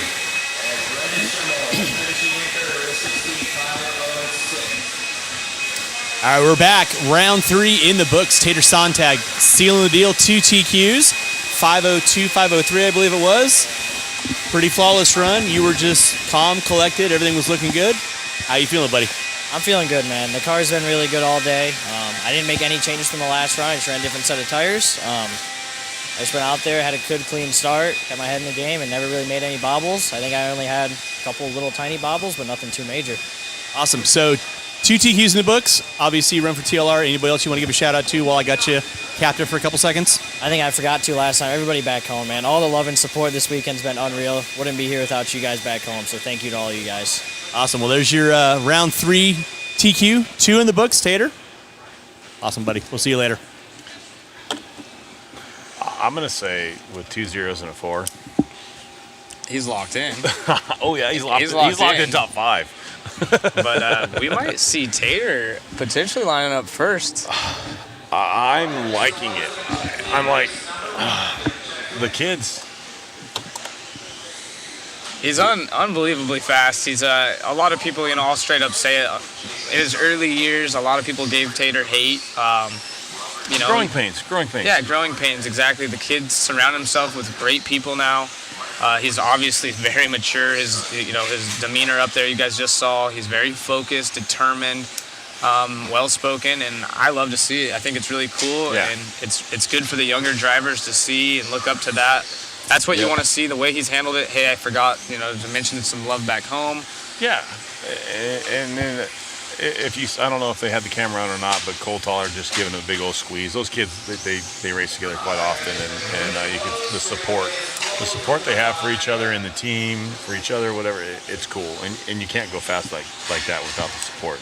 Exactly, and Tater, he runs back out there at Marshall, wiping the tears away, not from crying or anything. He does not blink. There's a lot of guys that are like that at that level. They don't blink. They don't know. They can't. They feel. It's just one of those things. They're so hyper focused on their car, they do not blink for 5.5 minutes. Yeah, seriously, just want to give him a shout out. He's handling this very well, and hopefully he can get another one. I'd be excited to see that. Wife's telling me to wake up. I'm a little tired. We're clicking through this one, so it's unofficial TQ. Keep that in mind, guys. It's started in the middle of this round. Yeah, I think we go to 7 this time. So we can't officially say that he has a 0 until the round is complete, but to be honest, those were the fastest we got of the one fast. upside down coming on straight away. Dead Sailor, we got one upside down again.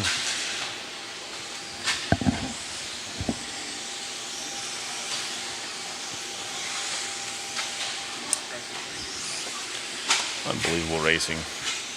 A couple cars not quite making it. Is the track going away? What do we got?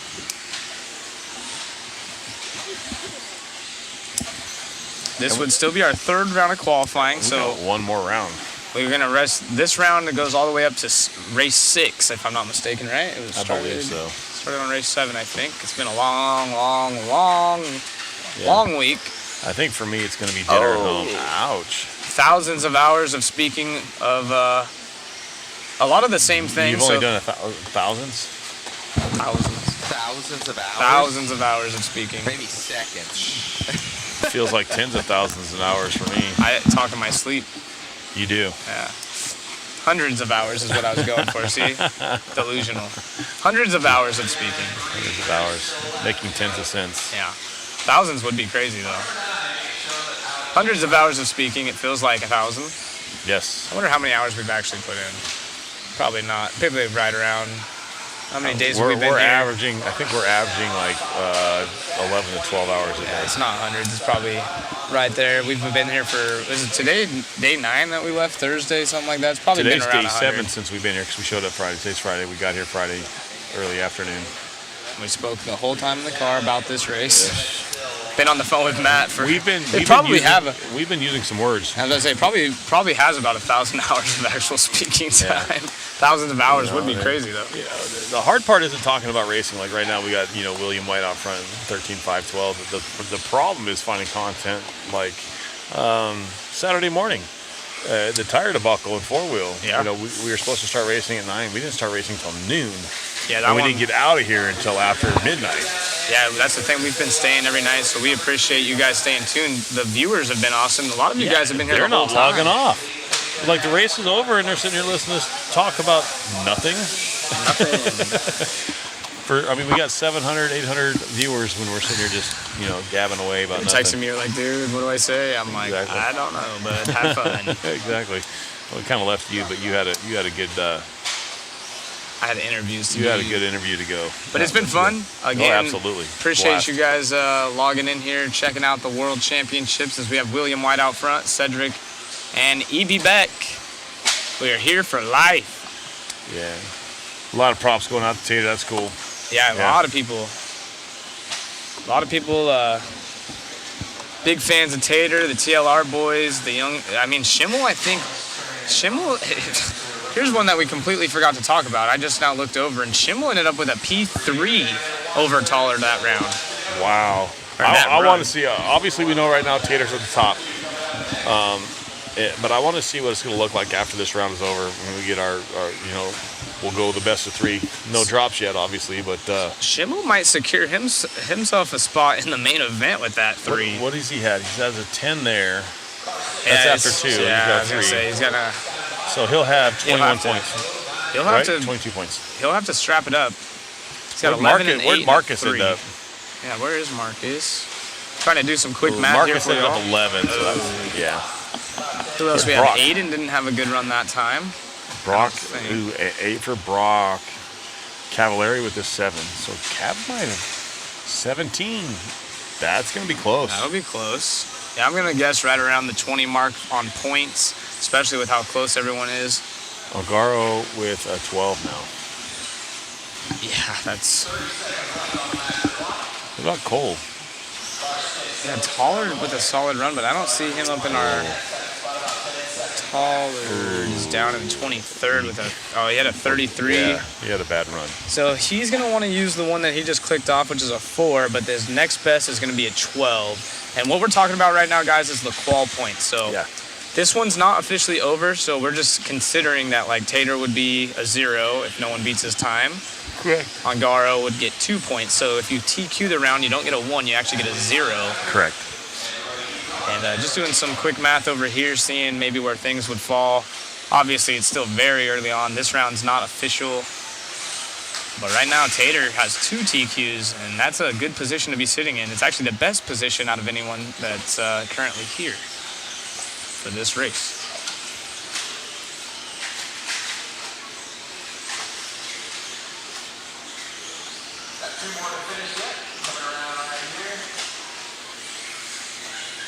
Eddie Congress. Well, that's actually our job to talk.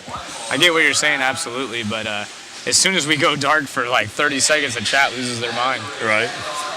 And there's William White can take the one that's on 13.505 and 13.516 for Cedric, and Beck going to go 13.522. Jerry said there's a mute button. Yeah, there is a mute button. And there's a volume. So I'm going to ditch it on my phone. I'm going to watch my boy. I don't know where they're at, but I'm going to find out.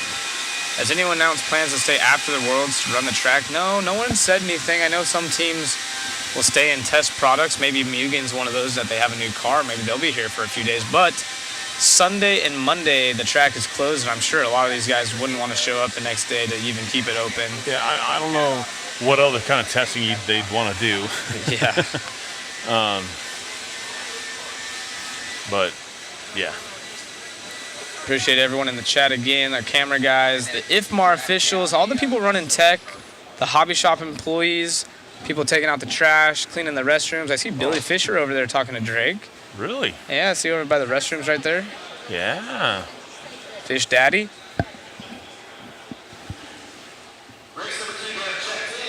Beer tasting.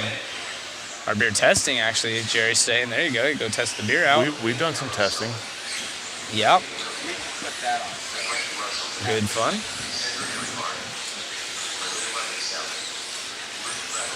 The chat is a trip to see how many people still follow RC that you wouldn't think. A lot of old school racers, even ones that I raced with that I know they don't race. They haven't raced in a long time. Tuning in. Very interesting. Yeah.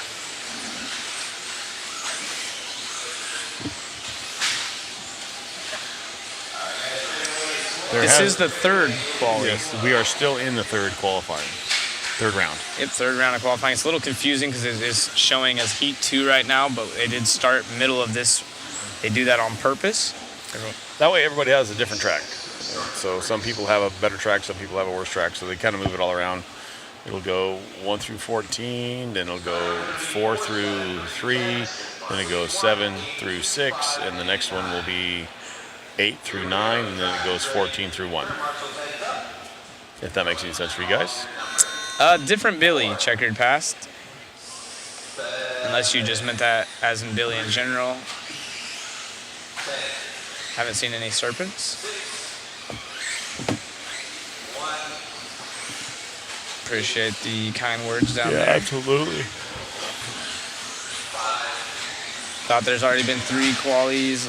Yeah, again, this is the third round. It's just they start in the middle as a turn marshal right there in the middle of the triple or the double.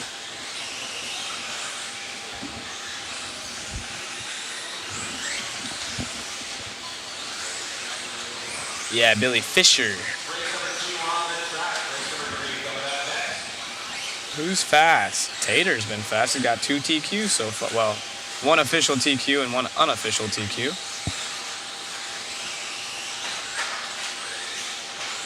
Oh, camera guys. Trying to get that sorted there for you. Sorry. Got your beer goggles on there for a couple seconds.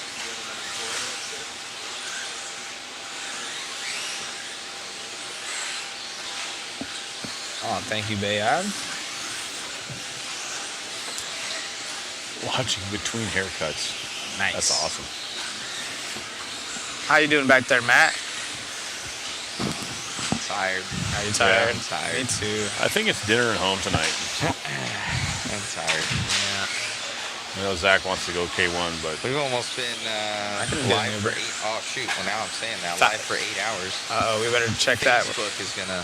So if you guys are on Facebook, be sure to jump over to YouTube real quick. YouTube, and at least for about 5 or 10 minutes, we'll get the Facebook feed going again. We're at 7:40 right now, so we'll go a couple more races. So we might be able to get through this round. Maybe at the round we'll take a break and go to. Well, let's shift it over then. Yeah, it goes way down when the fast guys come up. That's true.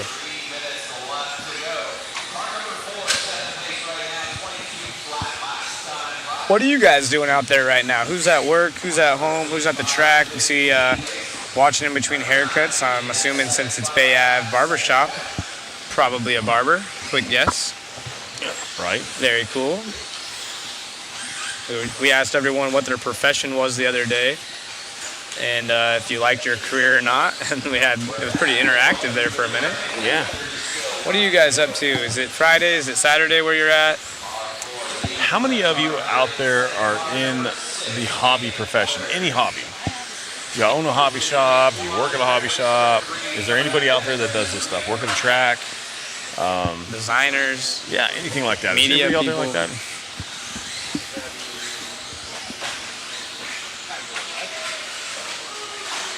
Uh-oh, sounds like the natives are getting restless. I said working, but I use that term very loosely. Jerry Walter.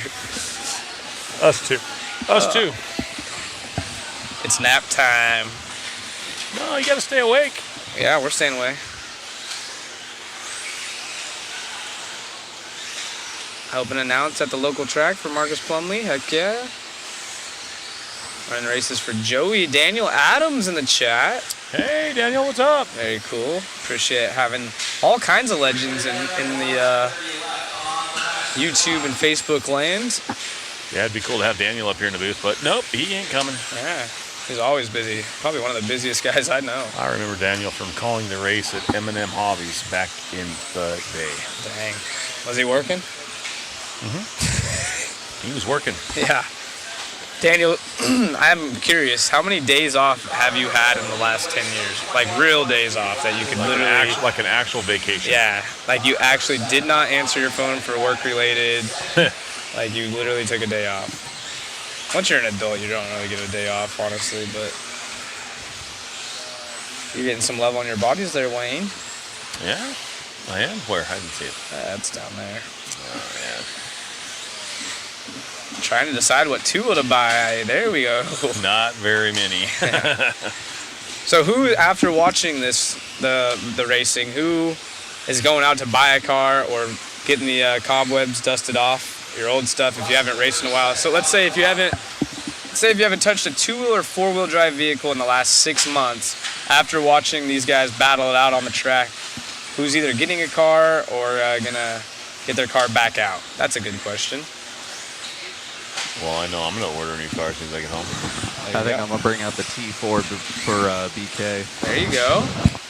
BK entries opening Sunday at noon. Sunday at noon. Where can we find that? Is that going to be... Where is that entry at? I'm assuming on hobbyaction.com. Maybe. I'll get a hold of Larry. We'll find out where that's at. Where they can find the entry. A lot of XB2 for Or is it setup. RC signups? It might be RC signups. You're actually probably right. I built a HB2 wheel since start of the Worlds. That's awesome. Waiting on the Mugen. Zach, do you still do paintball? I sure do. That's why I unfortunately already will be at a paintball event during the BK. Thank you, Daniel, for the kind words. Yeah, that's the whole goal. You know how it is. You've been around this long enough. We're trying to make it like you guys are here. We're trying to get it as close to you guys as we can. We're trying to make it more funner. Absolutely, more funner. More funner. More funner. Selvin taking one of that one. He's going to go 14.5.13. Christian's going to go 14.5.23 and a 13.5.06 for Dave McEwen. That was race number 2, heat number 2. RC signups open on the 16th, so it is RC signups. On the 16th or 17th? Because today's the 15th and they said Sunday. Yeah, it says 16th, so maybe it is tomorrow. Maybe it is tomorrow. Good, I could sign up on here. Right? SDRC tomorrow. What paintball marker do you use? I have a GO4 Planet Eclipse. Watching or listening RC is like catching a good disease. It spreads. Yeah. It's contagious. I heard it saying the contagious. 17th, so I don't know if it's the 16th or 17th. I don't know what we got here. Ooh, some fancies? These are the signed ones They're already signed? that we need to get signed. Oh. So I'm going to have you about what that's at. Okay. Oh, Looks like we have quite a few orders. Matt, how many orders have we had and how many waffle entries do we have? Do you know? Waffle for over 140. Wow. Tickets sold? 140. Megan saying 166 tickets sold. 166 on the waffle. Wow. Thank you guys. Of course, we know who the corporate side is right now. Yeah. Let me talk to the brains behind Right, Matt. exactly. Matt, we'll talk to her. Yeah. 166 tickets sold so far for the waffle. That is awesome, guys. Keep buying those tickets. We've got some cool prizes. It's for a good cause. That's the main thing. Absolutely. I mean, we got the signed shirt. We're gonna have one of my shirts signed with all 10 of the A finalists in 2-wheel. Zach's is quite a bit smaller shirt, so we'll have the top 3 from the 4-wheel drive, top 3 finalists. But I've got that signed 6.0 motor from Angaro. It's same size. It's the same motor that not the motor, but the same motor that he ran. The box is signed and the motor is signed. That's pretty cool. Senpei in this one. Oh, yeah. Kyosho. Japanese driver. We got the signed J Concepts bodies from Mayfield. Both of them. They got the plain white one and the painted one. His paint scheme. The white one is a prototype body. Dang it. I missed Travis Amescu's thing again. You're welcome. It's for a great cause. Did you say something else, Travis? We missed it, but... Did you buy 160 tickets? Maybe he bought tickets or something. Yeah, I'm not sure. Amescu, I'll miss you, man. Hope all is well with you and your family. I've seen some of your teasers traveling back with an RC car back, I don't know, last year or so. I don't know. Are you racing again, Travis? What are you doing? Yeah, Travis, tell us a cool story. You have to have some. Put it in the chat. Our qual Bought points tickets. Man of few words. Nice. Our qual points 3 out of 5 at Worlds. Yep, you are correct, Ashton. Watching his brother, who just got unofficial 3rd for that round. So tell Bubba to stay on the gas.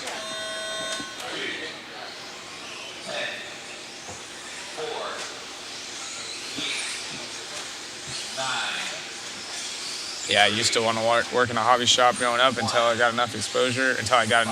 Now I have a deeper respect for people working behind the counter. Absolutely. Yes. Yeah.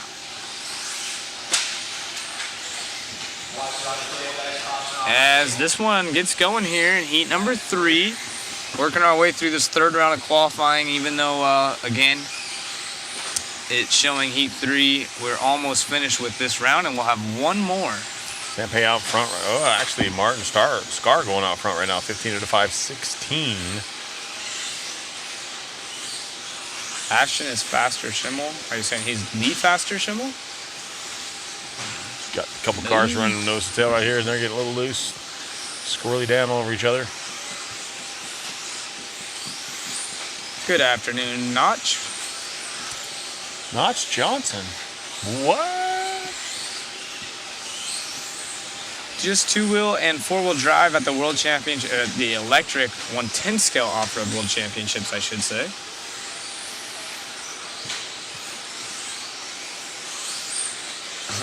Brennan knows what's up. He doesn't want the smoke. Nice little brotherly love in the chat here. As Martin out front, another young driver. The Canadian in third position, so Norway leads the way. And as I say that, he falls back in the third spot. And now even further back in the 4, the X-Ray driver up on the screen right there. Sampe out front though, 15.520. Pretty good pace for this heat.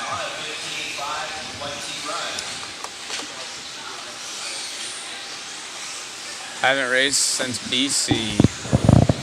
Is that before Christ or before COVID? 10-minute break and then you can come back.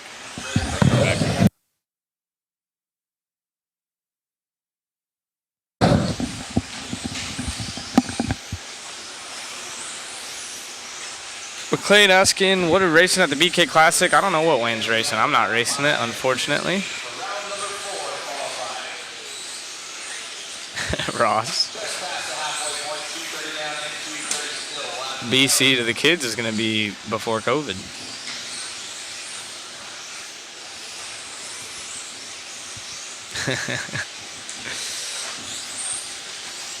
Okay, careful if we even say that word.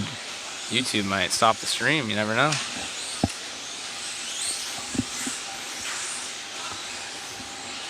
The Kyosho driver out front on screen.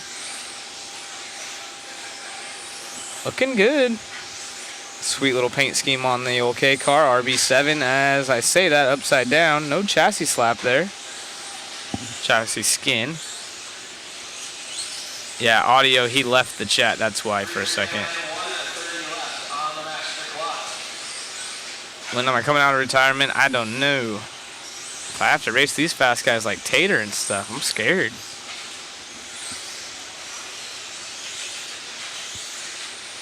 Waffle information, we'll drop it again in the chat. You can go to Mod Speed Shop. You still race, Ross? Y'all are out front now. I believe he's a Schumacher driver from the UK as we follow around the associated car.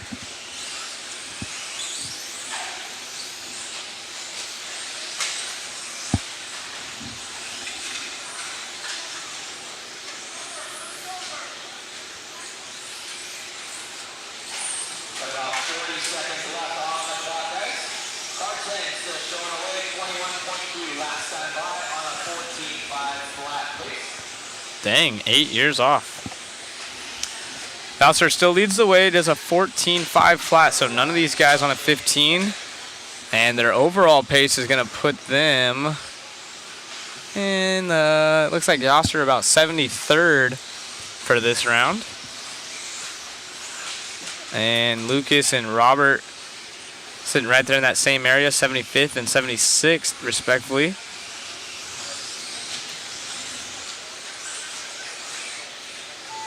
Organize a retro race with Travis, Barry, Hara, Ashton, Hughes. That would be sweet. All those guys don't want to race anymore, though. Is the fabulous one in the chat? There's one of them. Travis is here, so he could answer. Is Hara in here? Scott Hughes, all those guys. All right, how many past national champions do we have in the chat and A main finalists? I know we've had Pavitas in here. We have a Mescua, a 40-plus class at the Worlds would be awesome. Can't hang with half these guys now. Travis probably with a couple weeks of practice would be just fine, but yeah, it's different. You can see these young guys like Tater and Ongaro, even Schimmel, Tollard, Rivkin, they're all young. Orlowski, those are your top 6 from the last run. Cavalieri being the old man of the group, if you will, 7th. They did beat out Brock, so those are, Brock was 8th, Jorn Newman 9th. Jorn with that S-Works without that bobble, which, again, you could say probably for half the field, right? But he was at the very end right there, I believe, on a 5:06, which would have been good enough for 3rd.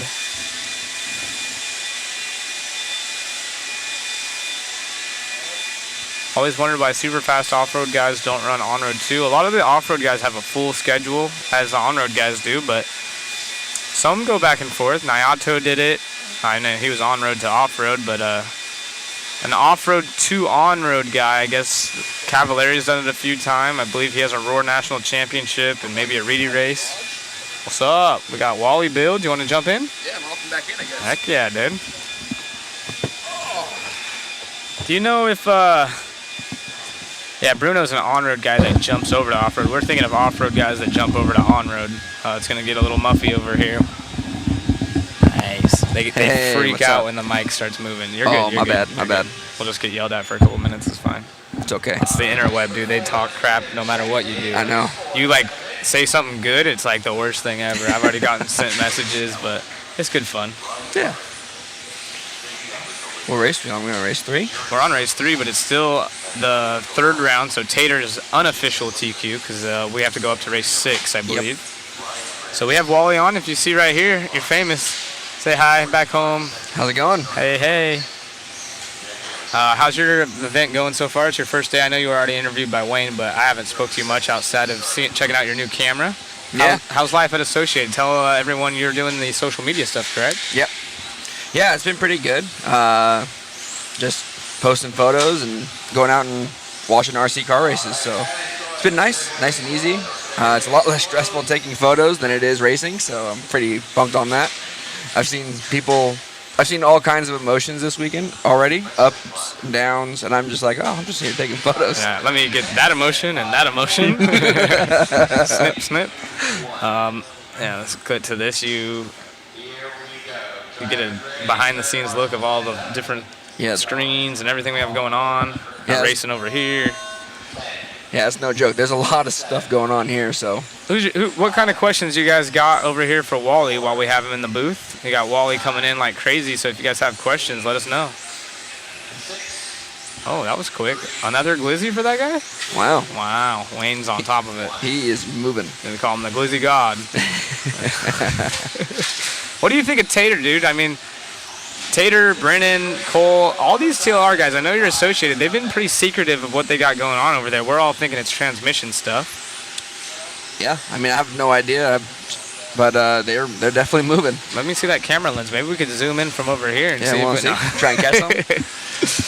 But yeah, it's I mean, outside of the car, the young drivers, it's pretty impressive to see. We kind of grew up, those guys being younger than us, but seeing someone like Tater, it's insane. Even Brennan, and of course you guys have Ongaro. He just kind of has his own track record now, but it's awesome seeing the younger generation guys, especially the ones that the international people don't really have as a household RC name, if you will. Yeah. No, it's definitely different seeing like your main top guys kind of struggling to make the main or be in a qualifier. Ooh, we're getting deliveries up here. So like Larry's this. sister makes awesome treats for us. This is awesome. And you might hear some crunch, crunch, crunch. Thank you, Larry. Appreciate you. Yep, thank you. But yeah, like seeing all the younger kids come up and like you see them at different events and you know they're gonna do okay, but to see them jumping up to the top of the board and having like top 5 runs consistently, that's pretty impressive to me. Like seeing the household names, the Mayfields, the Cavs, and everyone, it seems like they're I want to say slowing down because they're definitely way faster than I'll ever be. But it's weird seeing that kind of tide change, and now the younger group is kind of taking over, and your bottom 5 of the 10 are the people that you would see at the top of the board all the time. I know. I was trying to make a reference of Rivkin to like what category it fills in. I'm like, I don't know. Rivkin's like a middle child generation Yeah, almost. He's definitely in the middle. Oh, they asked that right as I say that. Yeah, Brock is young too. Chris saying. Brock and Spencer are kind of on that same generation of like the middle. Yeah. Same with like Orlowski's almost like a middle child because it's like, yeah, where do you put Tater? Marcus is your guys' associated driver. He's very young. Yep. Who else do we have? You got Davey Botta's been putting in some pretty solid runs. Absolutely flying. Who else? What's up with old Matty G? We got to get him up there. He's off the pace right now. Yeah, he's a little off. I'm kind of surprised. I thought he'd be a little higher up there. I thought he'd be on the same pace as Davey. Yeah, me too. So maybe we'll see an upset randomly as he just stops caring as much at the end. Yeah. Or he'll double up. Go really fast or really slow. Yeah. Why are older guys still dominating 8 scale? That's a good question. What do you think? Well, my guess from just shooting the cars, these things move way faster, and your like fast twitch reaction has to be way higher to race these things competitively than 8 scale. That's just trying to keep up with these things in the camera. Proves that these are way faster than 8 scale cars, and they move way faster. Yeah, especially on these small tracks, like you said. I mean, the corner radiuses are usually a lot tighter. The pipes are smaller together. If you're battling someone and there's a few cars together, it's not as much open room. So I could see what you're saying there. And then the difference of keeping it mentally together for 5 minutes versus someone that's older and more mature, maybe for 45, that has that experience, that doesn't lose that concentration. How do you train someone? And you see, for example, Tater, he comes off and it looks like he's been crying the whole time, but if you had to do that for 45 minutes, would he be in the same shape as he is in a 5-minute run? Who knows? Right, exactly. I know I probably races Nitro as well, but right now he's obviously excelling in 10 scale. So. Yeah. I think the grip has something to do with it too. Like the car is just so much twitchier to drive. An 8 scale car, you're usually setting, also it goes with the setup of the car. Here you're trying to be as fast as you possibly can. With 8 scale, you're just like, I want to be able to drive my car as hard as I can for the full 45-minute main. So you're setting it up a little more conservative rather than trying to go all out speed. So that's probably another part of it too. Right. Yeah, no, that's a really good point you bring up right there. Awesome seeing the chat go crazy for you. I mean, a lot of them have moved off, but I saw Wally about 100 times as you were sitting up here. What's up, Big Wayne? You want my spot? I'm down to take a hike for a minute. Yeah, I gotta go get shirts signed for you guys that have been ordering them and want some pro signatures. So I'm gonna give this one over to Wayne and Wally, and we'll catch back up with you guys in a bit. Question for both. What battery technology greatly improved? Should we go to 6-minute mains or 8-minute races? I wouldn't be against it. I think that'd be more fun. They run e-buggies for 10 minutes. 10 scale cars can definitely do 10 minutes. So I think that'd be cool. But then the other thing with that is that the longer the race, if someone's out front, it's just kind of longer. It's just a longer run watching somebody leading. Like I know for me, like 8 scale races, like 60-minute 8 scale races, if someone's a lap ahead or kind of how the Nationals went at 60 minutes, it's kind of boring. I'd rather see almost 3 short races. So it's kind of like a reset. Yeah, Reedy raced at 10-minute mains. It did. I remember that. Very exciting 10 minutes, too. Us old guys can't see 10 scale. Bigger's better. I agree. I totally agree. I agree. That's why my track's nice and small. Why is Wally so incredibly, ridiculously good looking? I don't know who you're looking at. You're not bad looking, dude. I'm not great looking. That's a lot. There's a lot of comments right there. Mod and Wally builds. Did both of your RC careers start at OCRC? No, I started at SoCal. I think Matt also did. I didn't really know what I was doing at SoCal. It didn't click until OCRC. He was a wee lad. Yep, I was blowing up speed controls almost every time I went to the track. It was fun times. Sound like Tanner. Let's see. Quarter scale. Yeah, I could probably go for that. That would be nice and easy to see. I've called some for the Southern California. I don't know what the quarter scale. Those things are cool. Yeah. But they're big and they're fast. The fifth scale stuff's pretty cool too. I've called some of I did the fifth scale worlds in the West Coast fifth scale nationals there in Bakersfield at Good Old Boys. Shout out to my boy Ryan Prince. Loving and funny dude. Yep, Ryan's a really cool dude. Andrew Kurtwinger in this one. Got Chris Van Air. Was a local of Southern California. Moved to Georgia. I know he moved back east. That's all I know. Kurt Wanger. Ray Monday from Australia. Adam Rails. M&M Hobbies. I was at the second one. Second. So I know M&M Hobbies over in Corona by the railroad tracks. Kind of tough. He was next to a hockey rink. I drove by it. My parents would never take me because I was like 5. Yeah? Yeah. I was like, oh, look, I want to go see that. Nope, we're just going to keep on going. Oh, okay. Taking any advertising shots for AE outside of social media? Thinking back to the action shots of Chris Chan for their box kits. We'll work on the mics, guys. Normally, this is Zach's mic, and Nick uses mine, so we're flip-flopping around. So turn your TV up. Fill the void. That's actually the front wheel, the front tire they're using, a.k.a. Voids? Voids. Yep.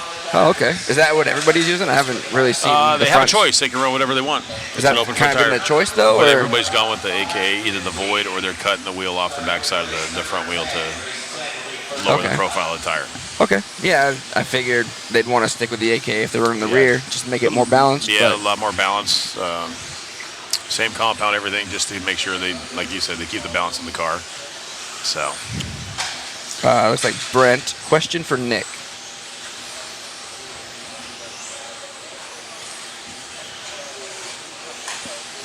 Sportsman equals skill-based class. We open to the original and solid Don Hughes. 8 scale is about wheeling. What are you talking about? If you're wheeling with an 8 scale, there's issues. Wheeling or wheeling? Yeah, are you wheeling it or are you wheeling? I mean, wheeling an 8 scale is probably the best part. You just hammer down on the throttle and go for it. Yeah. What's going on, HRCR? Nice. Brian Hyder up there. I really want to get to that track. Really awesome facility. Have you seen that? No, I have not. Oh, I got an indoor carpet track and a beautiful 8 scale track. Really? Yeah. Where they located at? Where they at? They're up in, I believe it's Boise, Idaho, or near there. Nice. Hayden, Idaho. Okay. Yeah. I know Tanner, he just moved to Columbus, Indiana, so he's got a few tracks. He's got the Hobbyplex right there, not too far from him. Yep. I can't remember the name of the track he went to last Saturday, raced some carpet, had some fun. He said, he loves going to these new tracks and seeing new people, so he's having a blast. Oh, that's awesome. Yeah. Nick, when are we going to Coyote? Actually, probably when I get back. I got to finish my 4-wheel. But, yeah, I'm down to go. I've been talking to the Badas all day. Yeah. They invited me to come up on Monday. He's got a big race coming up in November. It's got, I think Saturday is oval, and then Sunday is the off-road. He's asked me to come up and race direct for him, so that should be good fun. Yeah, that'll be fun. Thank you, Rob. Yeah, Tanner was at Pro Source RC. It was the carpet track up there. Thank you very much. Yep. Lewis is right. We run until the lipo cutoff at the house because we have an 8 scale track in our backyard, and it is awesome. Very lucky for the opportunity that Lewis has given us to stay with him. Nice. So right now we're looking at 15.517 for y'all on. Now down to a 516. Nice. Wing grab number 2 at 15.520, 14.5 away for Ray Monday. Getting through this one, we're going to go through race number 9. We're going to jump back on tonight. Race number 10 at 5:15 is what they're calling. Start time 5:15 for round number 4, our final round of qualifying today. Tomorrow morning, I think we start at 9 o'clock. They're going to have one round of 5-minute heats of practice. I don't know if you remember, for the four-wheel drive, they only gave him 2 minutes on the track for that round, and it was not enough. They needed to scrub the track a little bit better than that, so they're going to give him 5 minutes this time for the two-wheel to scrub the track in for that final round of qualifying. And that round will start backwards. We'll start with race number 14 and go all the way through 1. And then I don't know, the racing's been pretty close. What do you think of the racing so far with Tater?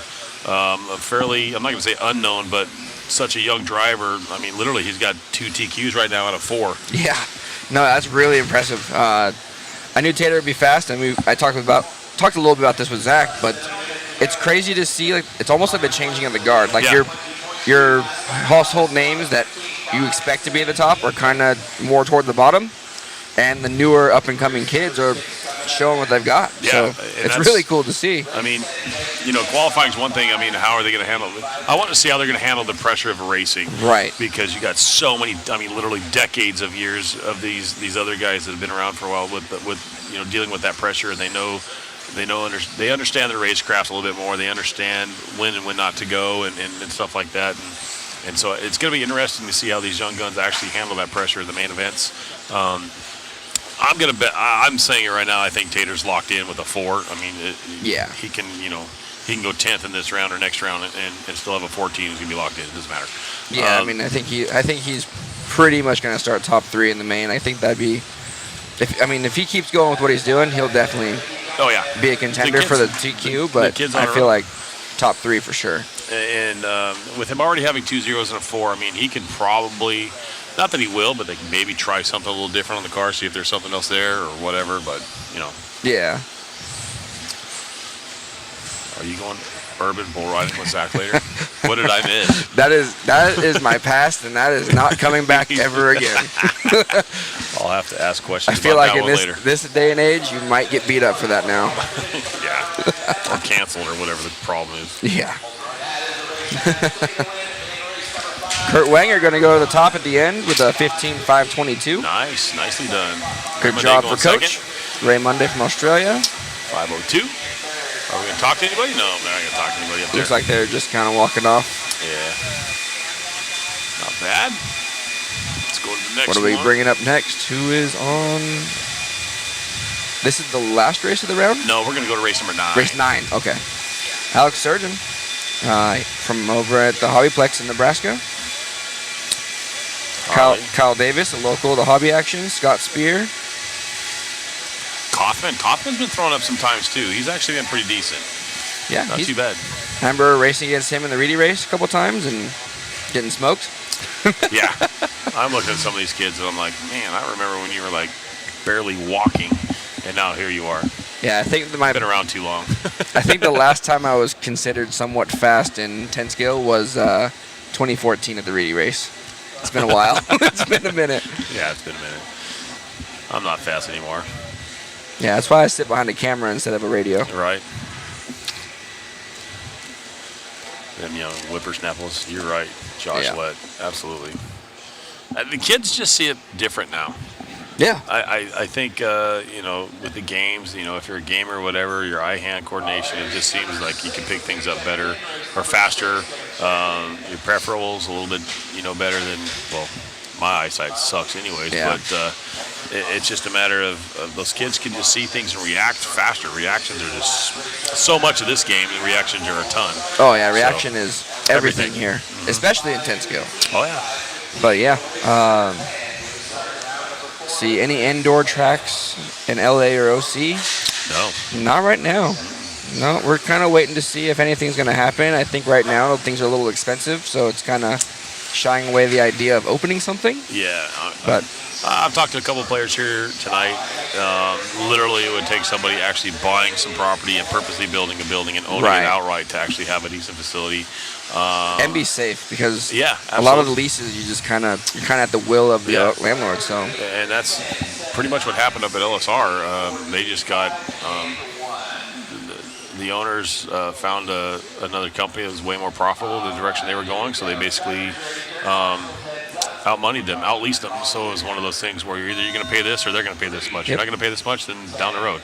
All right, here we go. Got Alex Sturgeon leading them off. See who's going to go fast in this one. Josh Payne, possibly. Yeah, Josh can go fast. Pratt, a couple Aussies in this one, and those guys tearing this town up, out partying every night. And I know yeah. Tuesday night after four-wheel drive session, they heard they went out for a night on the town. Chandler downtown life, having some fun. Yep. Alex Sturgeon rocketing off at 20.4, first time by the line. Kyle Davis with a 20.7, going to go to the 2 spot. These guys are on a 15.507. Ish. Now it's changing. Changes as soon as you start talking. Oh yeah, it's like the curse. We put the camera on and start talking about it. Once you say their name, they're done.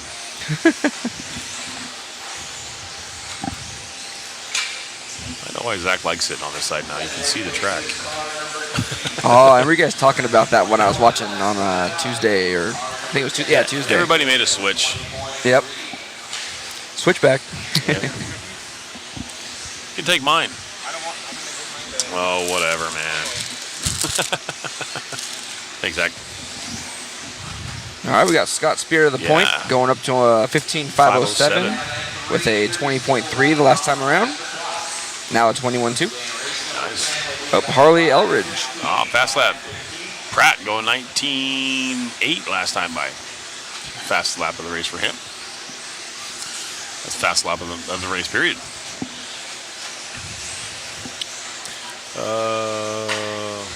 Who remembers the old zero? And for hobbies in Visalia. I don't know. Probably before my time. Yeah, I don't remember it either. We got a shout out for Justin Green. Yeah. Running in the 5 spot now. I caught it that time. Harley going 15.508. Scott Spear, an 08 for him also.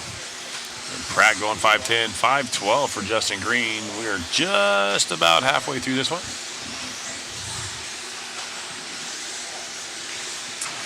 Pratt, who's that? That's Harley running the X-Ray. Scott Spear running second. Justin Green, P3, running on a 15.512. Your leaders are pretty much tied at a 15.507 right now. Who's clubbing at Hot Rod tomorrow night? I don't know. Ooh, I'm a little far. Unfortunately, I won't make it.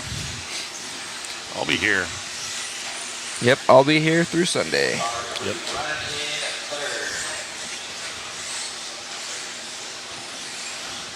Quality work, not quilty. I was going to say, I've kind of figured out what you meant. Yeah.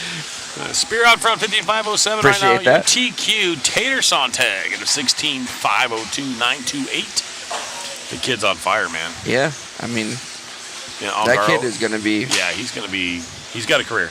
Yeah. I mean, let's run down the top 10 real fast. We got Tater Phend, David Ungaro, Brennan Schimmel, Cole Tollard, Spencer Rivkin. In the 6th spot, we got Mikhail Orlowski, 7, Ryan Cavalieri, Brock Champlin, Jorn Newen, and then the 10th spot, Dustin Evans. So at this point, it looks like your top 10 are going to be locked in. The guys right now are running about a little over a lap off the pace. Yeah. So. Yeah, a little bit left to go in this one. Harley out front now. So Harley and Scott Spear, they're kind of going back and forth right now, 507 to 508. Your top two kind of pulling away from third place right now on time. What happened to the quality? I'm going to have to say reset your TV or your phone, whatever you're watching, because nothing has changed on our side. Yeah, it looks pretty solid over here. Yeah. 40 seconds to go. It is impressive how many things, how many cameras, how many screens, how many computers, everything is just to make this happen. So. Yeah, the way Matt has stepped up his game is incredible. And a shout out to our crew. I mean, the camera guys, I tried playing with the camera, just kind of messing around, seeing how fast I can follow. I couldn't do it because you're adjusting, you're zooming in, zooming out, moving around, following the car. Nope, I couldn't do it. I'd get dizzy and fall out. And then David's behind the controls right now, but watching Matt doing those things, so much to watch, switching camera to camera. He normally has, like David has basically 2 earmuffs on so he can hear us and he can talk to the camera guy. So he hears 2 people in each ear. And then, dealing with the the chat and all that stuff like that. And then also, we got our guys that aren't even here. There are behind the scene guys that are doing the overlays and stuff like that literally are adding things on the fly. Oh, wow. Yeah. So it's even more impressive. It's even more outside of what we have here. It is. So, I mean, the overlays with the at first it started with just their flag, and then we had their headshots, and we got their car shots, and then as we're going with their car shots, they added in the chassis that they're running and all kinds of stuff. So it's just, to me, I'm super impressed, and I'm like, I'm part of the team, and I'm like, I can't believe we're doing this. It's crazy. Yeah. That's super impressive. This whole setup has been pretty impressive, and then also just Hobby Action's dedication to what they've done. They've transformed this place. I mean, this place is already really nice on the regular. But like just seeing everything that they've changed and all the banners and all the graphics and everything this is an impressive area. And that's what I've been told is that this is literally if this is 100%, they're typically at 80% of this. That's what Brett was saying to me when I got here. Yeah, he's like, this place almost always looks like this, and that to me is like crazy. It's just insane.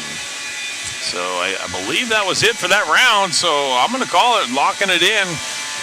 Another TQ for Tater Sontag. Oh, no, we still have a few more, right? No, they're done. Oh, so we were on race 6. Yeah, we were right. Oh, see, I was right. Yeah, they're starting on. They're going to start on race number 10 this round. My bad.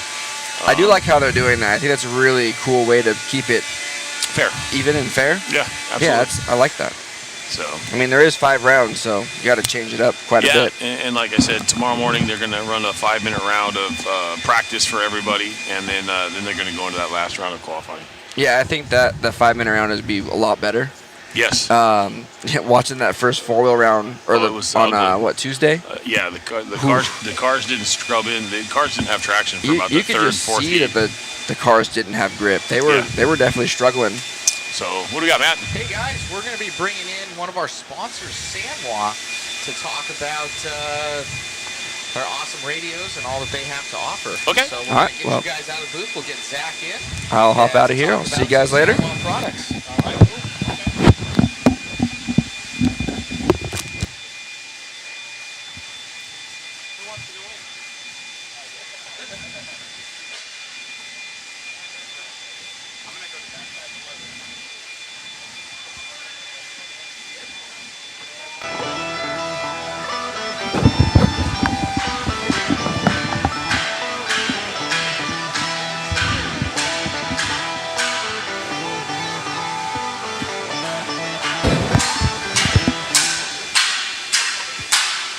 All right, you guys, we are here with Sanwa representative. If you want to introduce yourself to everyone. Hello, I am Tomohiro Shimogawa, and I came from Osaka.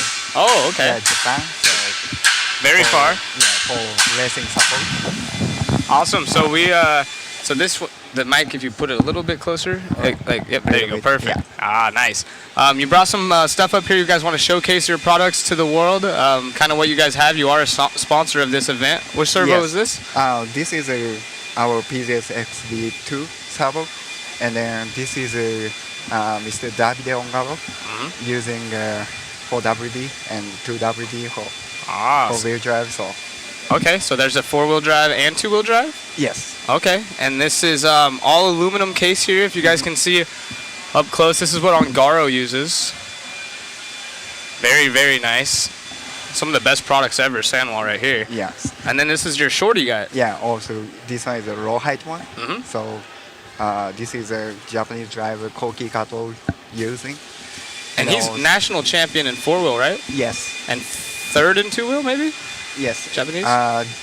Only one time. Only one time. But so this is their shorty low-profile version. You guys can see, and you guys can kind of tell the difference right here. So Ongaro's using, Ongaro's using the bigger one. Kato Cookie is using the low-profile, and that's Sanwa product right there. I know the glare is kind of hard, but you guys are showcasing this product. And then you got a remote right here. Yeah, in this year we have some middle range transmitter. Transmitter? Yeah. So, and this one is very kind of cheap one, but More entry level. Kind of, but kind of In low, between. Yeah, between middle. So, but this response is very close to the M12S. It's a former model of the M17. Okay. Yeah. So the M12S, everyone probably is familiar with it. They have the M17 out, Sanwa. He's saying this has a lot of the electronics, maybe the brain system of an M12. It's very close. Yes. So the M12 used to be the top of the line. Then they came out the M17, super fast response. This is going to be not like a super low, but in between model, closer to the M12 on speed. Yes. But cheaper price point than Cheaper the M17. price point, yes. Awesome. And then I know the chat's going to kick my butt if I don't ask you about the stick radios. Yes. So exactly. So Ongaro chooses those, obviously. What do you drive yourself with stick, or do you drive pistol grip? How do you? Both transmitter I tried, but mostly I use a pistol type. And so you guys are one of the only companies that on the M17 and some of the older models that you can flip the radio from left-handed to right-handed. Yeah, right-handed. Sanwa, you guys have been in the game for a long time. What do you guys obviously probably, well actually I don't know obviously because of airplanes, do you guys sell more stick radios or do you guys sell more pistol grip? More pistol grip. By far? Yeah. Interesting. But of course some customer ask us about the new stick radio, but honestly we are keep developing the stick radio. So, but you know, for last 2 years, the electric component is kind of difficult to get. Right. So, but we still keeping developing stick radios. So. Gotcha.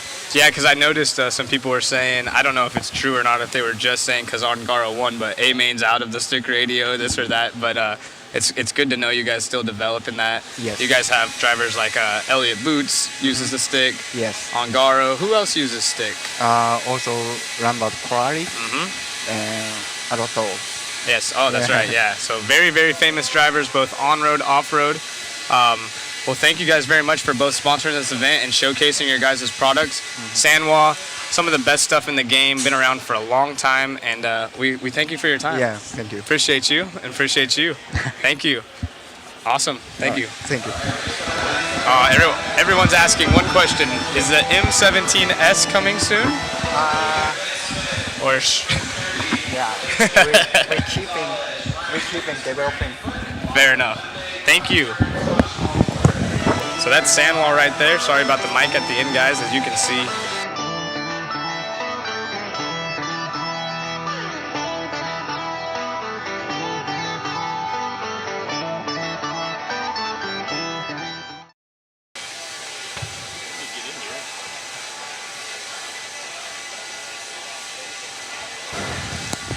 Oh, I thought we were on commercial. I thought so too. We back. We back. The team's back together. So we got Wayne back in the booth now. We had the Sanwa guys up here, and that radio is pretty. The transmitter that they just showcased right now is really cool. It's based on a lot of the old school technology. I shouldn't say old school, but the older technology on the M12S rather than the M17. But it's at a much cheaper price point, kind of like the MT. So like an MT4, but it's an entry level radio. Yeah, but a little higher. A little bit higher, yeah. Like so a median radio, somewhere in the middle there. A medium radio. Yeah. Well, that's. I mean. For someone who wants to get serious but doesn't want to dump $700 on a radio. So they were asking, I saw Enzo at the end real quick, is the M17S coming? And they were talking about they continue the development, just trying to get it in there real quick about the M17S, and then talking a little bit about the stick radios. And he actually has drove with both himself, so that's kind of interesting. Really? Yeah. Crazy. So super cool having those guys over here, showcasing their products. They had that low profile servo, and then pretty interesting to know that Kato goes with the low profile and Ongaro just runs the standard servo and his stuff. Could be a weight thing. Maybe they like the weight bias in there. Who knows? Very well. Who knows? Who knows? MT5 with my setup last week, Charlie's saying. Awesome. Yep, the MT5. Very neat. As we get through this round, is this the last round? Starting at heat number 10, so 10 through 14. and then 1 through 9. Look at you. Oh, that's right. That is right. That is right. So fast guys coming up quick. So It's gonna be real quick. Text your buddies, because this could possibly be deciding. Mid-grade prosumer. Yeah, absolutely. I run a low pro on my 2-0. Yeah, what do you guys run? The low pros or standard servo size? I ran both. I like the low pros at the end of when I was racing was pretty fun. Are you gonna RD the Nats next month, Wayne? Fifth scale Nats. Yes. Look at you. You got a busy schedule, dude. Ooh, I better double check something there. What are the 2 most popular radios at this event, Futaba and Sanwa? I don't know. What was the Casper? It was at the very end. I think the M12 is the heaviest transmitter created. Low pro. Everyone's saying low pro. Low pro on both. A lot of people saying they like the low pro.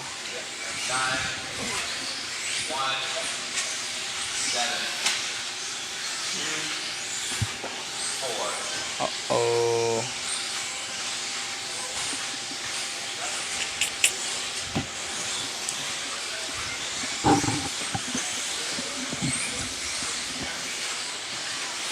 My bubble was just popped.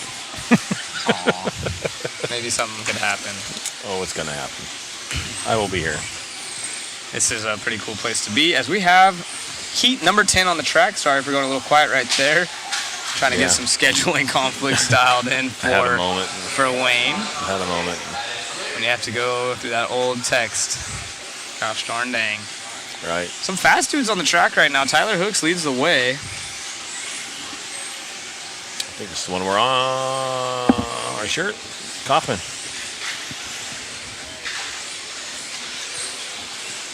Yeah. It's Tyler Hooks down there on the screen. And we're following him around in the associated vehicle over the big triple. There's a little whip for the crowd. And kind of looking like the white Mayfield body, but Tyler had that scheme first, so we got to give him some credit. Martin Baer leads this one, though. Yeah, Martin Baer. X-ray driver. Paul Crumpton in the 2, longtime racer. Again, this is race number 10, so we're going to see the fast of the fast guys up here shortly, and that means that Tater has 2 official TQs now that the round's over. Let's take a look. Can we take a look and see where we're at on that one? Take a ganda. A ganda. Ball points, best 3 out of 3 still. It is Tater with 4 total points and a huge gap back to Ongaro with 12. Wow. So if we go to the top 10 right now, it is Sontag, our TQ. Again, if you don't know the name, get used to it around here because he's going to be a quick one. That is the 16-year-old. Ongaro is the 2 spot. Everyone should know him. He is our current new 4-wheel drive world champion, just crowned this past week. Spencer Rivkin sitting 3rd with 16 points. So this is where it starts to tighten up. So it's 4 points for Tater, 12 for Ongaro, and then 16 is 3rd place for Rivkin. Following Rivkin is Ryan Cavalieri. Nice to see that name up in the top 5. Brock Champlin 5th. Brennan Schimmel 6th. Very impressive. Marcus Corrupt in the 7. Jorn Newman is 8th. Davey Bata, young gun right there out of Coyote Hobby, is 9th. And then, of course, Cole Tollard, another impressive run. He was in our 4-wheel drive main, someone you might not have heard of international flair, but definitely popular here in the States. Hashtag CFT, if you know, you know. Right now we have Coelho out of it, Evans out of it, Aiden's out of it, Ty Tessman, so there's a lot of fast guys. Even Dakota Phend, he had that at 49 one round, this past round it was. So he has a TQ counting for him in 11, so good chance he's going to be shooting up the boards, but it is weird seeing him down in 17th. Keep in mind this is counting all 3 of their runs. It will only count 3 of 5. But we will only have 4 done today, so the only one that can actually claim overall TQ and wrap it up today would be Tater, so he would have to TQ this final round, and then the rest would be battling for second on. But if he does not TQ, then it's going to go into the 5th and final round. But he's set himself up in a really good position. He can take a deep breath, and he's locked into the main now at 4 points. So the only one that could really beat him would be Dakota Phend would have to do better than 4. Yeah. Dakota Phend would have to do either another 0, because right now he would have to TQ the next. Yeah. Yeah, he'd have to TQ the next one. So where's he at right now? Dakota has a 49. Where's he at? He was way down there. I think he's up a little bit higher. There he is. So he's got a 0, 11, and 49. So yeah, he doesn't have a shot. He has to do better than 4 to take. He has to TQ or better than 4 to beat. No, he just doesn't have a shot. Oh, best 3. You're right. He doesn't. Yeah, he doesn't have a shot. Wow. So go back up. Actually, he would have to TQ tonight and tomorrow. Yeah. Yeah, so you're right. But if you go back up, let's see. 0, 0, 4. So. But that's the only 2. Yeah, he'd have to TQ both rounds. Yep. But he'd have to have better than a 3. That's the problem. He either needs to do 2. He needs to TQ. Well, it all depends on this round too. Yeah, the next 2 rounds he has to TQ. And have better than a 4, so I don't think he can. Well, it all depends on how Tater ends up, because if Tater only has 2 zeros and someone has 3 zeros, they automatically TQ. So it wouldn't matter about their throw out. If he can't, you know what I'm saying. Phend has to TQ. He has to TQ all 4 rounds. Yeah. The problem is tomorrow morning's track. Yeah, that's going to be the big one that you guys are going to hear a lot about tomorrow morning. They're going to be tripping on as we check out Yamasaki taking the win here.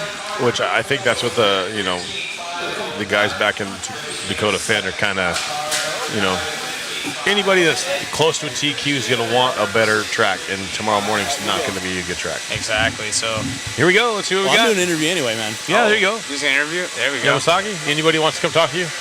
Anybody? I guess we're not. Well, give us an update. Yeah, give us an update. Never mind. You want an update? Sure. Am I live? Sure. All right, so I'm live. So round number 4 starting off. Yamasaki going to be leading us off in heat number 10, 15 and a 5:09.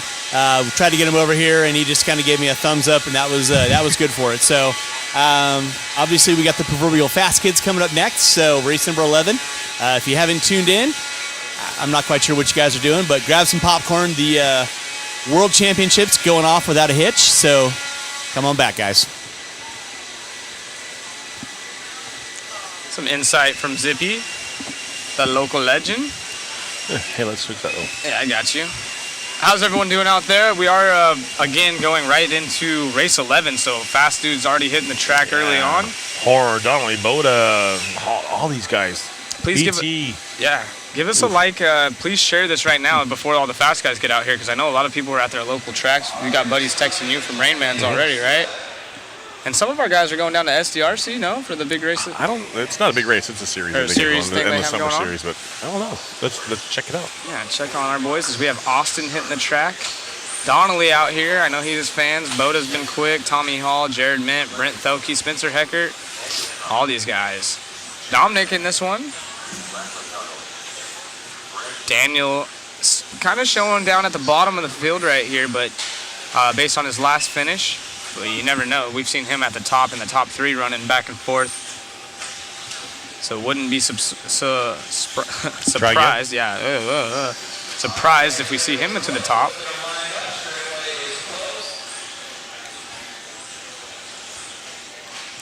Track looks so fun with 2-wheel.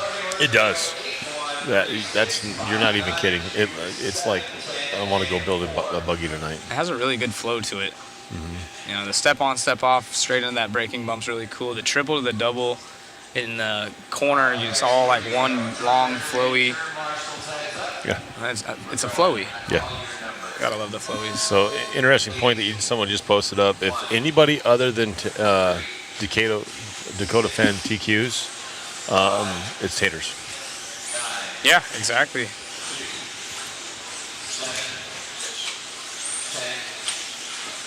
So does that change his? No, he wants to TQ. He wants to lock it up. He wants 3 zeros. Oh, a little short there on the triple. I watched it. Triple double came up a little bit short.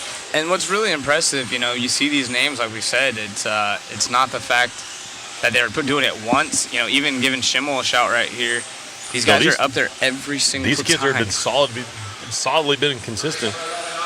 You know, again, just to give you guys our top 10, it's Sontag, Ongaro, Rivkin, Cavalieri, Brock Champlin, Brennan Schimmel, Marcus Krupp, Jorn Newman, Davey Bata, and Cole Tollard currently counting all 3 rounds. So I know that makes it a little bit rough. You might be wondering what happened to some of these bigger names. So keep that in mind, but it's still very impressive. Some of these guys are going to use a throw out, and I'm sure Tater's going to want to throw out that 4. Yeah, if you can. Who wouldn't? Absolutely.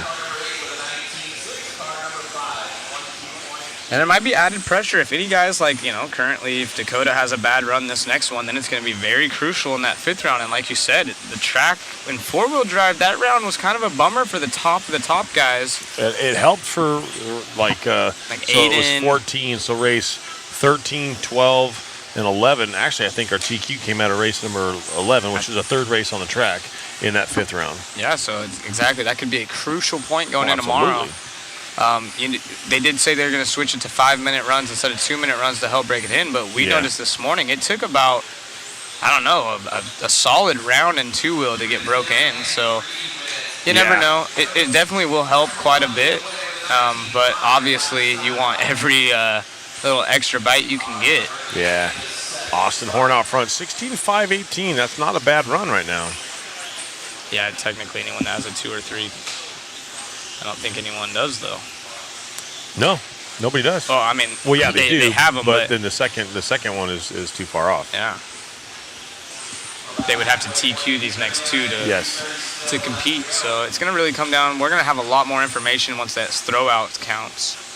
Yeah, in about 20 minutes. We'll have a pretty good idea. Start doing some math. So there's still quite a few. It's hard to say, but Tater's definitely put himself in a great position. Has a nice point spread over 2nd currently. Yeah. So Ongaro has a 2 and a 3, so he can technically TQ the next 2 and be TQ as well. Yep. Spencer has a 2, so obviously if he gets the next ones, who else? Champlin has a 2. There's a lot of guys that can still put it up there. Yeah, but a 10, a TQ having a 10, they have to TQ. Everybody's going to have to, anybody that wants to TQ has to TQ the next 2 rounds. Exactly. That's what I mean. Yeah, those guys are still in the hunt. They're just going to make it extra hard on themselves. So anybody other than Dakota or Tater TQs, it's still open. Yup. But those TLRs, wow. We all want Tater to do it. I would love to see it.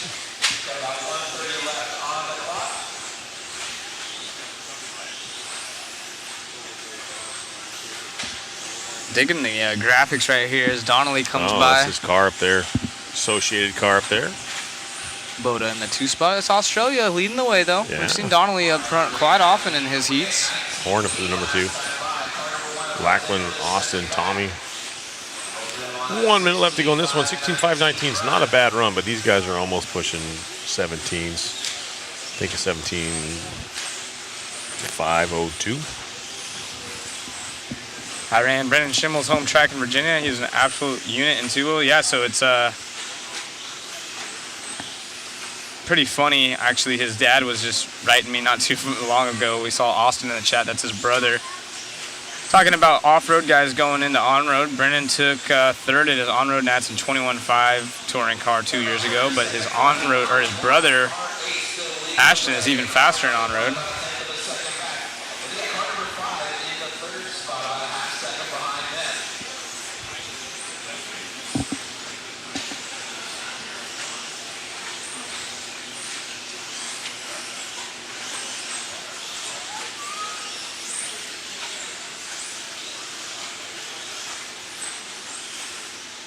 A lot of people not knowing what TQ stands for. Yeah, top qualifier. You'll hear the term pole position or on pole, TQ. Kind of a few different ways to say it.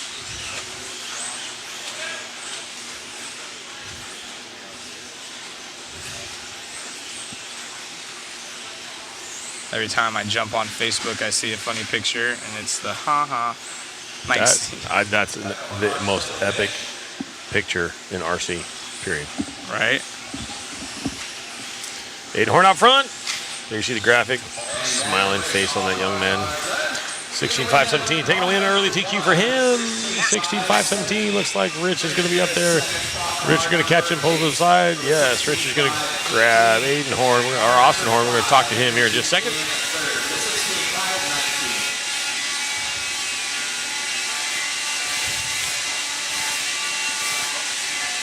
Yeah, lots of young talent out here. All right, we are back at you. 2023 final round of qualifying for the day. Heat number 11 in the books. Austin, nice run, 5:18, 16. Got to be somewhat happy with that. You got 3 more runs to go. So, how'd it feel to you? Oh, it's pretty good. The track was a lot looser that time. I had perfect run the last 3 rounds, and that was significantly slower. So it is what it is. The way we flip-flop the order, so it's fair for everyone. So this will probably be my slower round. You know, the track will be faster for as it goes on for faster guys. But all I can do is my best and keep having fun. Awesome. Well, always good seeing you. You always got a smile on your face. Thanks, buddy. We'll see you later. Back at you. Right on, Rich. Thank you very much. I'm tired. No, I went over, took a break for a second, and literally every single person I stopped by right here, I'm exhausted. How are you doing? I'm dead. We are all beat. ready for Look at bed. even Matt's over there yawning. Yeah, yawning. Slave driver. We're going on day unknown. Horner's over there. He's Fall got asleep at the camera. His crutches Just holding him up. Yeah, exactly. Is Chris away? We got to check on Chris Yes, every once in a check while. on Chris. Poke him. Oh, yeah, he's over there. He'll be fine. Yeah, I think he's drinking one right now, and he's got like buckets of candy over there. Okay, so here's one to watch, you guys. Your Newman, if he wouldn't have had that mistake, he would have finished top 3. I mean, again. Oh, he was on the gas. Yeah, a lot of drivers without a mistake would have been up there, but he did that like in the last minute of his race, shaking his head. He knew he blew it, but he was extremely quick. This one, we're going to start off with Tyler Fenster, Team Associated driver. Yui in that Yokomo. Harley in this one. All kinds of, you get a cool graphic right here with their paint schemes. That's so awesome. That is cool. Has their car manufacturer, their country flag. Here we go. Drivers ready. Turn marshals heads up. We're going when I call your number. 9, 8, 2, 3, 7. Evans in this one as well. Yui was really fast. 1, 5. Bornhorst, an 8-scale specialist, but here in the 10-scale division, he knows how to wheel. A lot of Lee fans in the chat. Lee, awesome, representing Florida. He's a cool cat, as we see him on screen.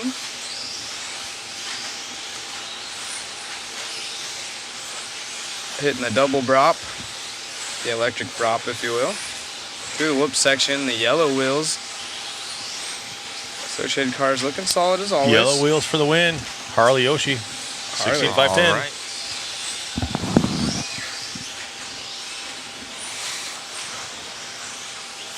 Neumann out front now. 16.512. Yoshi with the rough lap. 20 to 070. 19.539 for Jorn. 16.512. 5:11 now. 1 minute into this one. In top 4 now over Austin's time. So Austin is Aiden's older brother. These guys are looking to go in the mid-16s right now. 16.511 is our leader's pace. He's 2 seconds up, about 2.5 seconds up now on Bornhorst in the S-Works car. So the S-Works teammates 1 and 2. Following around Yoshi in the Associated right there on screen. He is 3rd out of the Northwest area. Lee still in 4th. He travels around to all the big events. Would be really cool to see him put in some solid runnings as Evans falls back to 4th. Oh, he needs these runs. Yeah, he does need these runs. As Lee now to the 3 spot. We were just talking about him. We might sneak one in here. Our fast lap of the race belongs to our race leader, I believe, a 19.2. Actually, a 19.1 down there out of Bornhorst. So Bornhorst having a mistake, though. Sits 7th as he goes. Oh.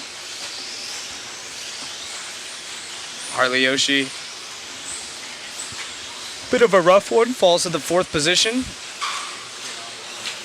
Quit yawning. I know, it's hitting hard. Yeah, it just, like, that's what Matt just said. It just hit him like a brick. You got a sticker? I got a sticker. Nice. Evans now, he must have heard something because he's climbing up the board. He was listening to us. Yeah, into the 2 spot with a 19.2. That was his fastest lap that time by. Open mic. 19.6. No, he's got it going the wrong way. That's all right. 16, 19.2. He's still second right now, 65.14. Can't have that. Jorn now checked out. I think his last time was, I forget what his exact time finished, but it was right there around a 09, I think. So he's really similar to what he had going. Yeah. Jorn finished the last one, with a 5:09.9. He's on a 5:11 flat. Yeah, but like Austin, like Horn said, it's a little looser right now. You know what's really disheartening is you look at these top names like that, they're doing 19s, and if I'm not mistaken, was it like Tater's opening lap was like an 18.6? Averaged an 18.7. Jeez. We had people in the chat earlier saying, "No, we won't see any 17 lappers and this and that." They're so close. They are so close now, and yeah, granted we haven't seen one. He was on one. You're gonna have to average a.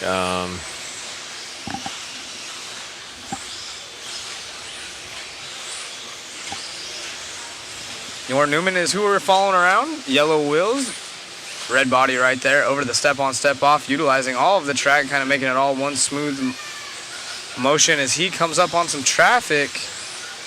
The S-Works driver, double, single, triple onto the straight. And there's 2 cars in front of him. See if he gets a little bit of room. Jorn Newman over Evans now. And to the inside. Nice move. Nice move. See who's in front of him. The car had to lay up and single everything on that front straight.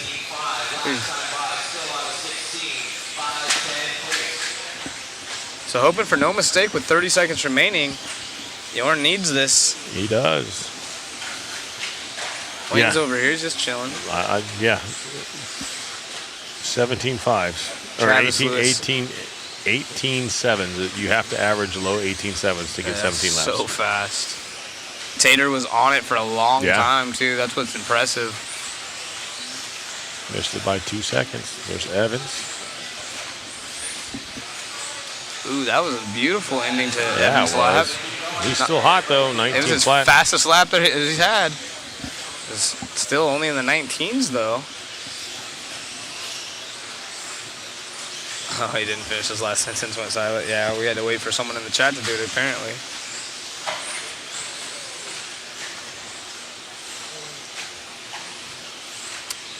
Jorn gonna wrap this one up as time has expired, but still not the pace he was looking for. 5:11 on 16. 5:16 on Dustin Evans. The only 2 to go 16 laps in this one. And the only 2 to beat Austin Horn's time. Let's see if we get an interview with What happened to Joe?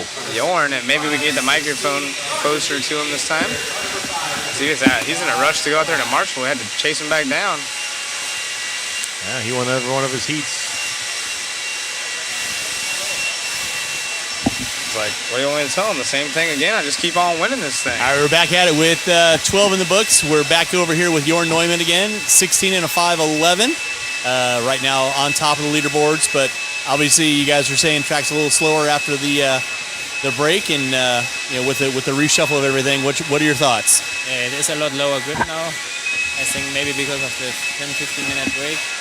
I hope it stays for the next 2 heats like that.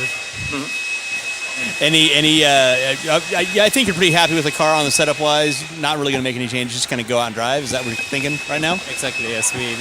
I keep the car the same because it's good. So no need to change anything. Spoken like a professional, man. Leave it alone. Absolutely. Appreciate you, man. All right, race 13. Got 2 more to go, guys. Yeah, back in the booth here, it's Cavalieri this time. Jorn saying the track after that break, maybe the tire or the temperature went down a little bit. Yeah, both him and Austin said the same thing. It's just a little bit different. That might benefit the second and third race right now. We start on race 10. Right. So it should be about good. I was gonna say, does it come back in quickly, or is it gonna take a little bit longer? Who knows? I do know that we have a question asking, what does 5 minutes, like what does 16 on a 5:11 mean? Yep, it's already being answered. So you had that right on the 16 laps. The 5. You want to go ahead and explain this one? So the way it works is at the sound of the tone, you're actually, for qualifying, your time doesn't start until you cross the line, which is a checkerboard area on the front of the straightaway. So they'll call your number. You're starting at the beginning straightaway. When you cross the line, your time starts. Boom. The race is 5 minutes long. So wherever you're at the time the 5 minute goes off, you count that time until you cross the line again. So if you're, say, your time starts at, at this time, you run your whole 5 minute race, the tone goes off at 5 minutes. Anything after that 5 minute mark when you cross the line, that's the added time. So that's why you'll see the 5:11, so 16 laps, and it took them. And if they would have went a little bit faster, 10 seconds faster, it would have been close to a 17.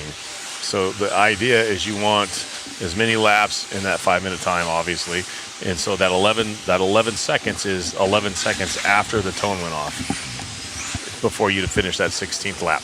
Yep, exactly. It's just the extra time on top of the 5 minutes if you cross the loop before the 5. So say you cross the line and that's 20-second lap times, you cross with 4 minutes and 58 seconds, then it's going to add on, essentially. The difference. Yeah, the difference. If it's a 20-second lap time, you probably end up on an 18. Yeah. That kind of makes sense for you. What's up, Mike, in the chat? We got Tom leading the way, but Orlowski jumping to the top spot as I say that, 1 minute in. Cav, an 18.8 out of the chute. Let's go. Cav is on the gas this week. It's been a while since I've seen Ryan like this. Feeling nostalgic whenever he puts in these runs. Yellow wheels, I'm telling you. So Cav actually has some good points himself. He's sitting here with a 6, a 4, and a 7. So probably looking for another top 5, top 3. And of course, if you can get a TQ, he'd be super stoked with the new Schumacher cars.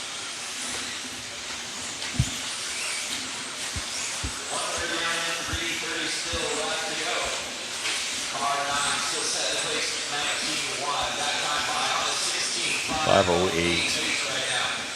That might be pretty good right now, considering the track's just not quite there right yet. Yeah, exactly. It takes a few, a little longer. So slower heats that slow the track down, go offline, bringing dust on track. So they actually blow the line off every time, and just kind of a heat thing, rubber being laid down in the line. There might be a little bit more dust on there, but they do blow the track surface off right in the racing line every single qualifier. They also use the mister system, so you guys will see in between rounds the misting system come down. They do that not necessarily to water the track, that's to keep the dust down. Yes. That's why they don't do it for very long. Sorry about that, guys. Cat, 6507. Orlowski now to the point, 6508. So last couple laps, slowing off the pace just a little bit. Your leader's going 508 with a 3, 508 with a 6. That's Orlowski and Cavalieri, both of those Schumacher cars. Yeah, lots of people. Yeah, I was going to say, Orlowski absolutely ripping. It's the two Schumacher teammates flopping back and forth. Yeah. 18.8 is the hot lap out of Cavalieri, though, opposed to 19.0 out of Orlowski. So the teammates probably sharing quite a few setup things. Oh, yeah. Josh, go ahead. Talking to those guys and watching them work together, they are definitely all on page to make this car better. So they're all feeding off each other. Even Brock Champlin's up in the mix with these guys. So they're all trying to make this, from the top to the bottom, all the drivers that are here all have the same equipment. They were all handed everything that you'd want, everything you need. Someone right there in front. Oh, Cavalieri get it wrong. No, that's not going to do him any good for this round. Oh, Cavalieri. We're going to get an instant replay with both of those guys crashing. Okay, instant replay coming up. That's Orlowski. Yikes. Orlowski getting it wrong, coming on the straightaway.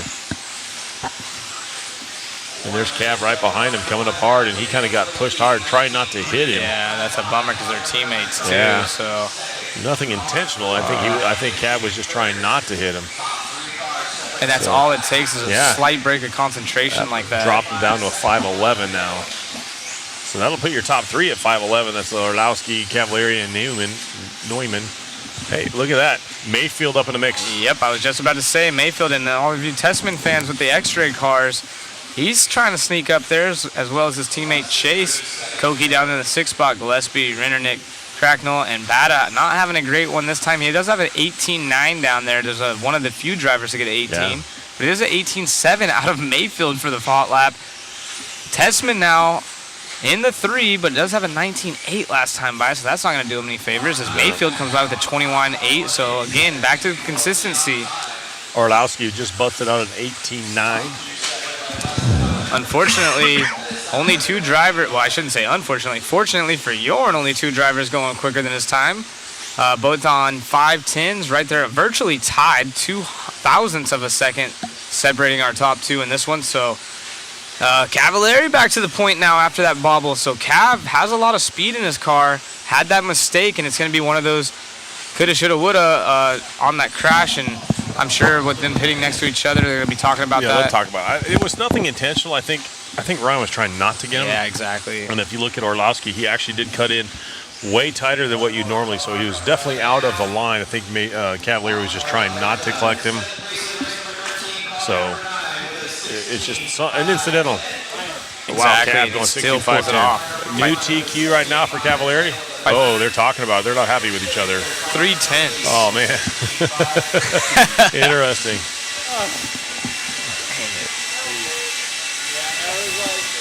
All right, so we're back with the final race coming up, but race 13 in the books. Cavalieri, even with the off-track excursion, setting the new TQ with a 5.11. So that should give you hopefully some good points to stay in that A main.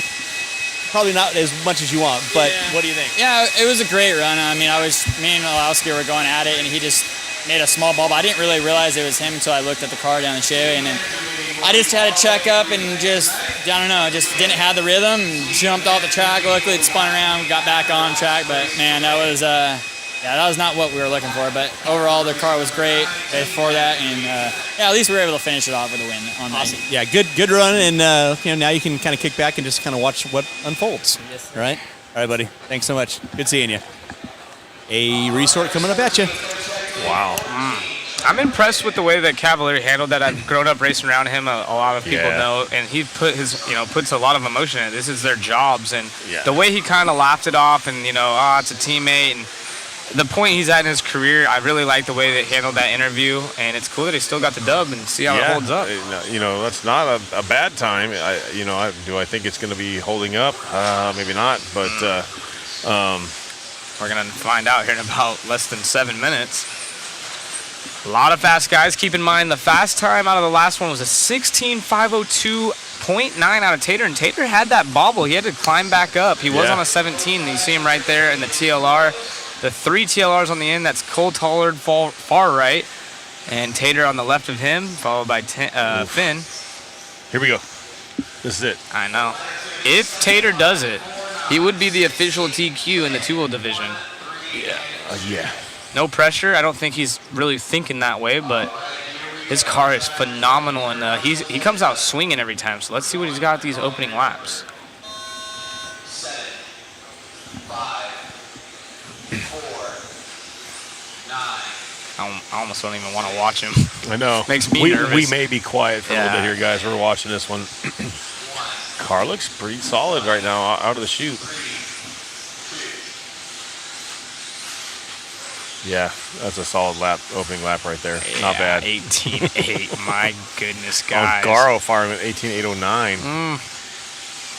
This could be interesting. Yeah, so both those guys going 18.8s, which was the fast lap in the last heat. Oh, nice save there, but Ongaro now all over the back door of the Young Gun. Will that add the extra pressure, or will Tater be able to handle it? This could be really good practice going in the main events for Tater. Yeah, there's a big old crash right there on the Schimmel front. up to the number 2 spot. Tater dropping down to the 4. Schimmel's been somebody to watch all weekend. Very impressive. Barry's been texting me back and forth, and I couldn't be prouder of that dude. He's solid stand-up kid that's grown into a young man and holding his own now. Not really riding off any coattails on the TLR team and showing like, hey, I'm here to play as well. Pick him up on the track. Brennan Schimmel. Ongaro out front right now. 19.2 last time by 19.299, so 18.808, 16.504. Schimmel just a little bit off on the pace. He's 19.1 fast lap, and it's crazy to say that as he takes over the point because as far as fast lap goes, he's about 3/10 back from Ongaro and his TLR teammate. However, consistency is key, and he's on a new TQ run leading these boys around. Yeah. think the track's just loose enough. Maybe some of these guys, it suits their driving style. Who knows? Let's see what happens here. We got a lot of time left. Ongaro back to the point to 5:07. Schimmel to 5:07. Rivkin to 5:07. Bruno to 5:08. And Tater to 5:08. So, top man, three. your top 5 Yeah. are within striking distance right now. All of them on a TQ, better than our current TQ. Tater back up to the number 4 spot now. Bruno and Tater going back and forth right now, both at 5:08, 5:09. 5:07s for your top 3. Rivkin to the point. I think Tater just needs to focus on that car in front of him, get rid of the thought of Ongaro behind him. I know that's got to be a little bit more difficult. So now that he's in his rhythm, get his heartbeat back, not beaten out of his chest again with the four-wheel drive world champion right behind you. I think we're going to see him slowly climb back up. But now it's Rivkin leading the way, hometown hero. Following him on the screen right now. Oh, now we're back to Ongaro. Schimmel, though, still right there in the mix. He's only a full second back from our race leaders. Now Ongaro takes the point. Coelho, though, sneaking up with the X-ray. Top 3, 4, toggling back and forth right now. Tater with a 24. So that's going to, we're basically going to have to see another round. It's not going to be wrapped up in this one unless something magical happens. Ongaro, though, he has solid points. He's trying to get that narrowed up closer to the young Tater. Dakota Phend getting up in the mix too. He's running 3rd right now. We're going to go to an instant replay with Ongaro's major crash. Ongaro's mistake on the step on, step off. Almost saves it too, but that gets stuck right there. That hurt. That hurt bad. That dropped him down to 4th. Oh, he was. What happened to Sontag though? We lost him at 20.2 last time by. He had a 24-second lap that dropped him back. Rivkin out front though. And it's looking like this might be Rivkin's chance to put a TQ run in and keep his name in it. As we follow our second place driver, Bruno. Oh, got the TV blues right there, so as we put him on the screen. Aiden Horn. Doesn't he have a 2? Let's see what Aiden has. Aiden has a 3. So, yeah, that's another top 5 run would be really good. 3, a 7, and a 2. I would be super stoked on that. 4? Yeah, this is going to be interesting. Aiden, though, 19.4, 20.1 out of our 3rd place driver. Ongaro comes by with an 18.7, his hot lap, so now his car feeling good as Tater makes a small bobble right there, right behind Rivkin, who are falling around on the track. Triple down the straightaway. Local Boy, 18.9's the hot lap. That one by is a 19.1. He's on a 16.506. He's got 3 seconds between himself and Bruno. Dakota Phend making a mistake. Aiden Horn getting up to the number 4 spot. Dakota Phend running 5th. Yeah, Brock having troubles. Looks like he's out early in this one. Yeah. Schimmel now falling back. So the TLR guys, Schimmel and Tater, who are super strong early in this one, struggling a bit. Dakota Phend up to number 2. Rivkin on a 06 right now. Yeah, and that's going to be time right there. Rivkin has a 2, so if he gets this TQ, he's still in the contention and in the hunt for a TQ overall. And it's looking pretty good right now. So Rivkin, yeah, he has a 2, a 9, and a 5. So consistent. And a TQ would definitely help the cause in this final round. Time has expired, looking pretty good. The top 3, including Aiden, who needs some solid points. Rivkin is done. Dakota Phend. Oh no. Yeah, what's happening to Phend? What happened? What happened? Did he finish? Yeah, he finished. That was scary. Yeah, I thought our bar locked up, and Spencer Rivkin taking the TQ right there so far. Yeah. And see if we get an interview as he drives his car. We're gonna get it right there. All right. Smile for the camera. Really. All right, we are good to go. Race number 14 in the book, Spencer Rivkin, sealing the deal, 16 and a 5.06, I believe it was. How'd it feel for you? Yeah, it felt great. Yeah, it's been super challenging for us in the pits. We're all the best in the world here. I mean, we're battling to the end. We've been working our ass off. We got the car going a lot better. Got a lot more people kind of finding their groove, figuring out the tire situation. There's been some drama with the tires so far. Tire gate is what we're all calling it. No, we're just kidding. We're actually all just fine out over on this side of the racing. But no, it was a good run. I really can't thank the guys back in the pits, Brent, Sean, Billy, Kyle, Kurt especially, Kurt Wanger. I'm super pleased on how everything's going. And yeah, it's not over yet. So yeah, awesome run, man. And I know you guys are just working your asses off back there as a team. So all the best, man. Moving forward. All right, so there you go, your current TQ. See what happens in the next 8 races, I believe. Yeah. Wow. You know who's got to be really frustrated is Ryan Cavalieri, because that crash cost him I don't think he would have been on TQ, but he would have got a 2 for the round. And Dakota, who we thought broke that last lap, is going to put a 2 in. So now we have Rivkin, Dakota, and Tater all with a really good shot. Let's bring it up and do some quick analysis over here. Bakersfield math. Good for Cav, though. That's really impressive. So Tater's going to stay at a 4 right now. Angaro, where did Angaro finish? Angaro, he had a bad, yeah, it fell back. But Aiden Horn, Aiden's going to maybe secure himself. That might lock himself in.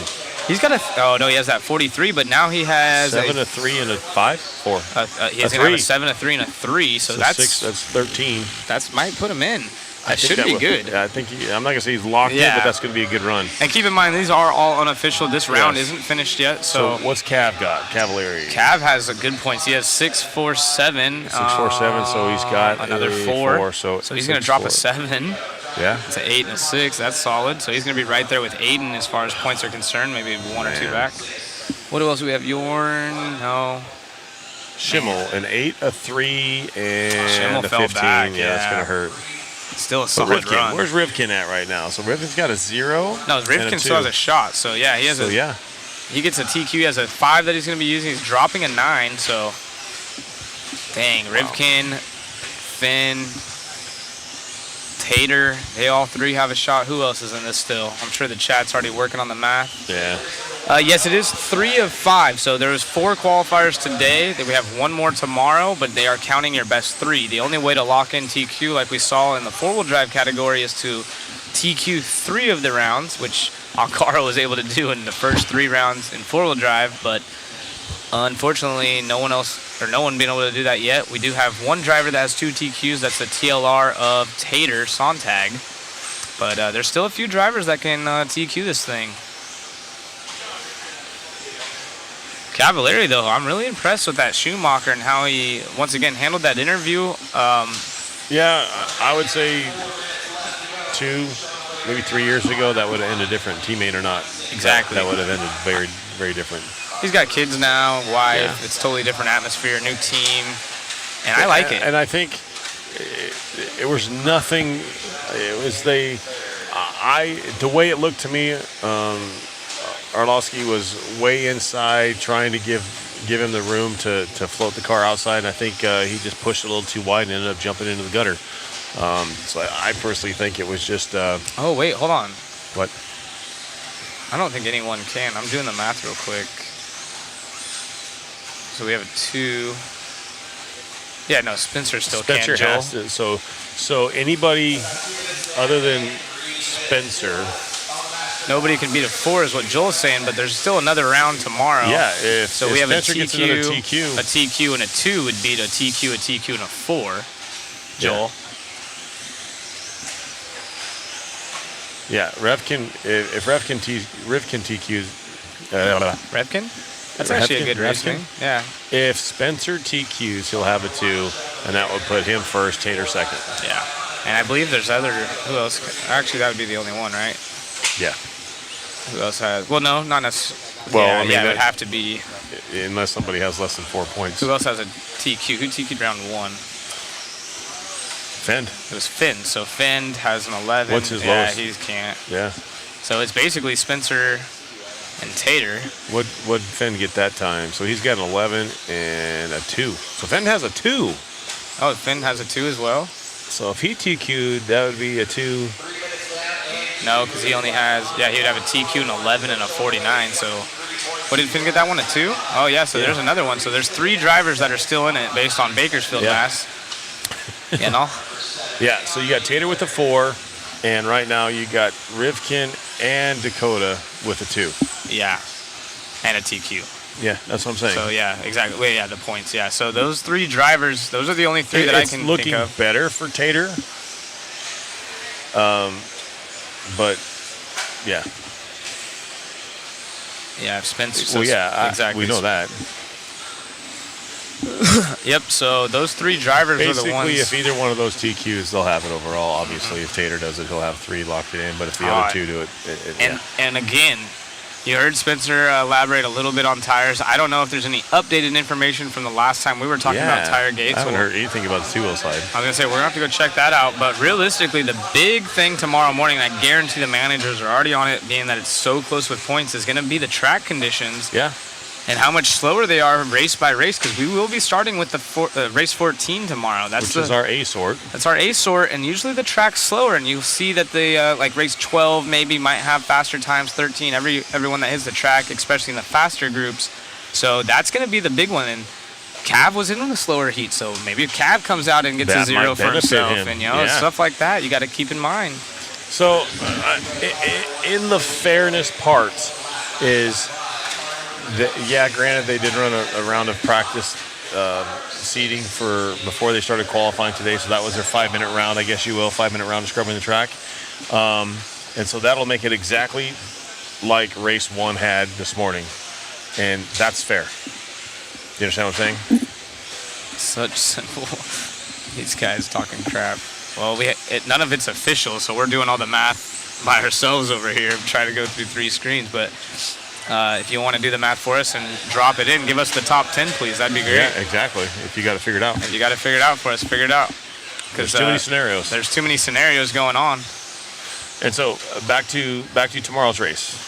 If they run the 5-minute practice, which would be exactly like race 1 got today. They had a 5-minute race before theirs, and then race number 1 went off, first round of qualifying. So there's no difference between starting tomorrow the way they start today. So if they want to complain, that's not fair to the guys who started in race number 1 yesterday or today.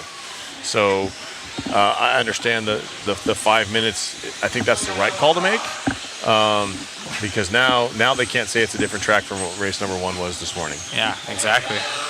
It's going to be interesting. Good point right here, Tony Schumacher. Q5 is more important than ever. Exactly. It's going to be really important, especially a lot of these guys on the bubble. So going back to Augustein's post, who has it all figured out for us. He has all 140 drivers dialed in and where they're starting tomorrow. We're still trying to get it figured out. There's a lot of throwouts that can be involved. A lot of these drivers, if they have a bad run, they might not make the main, but at the same time, if they go put up a TQ, they could be the TQ, you know? Exactly, because I will guarantee you maybe less than half of race number 1 tomorrow, which is heat number 14, is going to be a top 10 run. Yeah, exactly. And that's going to put a lot of these guys tied and right there on the bubble. Who's going to get forced that's out? all about the track. I don't care, driving, whatever. I mean, I'll be surprised if we have more than half. I will. Just after watching 4-wheel drive heat, the way the track was this morning, even after that first 5-minute round. Exactly. Everything you just said, Justin. Yeah, TQ. Tater's looking good for TQ unless Spencer or Dakota TQ round 5. Unlikely because heat 14's first, and the track conditions, it seems like every single race it matters. Hopsine, if you're going to be a keyboard warrior, go ahead. Figure it out. Let us know what you got. No, I need the help. I'm the first one to say it. But I'm saying he's sitting here talking like he has it figured out, but he hasn't shown anything. It's upsetting. It's a real quick block button for me. Exactly. No, he's having a good time with us guys. Chill out. He's probably just joshing. I think, honestly, it is kind of fun trying to figure it out beforehand, but realistically, we got to wait till Q5. There's too many people that can potentially disrupt the top 3. Right. And it's going to make it exciting. Q5 is going to be awesome.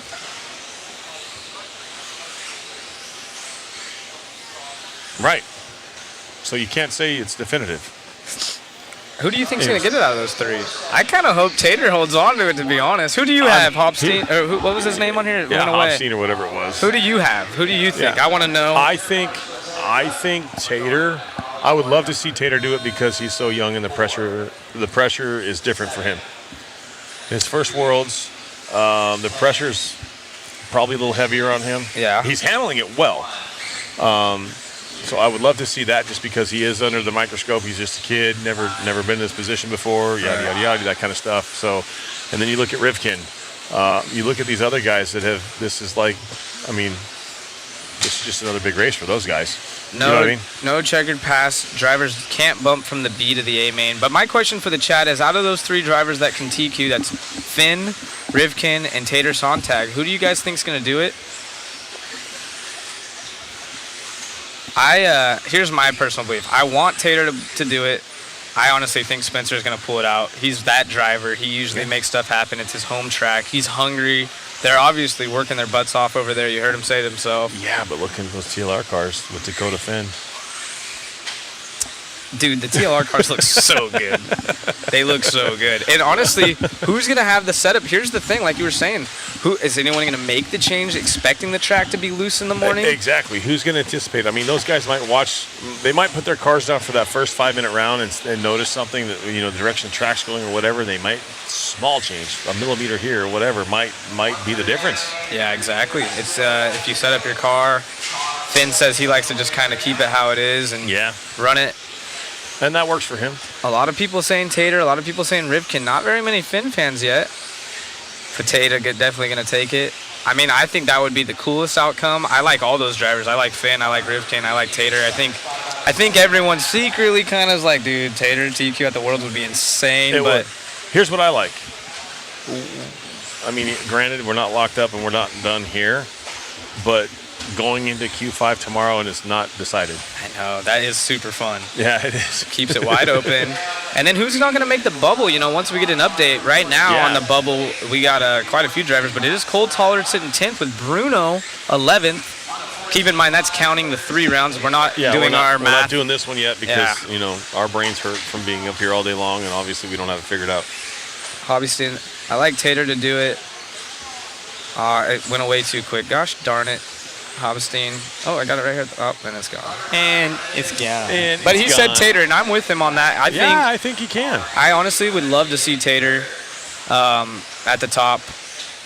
I think it would be good for the industry as a whole, and I know that as much as Finn and Spencer would want it, I honestly think they'd give him the little smile, the wink, like, hey, bud, awesome job. But what I'm looking at, though, as a whole, as it's going to be confidence going into the mains. And he's known, other than this last one wasn't one of his best runs, but all of those TQ runs, the 2 that he's had and the 4 that he's had, he has dropped back and worked his way back up to the top. So, I mean, I know racing is different, but to see him maybe lose pace or fall off just a touch, he's been able to strap it back up and get back to where he needs to be. So I would love to see the kid do it. I'm just kind of halfway nervous with him because he is young and it's a new, not to say he hasn't dealt with pressure before, but this is the Worlds, man. It's the Worlds. It is crazy. I'm kind of partial to Rivkin pulling it out there. I think Rivkin honestly is the hard worker in the room out of the 3 per se, especially right now being that he has to be. Finn, it's just hard to deny how good he is just all the time on all platforms. He might he'll run whatever and still be absolutely fast, but then you just have the young kid natural talent coming up out of Tater. So they all 3 have like different areas they're coming from, in my opinion, outside looking in. But those associated guys, you gotta give it to them. They work so hard when they're down. Here comes some of the haters that are going to start saying, well, Rivkin's home track. He'll have an understanding of the way the track's going to be in the morning. Well, yeah, but it's what it is. Ongaro's doing great as well.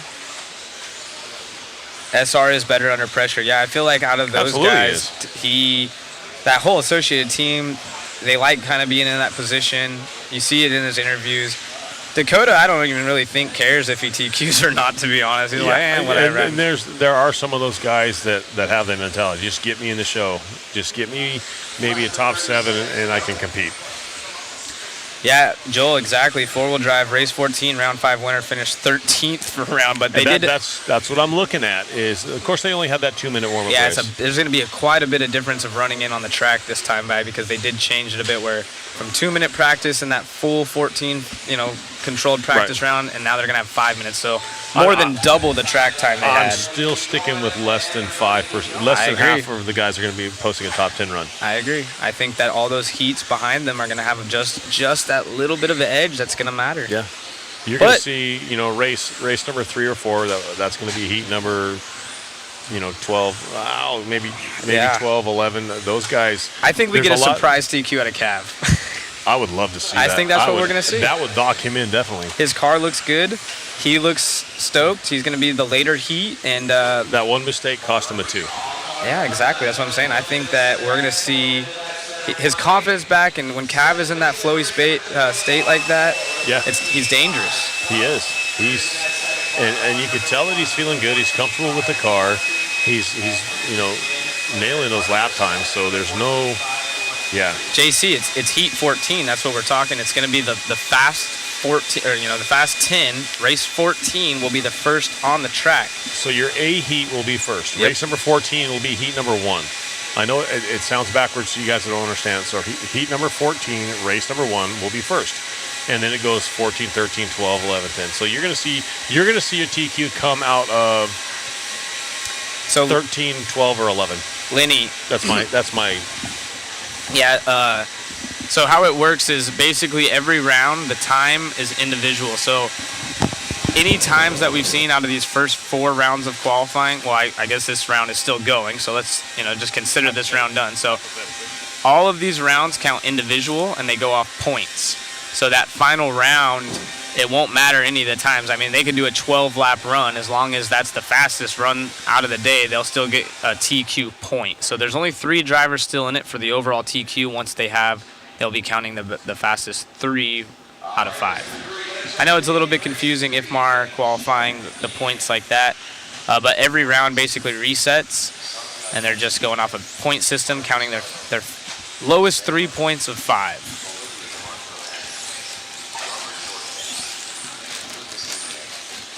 Yeah, it's going to be tough for them to be fast, exactly. So what we were talking about, the practice in 4-wheel drive, when we saw this happen, race 14 was the first one on their main day.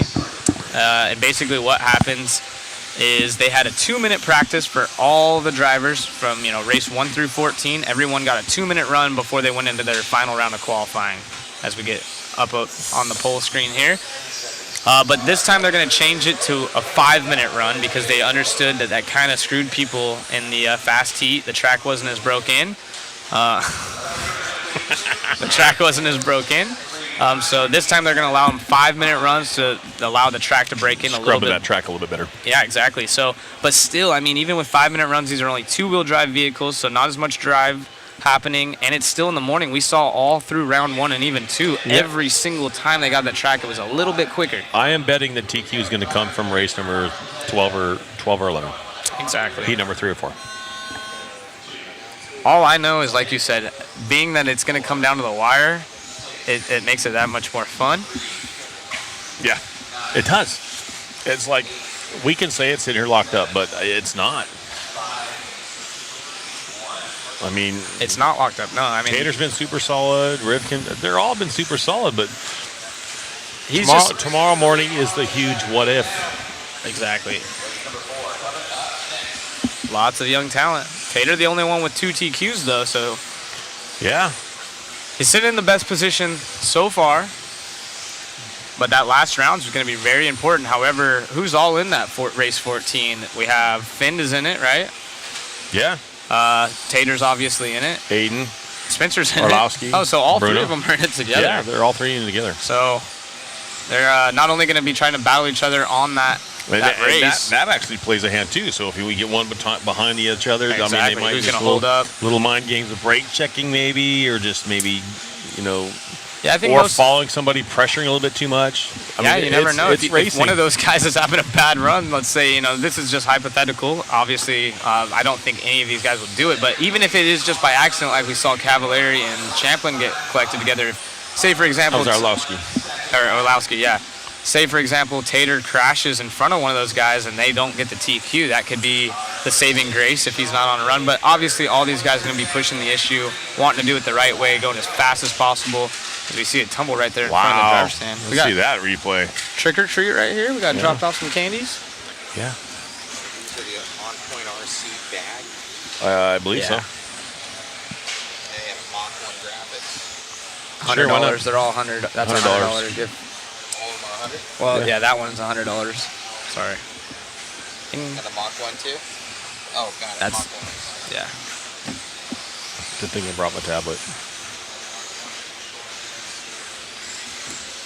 Okay. There you go.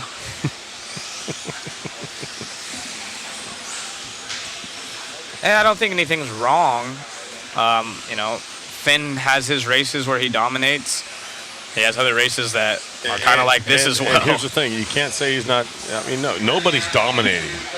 Nobody's dominating. This is the world's. Just on Garo and qualifying in 4-wheel. That was it. Yeah, this is the world's. You don't want anybody dominating. I want to see the race, but you can't say he's off. He's got a that's TQ. the thing. He's got a TQ. He's got a second at that point. And so, I mean, if you were, typical, most of our races here in the States are 2 heats or 4 heats, and you take your best 2. He would be TQ right now. Mm-hmm. So it's not like he's off. He had a bad run. Versus, all of the best, not just the Americans. Like yeah, that's what I'm saying. Is everybody's like, oh, he's having an off weekend. No, he's not. Even in the 4-wheel part, yeah, it just wasn't his week with the 4-wheel drive, but he still was some of the fastest laps, some of the fastest consecutive 3-lap runs. He TQ'd decent, or he qualified decent. It's not like he just had bad luck in racing. I wish I was that good where if I still made the main and had TQs, it was sitting in the chance. It was a bad weekend. I wish people thought of me like that.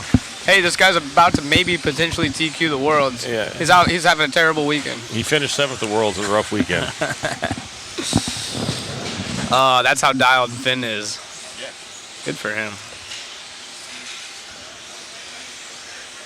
Waffle prizes, not just the U.S. International can enter as well.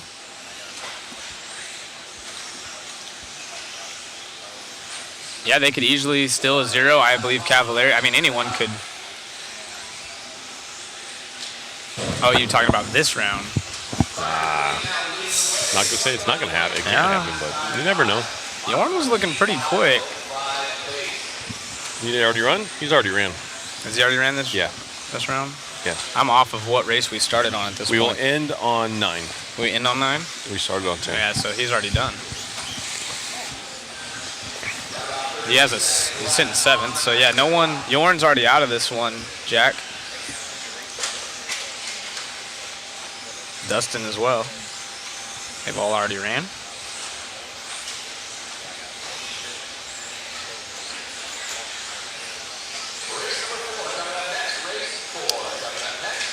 Yep, this is race 3 on the track. And we are going to, we started on race 9, so we end on race 8, or do you say we started on 10, so we'll end on 9. Gotcha. So we're going to go all the way up to race number 9. Let's go check who's in that heat.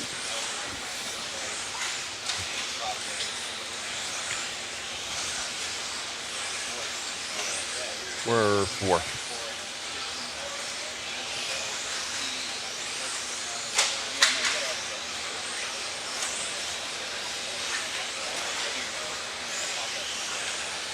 Qualify round 4.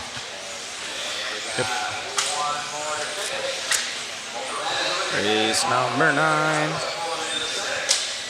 So we got Dougie will be in that, Ben Smith, Sturdy. Unfortunately, none of these names have really been up there contesting for any of these times. So, but it doesn't mean they can't post a time to maybe mix things up. Exactly, but it's still, I don't think they'll mess with the TQ. No, they're not going to get a third. But there could be times down lower in the A that could shuffle things up and make it. That could shuffle it up. We haven't done the math yet on those lower, not lower divisions, but those lower positions closer around the bubble spot. Yep. Here's your overall top 10 right here in Q4 so far. Unofficial. Unofficial. Okay.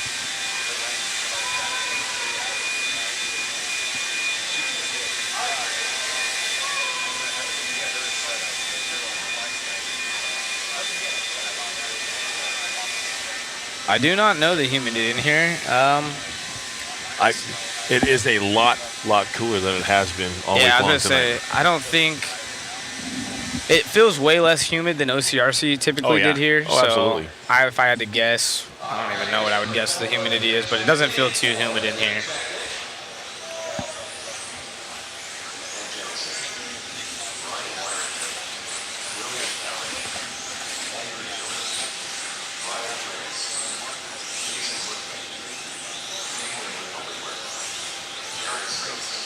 It is 6:20 local time here. We shall be starting tomorrow at 8:30.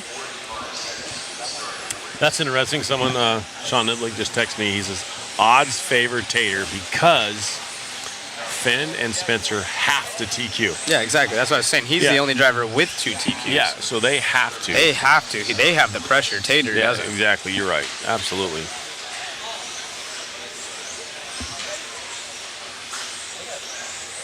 Yeah, he's the only one, so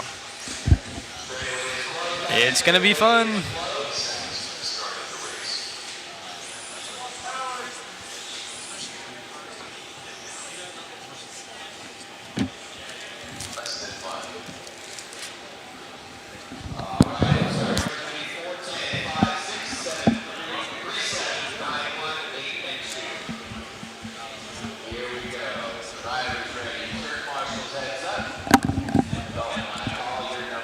My daughter says, go, Antonia. She's in this one, the S-Works driver. We've got Ben Jemison as we follow him around, the associated driver from the UK. Oh, I don't know if that was him right there, actually. I think we're following our...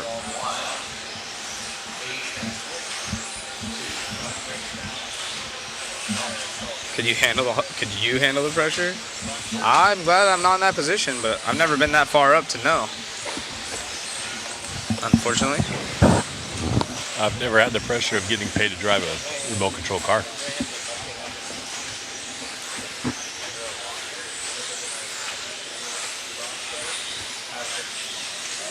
Could you guys handle the pressure? We did it in the 4-wheel part. Let's start asking the chat. Where do you guys think you guys would play out here in the 2-wheel drive portion of the Worlds? You got any buddies you race with back home that are in here that you battle with week in, week out? Or maybe you've had that one hero run where you beat that one fast guy one time, so we always use that as our system of our ranking system, right? Like, I beat him before, I'd be right up there. Yeah, I think we all do that, but I like racing against guys that are faster than me, so I just kind of have an idea of where I stand. That's where I want to be, so that's... There you go. Checkered Pass says, here's the question, would you have rather TQ'd for a main or be second or third with the pressure of the TQ person? I like TQ. I hate starting up front. You can ask everybody I race with. If I start out front, I'm going to mess up that first lap. Yeah. I mean, don't get me wrong. Second or third is not a big problem either. I like just being up in the mix up front, but I never had like TQ blues or any of those problems. Right. If I started up front, what I would tell myself, and I did this in all of go-karting and stuff, is you just try to latch on and think of the car that's in last as first and just focus on that. I think you're getting a break. Yeah, you want me to? Yeah, let's do it. Yeah, go ahead and get out of here. All right. I'm going to go start working on some of these signatures on those T-shirts you guys bought. Absolutely. And all the guys that wanted signatures, I'm going to go get them handled. We have a silver Sharpie already in hand. Perfect. Yep. You guys enjoy the rest of your evening. Maybe I'll jump in before the end of this one, but if not, appreciate you guys staying tuned with us. And Wayne's going to handle this. Maybe we'll have a few guests come on while I'm walking around. Maybe I'll shoot some people up this way. Yeah, if you want to, that's fine. That'd be cool. I mean, we only have a handful of races left. I'm sure these guys are going to probably want to get out of here fairly quick. So. Yep. Absolutely. All right, you may guys. want to jump on what you got to do. Thank you all, and we'll see you tomorrow at 8:30 a.m., of course, but Wayne will stay on live with you guys. Absolutely. Thank you, Zach. We're going to get these guys going. We're on heat number 4 of... I know, it's just going to be crazy. It's better to do it now than tomorrow. Yeah. So everything's here, she's already separated, so like the only one that's going to be these 3, I think Woodmere out front, 15.5.14 right there for him. Let's see where that would put him on the round. It's going to be 39, so that's not too bad.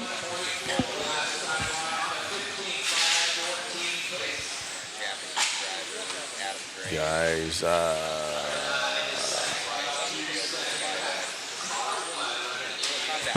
you guys are funny.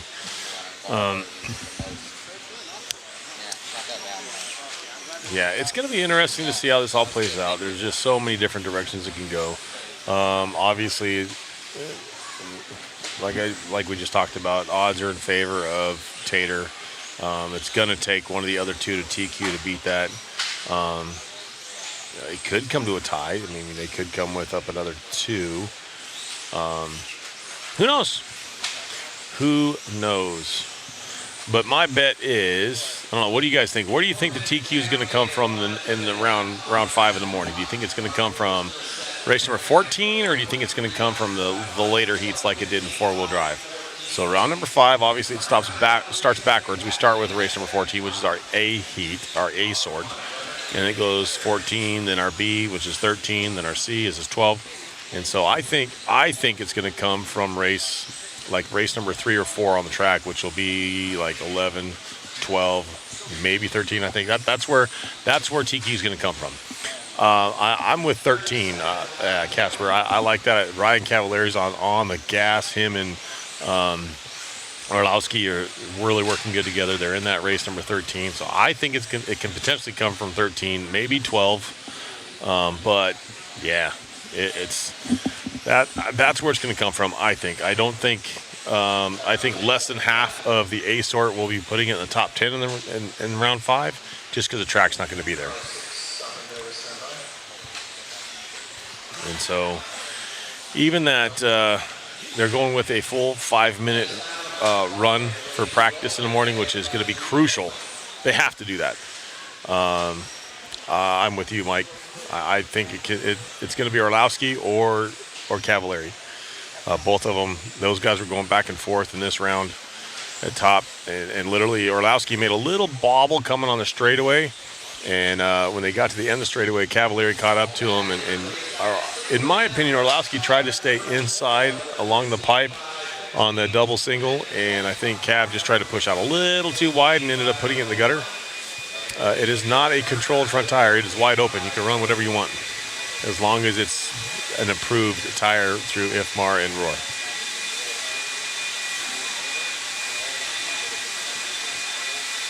You're right, Beastie.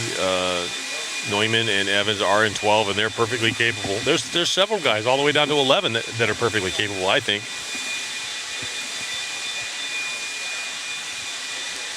Kyle, I like that. Yeah, you're absolutely right. It's going to come down to the ones who can actually lay it down. It is a open front tire. Yes, it's an open front tire. All these guys are opting to run the same compound as the rear tires in AKA. Some of them are running the voids, and some of them are running the standard ones. The voids were readily available prior to the race.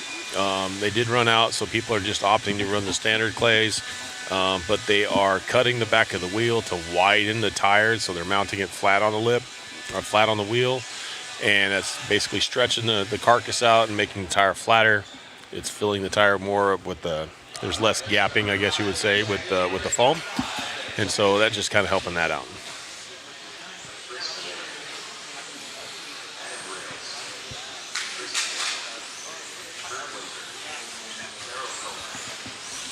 Let's see.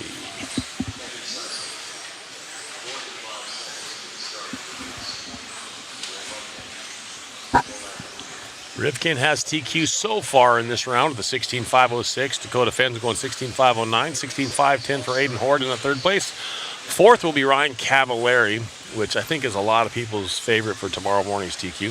Orlowski's going to be fifth with a 16.510. Bruno, 16.511. Your Neumann at a 16.511. Ongaro with a 16.511. Ty Tessman posting a 9. That's one of his better runs today at a 16.513. And Chase the Mew going 16.513. Cole Tollard then just outside your top 10 in 11th, running a 16.514. 16.514 also for Ryan Mayfield in 12th spot. 13th will be Marcus Carup. Young man, 15 years old, actually posted some really fast times. He's just outside looking in.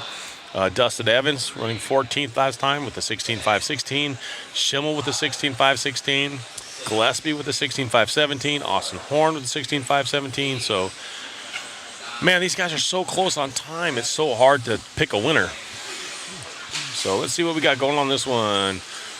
We got Weird, Salvaggi, Kurt Winger, the coach, Monday, Rays, Sensei, or Season, I'm sorry.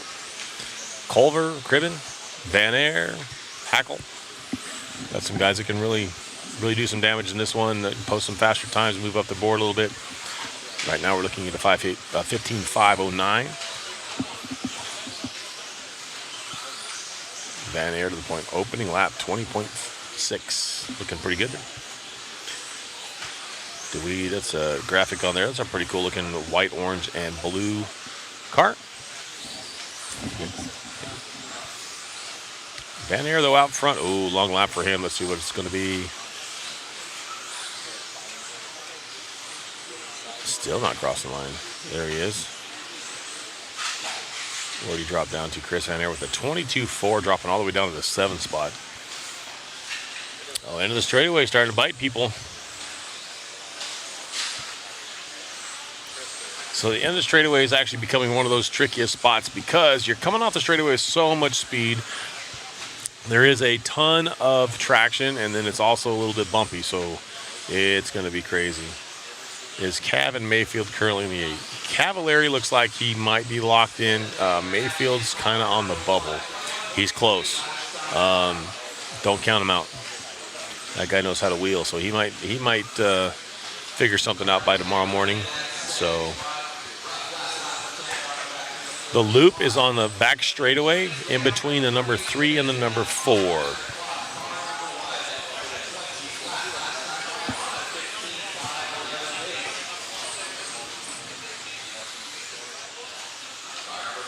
Yep, on the back straight. Are the voids going to be the new go-to tire? I don't know. They seem to be working well for this layout. These guys are not allowed to sauce, so right now they look like they're pretty good. But they're running AKAs front and rear. For the AKA tire, it looks like that's going to be their front tire to go to. So it might be for AKA. Going out front, 15.511 right now, 266. Fast lap for him is a 20.086. Average is 20.715. So his average is really nice, getting up there. The coach, Kurt, running second, 16.515. His fast is a 26.55. Average is a 21.1. Then you got Ray Monday running third. His fast lap is a 25.87. Average is a 21.169.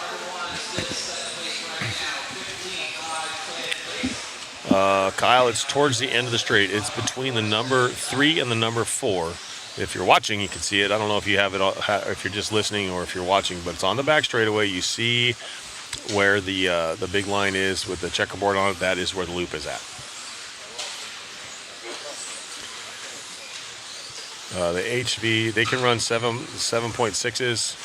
And yes, they check for voltage. They're not allowed to be over 840. With some of these guys are charging because there's so much traction. You don't need all the burp on the car, so they're charging. They'll go 836, 834. They don't need to charge it all the way up. So they don't completely peak those batteries. I am not sure if anybody checked the dirt, see how warm it gets. So I'm sure it changes. It's got a mood swing just like every other track does. It stays temperature-wise. It stays pretty consistent here. The track is temperamental though. I mean, if you don't have somebody on it for 10, 15 minutes, it goes away. Not grossly, but from like tonight till tomorrow morning, it will be a completely different track first thing in the morning. So that's why they're letting them do a full 5-minute run in that first round of practice. And then they're going to that 5th round of qualifying. We are following Johan. His car looks pretty good. He's on a 15.510. Not too bad. Looks pretty planted. Looks like he's playing it kind of safe. Still hitting the big jumps, but at the end of the straightaway, which is a big thing right now, you go in there too hard and get the car upset, you're going to go for a ride into the gutter over there. Yeah, biggest issue here is the AC does suck the moisture out of the track. But I'm looking, it almost looks blue-grooved. There's so much rubber on the track right now. I like it. To me, I like not running the sauce. These guys they got plenty of traction. It just takes a little bit to get there. So Yolan going to go 15 at a 5:10 with the win in this one. Ray Monday is going to finish second at a 5:15. 15 on a 5:15, 15.518 for Coach. Carroll's going to go 15 at a 5:18, and that is a race for this one, guys.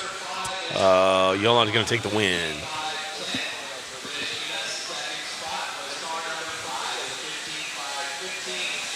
Let's see.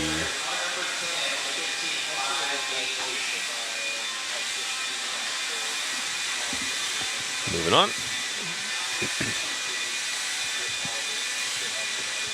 Got some decently fast guys in this one. There you go, your top 10 on the screen. Top 10 for this round right now. Spencer, Dakota, Aiden, Ryan, Mikkel, Bruno, Yorn, Ongaro. Things quickly coming to an end. We're all tired, so if I'm mumbling words, I apologize.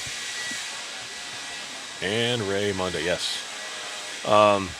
Alex Sturgeon in this one. Harley Eldridge, Kyle Davis, Scott Spear, Mitchell Pratt, Josh Payne, Florent Gallet, Dominic Nunn, Justin Green, and Andrew Kaufman. Andrew Kaufman has thrown down some laps. He's actually done some decent times. What tires are working good? We are running the AKA Slicks.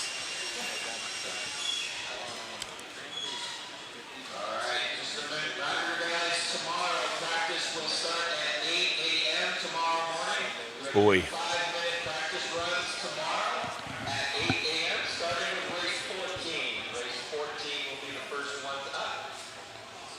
Interesting.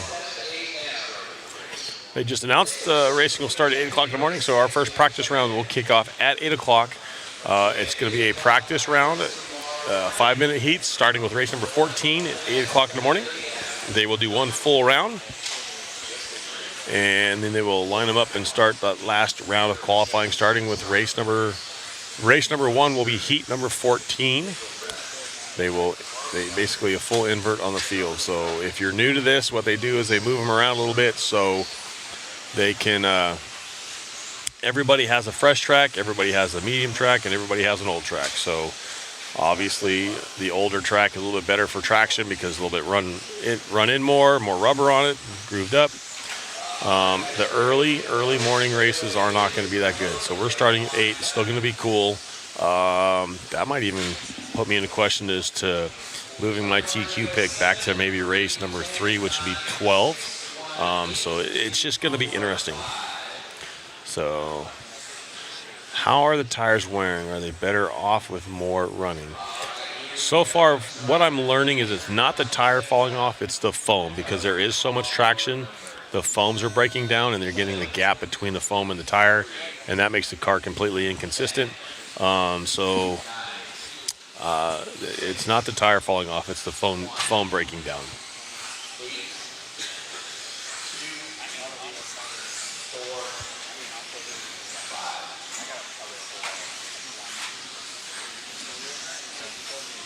Race number 6 on the track, race number 7 coming up next.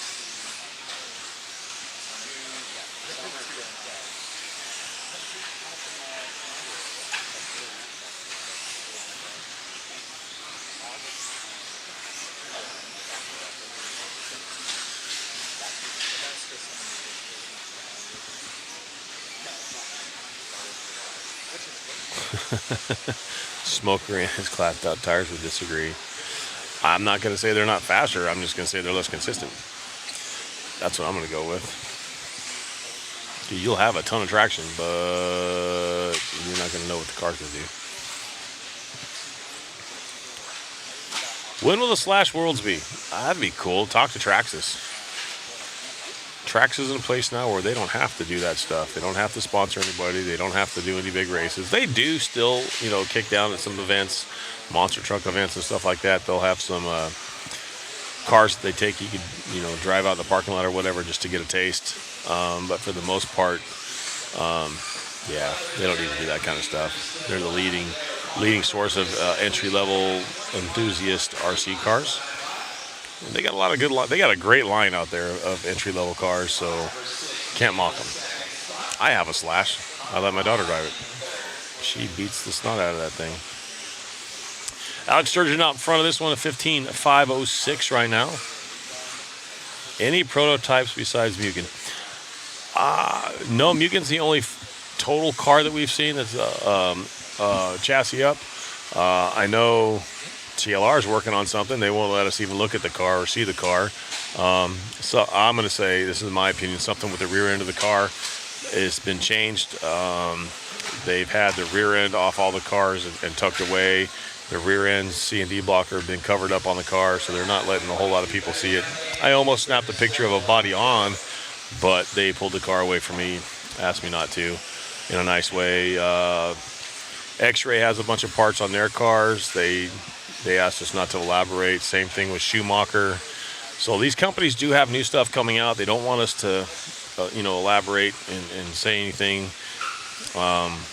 So, I mean, obviously we know, we just don't know what. So. 3 minutes down and 2 minutes left to go. Car 3 second place right now, 20.9 last time. Yep, Alex Sturgeon up front, 15.507 right now, 20.954 for his fast lap. 19.9 is his fast lap. He's averaging a 20.508. 140 to go. Once again, Spencer Rivkin out front, setting the TQ so far in this round of 16.506. Let me see. Could not. I tried. They won't let, I mean, literally, they took the car and stuck it underneath. The first time I seen it, Dakota Phend had it on his bench. I was trying to get a picture. I was just walking around taking pictures, body on, wasn't even thinking about it.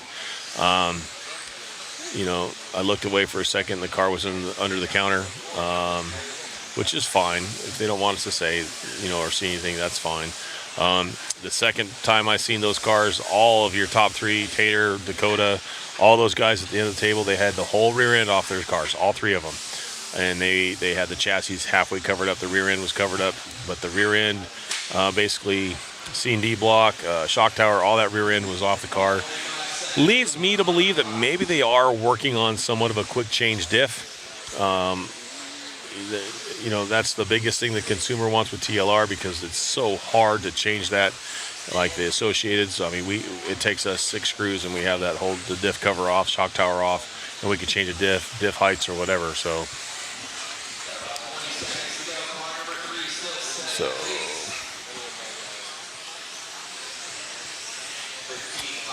yeah, Aaron, that Mugen looked pretty good. And some people are like, oh, it didn't look that good, this and that. You guys got to remember, they have one guy, one car, trying to find something in it, and they are about middle of the pack. They're not bad. Shinadachi is the one driving the car, and he's also the engineer. He's a good driver. It's just they don't have the team to put forth the inputs and whatnot that they need to see for a full car to be out and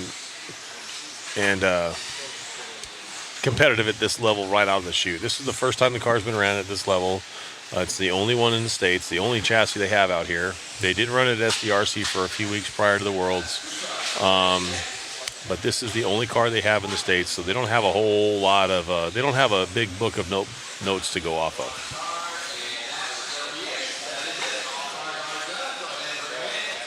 Well, I'm not saying it's hard there, JC. We all know it's not hard, it's just more screws. It's when you have more screws, though, it is time consuming. So, like at my home track, sometimes we don't have the big heats and you want to change, you want to just try a diff height change or something like that in between races, just to try something different. I mean, it would take me 5 minutes compared to an Associated, or compared to the TLR, it's going to take you 10 to 15. So, I mean, it's not hard, it's just time consuming. Once again, there's your top 10 in the round.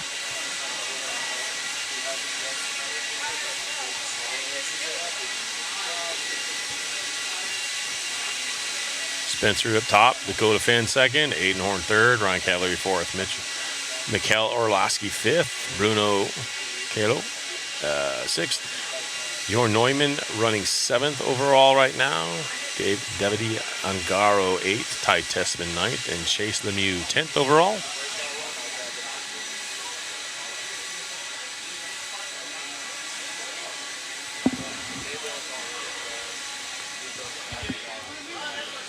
See where we're at now. Blink. Here we go.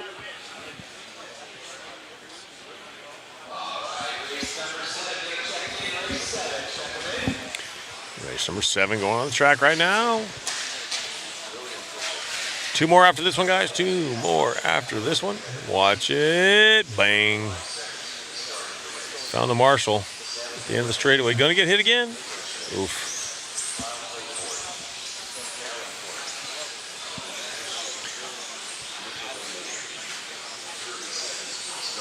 X-Ray, Mugen in this one. Yeah, Shinadachi in this one. So if you're a Mugen fan, check it out. Turn it on. We're on this one. Gregor Graves. The Mugen looks like they took everything wrong from the 5.0 and fixed it. I don't know. Got to hold the car and whatnot. A lot of people. It looks like the TLR. Kinda, but no. I mean, if you're gonna say it looks like this car or that car, they all kind of look the same nowadays. You know, the Associates, the only ones that look really different because they have the shocks behind the shock tower. Other than that, they all look similar, especially with the body on.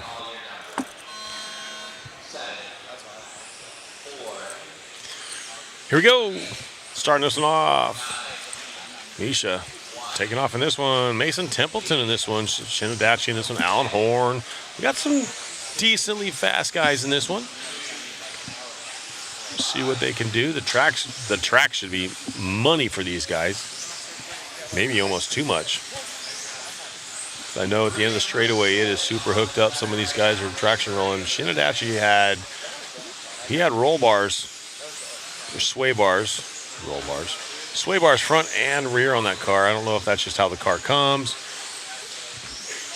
But let's see what he got for his opening lap.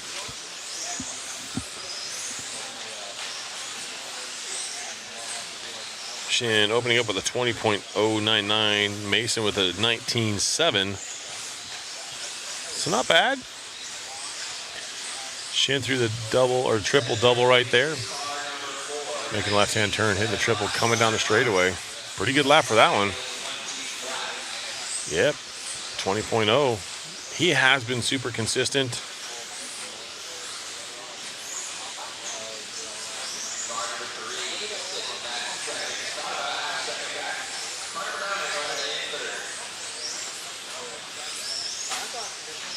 Checkers pass. Yeah, you know, some of these guys, I know a lot of the Euro guys don't like American tracks. The jumps are different. There's a lot of different things about them, you know, character-wise, and they're just they don't care for our American tracks. Let's see what Shin did this time. A 19.8 for Shinadachi. That's one of his fastest laps of the weekend. He's right at the 15.5 flat. So right now, Shin is on one of his better runs of the week with the 2-wheel drive. The car looks really good. I'm standing right here. I'm watching it. And so let's see who we follow. We're following Mason Templeton right now. He's coming onto this front section, the single table off. So you guys are watching him. I'm watching Shin. Let's see where Shinadachi is. Shinadachi's coming through this S section, coming to the triple double section. Car looks really solid still. I'm digging it right now.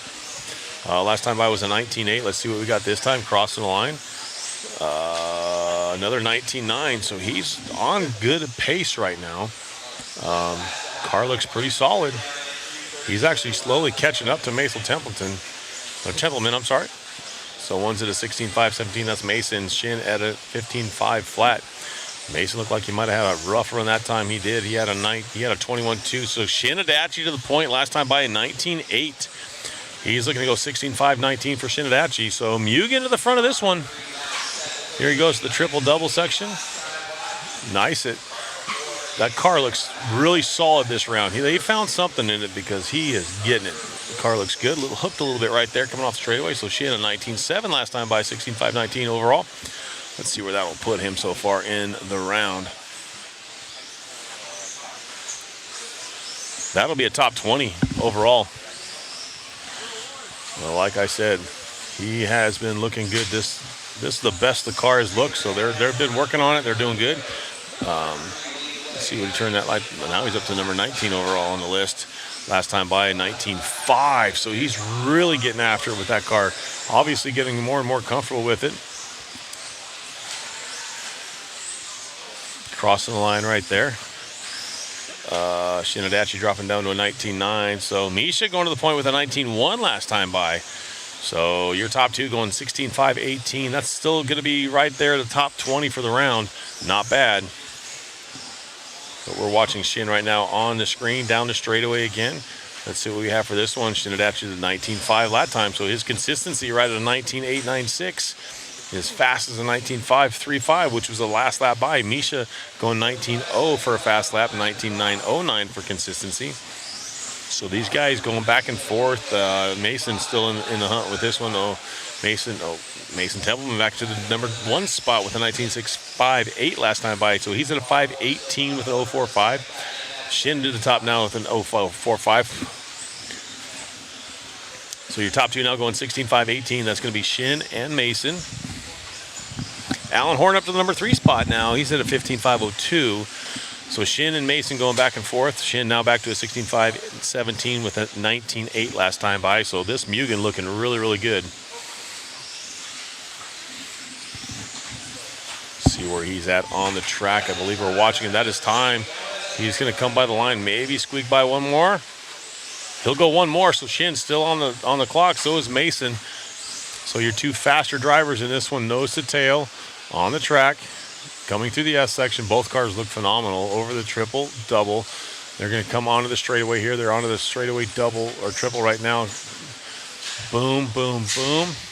Oh, all three of those cars tumbling in the straightaway, so they're squeezing it as hard as they can to get that last little bit out. So Shinadachi's going to win this one, going 16.517. That will put him 17th overall on the round. Mason Templeman's going to go 16.519. Let's see where that 2 seconds puts him. That 2 seconds will put him 21 overall for the round. So pretty good race for that Mugen car. I liked it. Going faster. Every time he puts the car down, that car's going faster. Very interesting. I like it. It's a good run.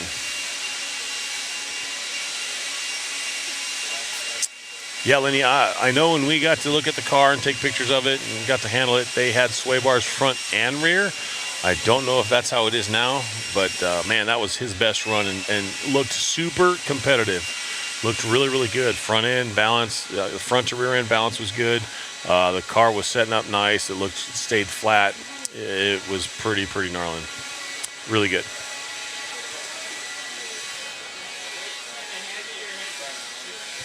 Yeah, checkers pass. That car looked amazing. It looked like it set up nice and smooth. It rotated nicely. It wasn't rotating on the rear or the front end. It was staying pretty neutral. Stayed flat. So, man, that's got to be a super positive pumping run for those guys. Very good. Very good.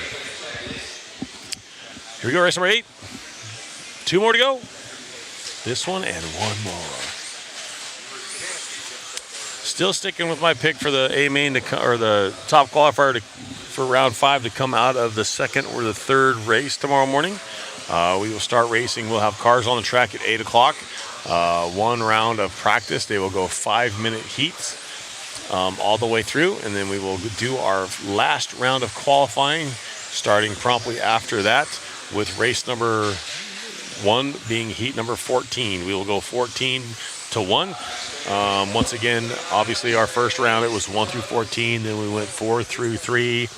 Then we went 7 through 6. Then we went, this one we're doing 10 through 9. And tomorrow we do 14 through 1. So all of them, everybody has a green track, a medium track, and a good track. So that's just the best way to do it.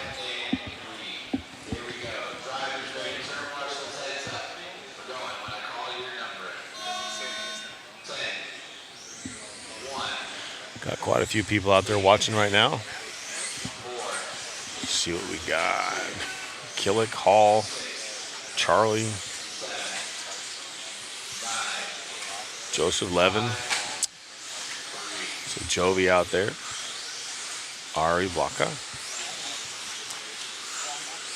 So let's see what Killick does. 15.501.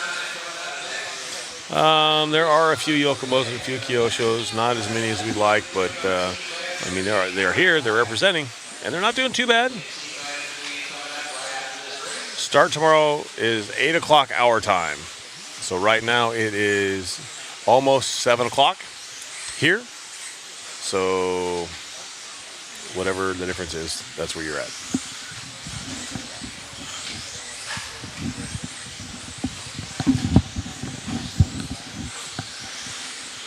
This is race 8 of 14. This time we started on 10, so we will end on 9.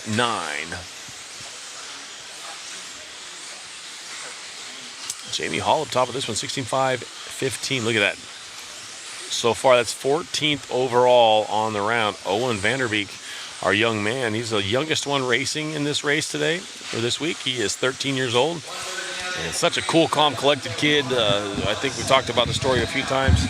He showed up, went to get his bags, and the airline lost his luggage. So there you go. You got Hall looking at this car right there. It's Associated.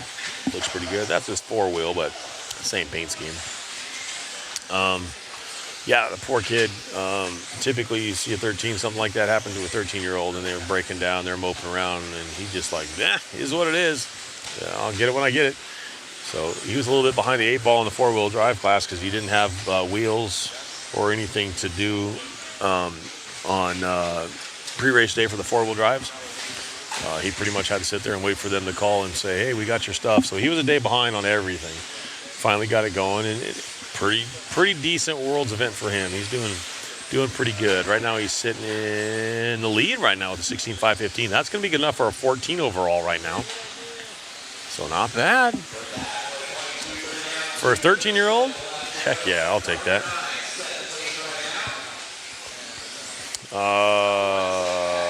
What turn motors are these guys? These guys are running, because of the traction, some of them might have powered down a little bit, but they're anywhere between a 7.5, maybe a 7.0 to an 8.5, somewhere in there, depending on their speedo settings, soften it up or whatever. But yeah, they're between like a 7.0 and an 8.5. Owen's still up front, 16.5.16, looking to be a top 16 right now. At 13, just to be on the same lap as the pros, killing it. This dude's on fire right now. He's got a 19.2 fast lap, 19.7 is his average. So little Owen driving top 15 right now. He is on a good run. 130 left to go, 330 down in this one. Yeah, 5.5 to an 8. 5.5 is more of the 4-wheel drive motors. Even those guys motored back a little bit on the 4-wheel drives because it was just, the traction just wasn't quite what they were expecting.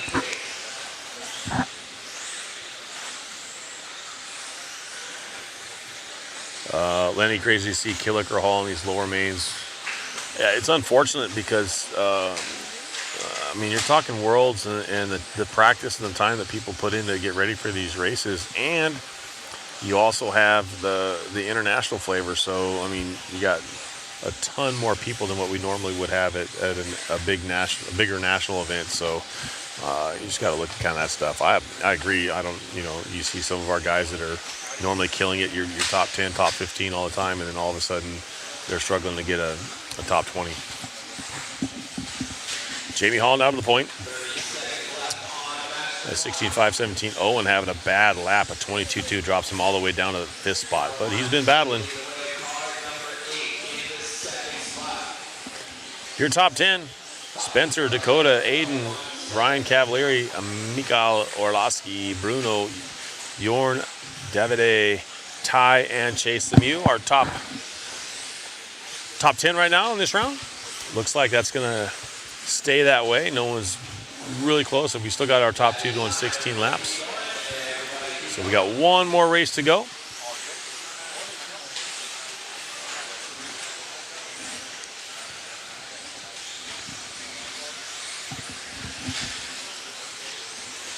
Jamie Hall looks like, am I going to take the win of this one? Maybe it's going to be between Jamie and Charlie. They're right there together, 16.5.19s. 19.0 to a 19.4. So Jamie Hall going 19.088. Charlie going to get it, squeak that one. The last lap for Jamie Hall going 22.4 is going to hurt him. He's going to end up with a 16.521, and Charlie's going to take the win at a 16.519.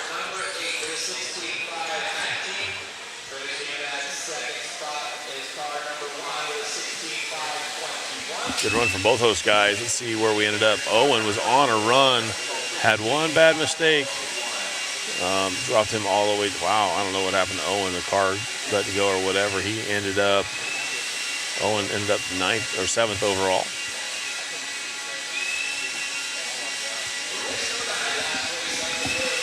Last one of the day right here, guys. It looks like I'm getting some love up in here.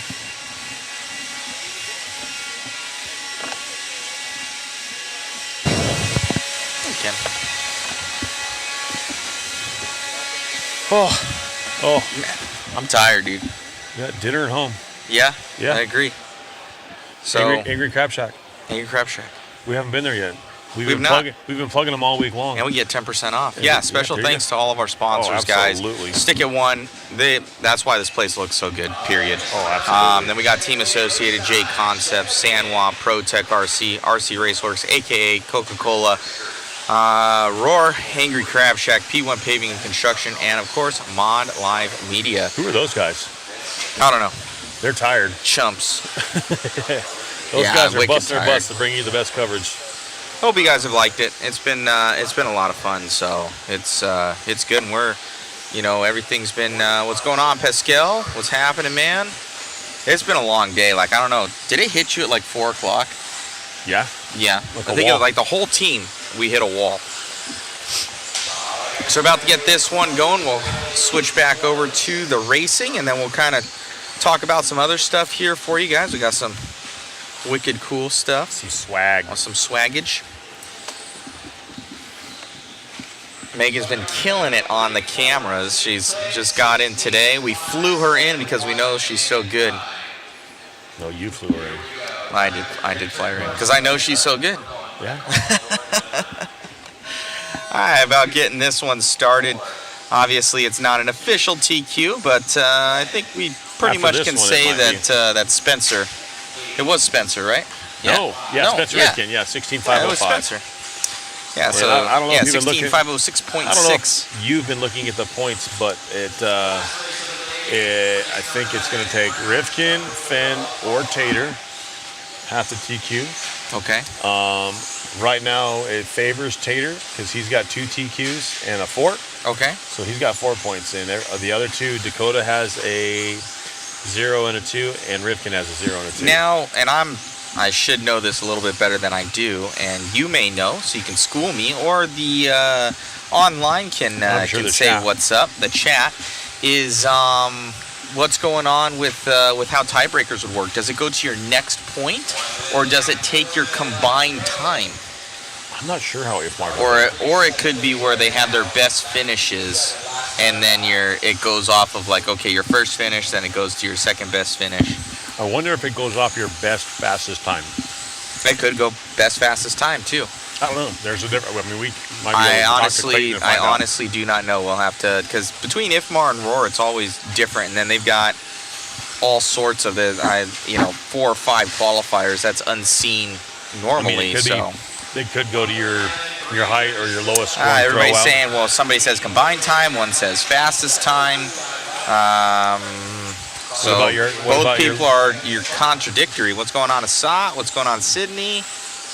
Yeah, I mean, it's Thank you, Robert. What's going on, Beast?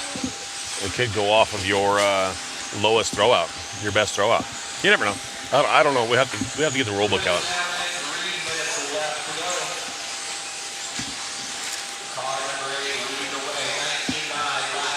Wow, 19.9 out of Ryan. Josh up to the point now with a 19.6.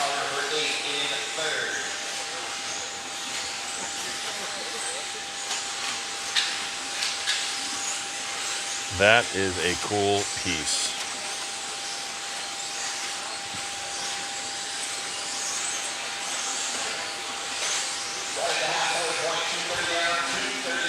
Right on, right on. So we got Ryan Rivas in the lead right now. 2:30 down, 2:30 to go. Ryan, he's out from the Washington area, Washington, Oregon. He's a West Coast boy. Northwest, I should say. So and we got Dougie. Well, he in was that running TLR. Dougie was running in number 3 spot. Now he's dropped down to or 2. Now he's dropping way down. Josh Holdsworth, he's going to be in that P2. And now Blake Champlin, the Schumacher, going to be in that P3 right now. Rivas on screen with us as he's traveling around in that TLR 5.0 Elite Yellow Rim Gang. Yes. Yellow wheels for the win. JC Chacon Jr., what got you into streaming slot car races? I have to admit, those are pretty awesome. Thank you. I couldn't imagine trying to shoot those. We'll go through that. You just put a fisheye on, or you so just put fast. a camera on it. They're so fast. They do like 132 feet in 1.5 seconds. That's slow. It's unreal, dude. These wing cars that they have. Oh my ridiculous. God. Ridiculous. Fastest things you'll ever see. I don't even know how they track it. They just look at the clock. Yeah, I don't even know how they track it when you're racing them. It's gnarly. So 110 to go here. Ryan Rivas still in that lead, still on camera. Our camera crew doing absolutely amazing. We got Chris on cam 1 right now. Our secondary cam, all the crew right now is hungry, tired, and everything in between. So we are going to definitely be getting something to eat tonight and getting some good rest for main events tomorrow. And then we also have, obviously, the banquet tomorrow as well. Right now we got 40 seconds left to go in the day. Hey, Zach, or can you have David or yourself go and grab the Raceworks guys, or at least tell them to come up decently after when they're done with racing so we can get with them? They're right over there against the wall. Want to talk to them, one of our sponsors. In the hat box. Kyle Turner, ooh, with the X-Ray coming up into that P2. Yeah. Right on, he's on a 15.502. None of these guys cracking that top set there. So yeah, so Ryan Rivas up to 20th so far, so that's good. That is time right now, though. Let's see what he does for this last lap. 19.5 last time by for him. His average is 19.9. So 19.4 was his fast, 19.5. So 19.6 that time by. That's a pretty good lap right there. So 19, he's on his last lap right now. So he's on a 16.5.18. Everything's pretty close. He's got about a half a second to play with to stay in the top 20. Kyle Turner's going to go 15.5.02. Yeah, they call him Hot Pocket. Hot Pocket. I know the story behind that, too. Oh, no. Let's see what happened. There it is. Hot Pocket. Yep, so Ryan Rivas is going to stay top 20. Top 20, that's really good. Not bad. So for that, I could be really, really wrong here, but from what I remember, he got his Hot Pocket name from, he was like cooking a Hot Pocket inside, and this is all he ate, inside of a microwave, and he caught the microwave on fire at the RC track. Whoops. So he's got the name Hot Pocket from there on. Wow. So that's Ryan Rivas. The chat can tell me if I'm right or wrong. We got Steve RC. The quality of your broadcast keeps improving. We're trying. It was never really bad. All stuff you added this year is amazing. Thank you. That is a huge thanks to obviously RC Garage and RC GT. They've been helping us out a lot. We've been working alongside them. He accidentally overcut. Oh, he put it in foil. Oh, yeah, that would do it. Yeah, that'll do it. That'll end the career. You're right about Hot Pockets. Okay, yeah, people are. That would definitely end the career of a microwave. Yeah, it was pretty funny. Yeah, I wasn't there for it, but I heard the story, and I'm like, what? There are two kinds of racers, those that run yellow wheels and the rest. Absolutely, I agree, 100%. Why are we on Heat 9? So what they do, guys, is they end up doing it at different times for the track conditions. So at the beginning of qualifying, they'll go 1 to 14.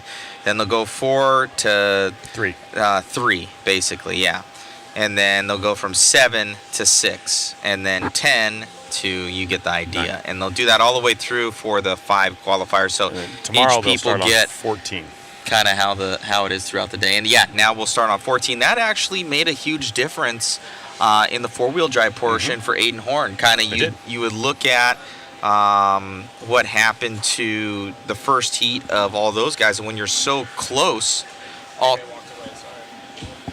Did they go? I think they might have left. They were talking about food, Ocean said. Oh, we'll catch them tomorrow. The RC Raceworks guys, shout out to them. We'll catch them tomorrow. It's okay.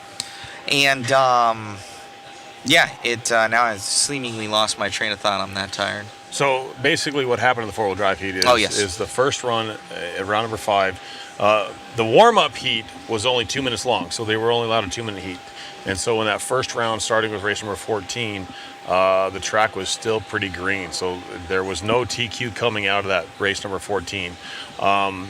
Tomorrow morning, their warm-up heat or practice heat is going to be a full 5-minute run. So you got a full round of 5-minute practice run to try to get the track scrubbed in, and then we'll start with race number 14. My opinion is you're still going to see a TQ run come from race number 2, 3, possibly 4. I think Ryan Cavalieri has him and Arlowski have a great opportunity to snag a TQ out of that second race. I still don't think we're going to see, but maybe half of that A sort put it in the top 10 for the round, just because the track isn't going to be there. So it's going to be a game.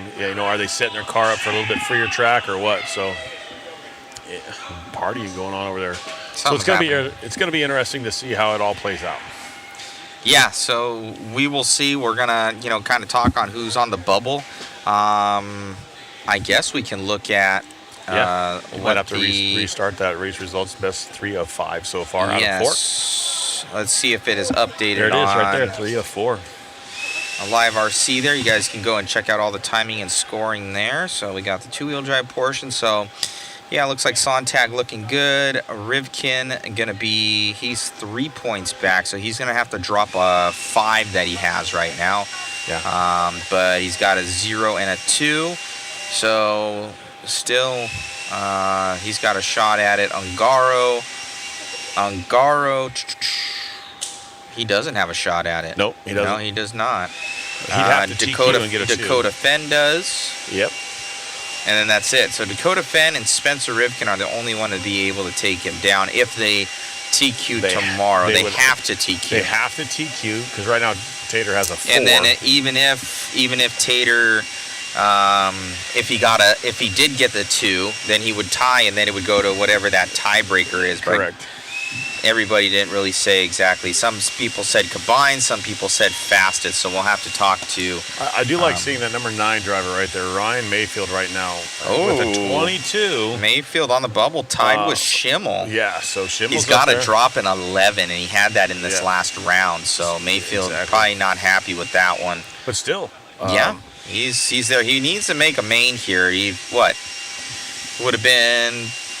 Was it more than 4 years ago that he won both with Yokomo, or was it 6 years ago? 6 years ago. It was was that at Yatabe? I think so. No, that wasn't at Yatabe. That was Rivkin's win with 2-wheel, and I think Bruno won 4-wheel. I'm not sure exactly. I want to say. Yeah, I could be wrong. Let's get back with our chat here and see what their fastest qualifier run for each driver is the tiebreaker. So they go to fastest time then. So that would be your tiebreaker. That would be I think that. Someone says roll dice. Okay, I got it. Rochambeau. 2017 in China. That doesn't tell us what track. JC Chacon Jr. is China. China's a track. What is it? I think that's Watabe. Is it Yatabe? Yeah. I think. I don't know. We will see. What other chats are you following? Yeah, we have a super chat, so we can see and everything. So hopefully when you see that restream bot, you guys will, that's all the other chats that are coming in if you see that.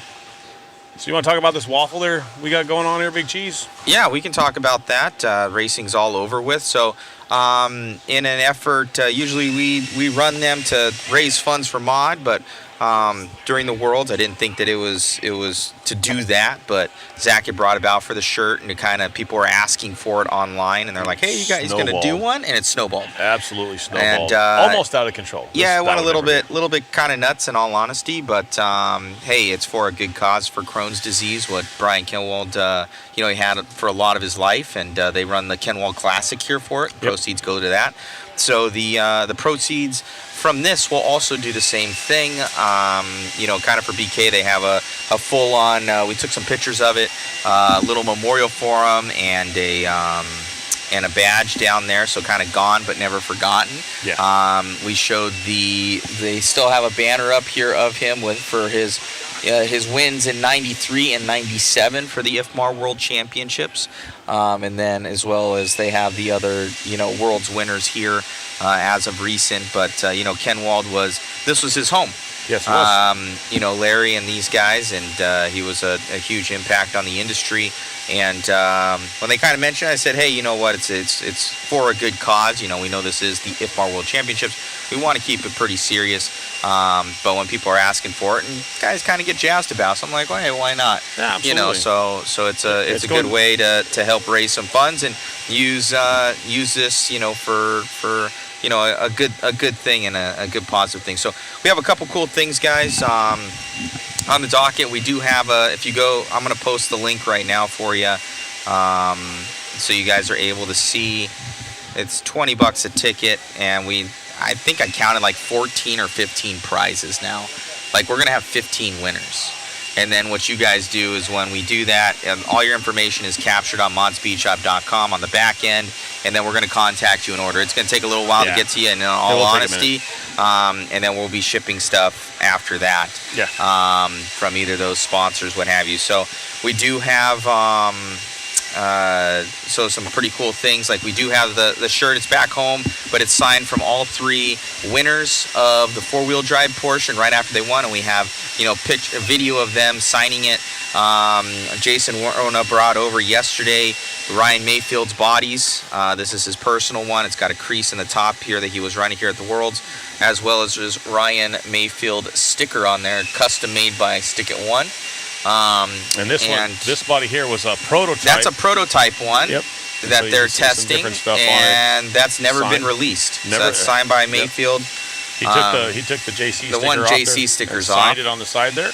Yep, and all those things are posted. You can look on the link there. So those were kind of the main ones, and then also we had Hobby Wing. They saw our coverage and they said, hey, we would love to donate a 6.0 signed one from Ungaro. So you can see the signature on the motor and on the box. So it's pretty cool memorabilia. It says 2023 World Champion. It's not his motor that he used in it, but it is signed by Ungaro. He runs for Hobby Wing. It is a 6.0, which is what he ran in that race. I think he ran a little bit less. I think it was like an 8.0 They or said 7.0. that's what he ran. Oh, really? Yeah. So this is what he ran. Yeah, they said that's what they sold. That's what they told us. But that's a cool piece of memory right there. Pretty sweet right there, guys. Cool paperweight. We also have, other than that, the bodies, the Ungaro. We had a couple others join us. We put them in there, and I'll try and show it to you later. But if you go to that link, you can see it. Let me see here. Yeah, so if you just go to that link, it's on there, guys. Phantom RC, they popped in. They're going to be donating a motor of choice. We got Donathan RC. They have charge leads. drcproshop.com. They're donating a $100 gift cert for basically any of their product, and you'll be able to get a lot on Donathan. $100 Lead Finger Racing. I do believe they do bodies. Yeah. We've got ProTech RC and A-Main Hobbies.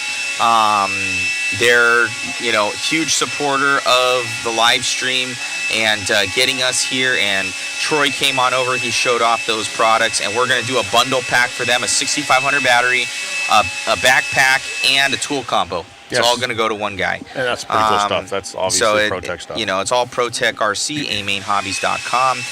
Pretty cool. Clinic RC hit us up, and Tony Newland over there, he said, hey, he goes, BK was a huge fan of vintage stuff, so he has custom vintage shirts and hats.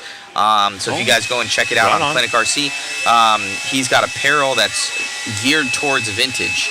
So he's got like 4 different style shirts or something like that, and a hat, and you're able to choose from that, and that's going to be a combo.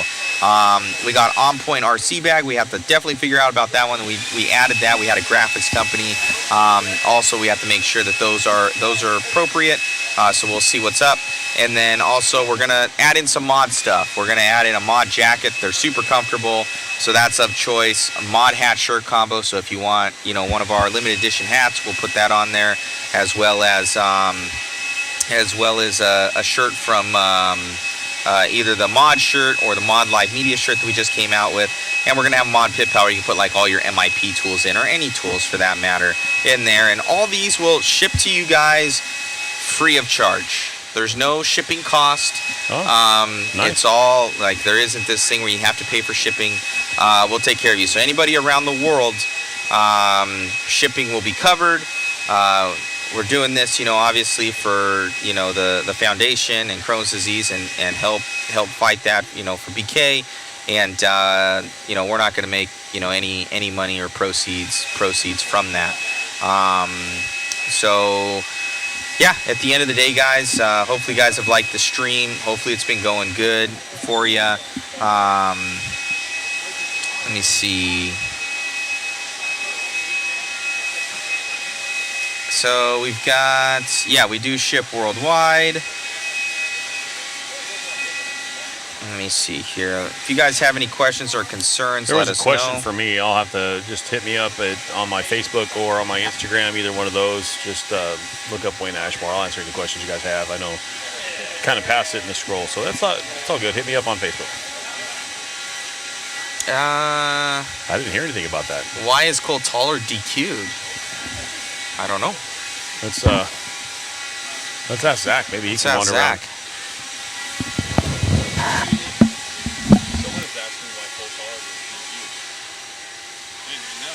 I didn't know. Our apologies. We did not see.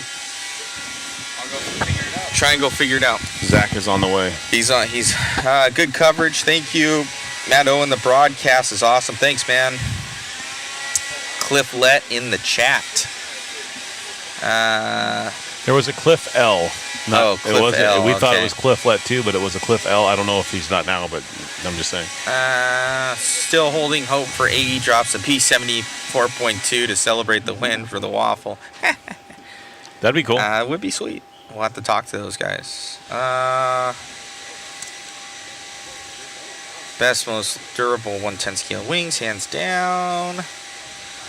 Clinic RC stuff is cool. A-Main taking care of, guys. Customer service. Where do you buy tickets at? Where do you buy tickets at? I will post it here. Post that link there. Thank you, Sam. Y'all deserve some naps. I know, Checkered. Trust me. It's going to be a long day. Yes, we know. We don't know what happened to Cole. We sent one of our top-rated investigators to find out what's going on. How do mod sweatshirt sizes run? Big or small? Honestly, because you'll see the gray ones on there, I think we've almost switched to the black ones. When we switch to black, they run a little bit smaller. So I'd go one size over. Let's see what.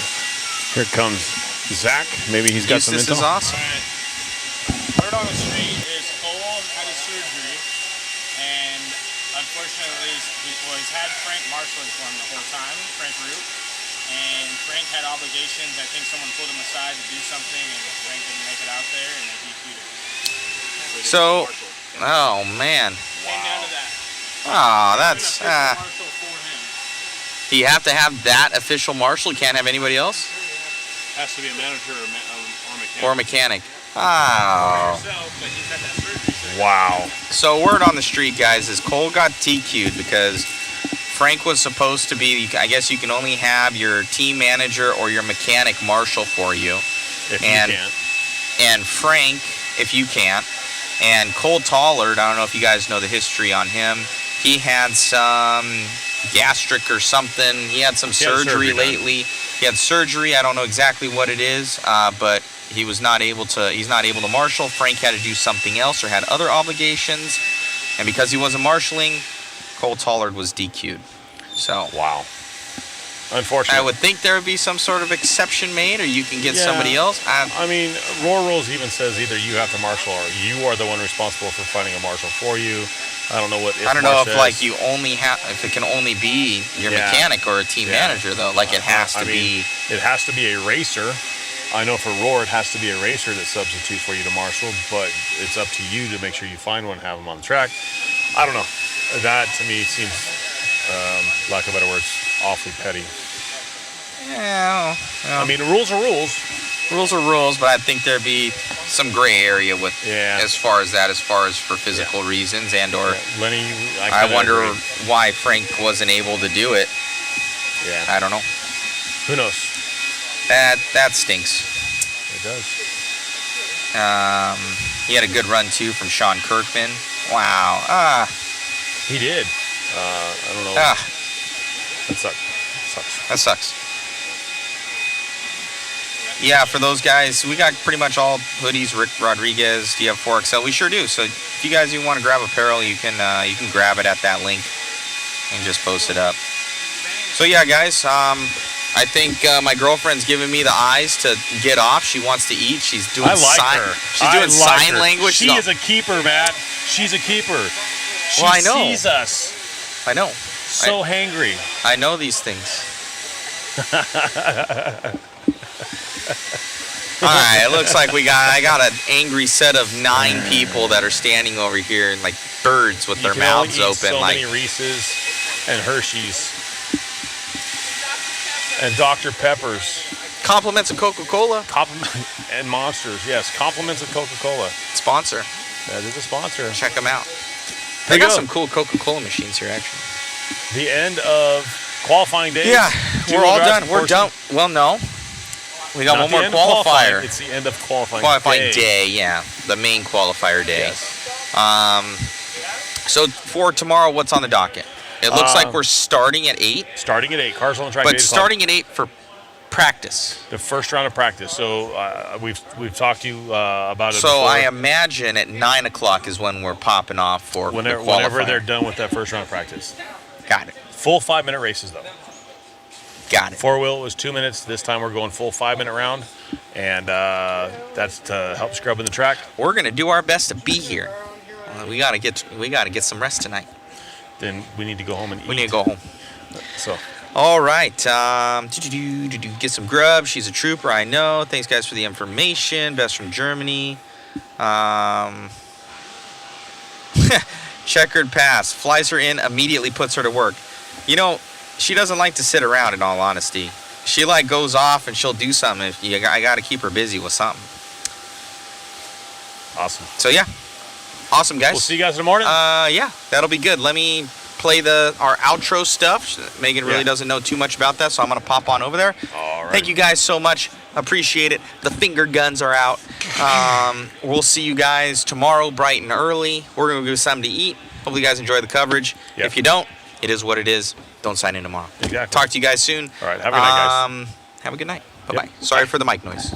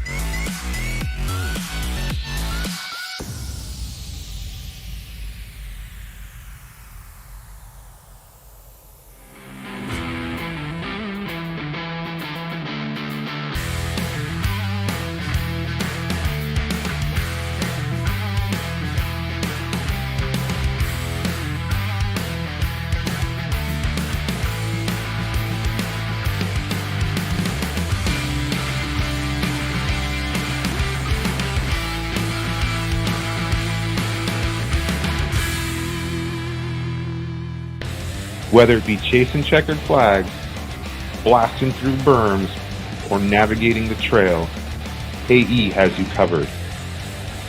Team Associated, Element RC, Reedy Power, and Factory Team, vehicles, parts, accessories, and information can all be found in one place. So blast, slide, soar, and crawl with us at AssociatedElectrics.com.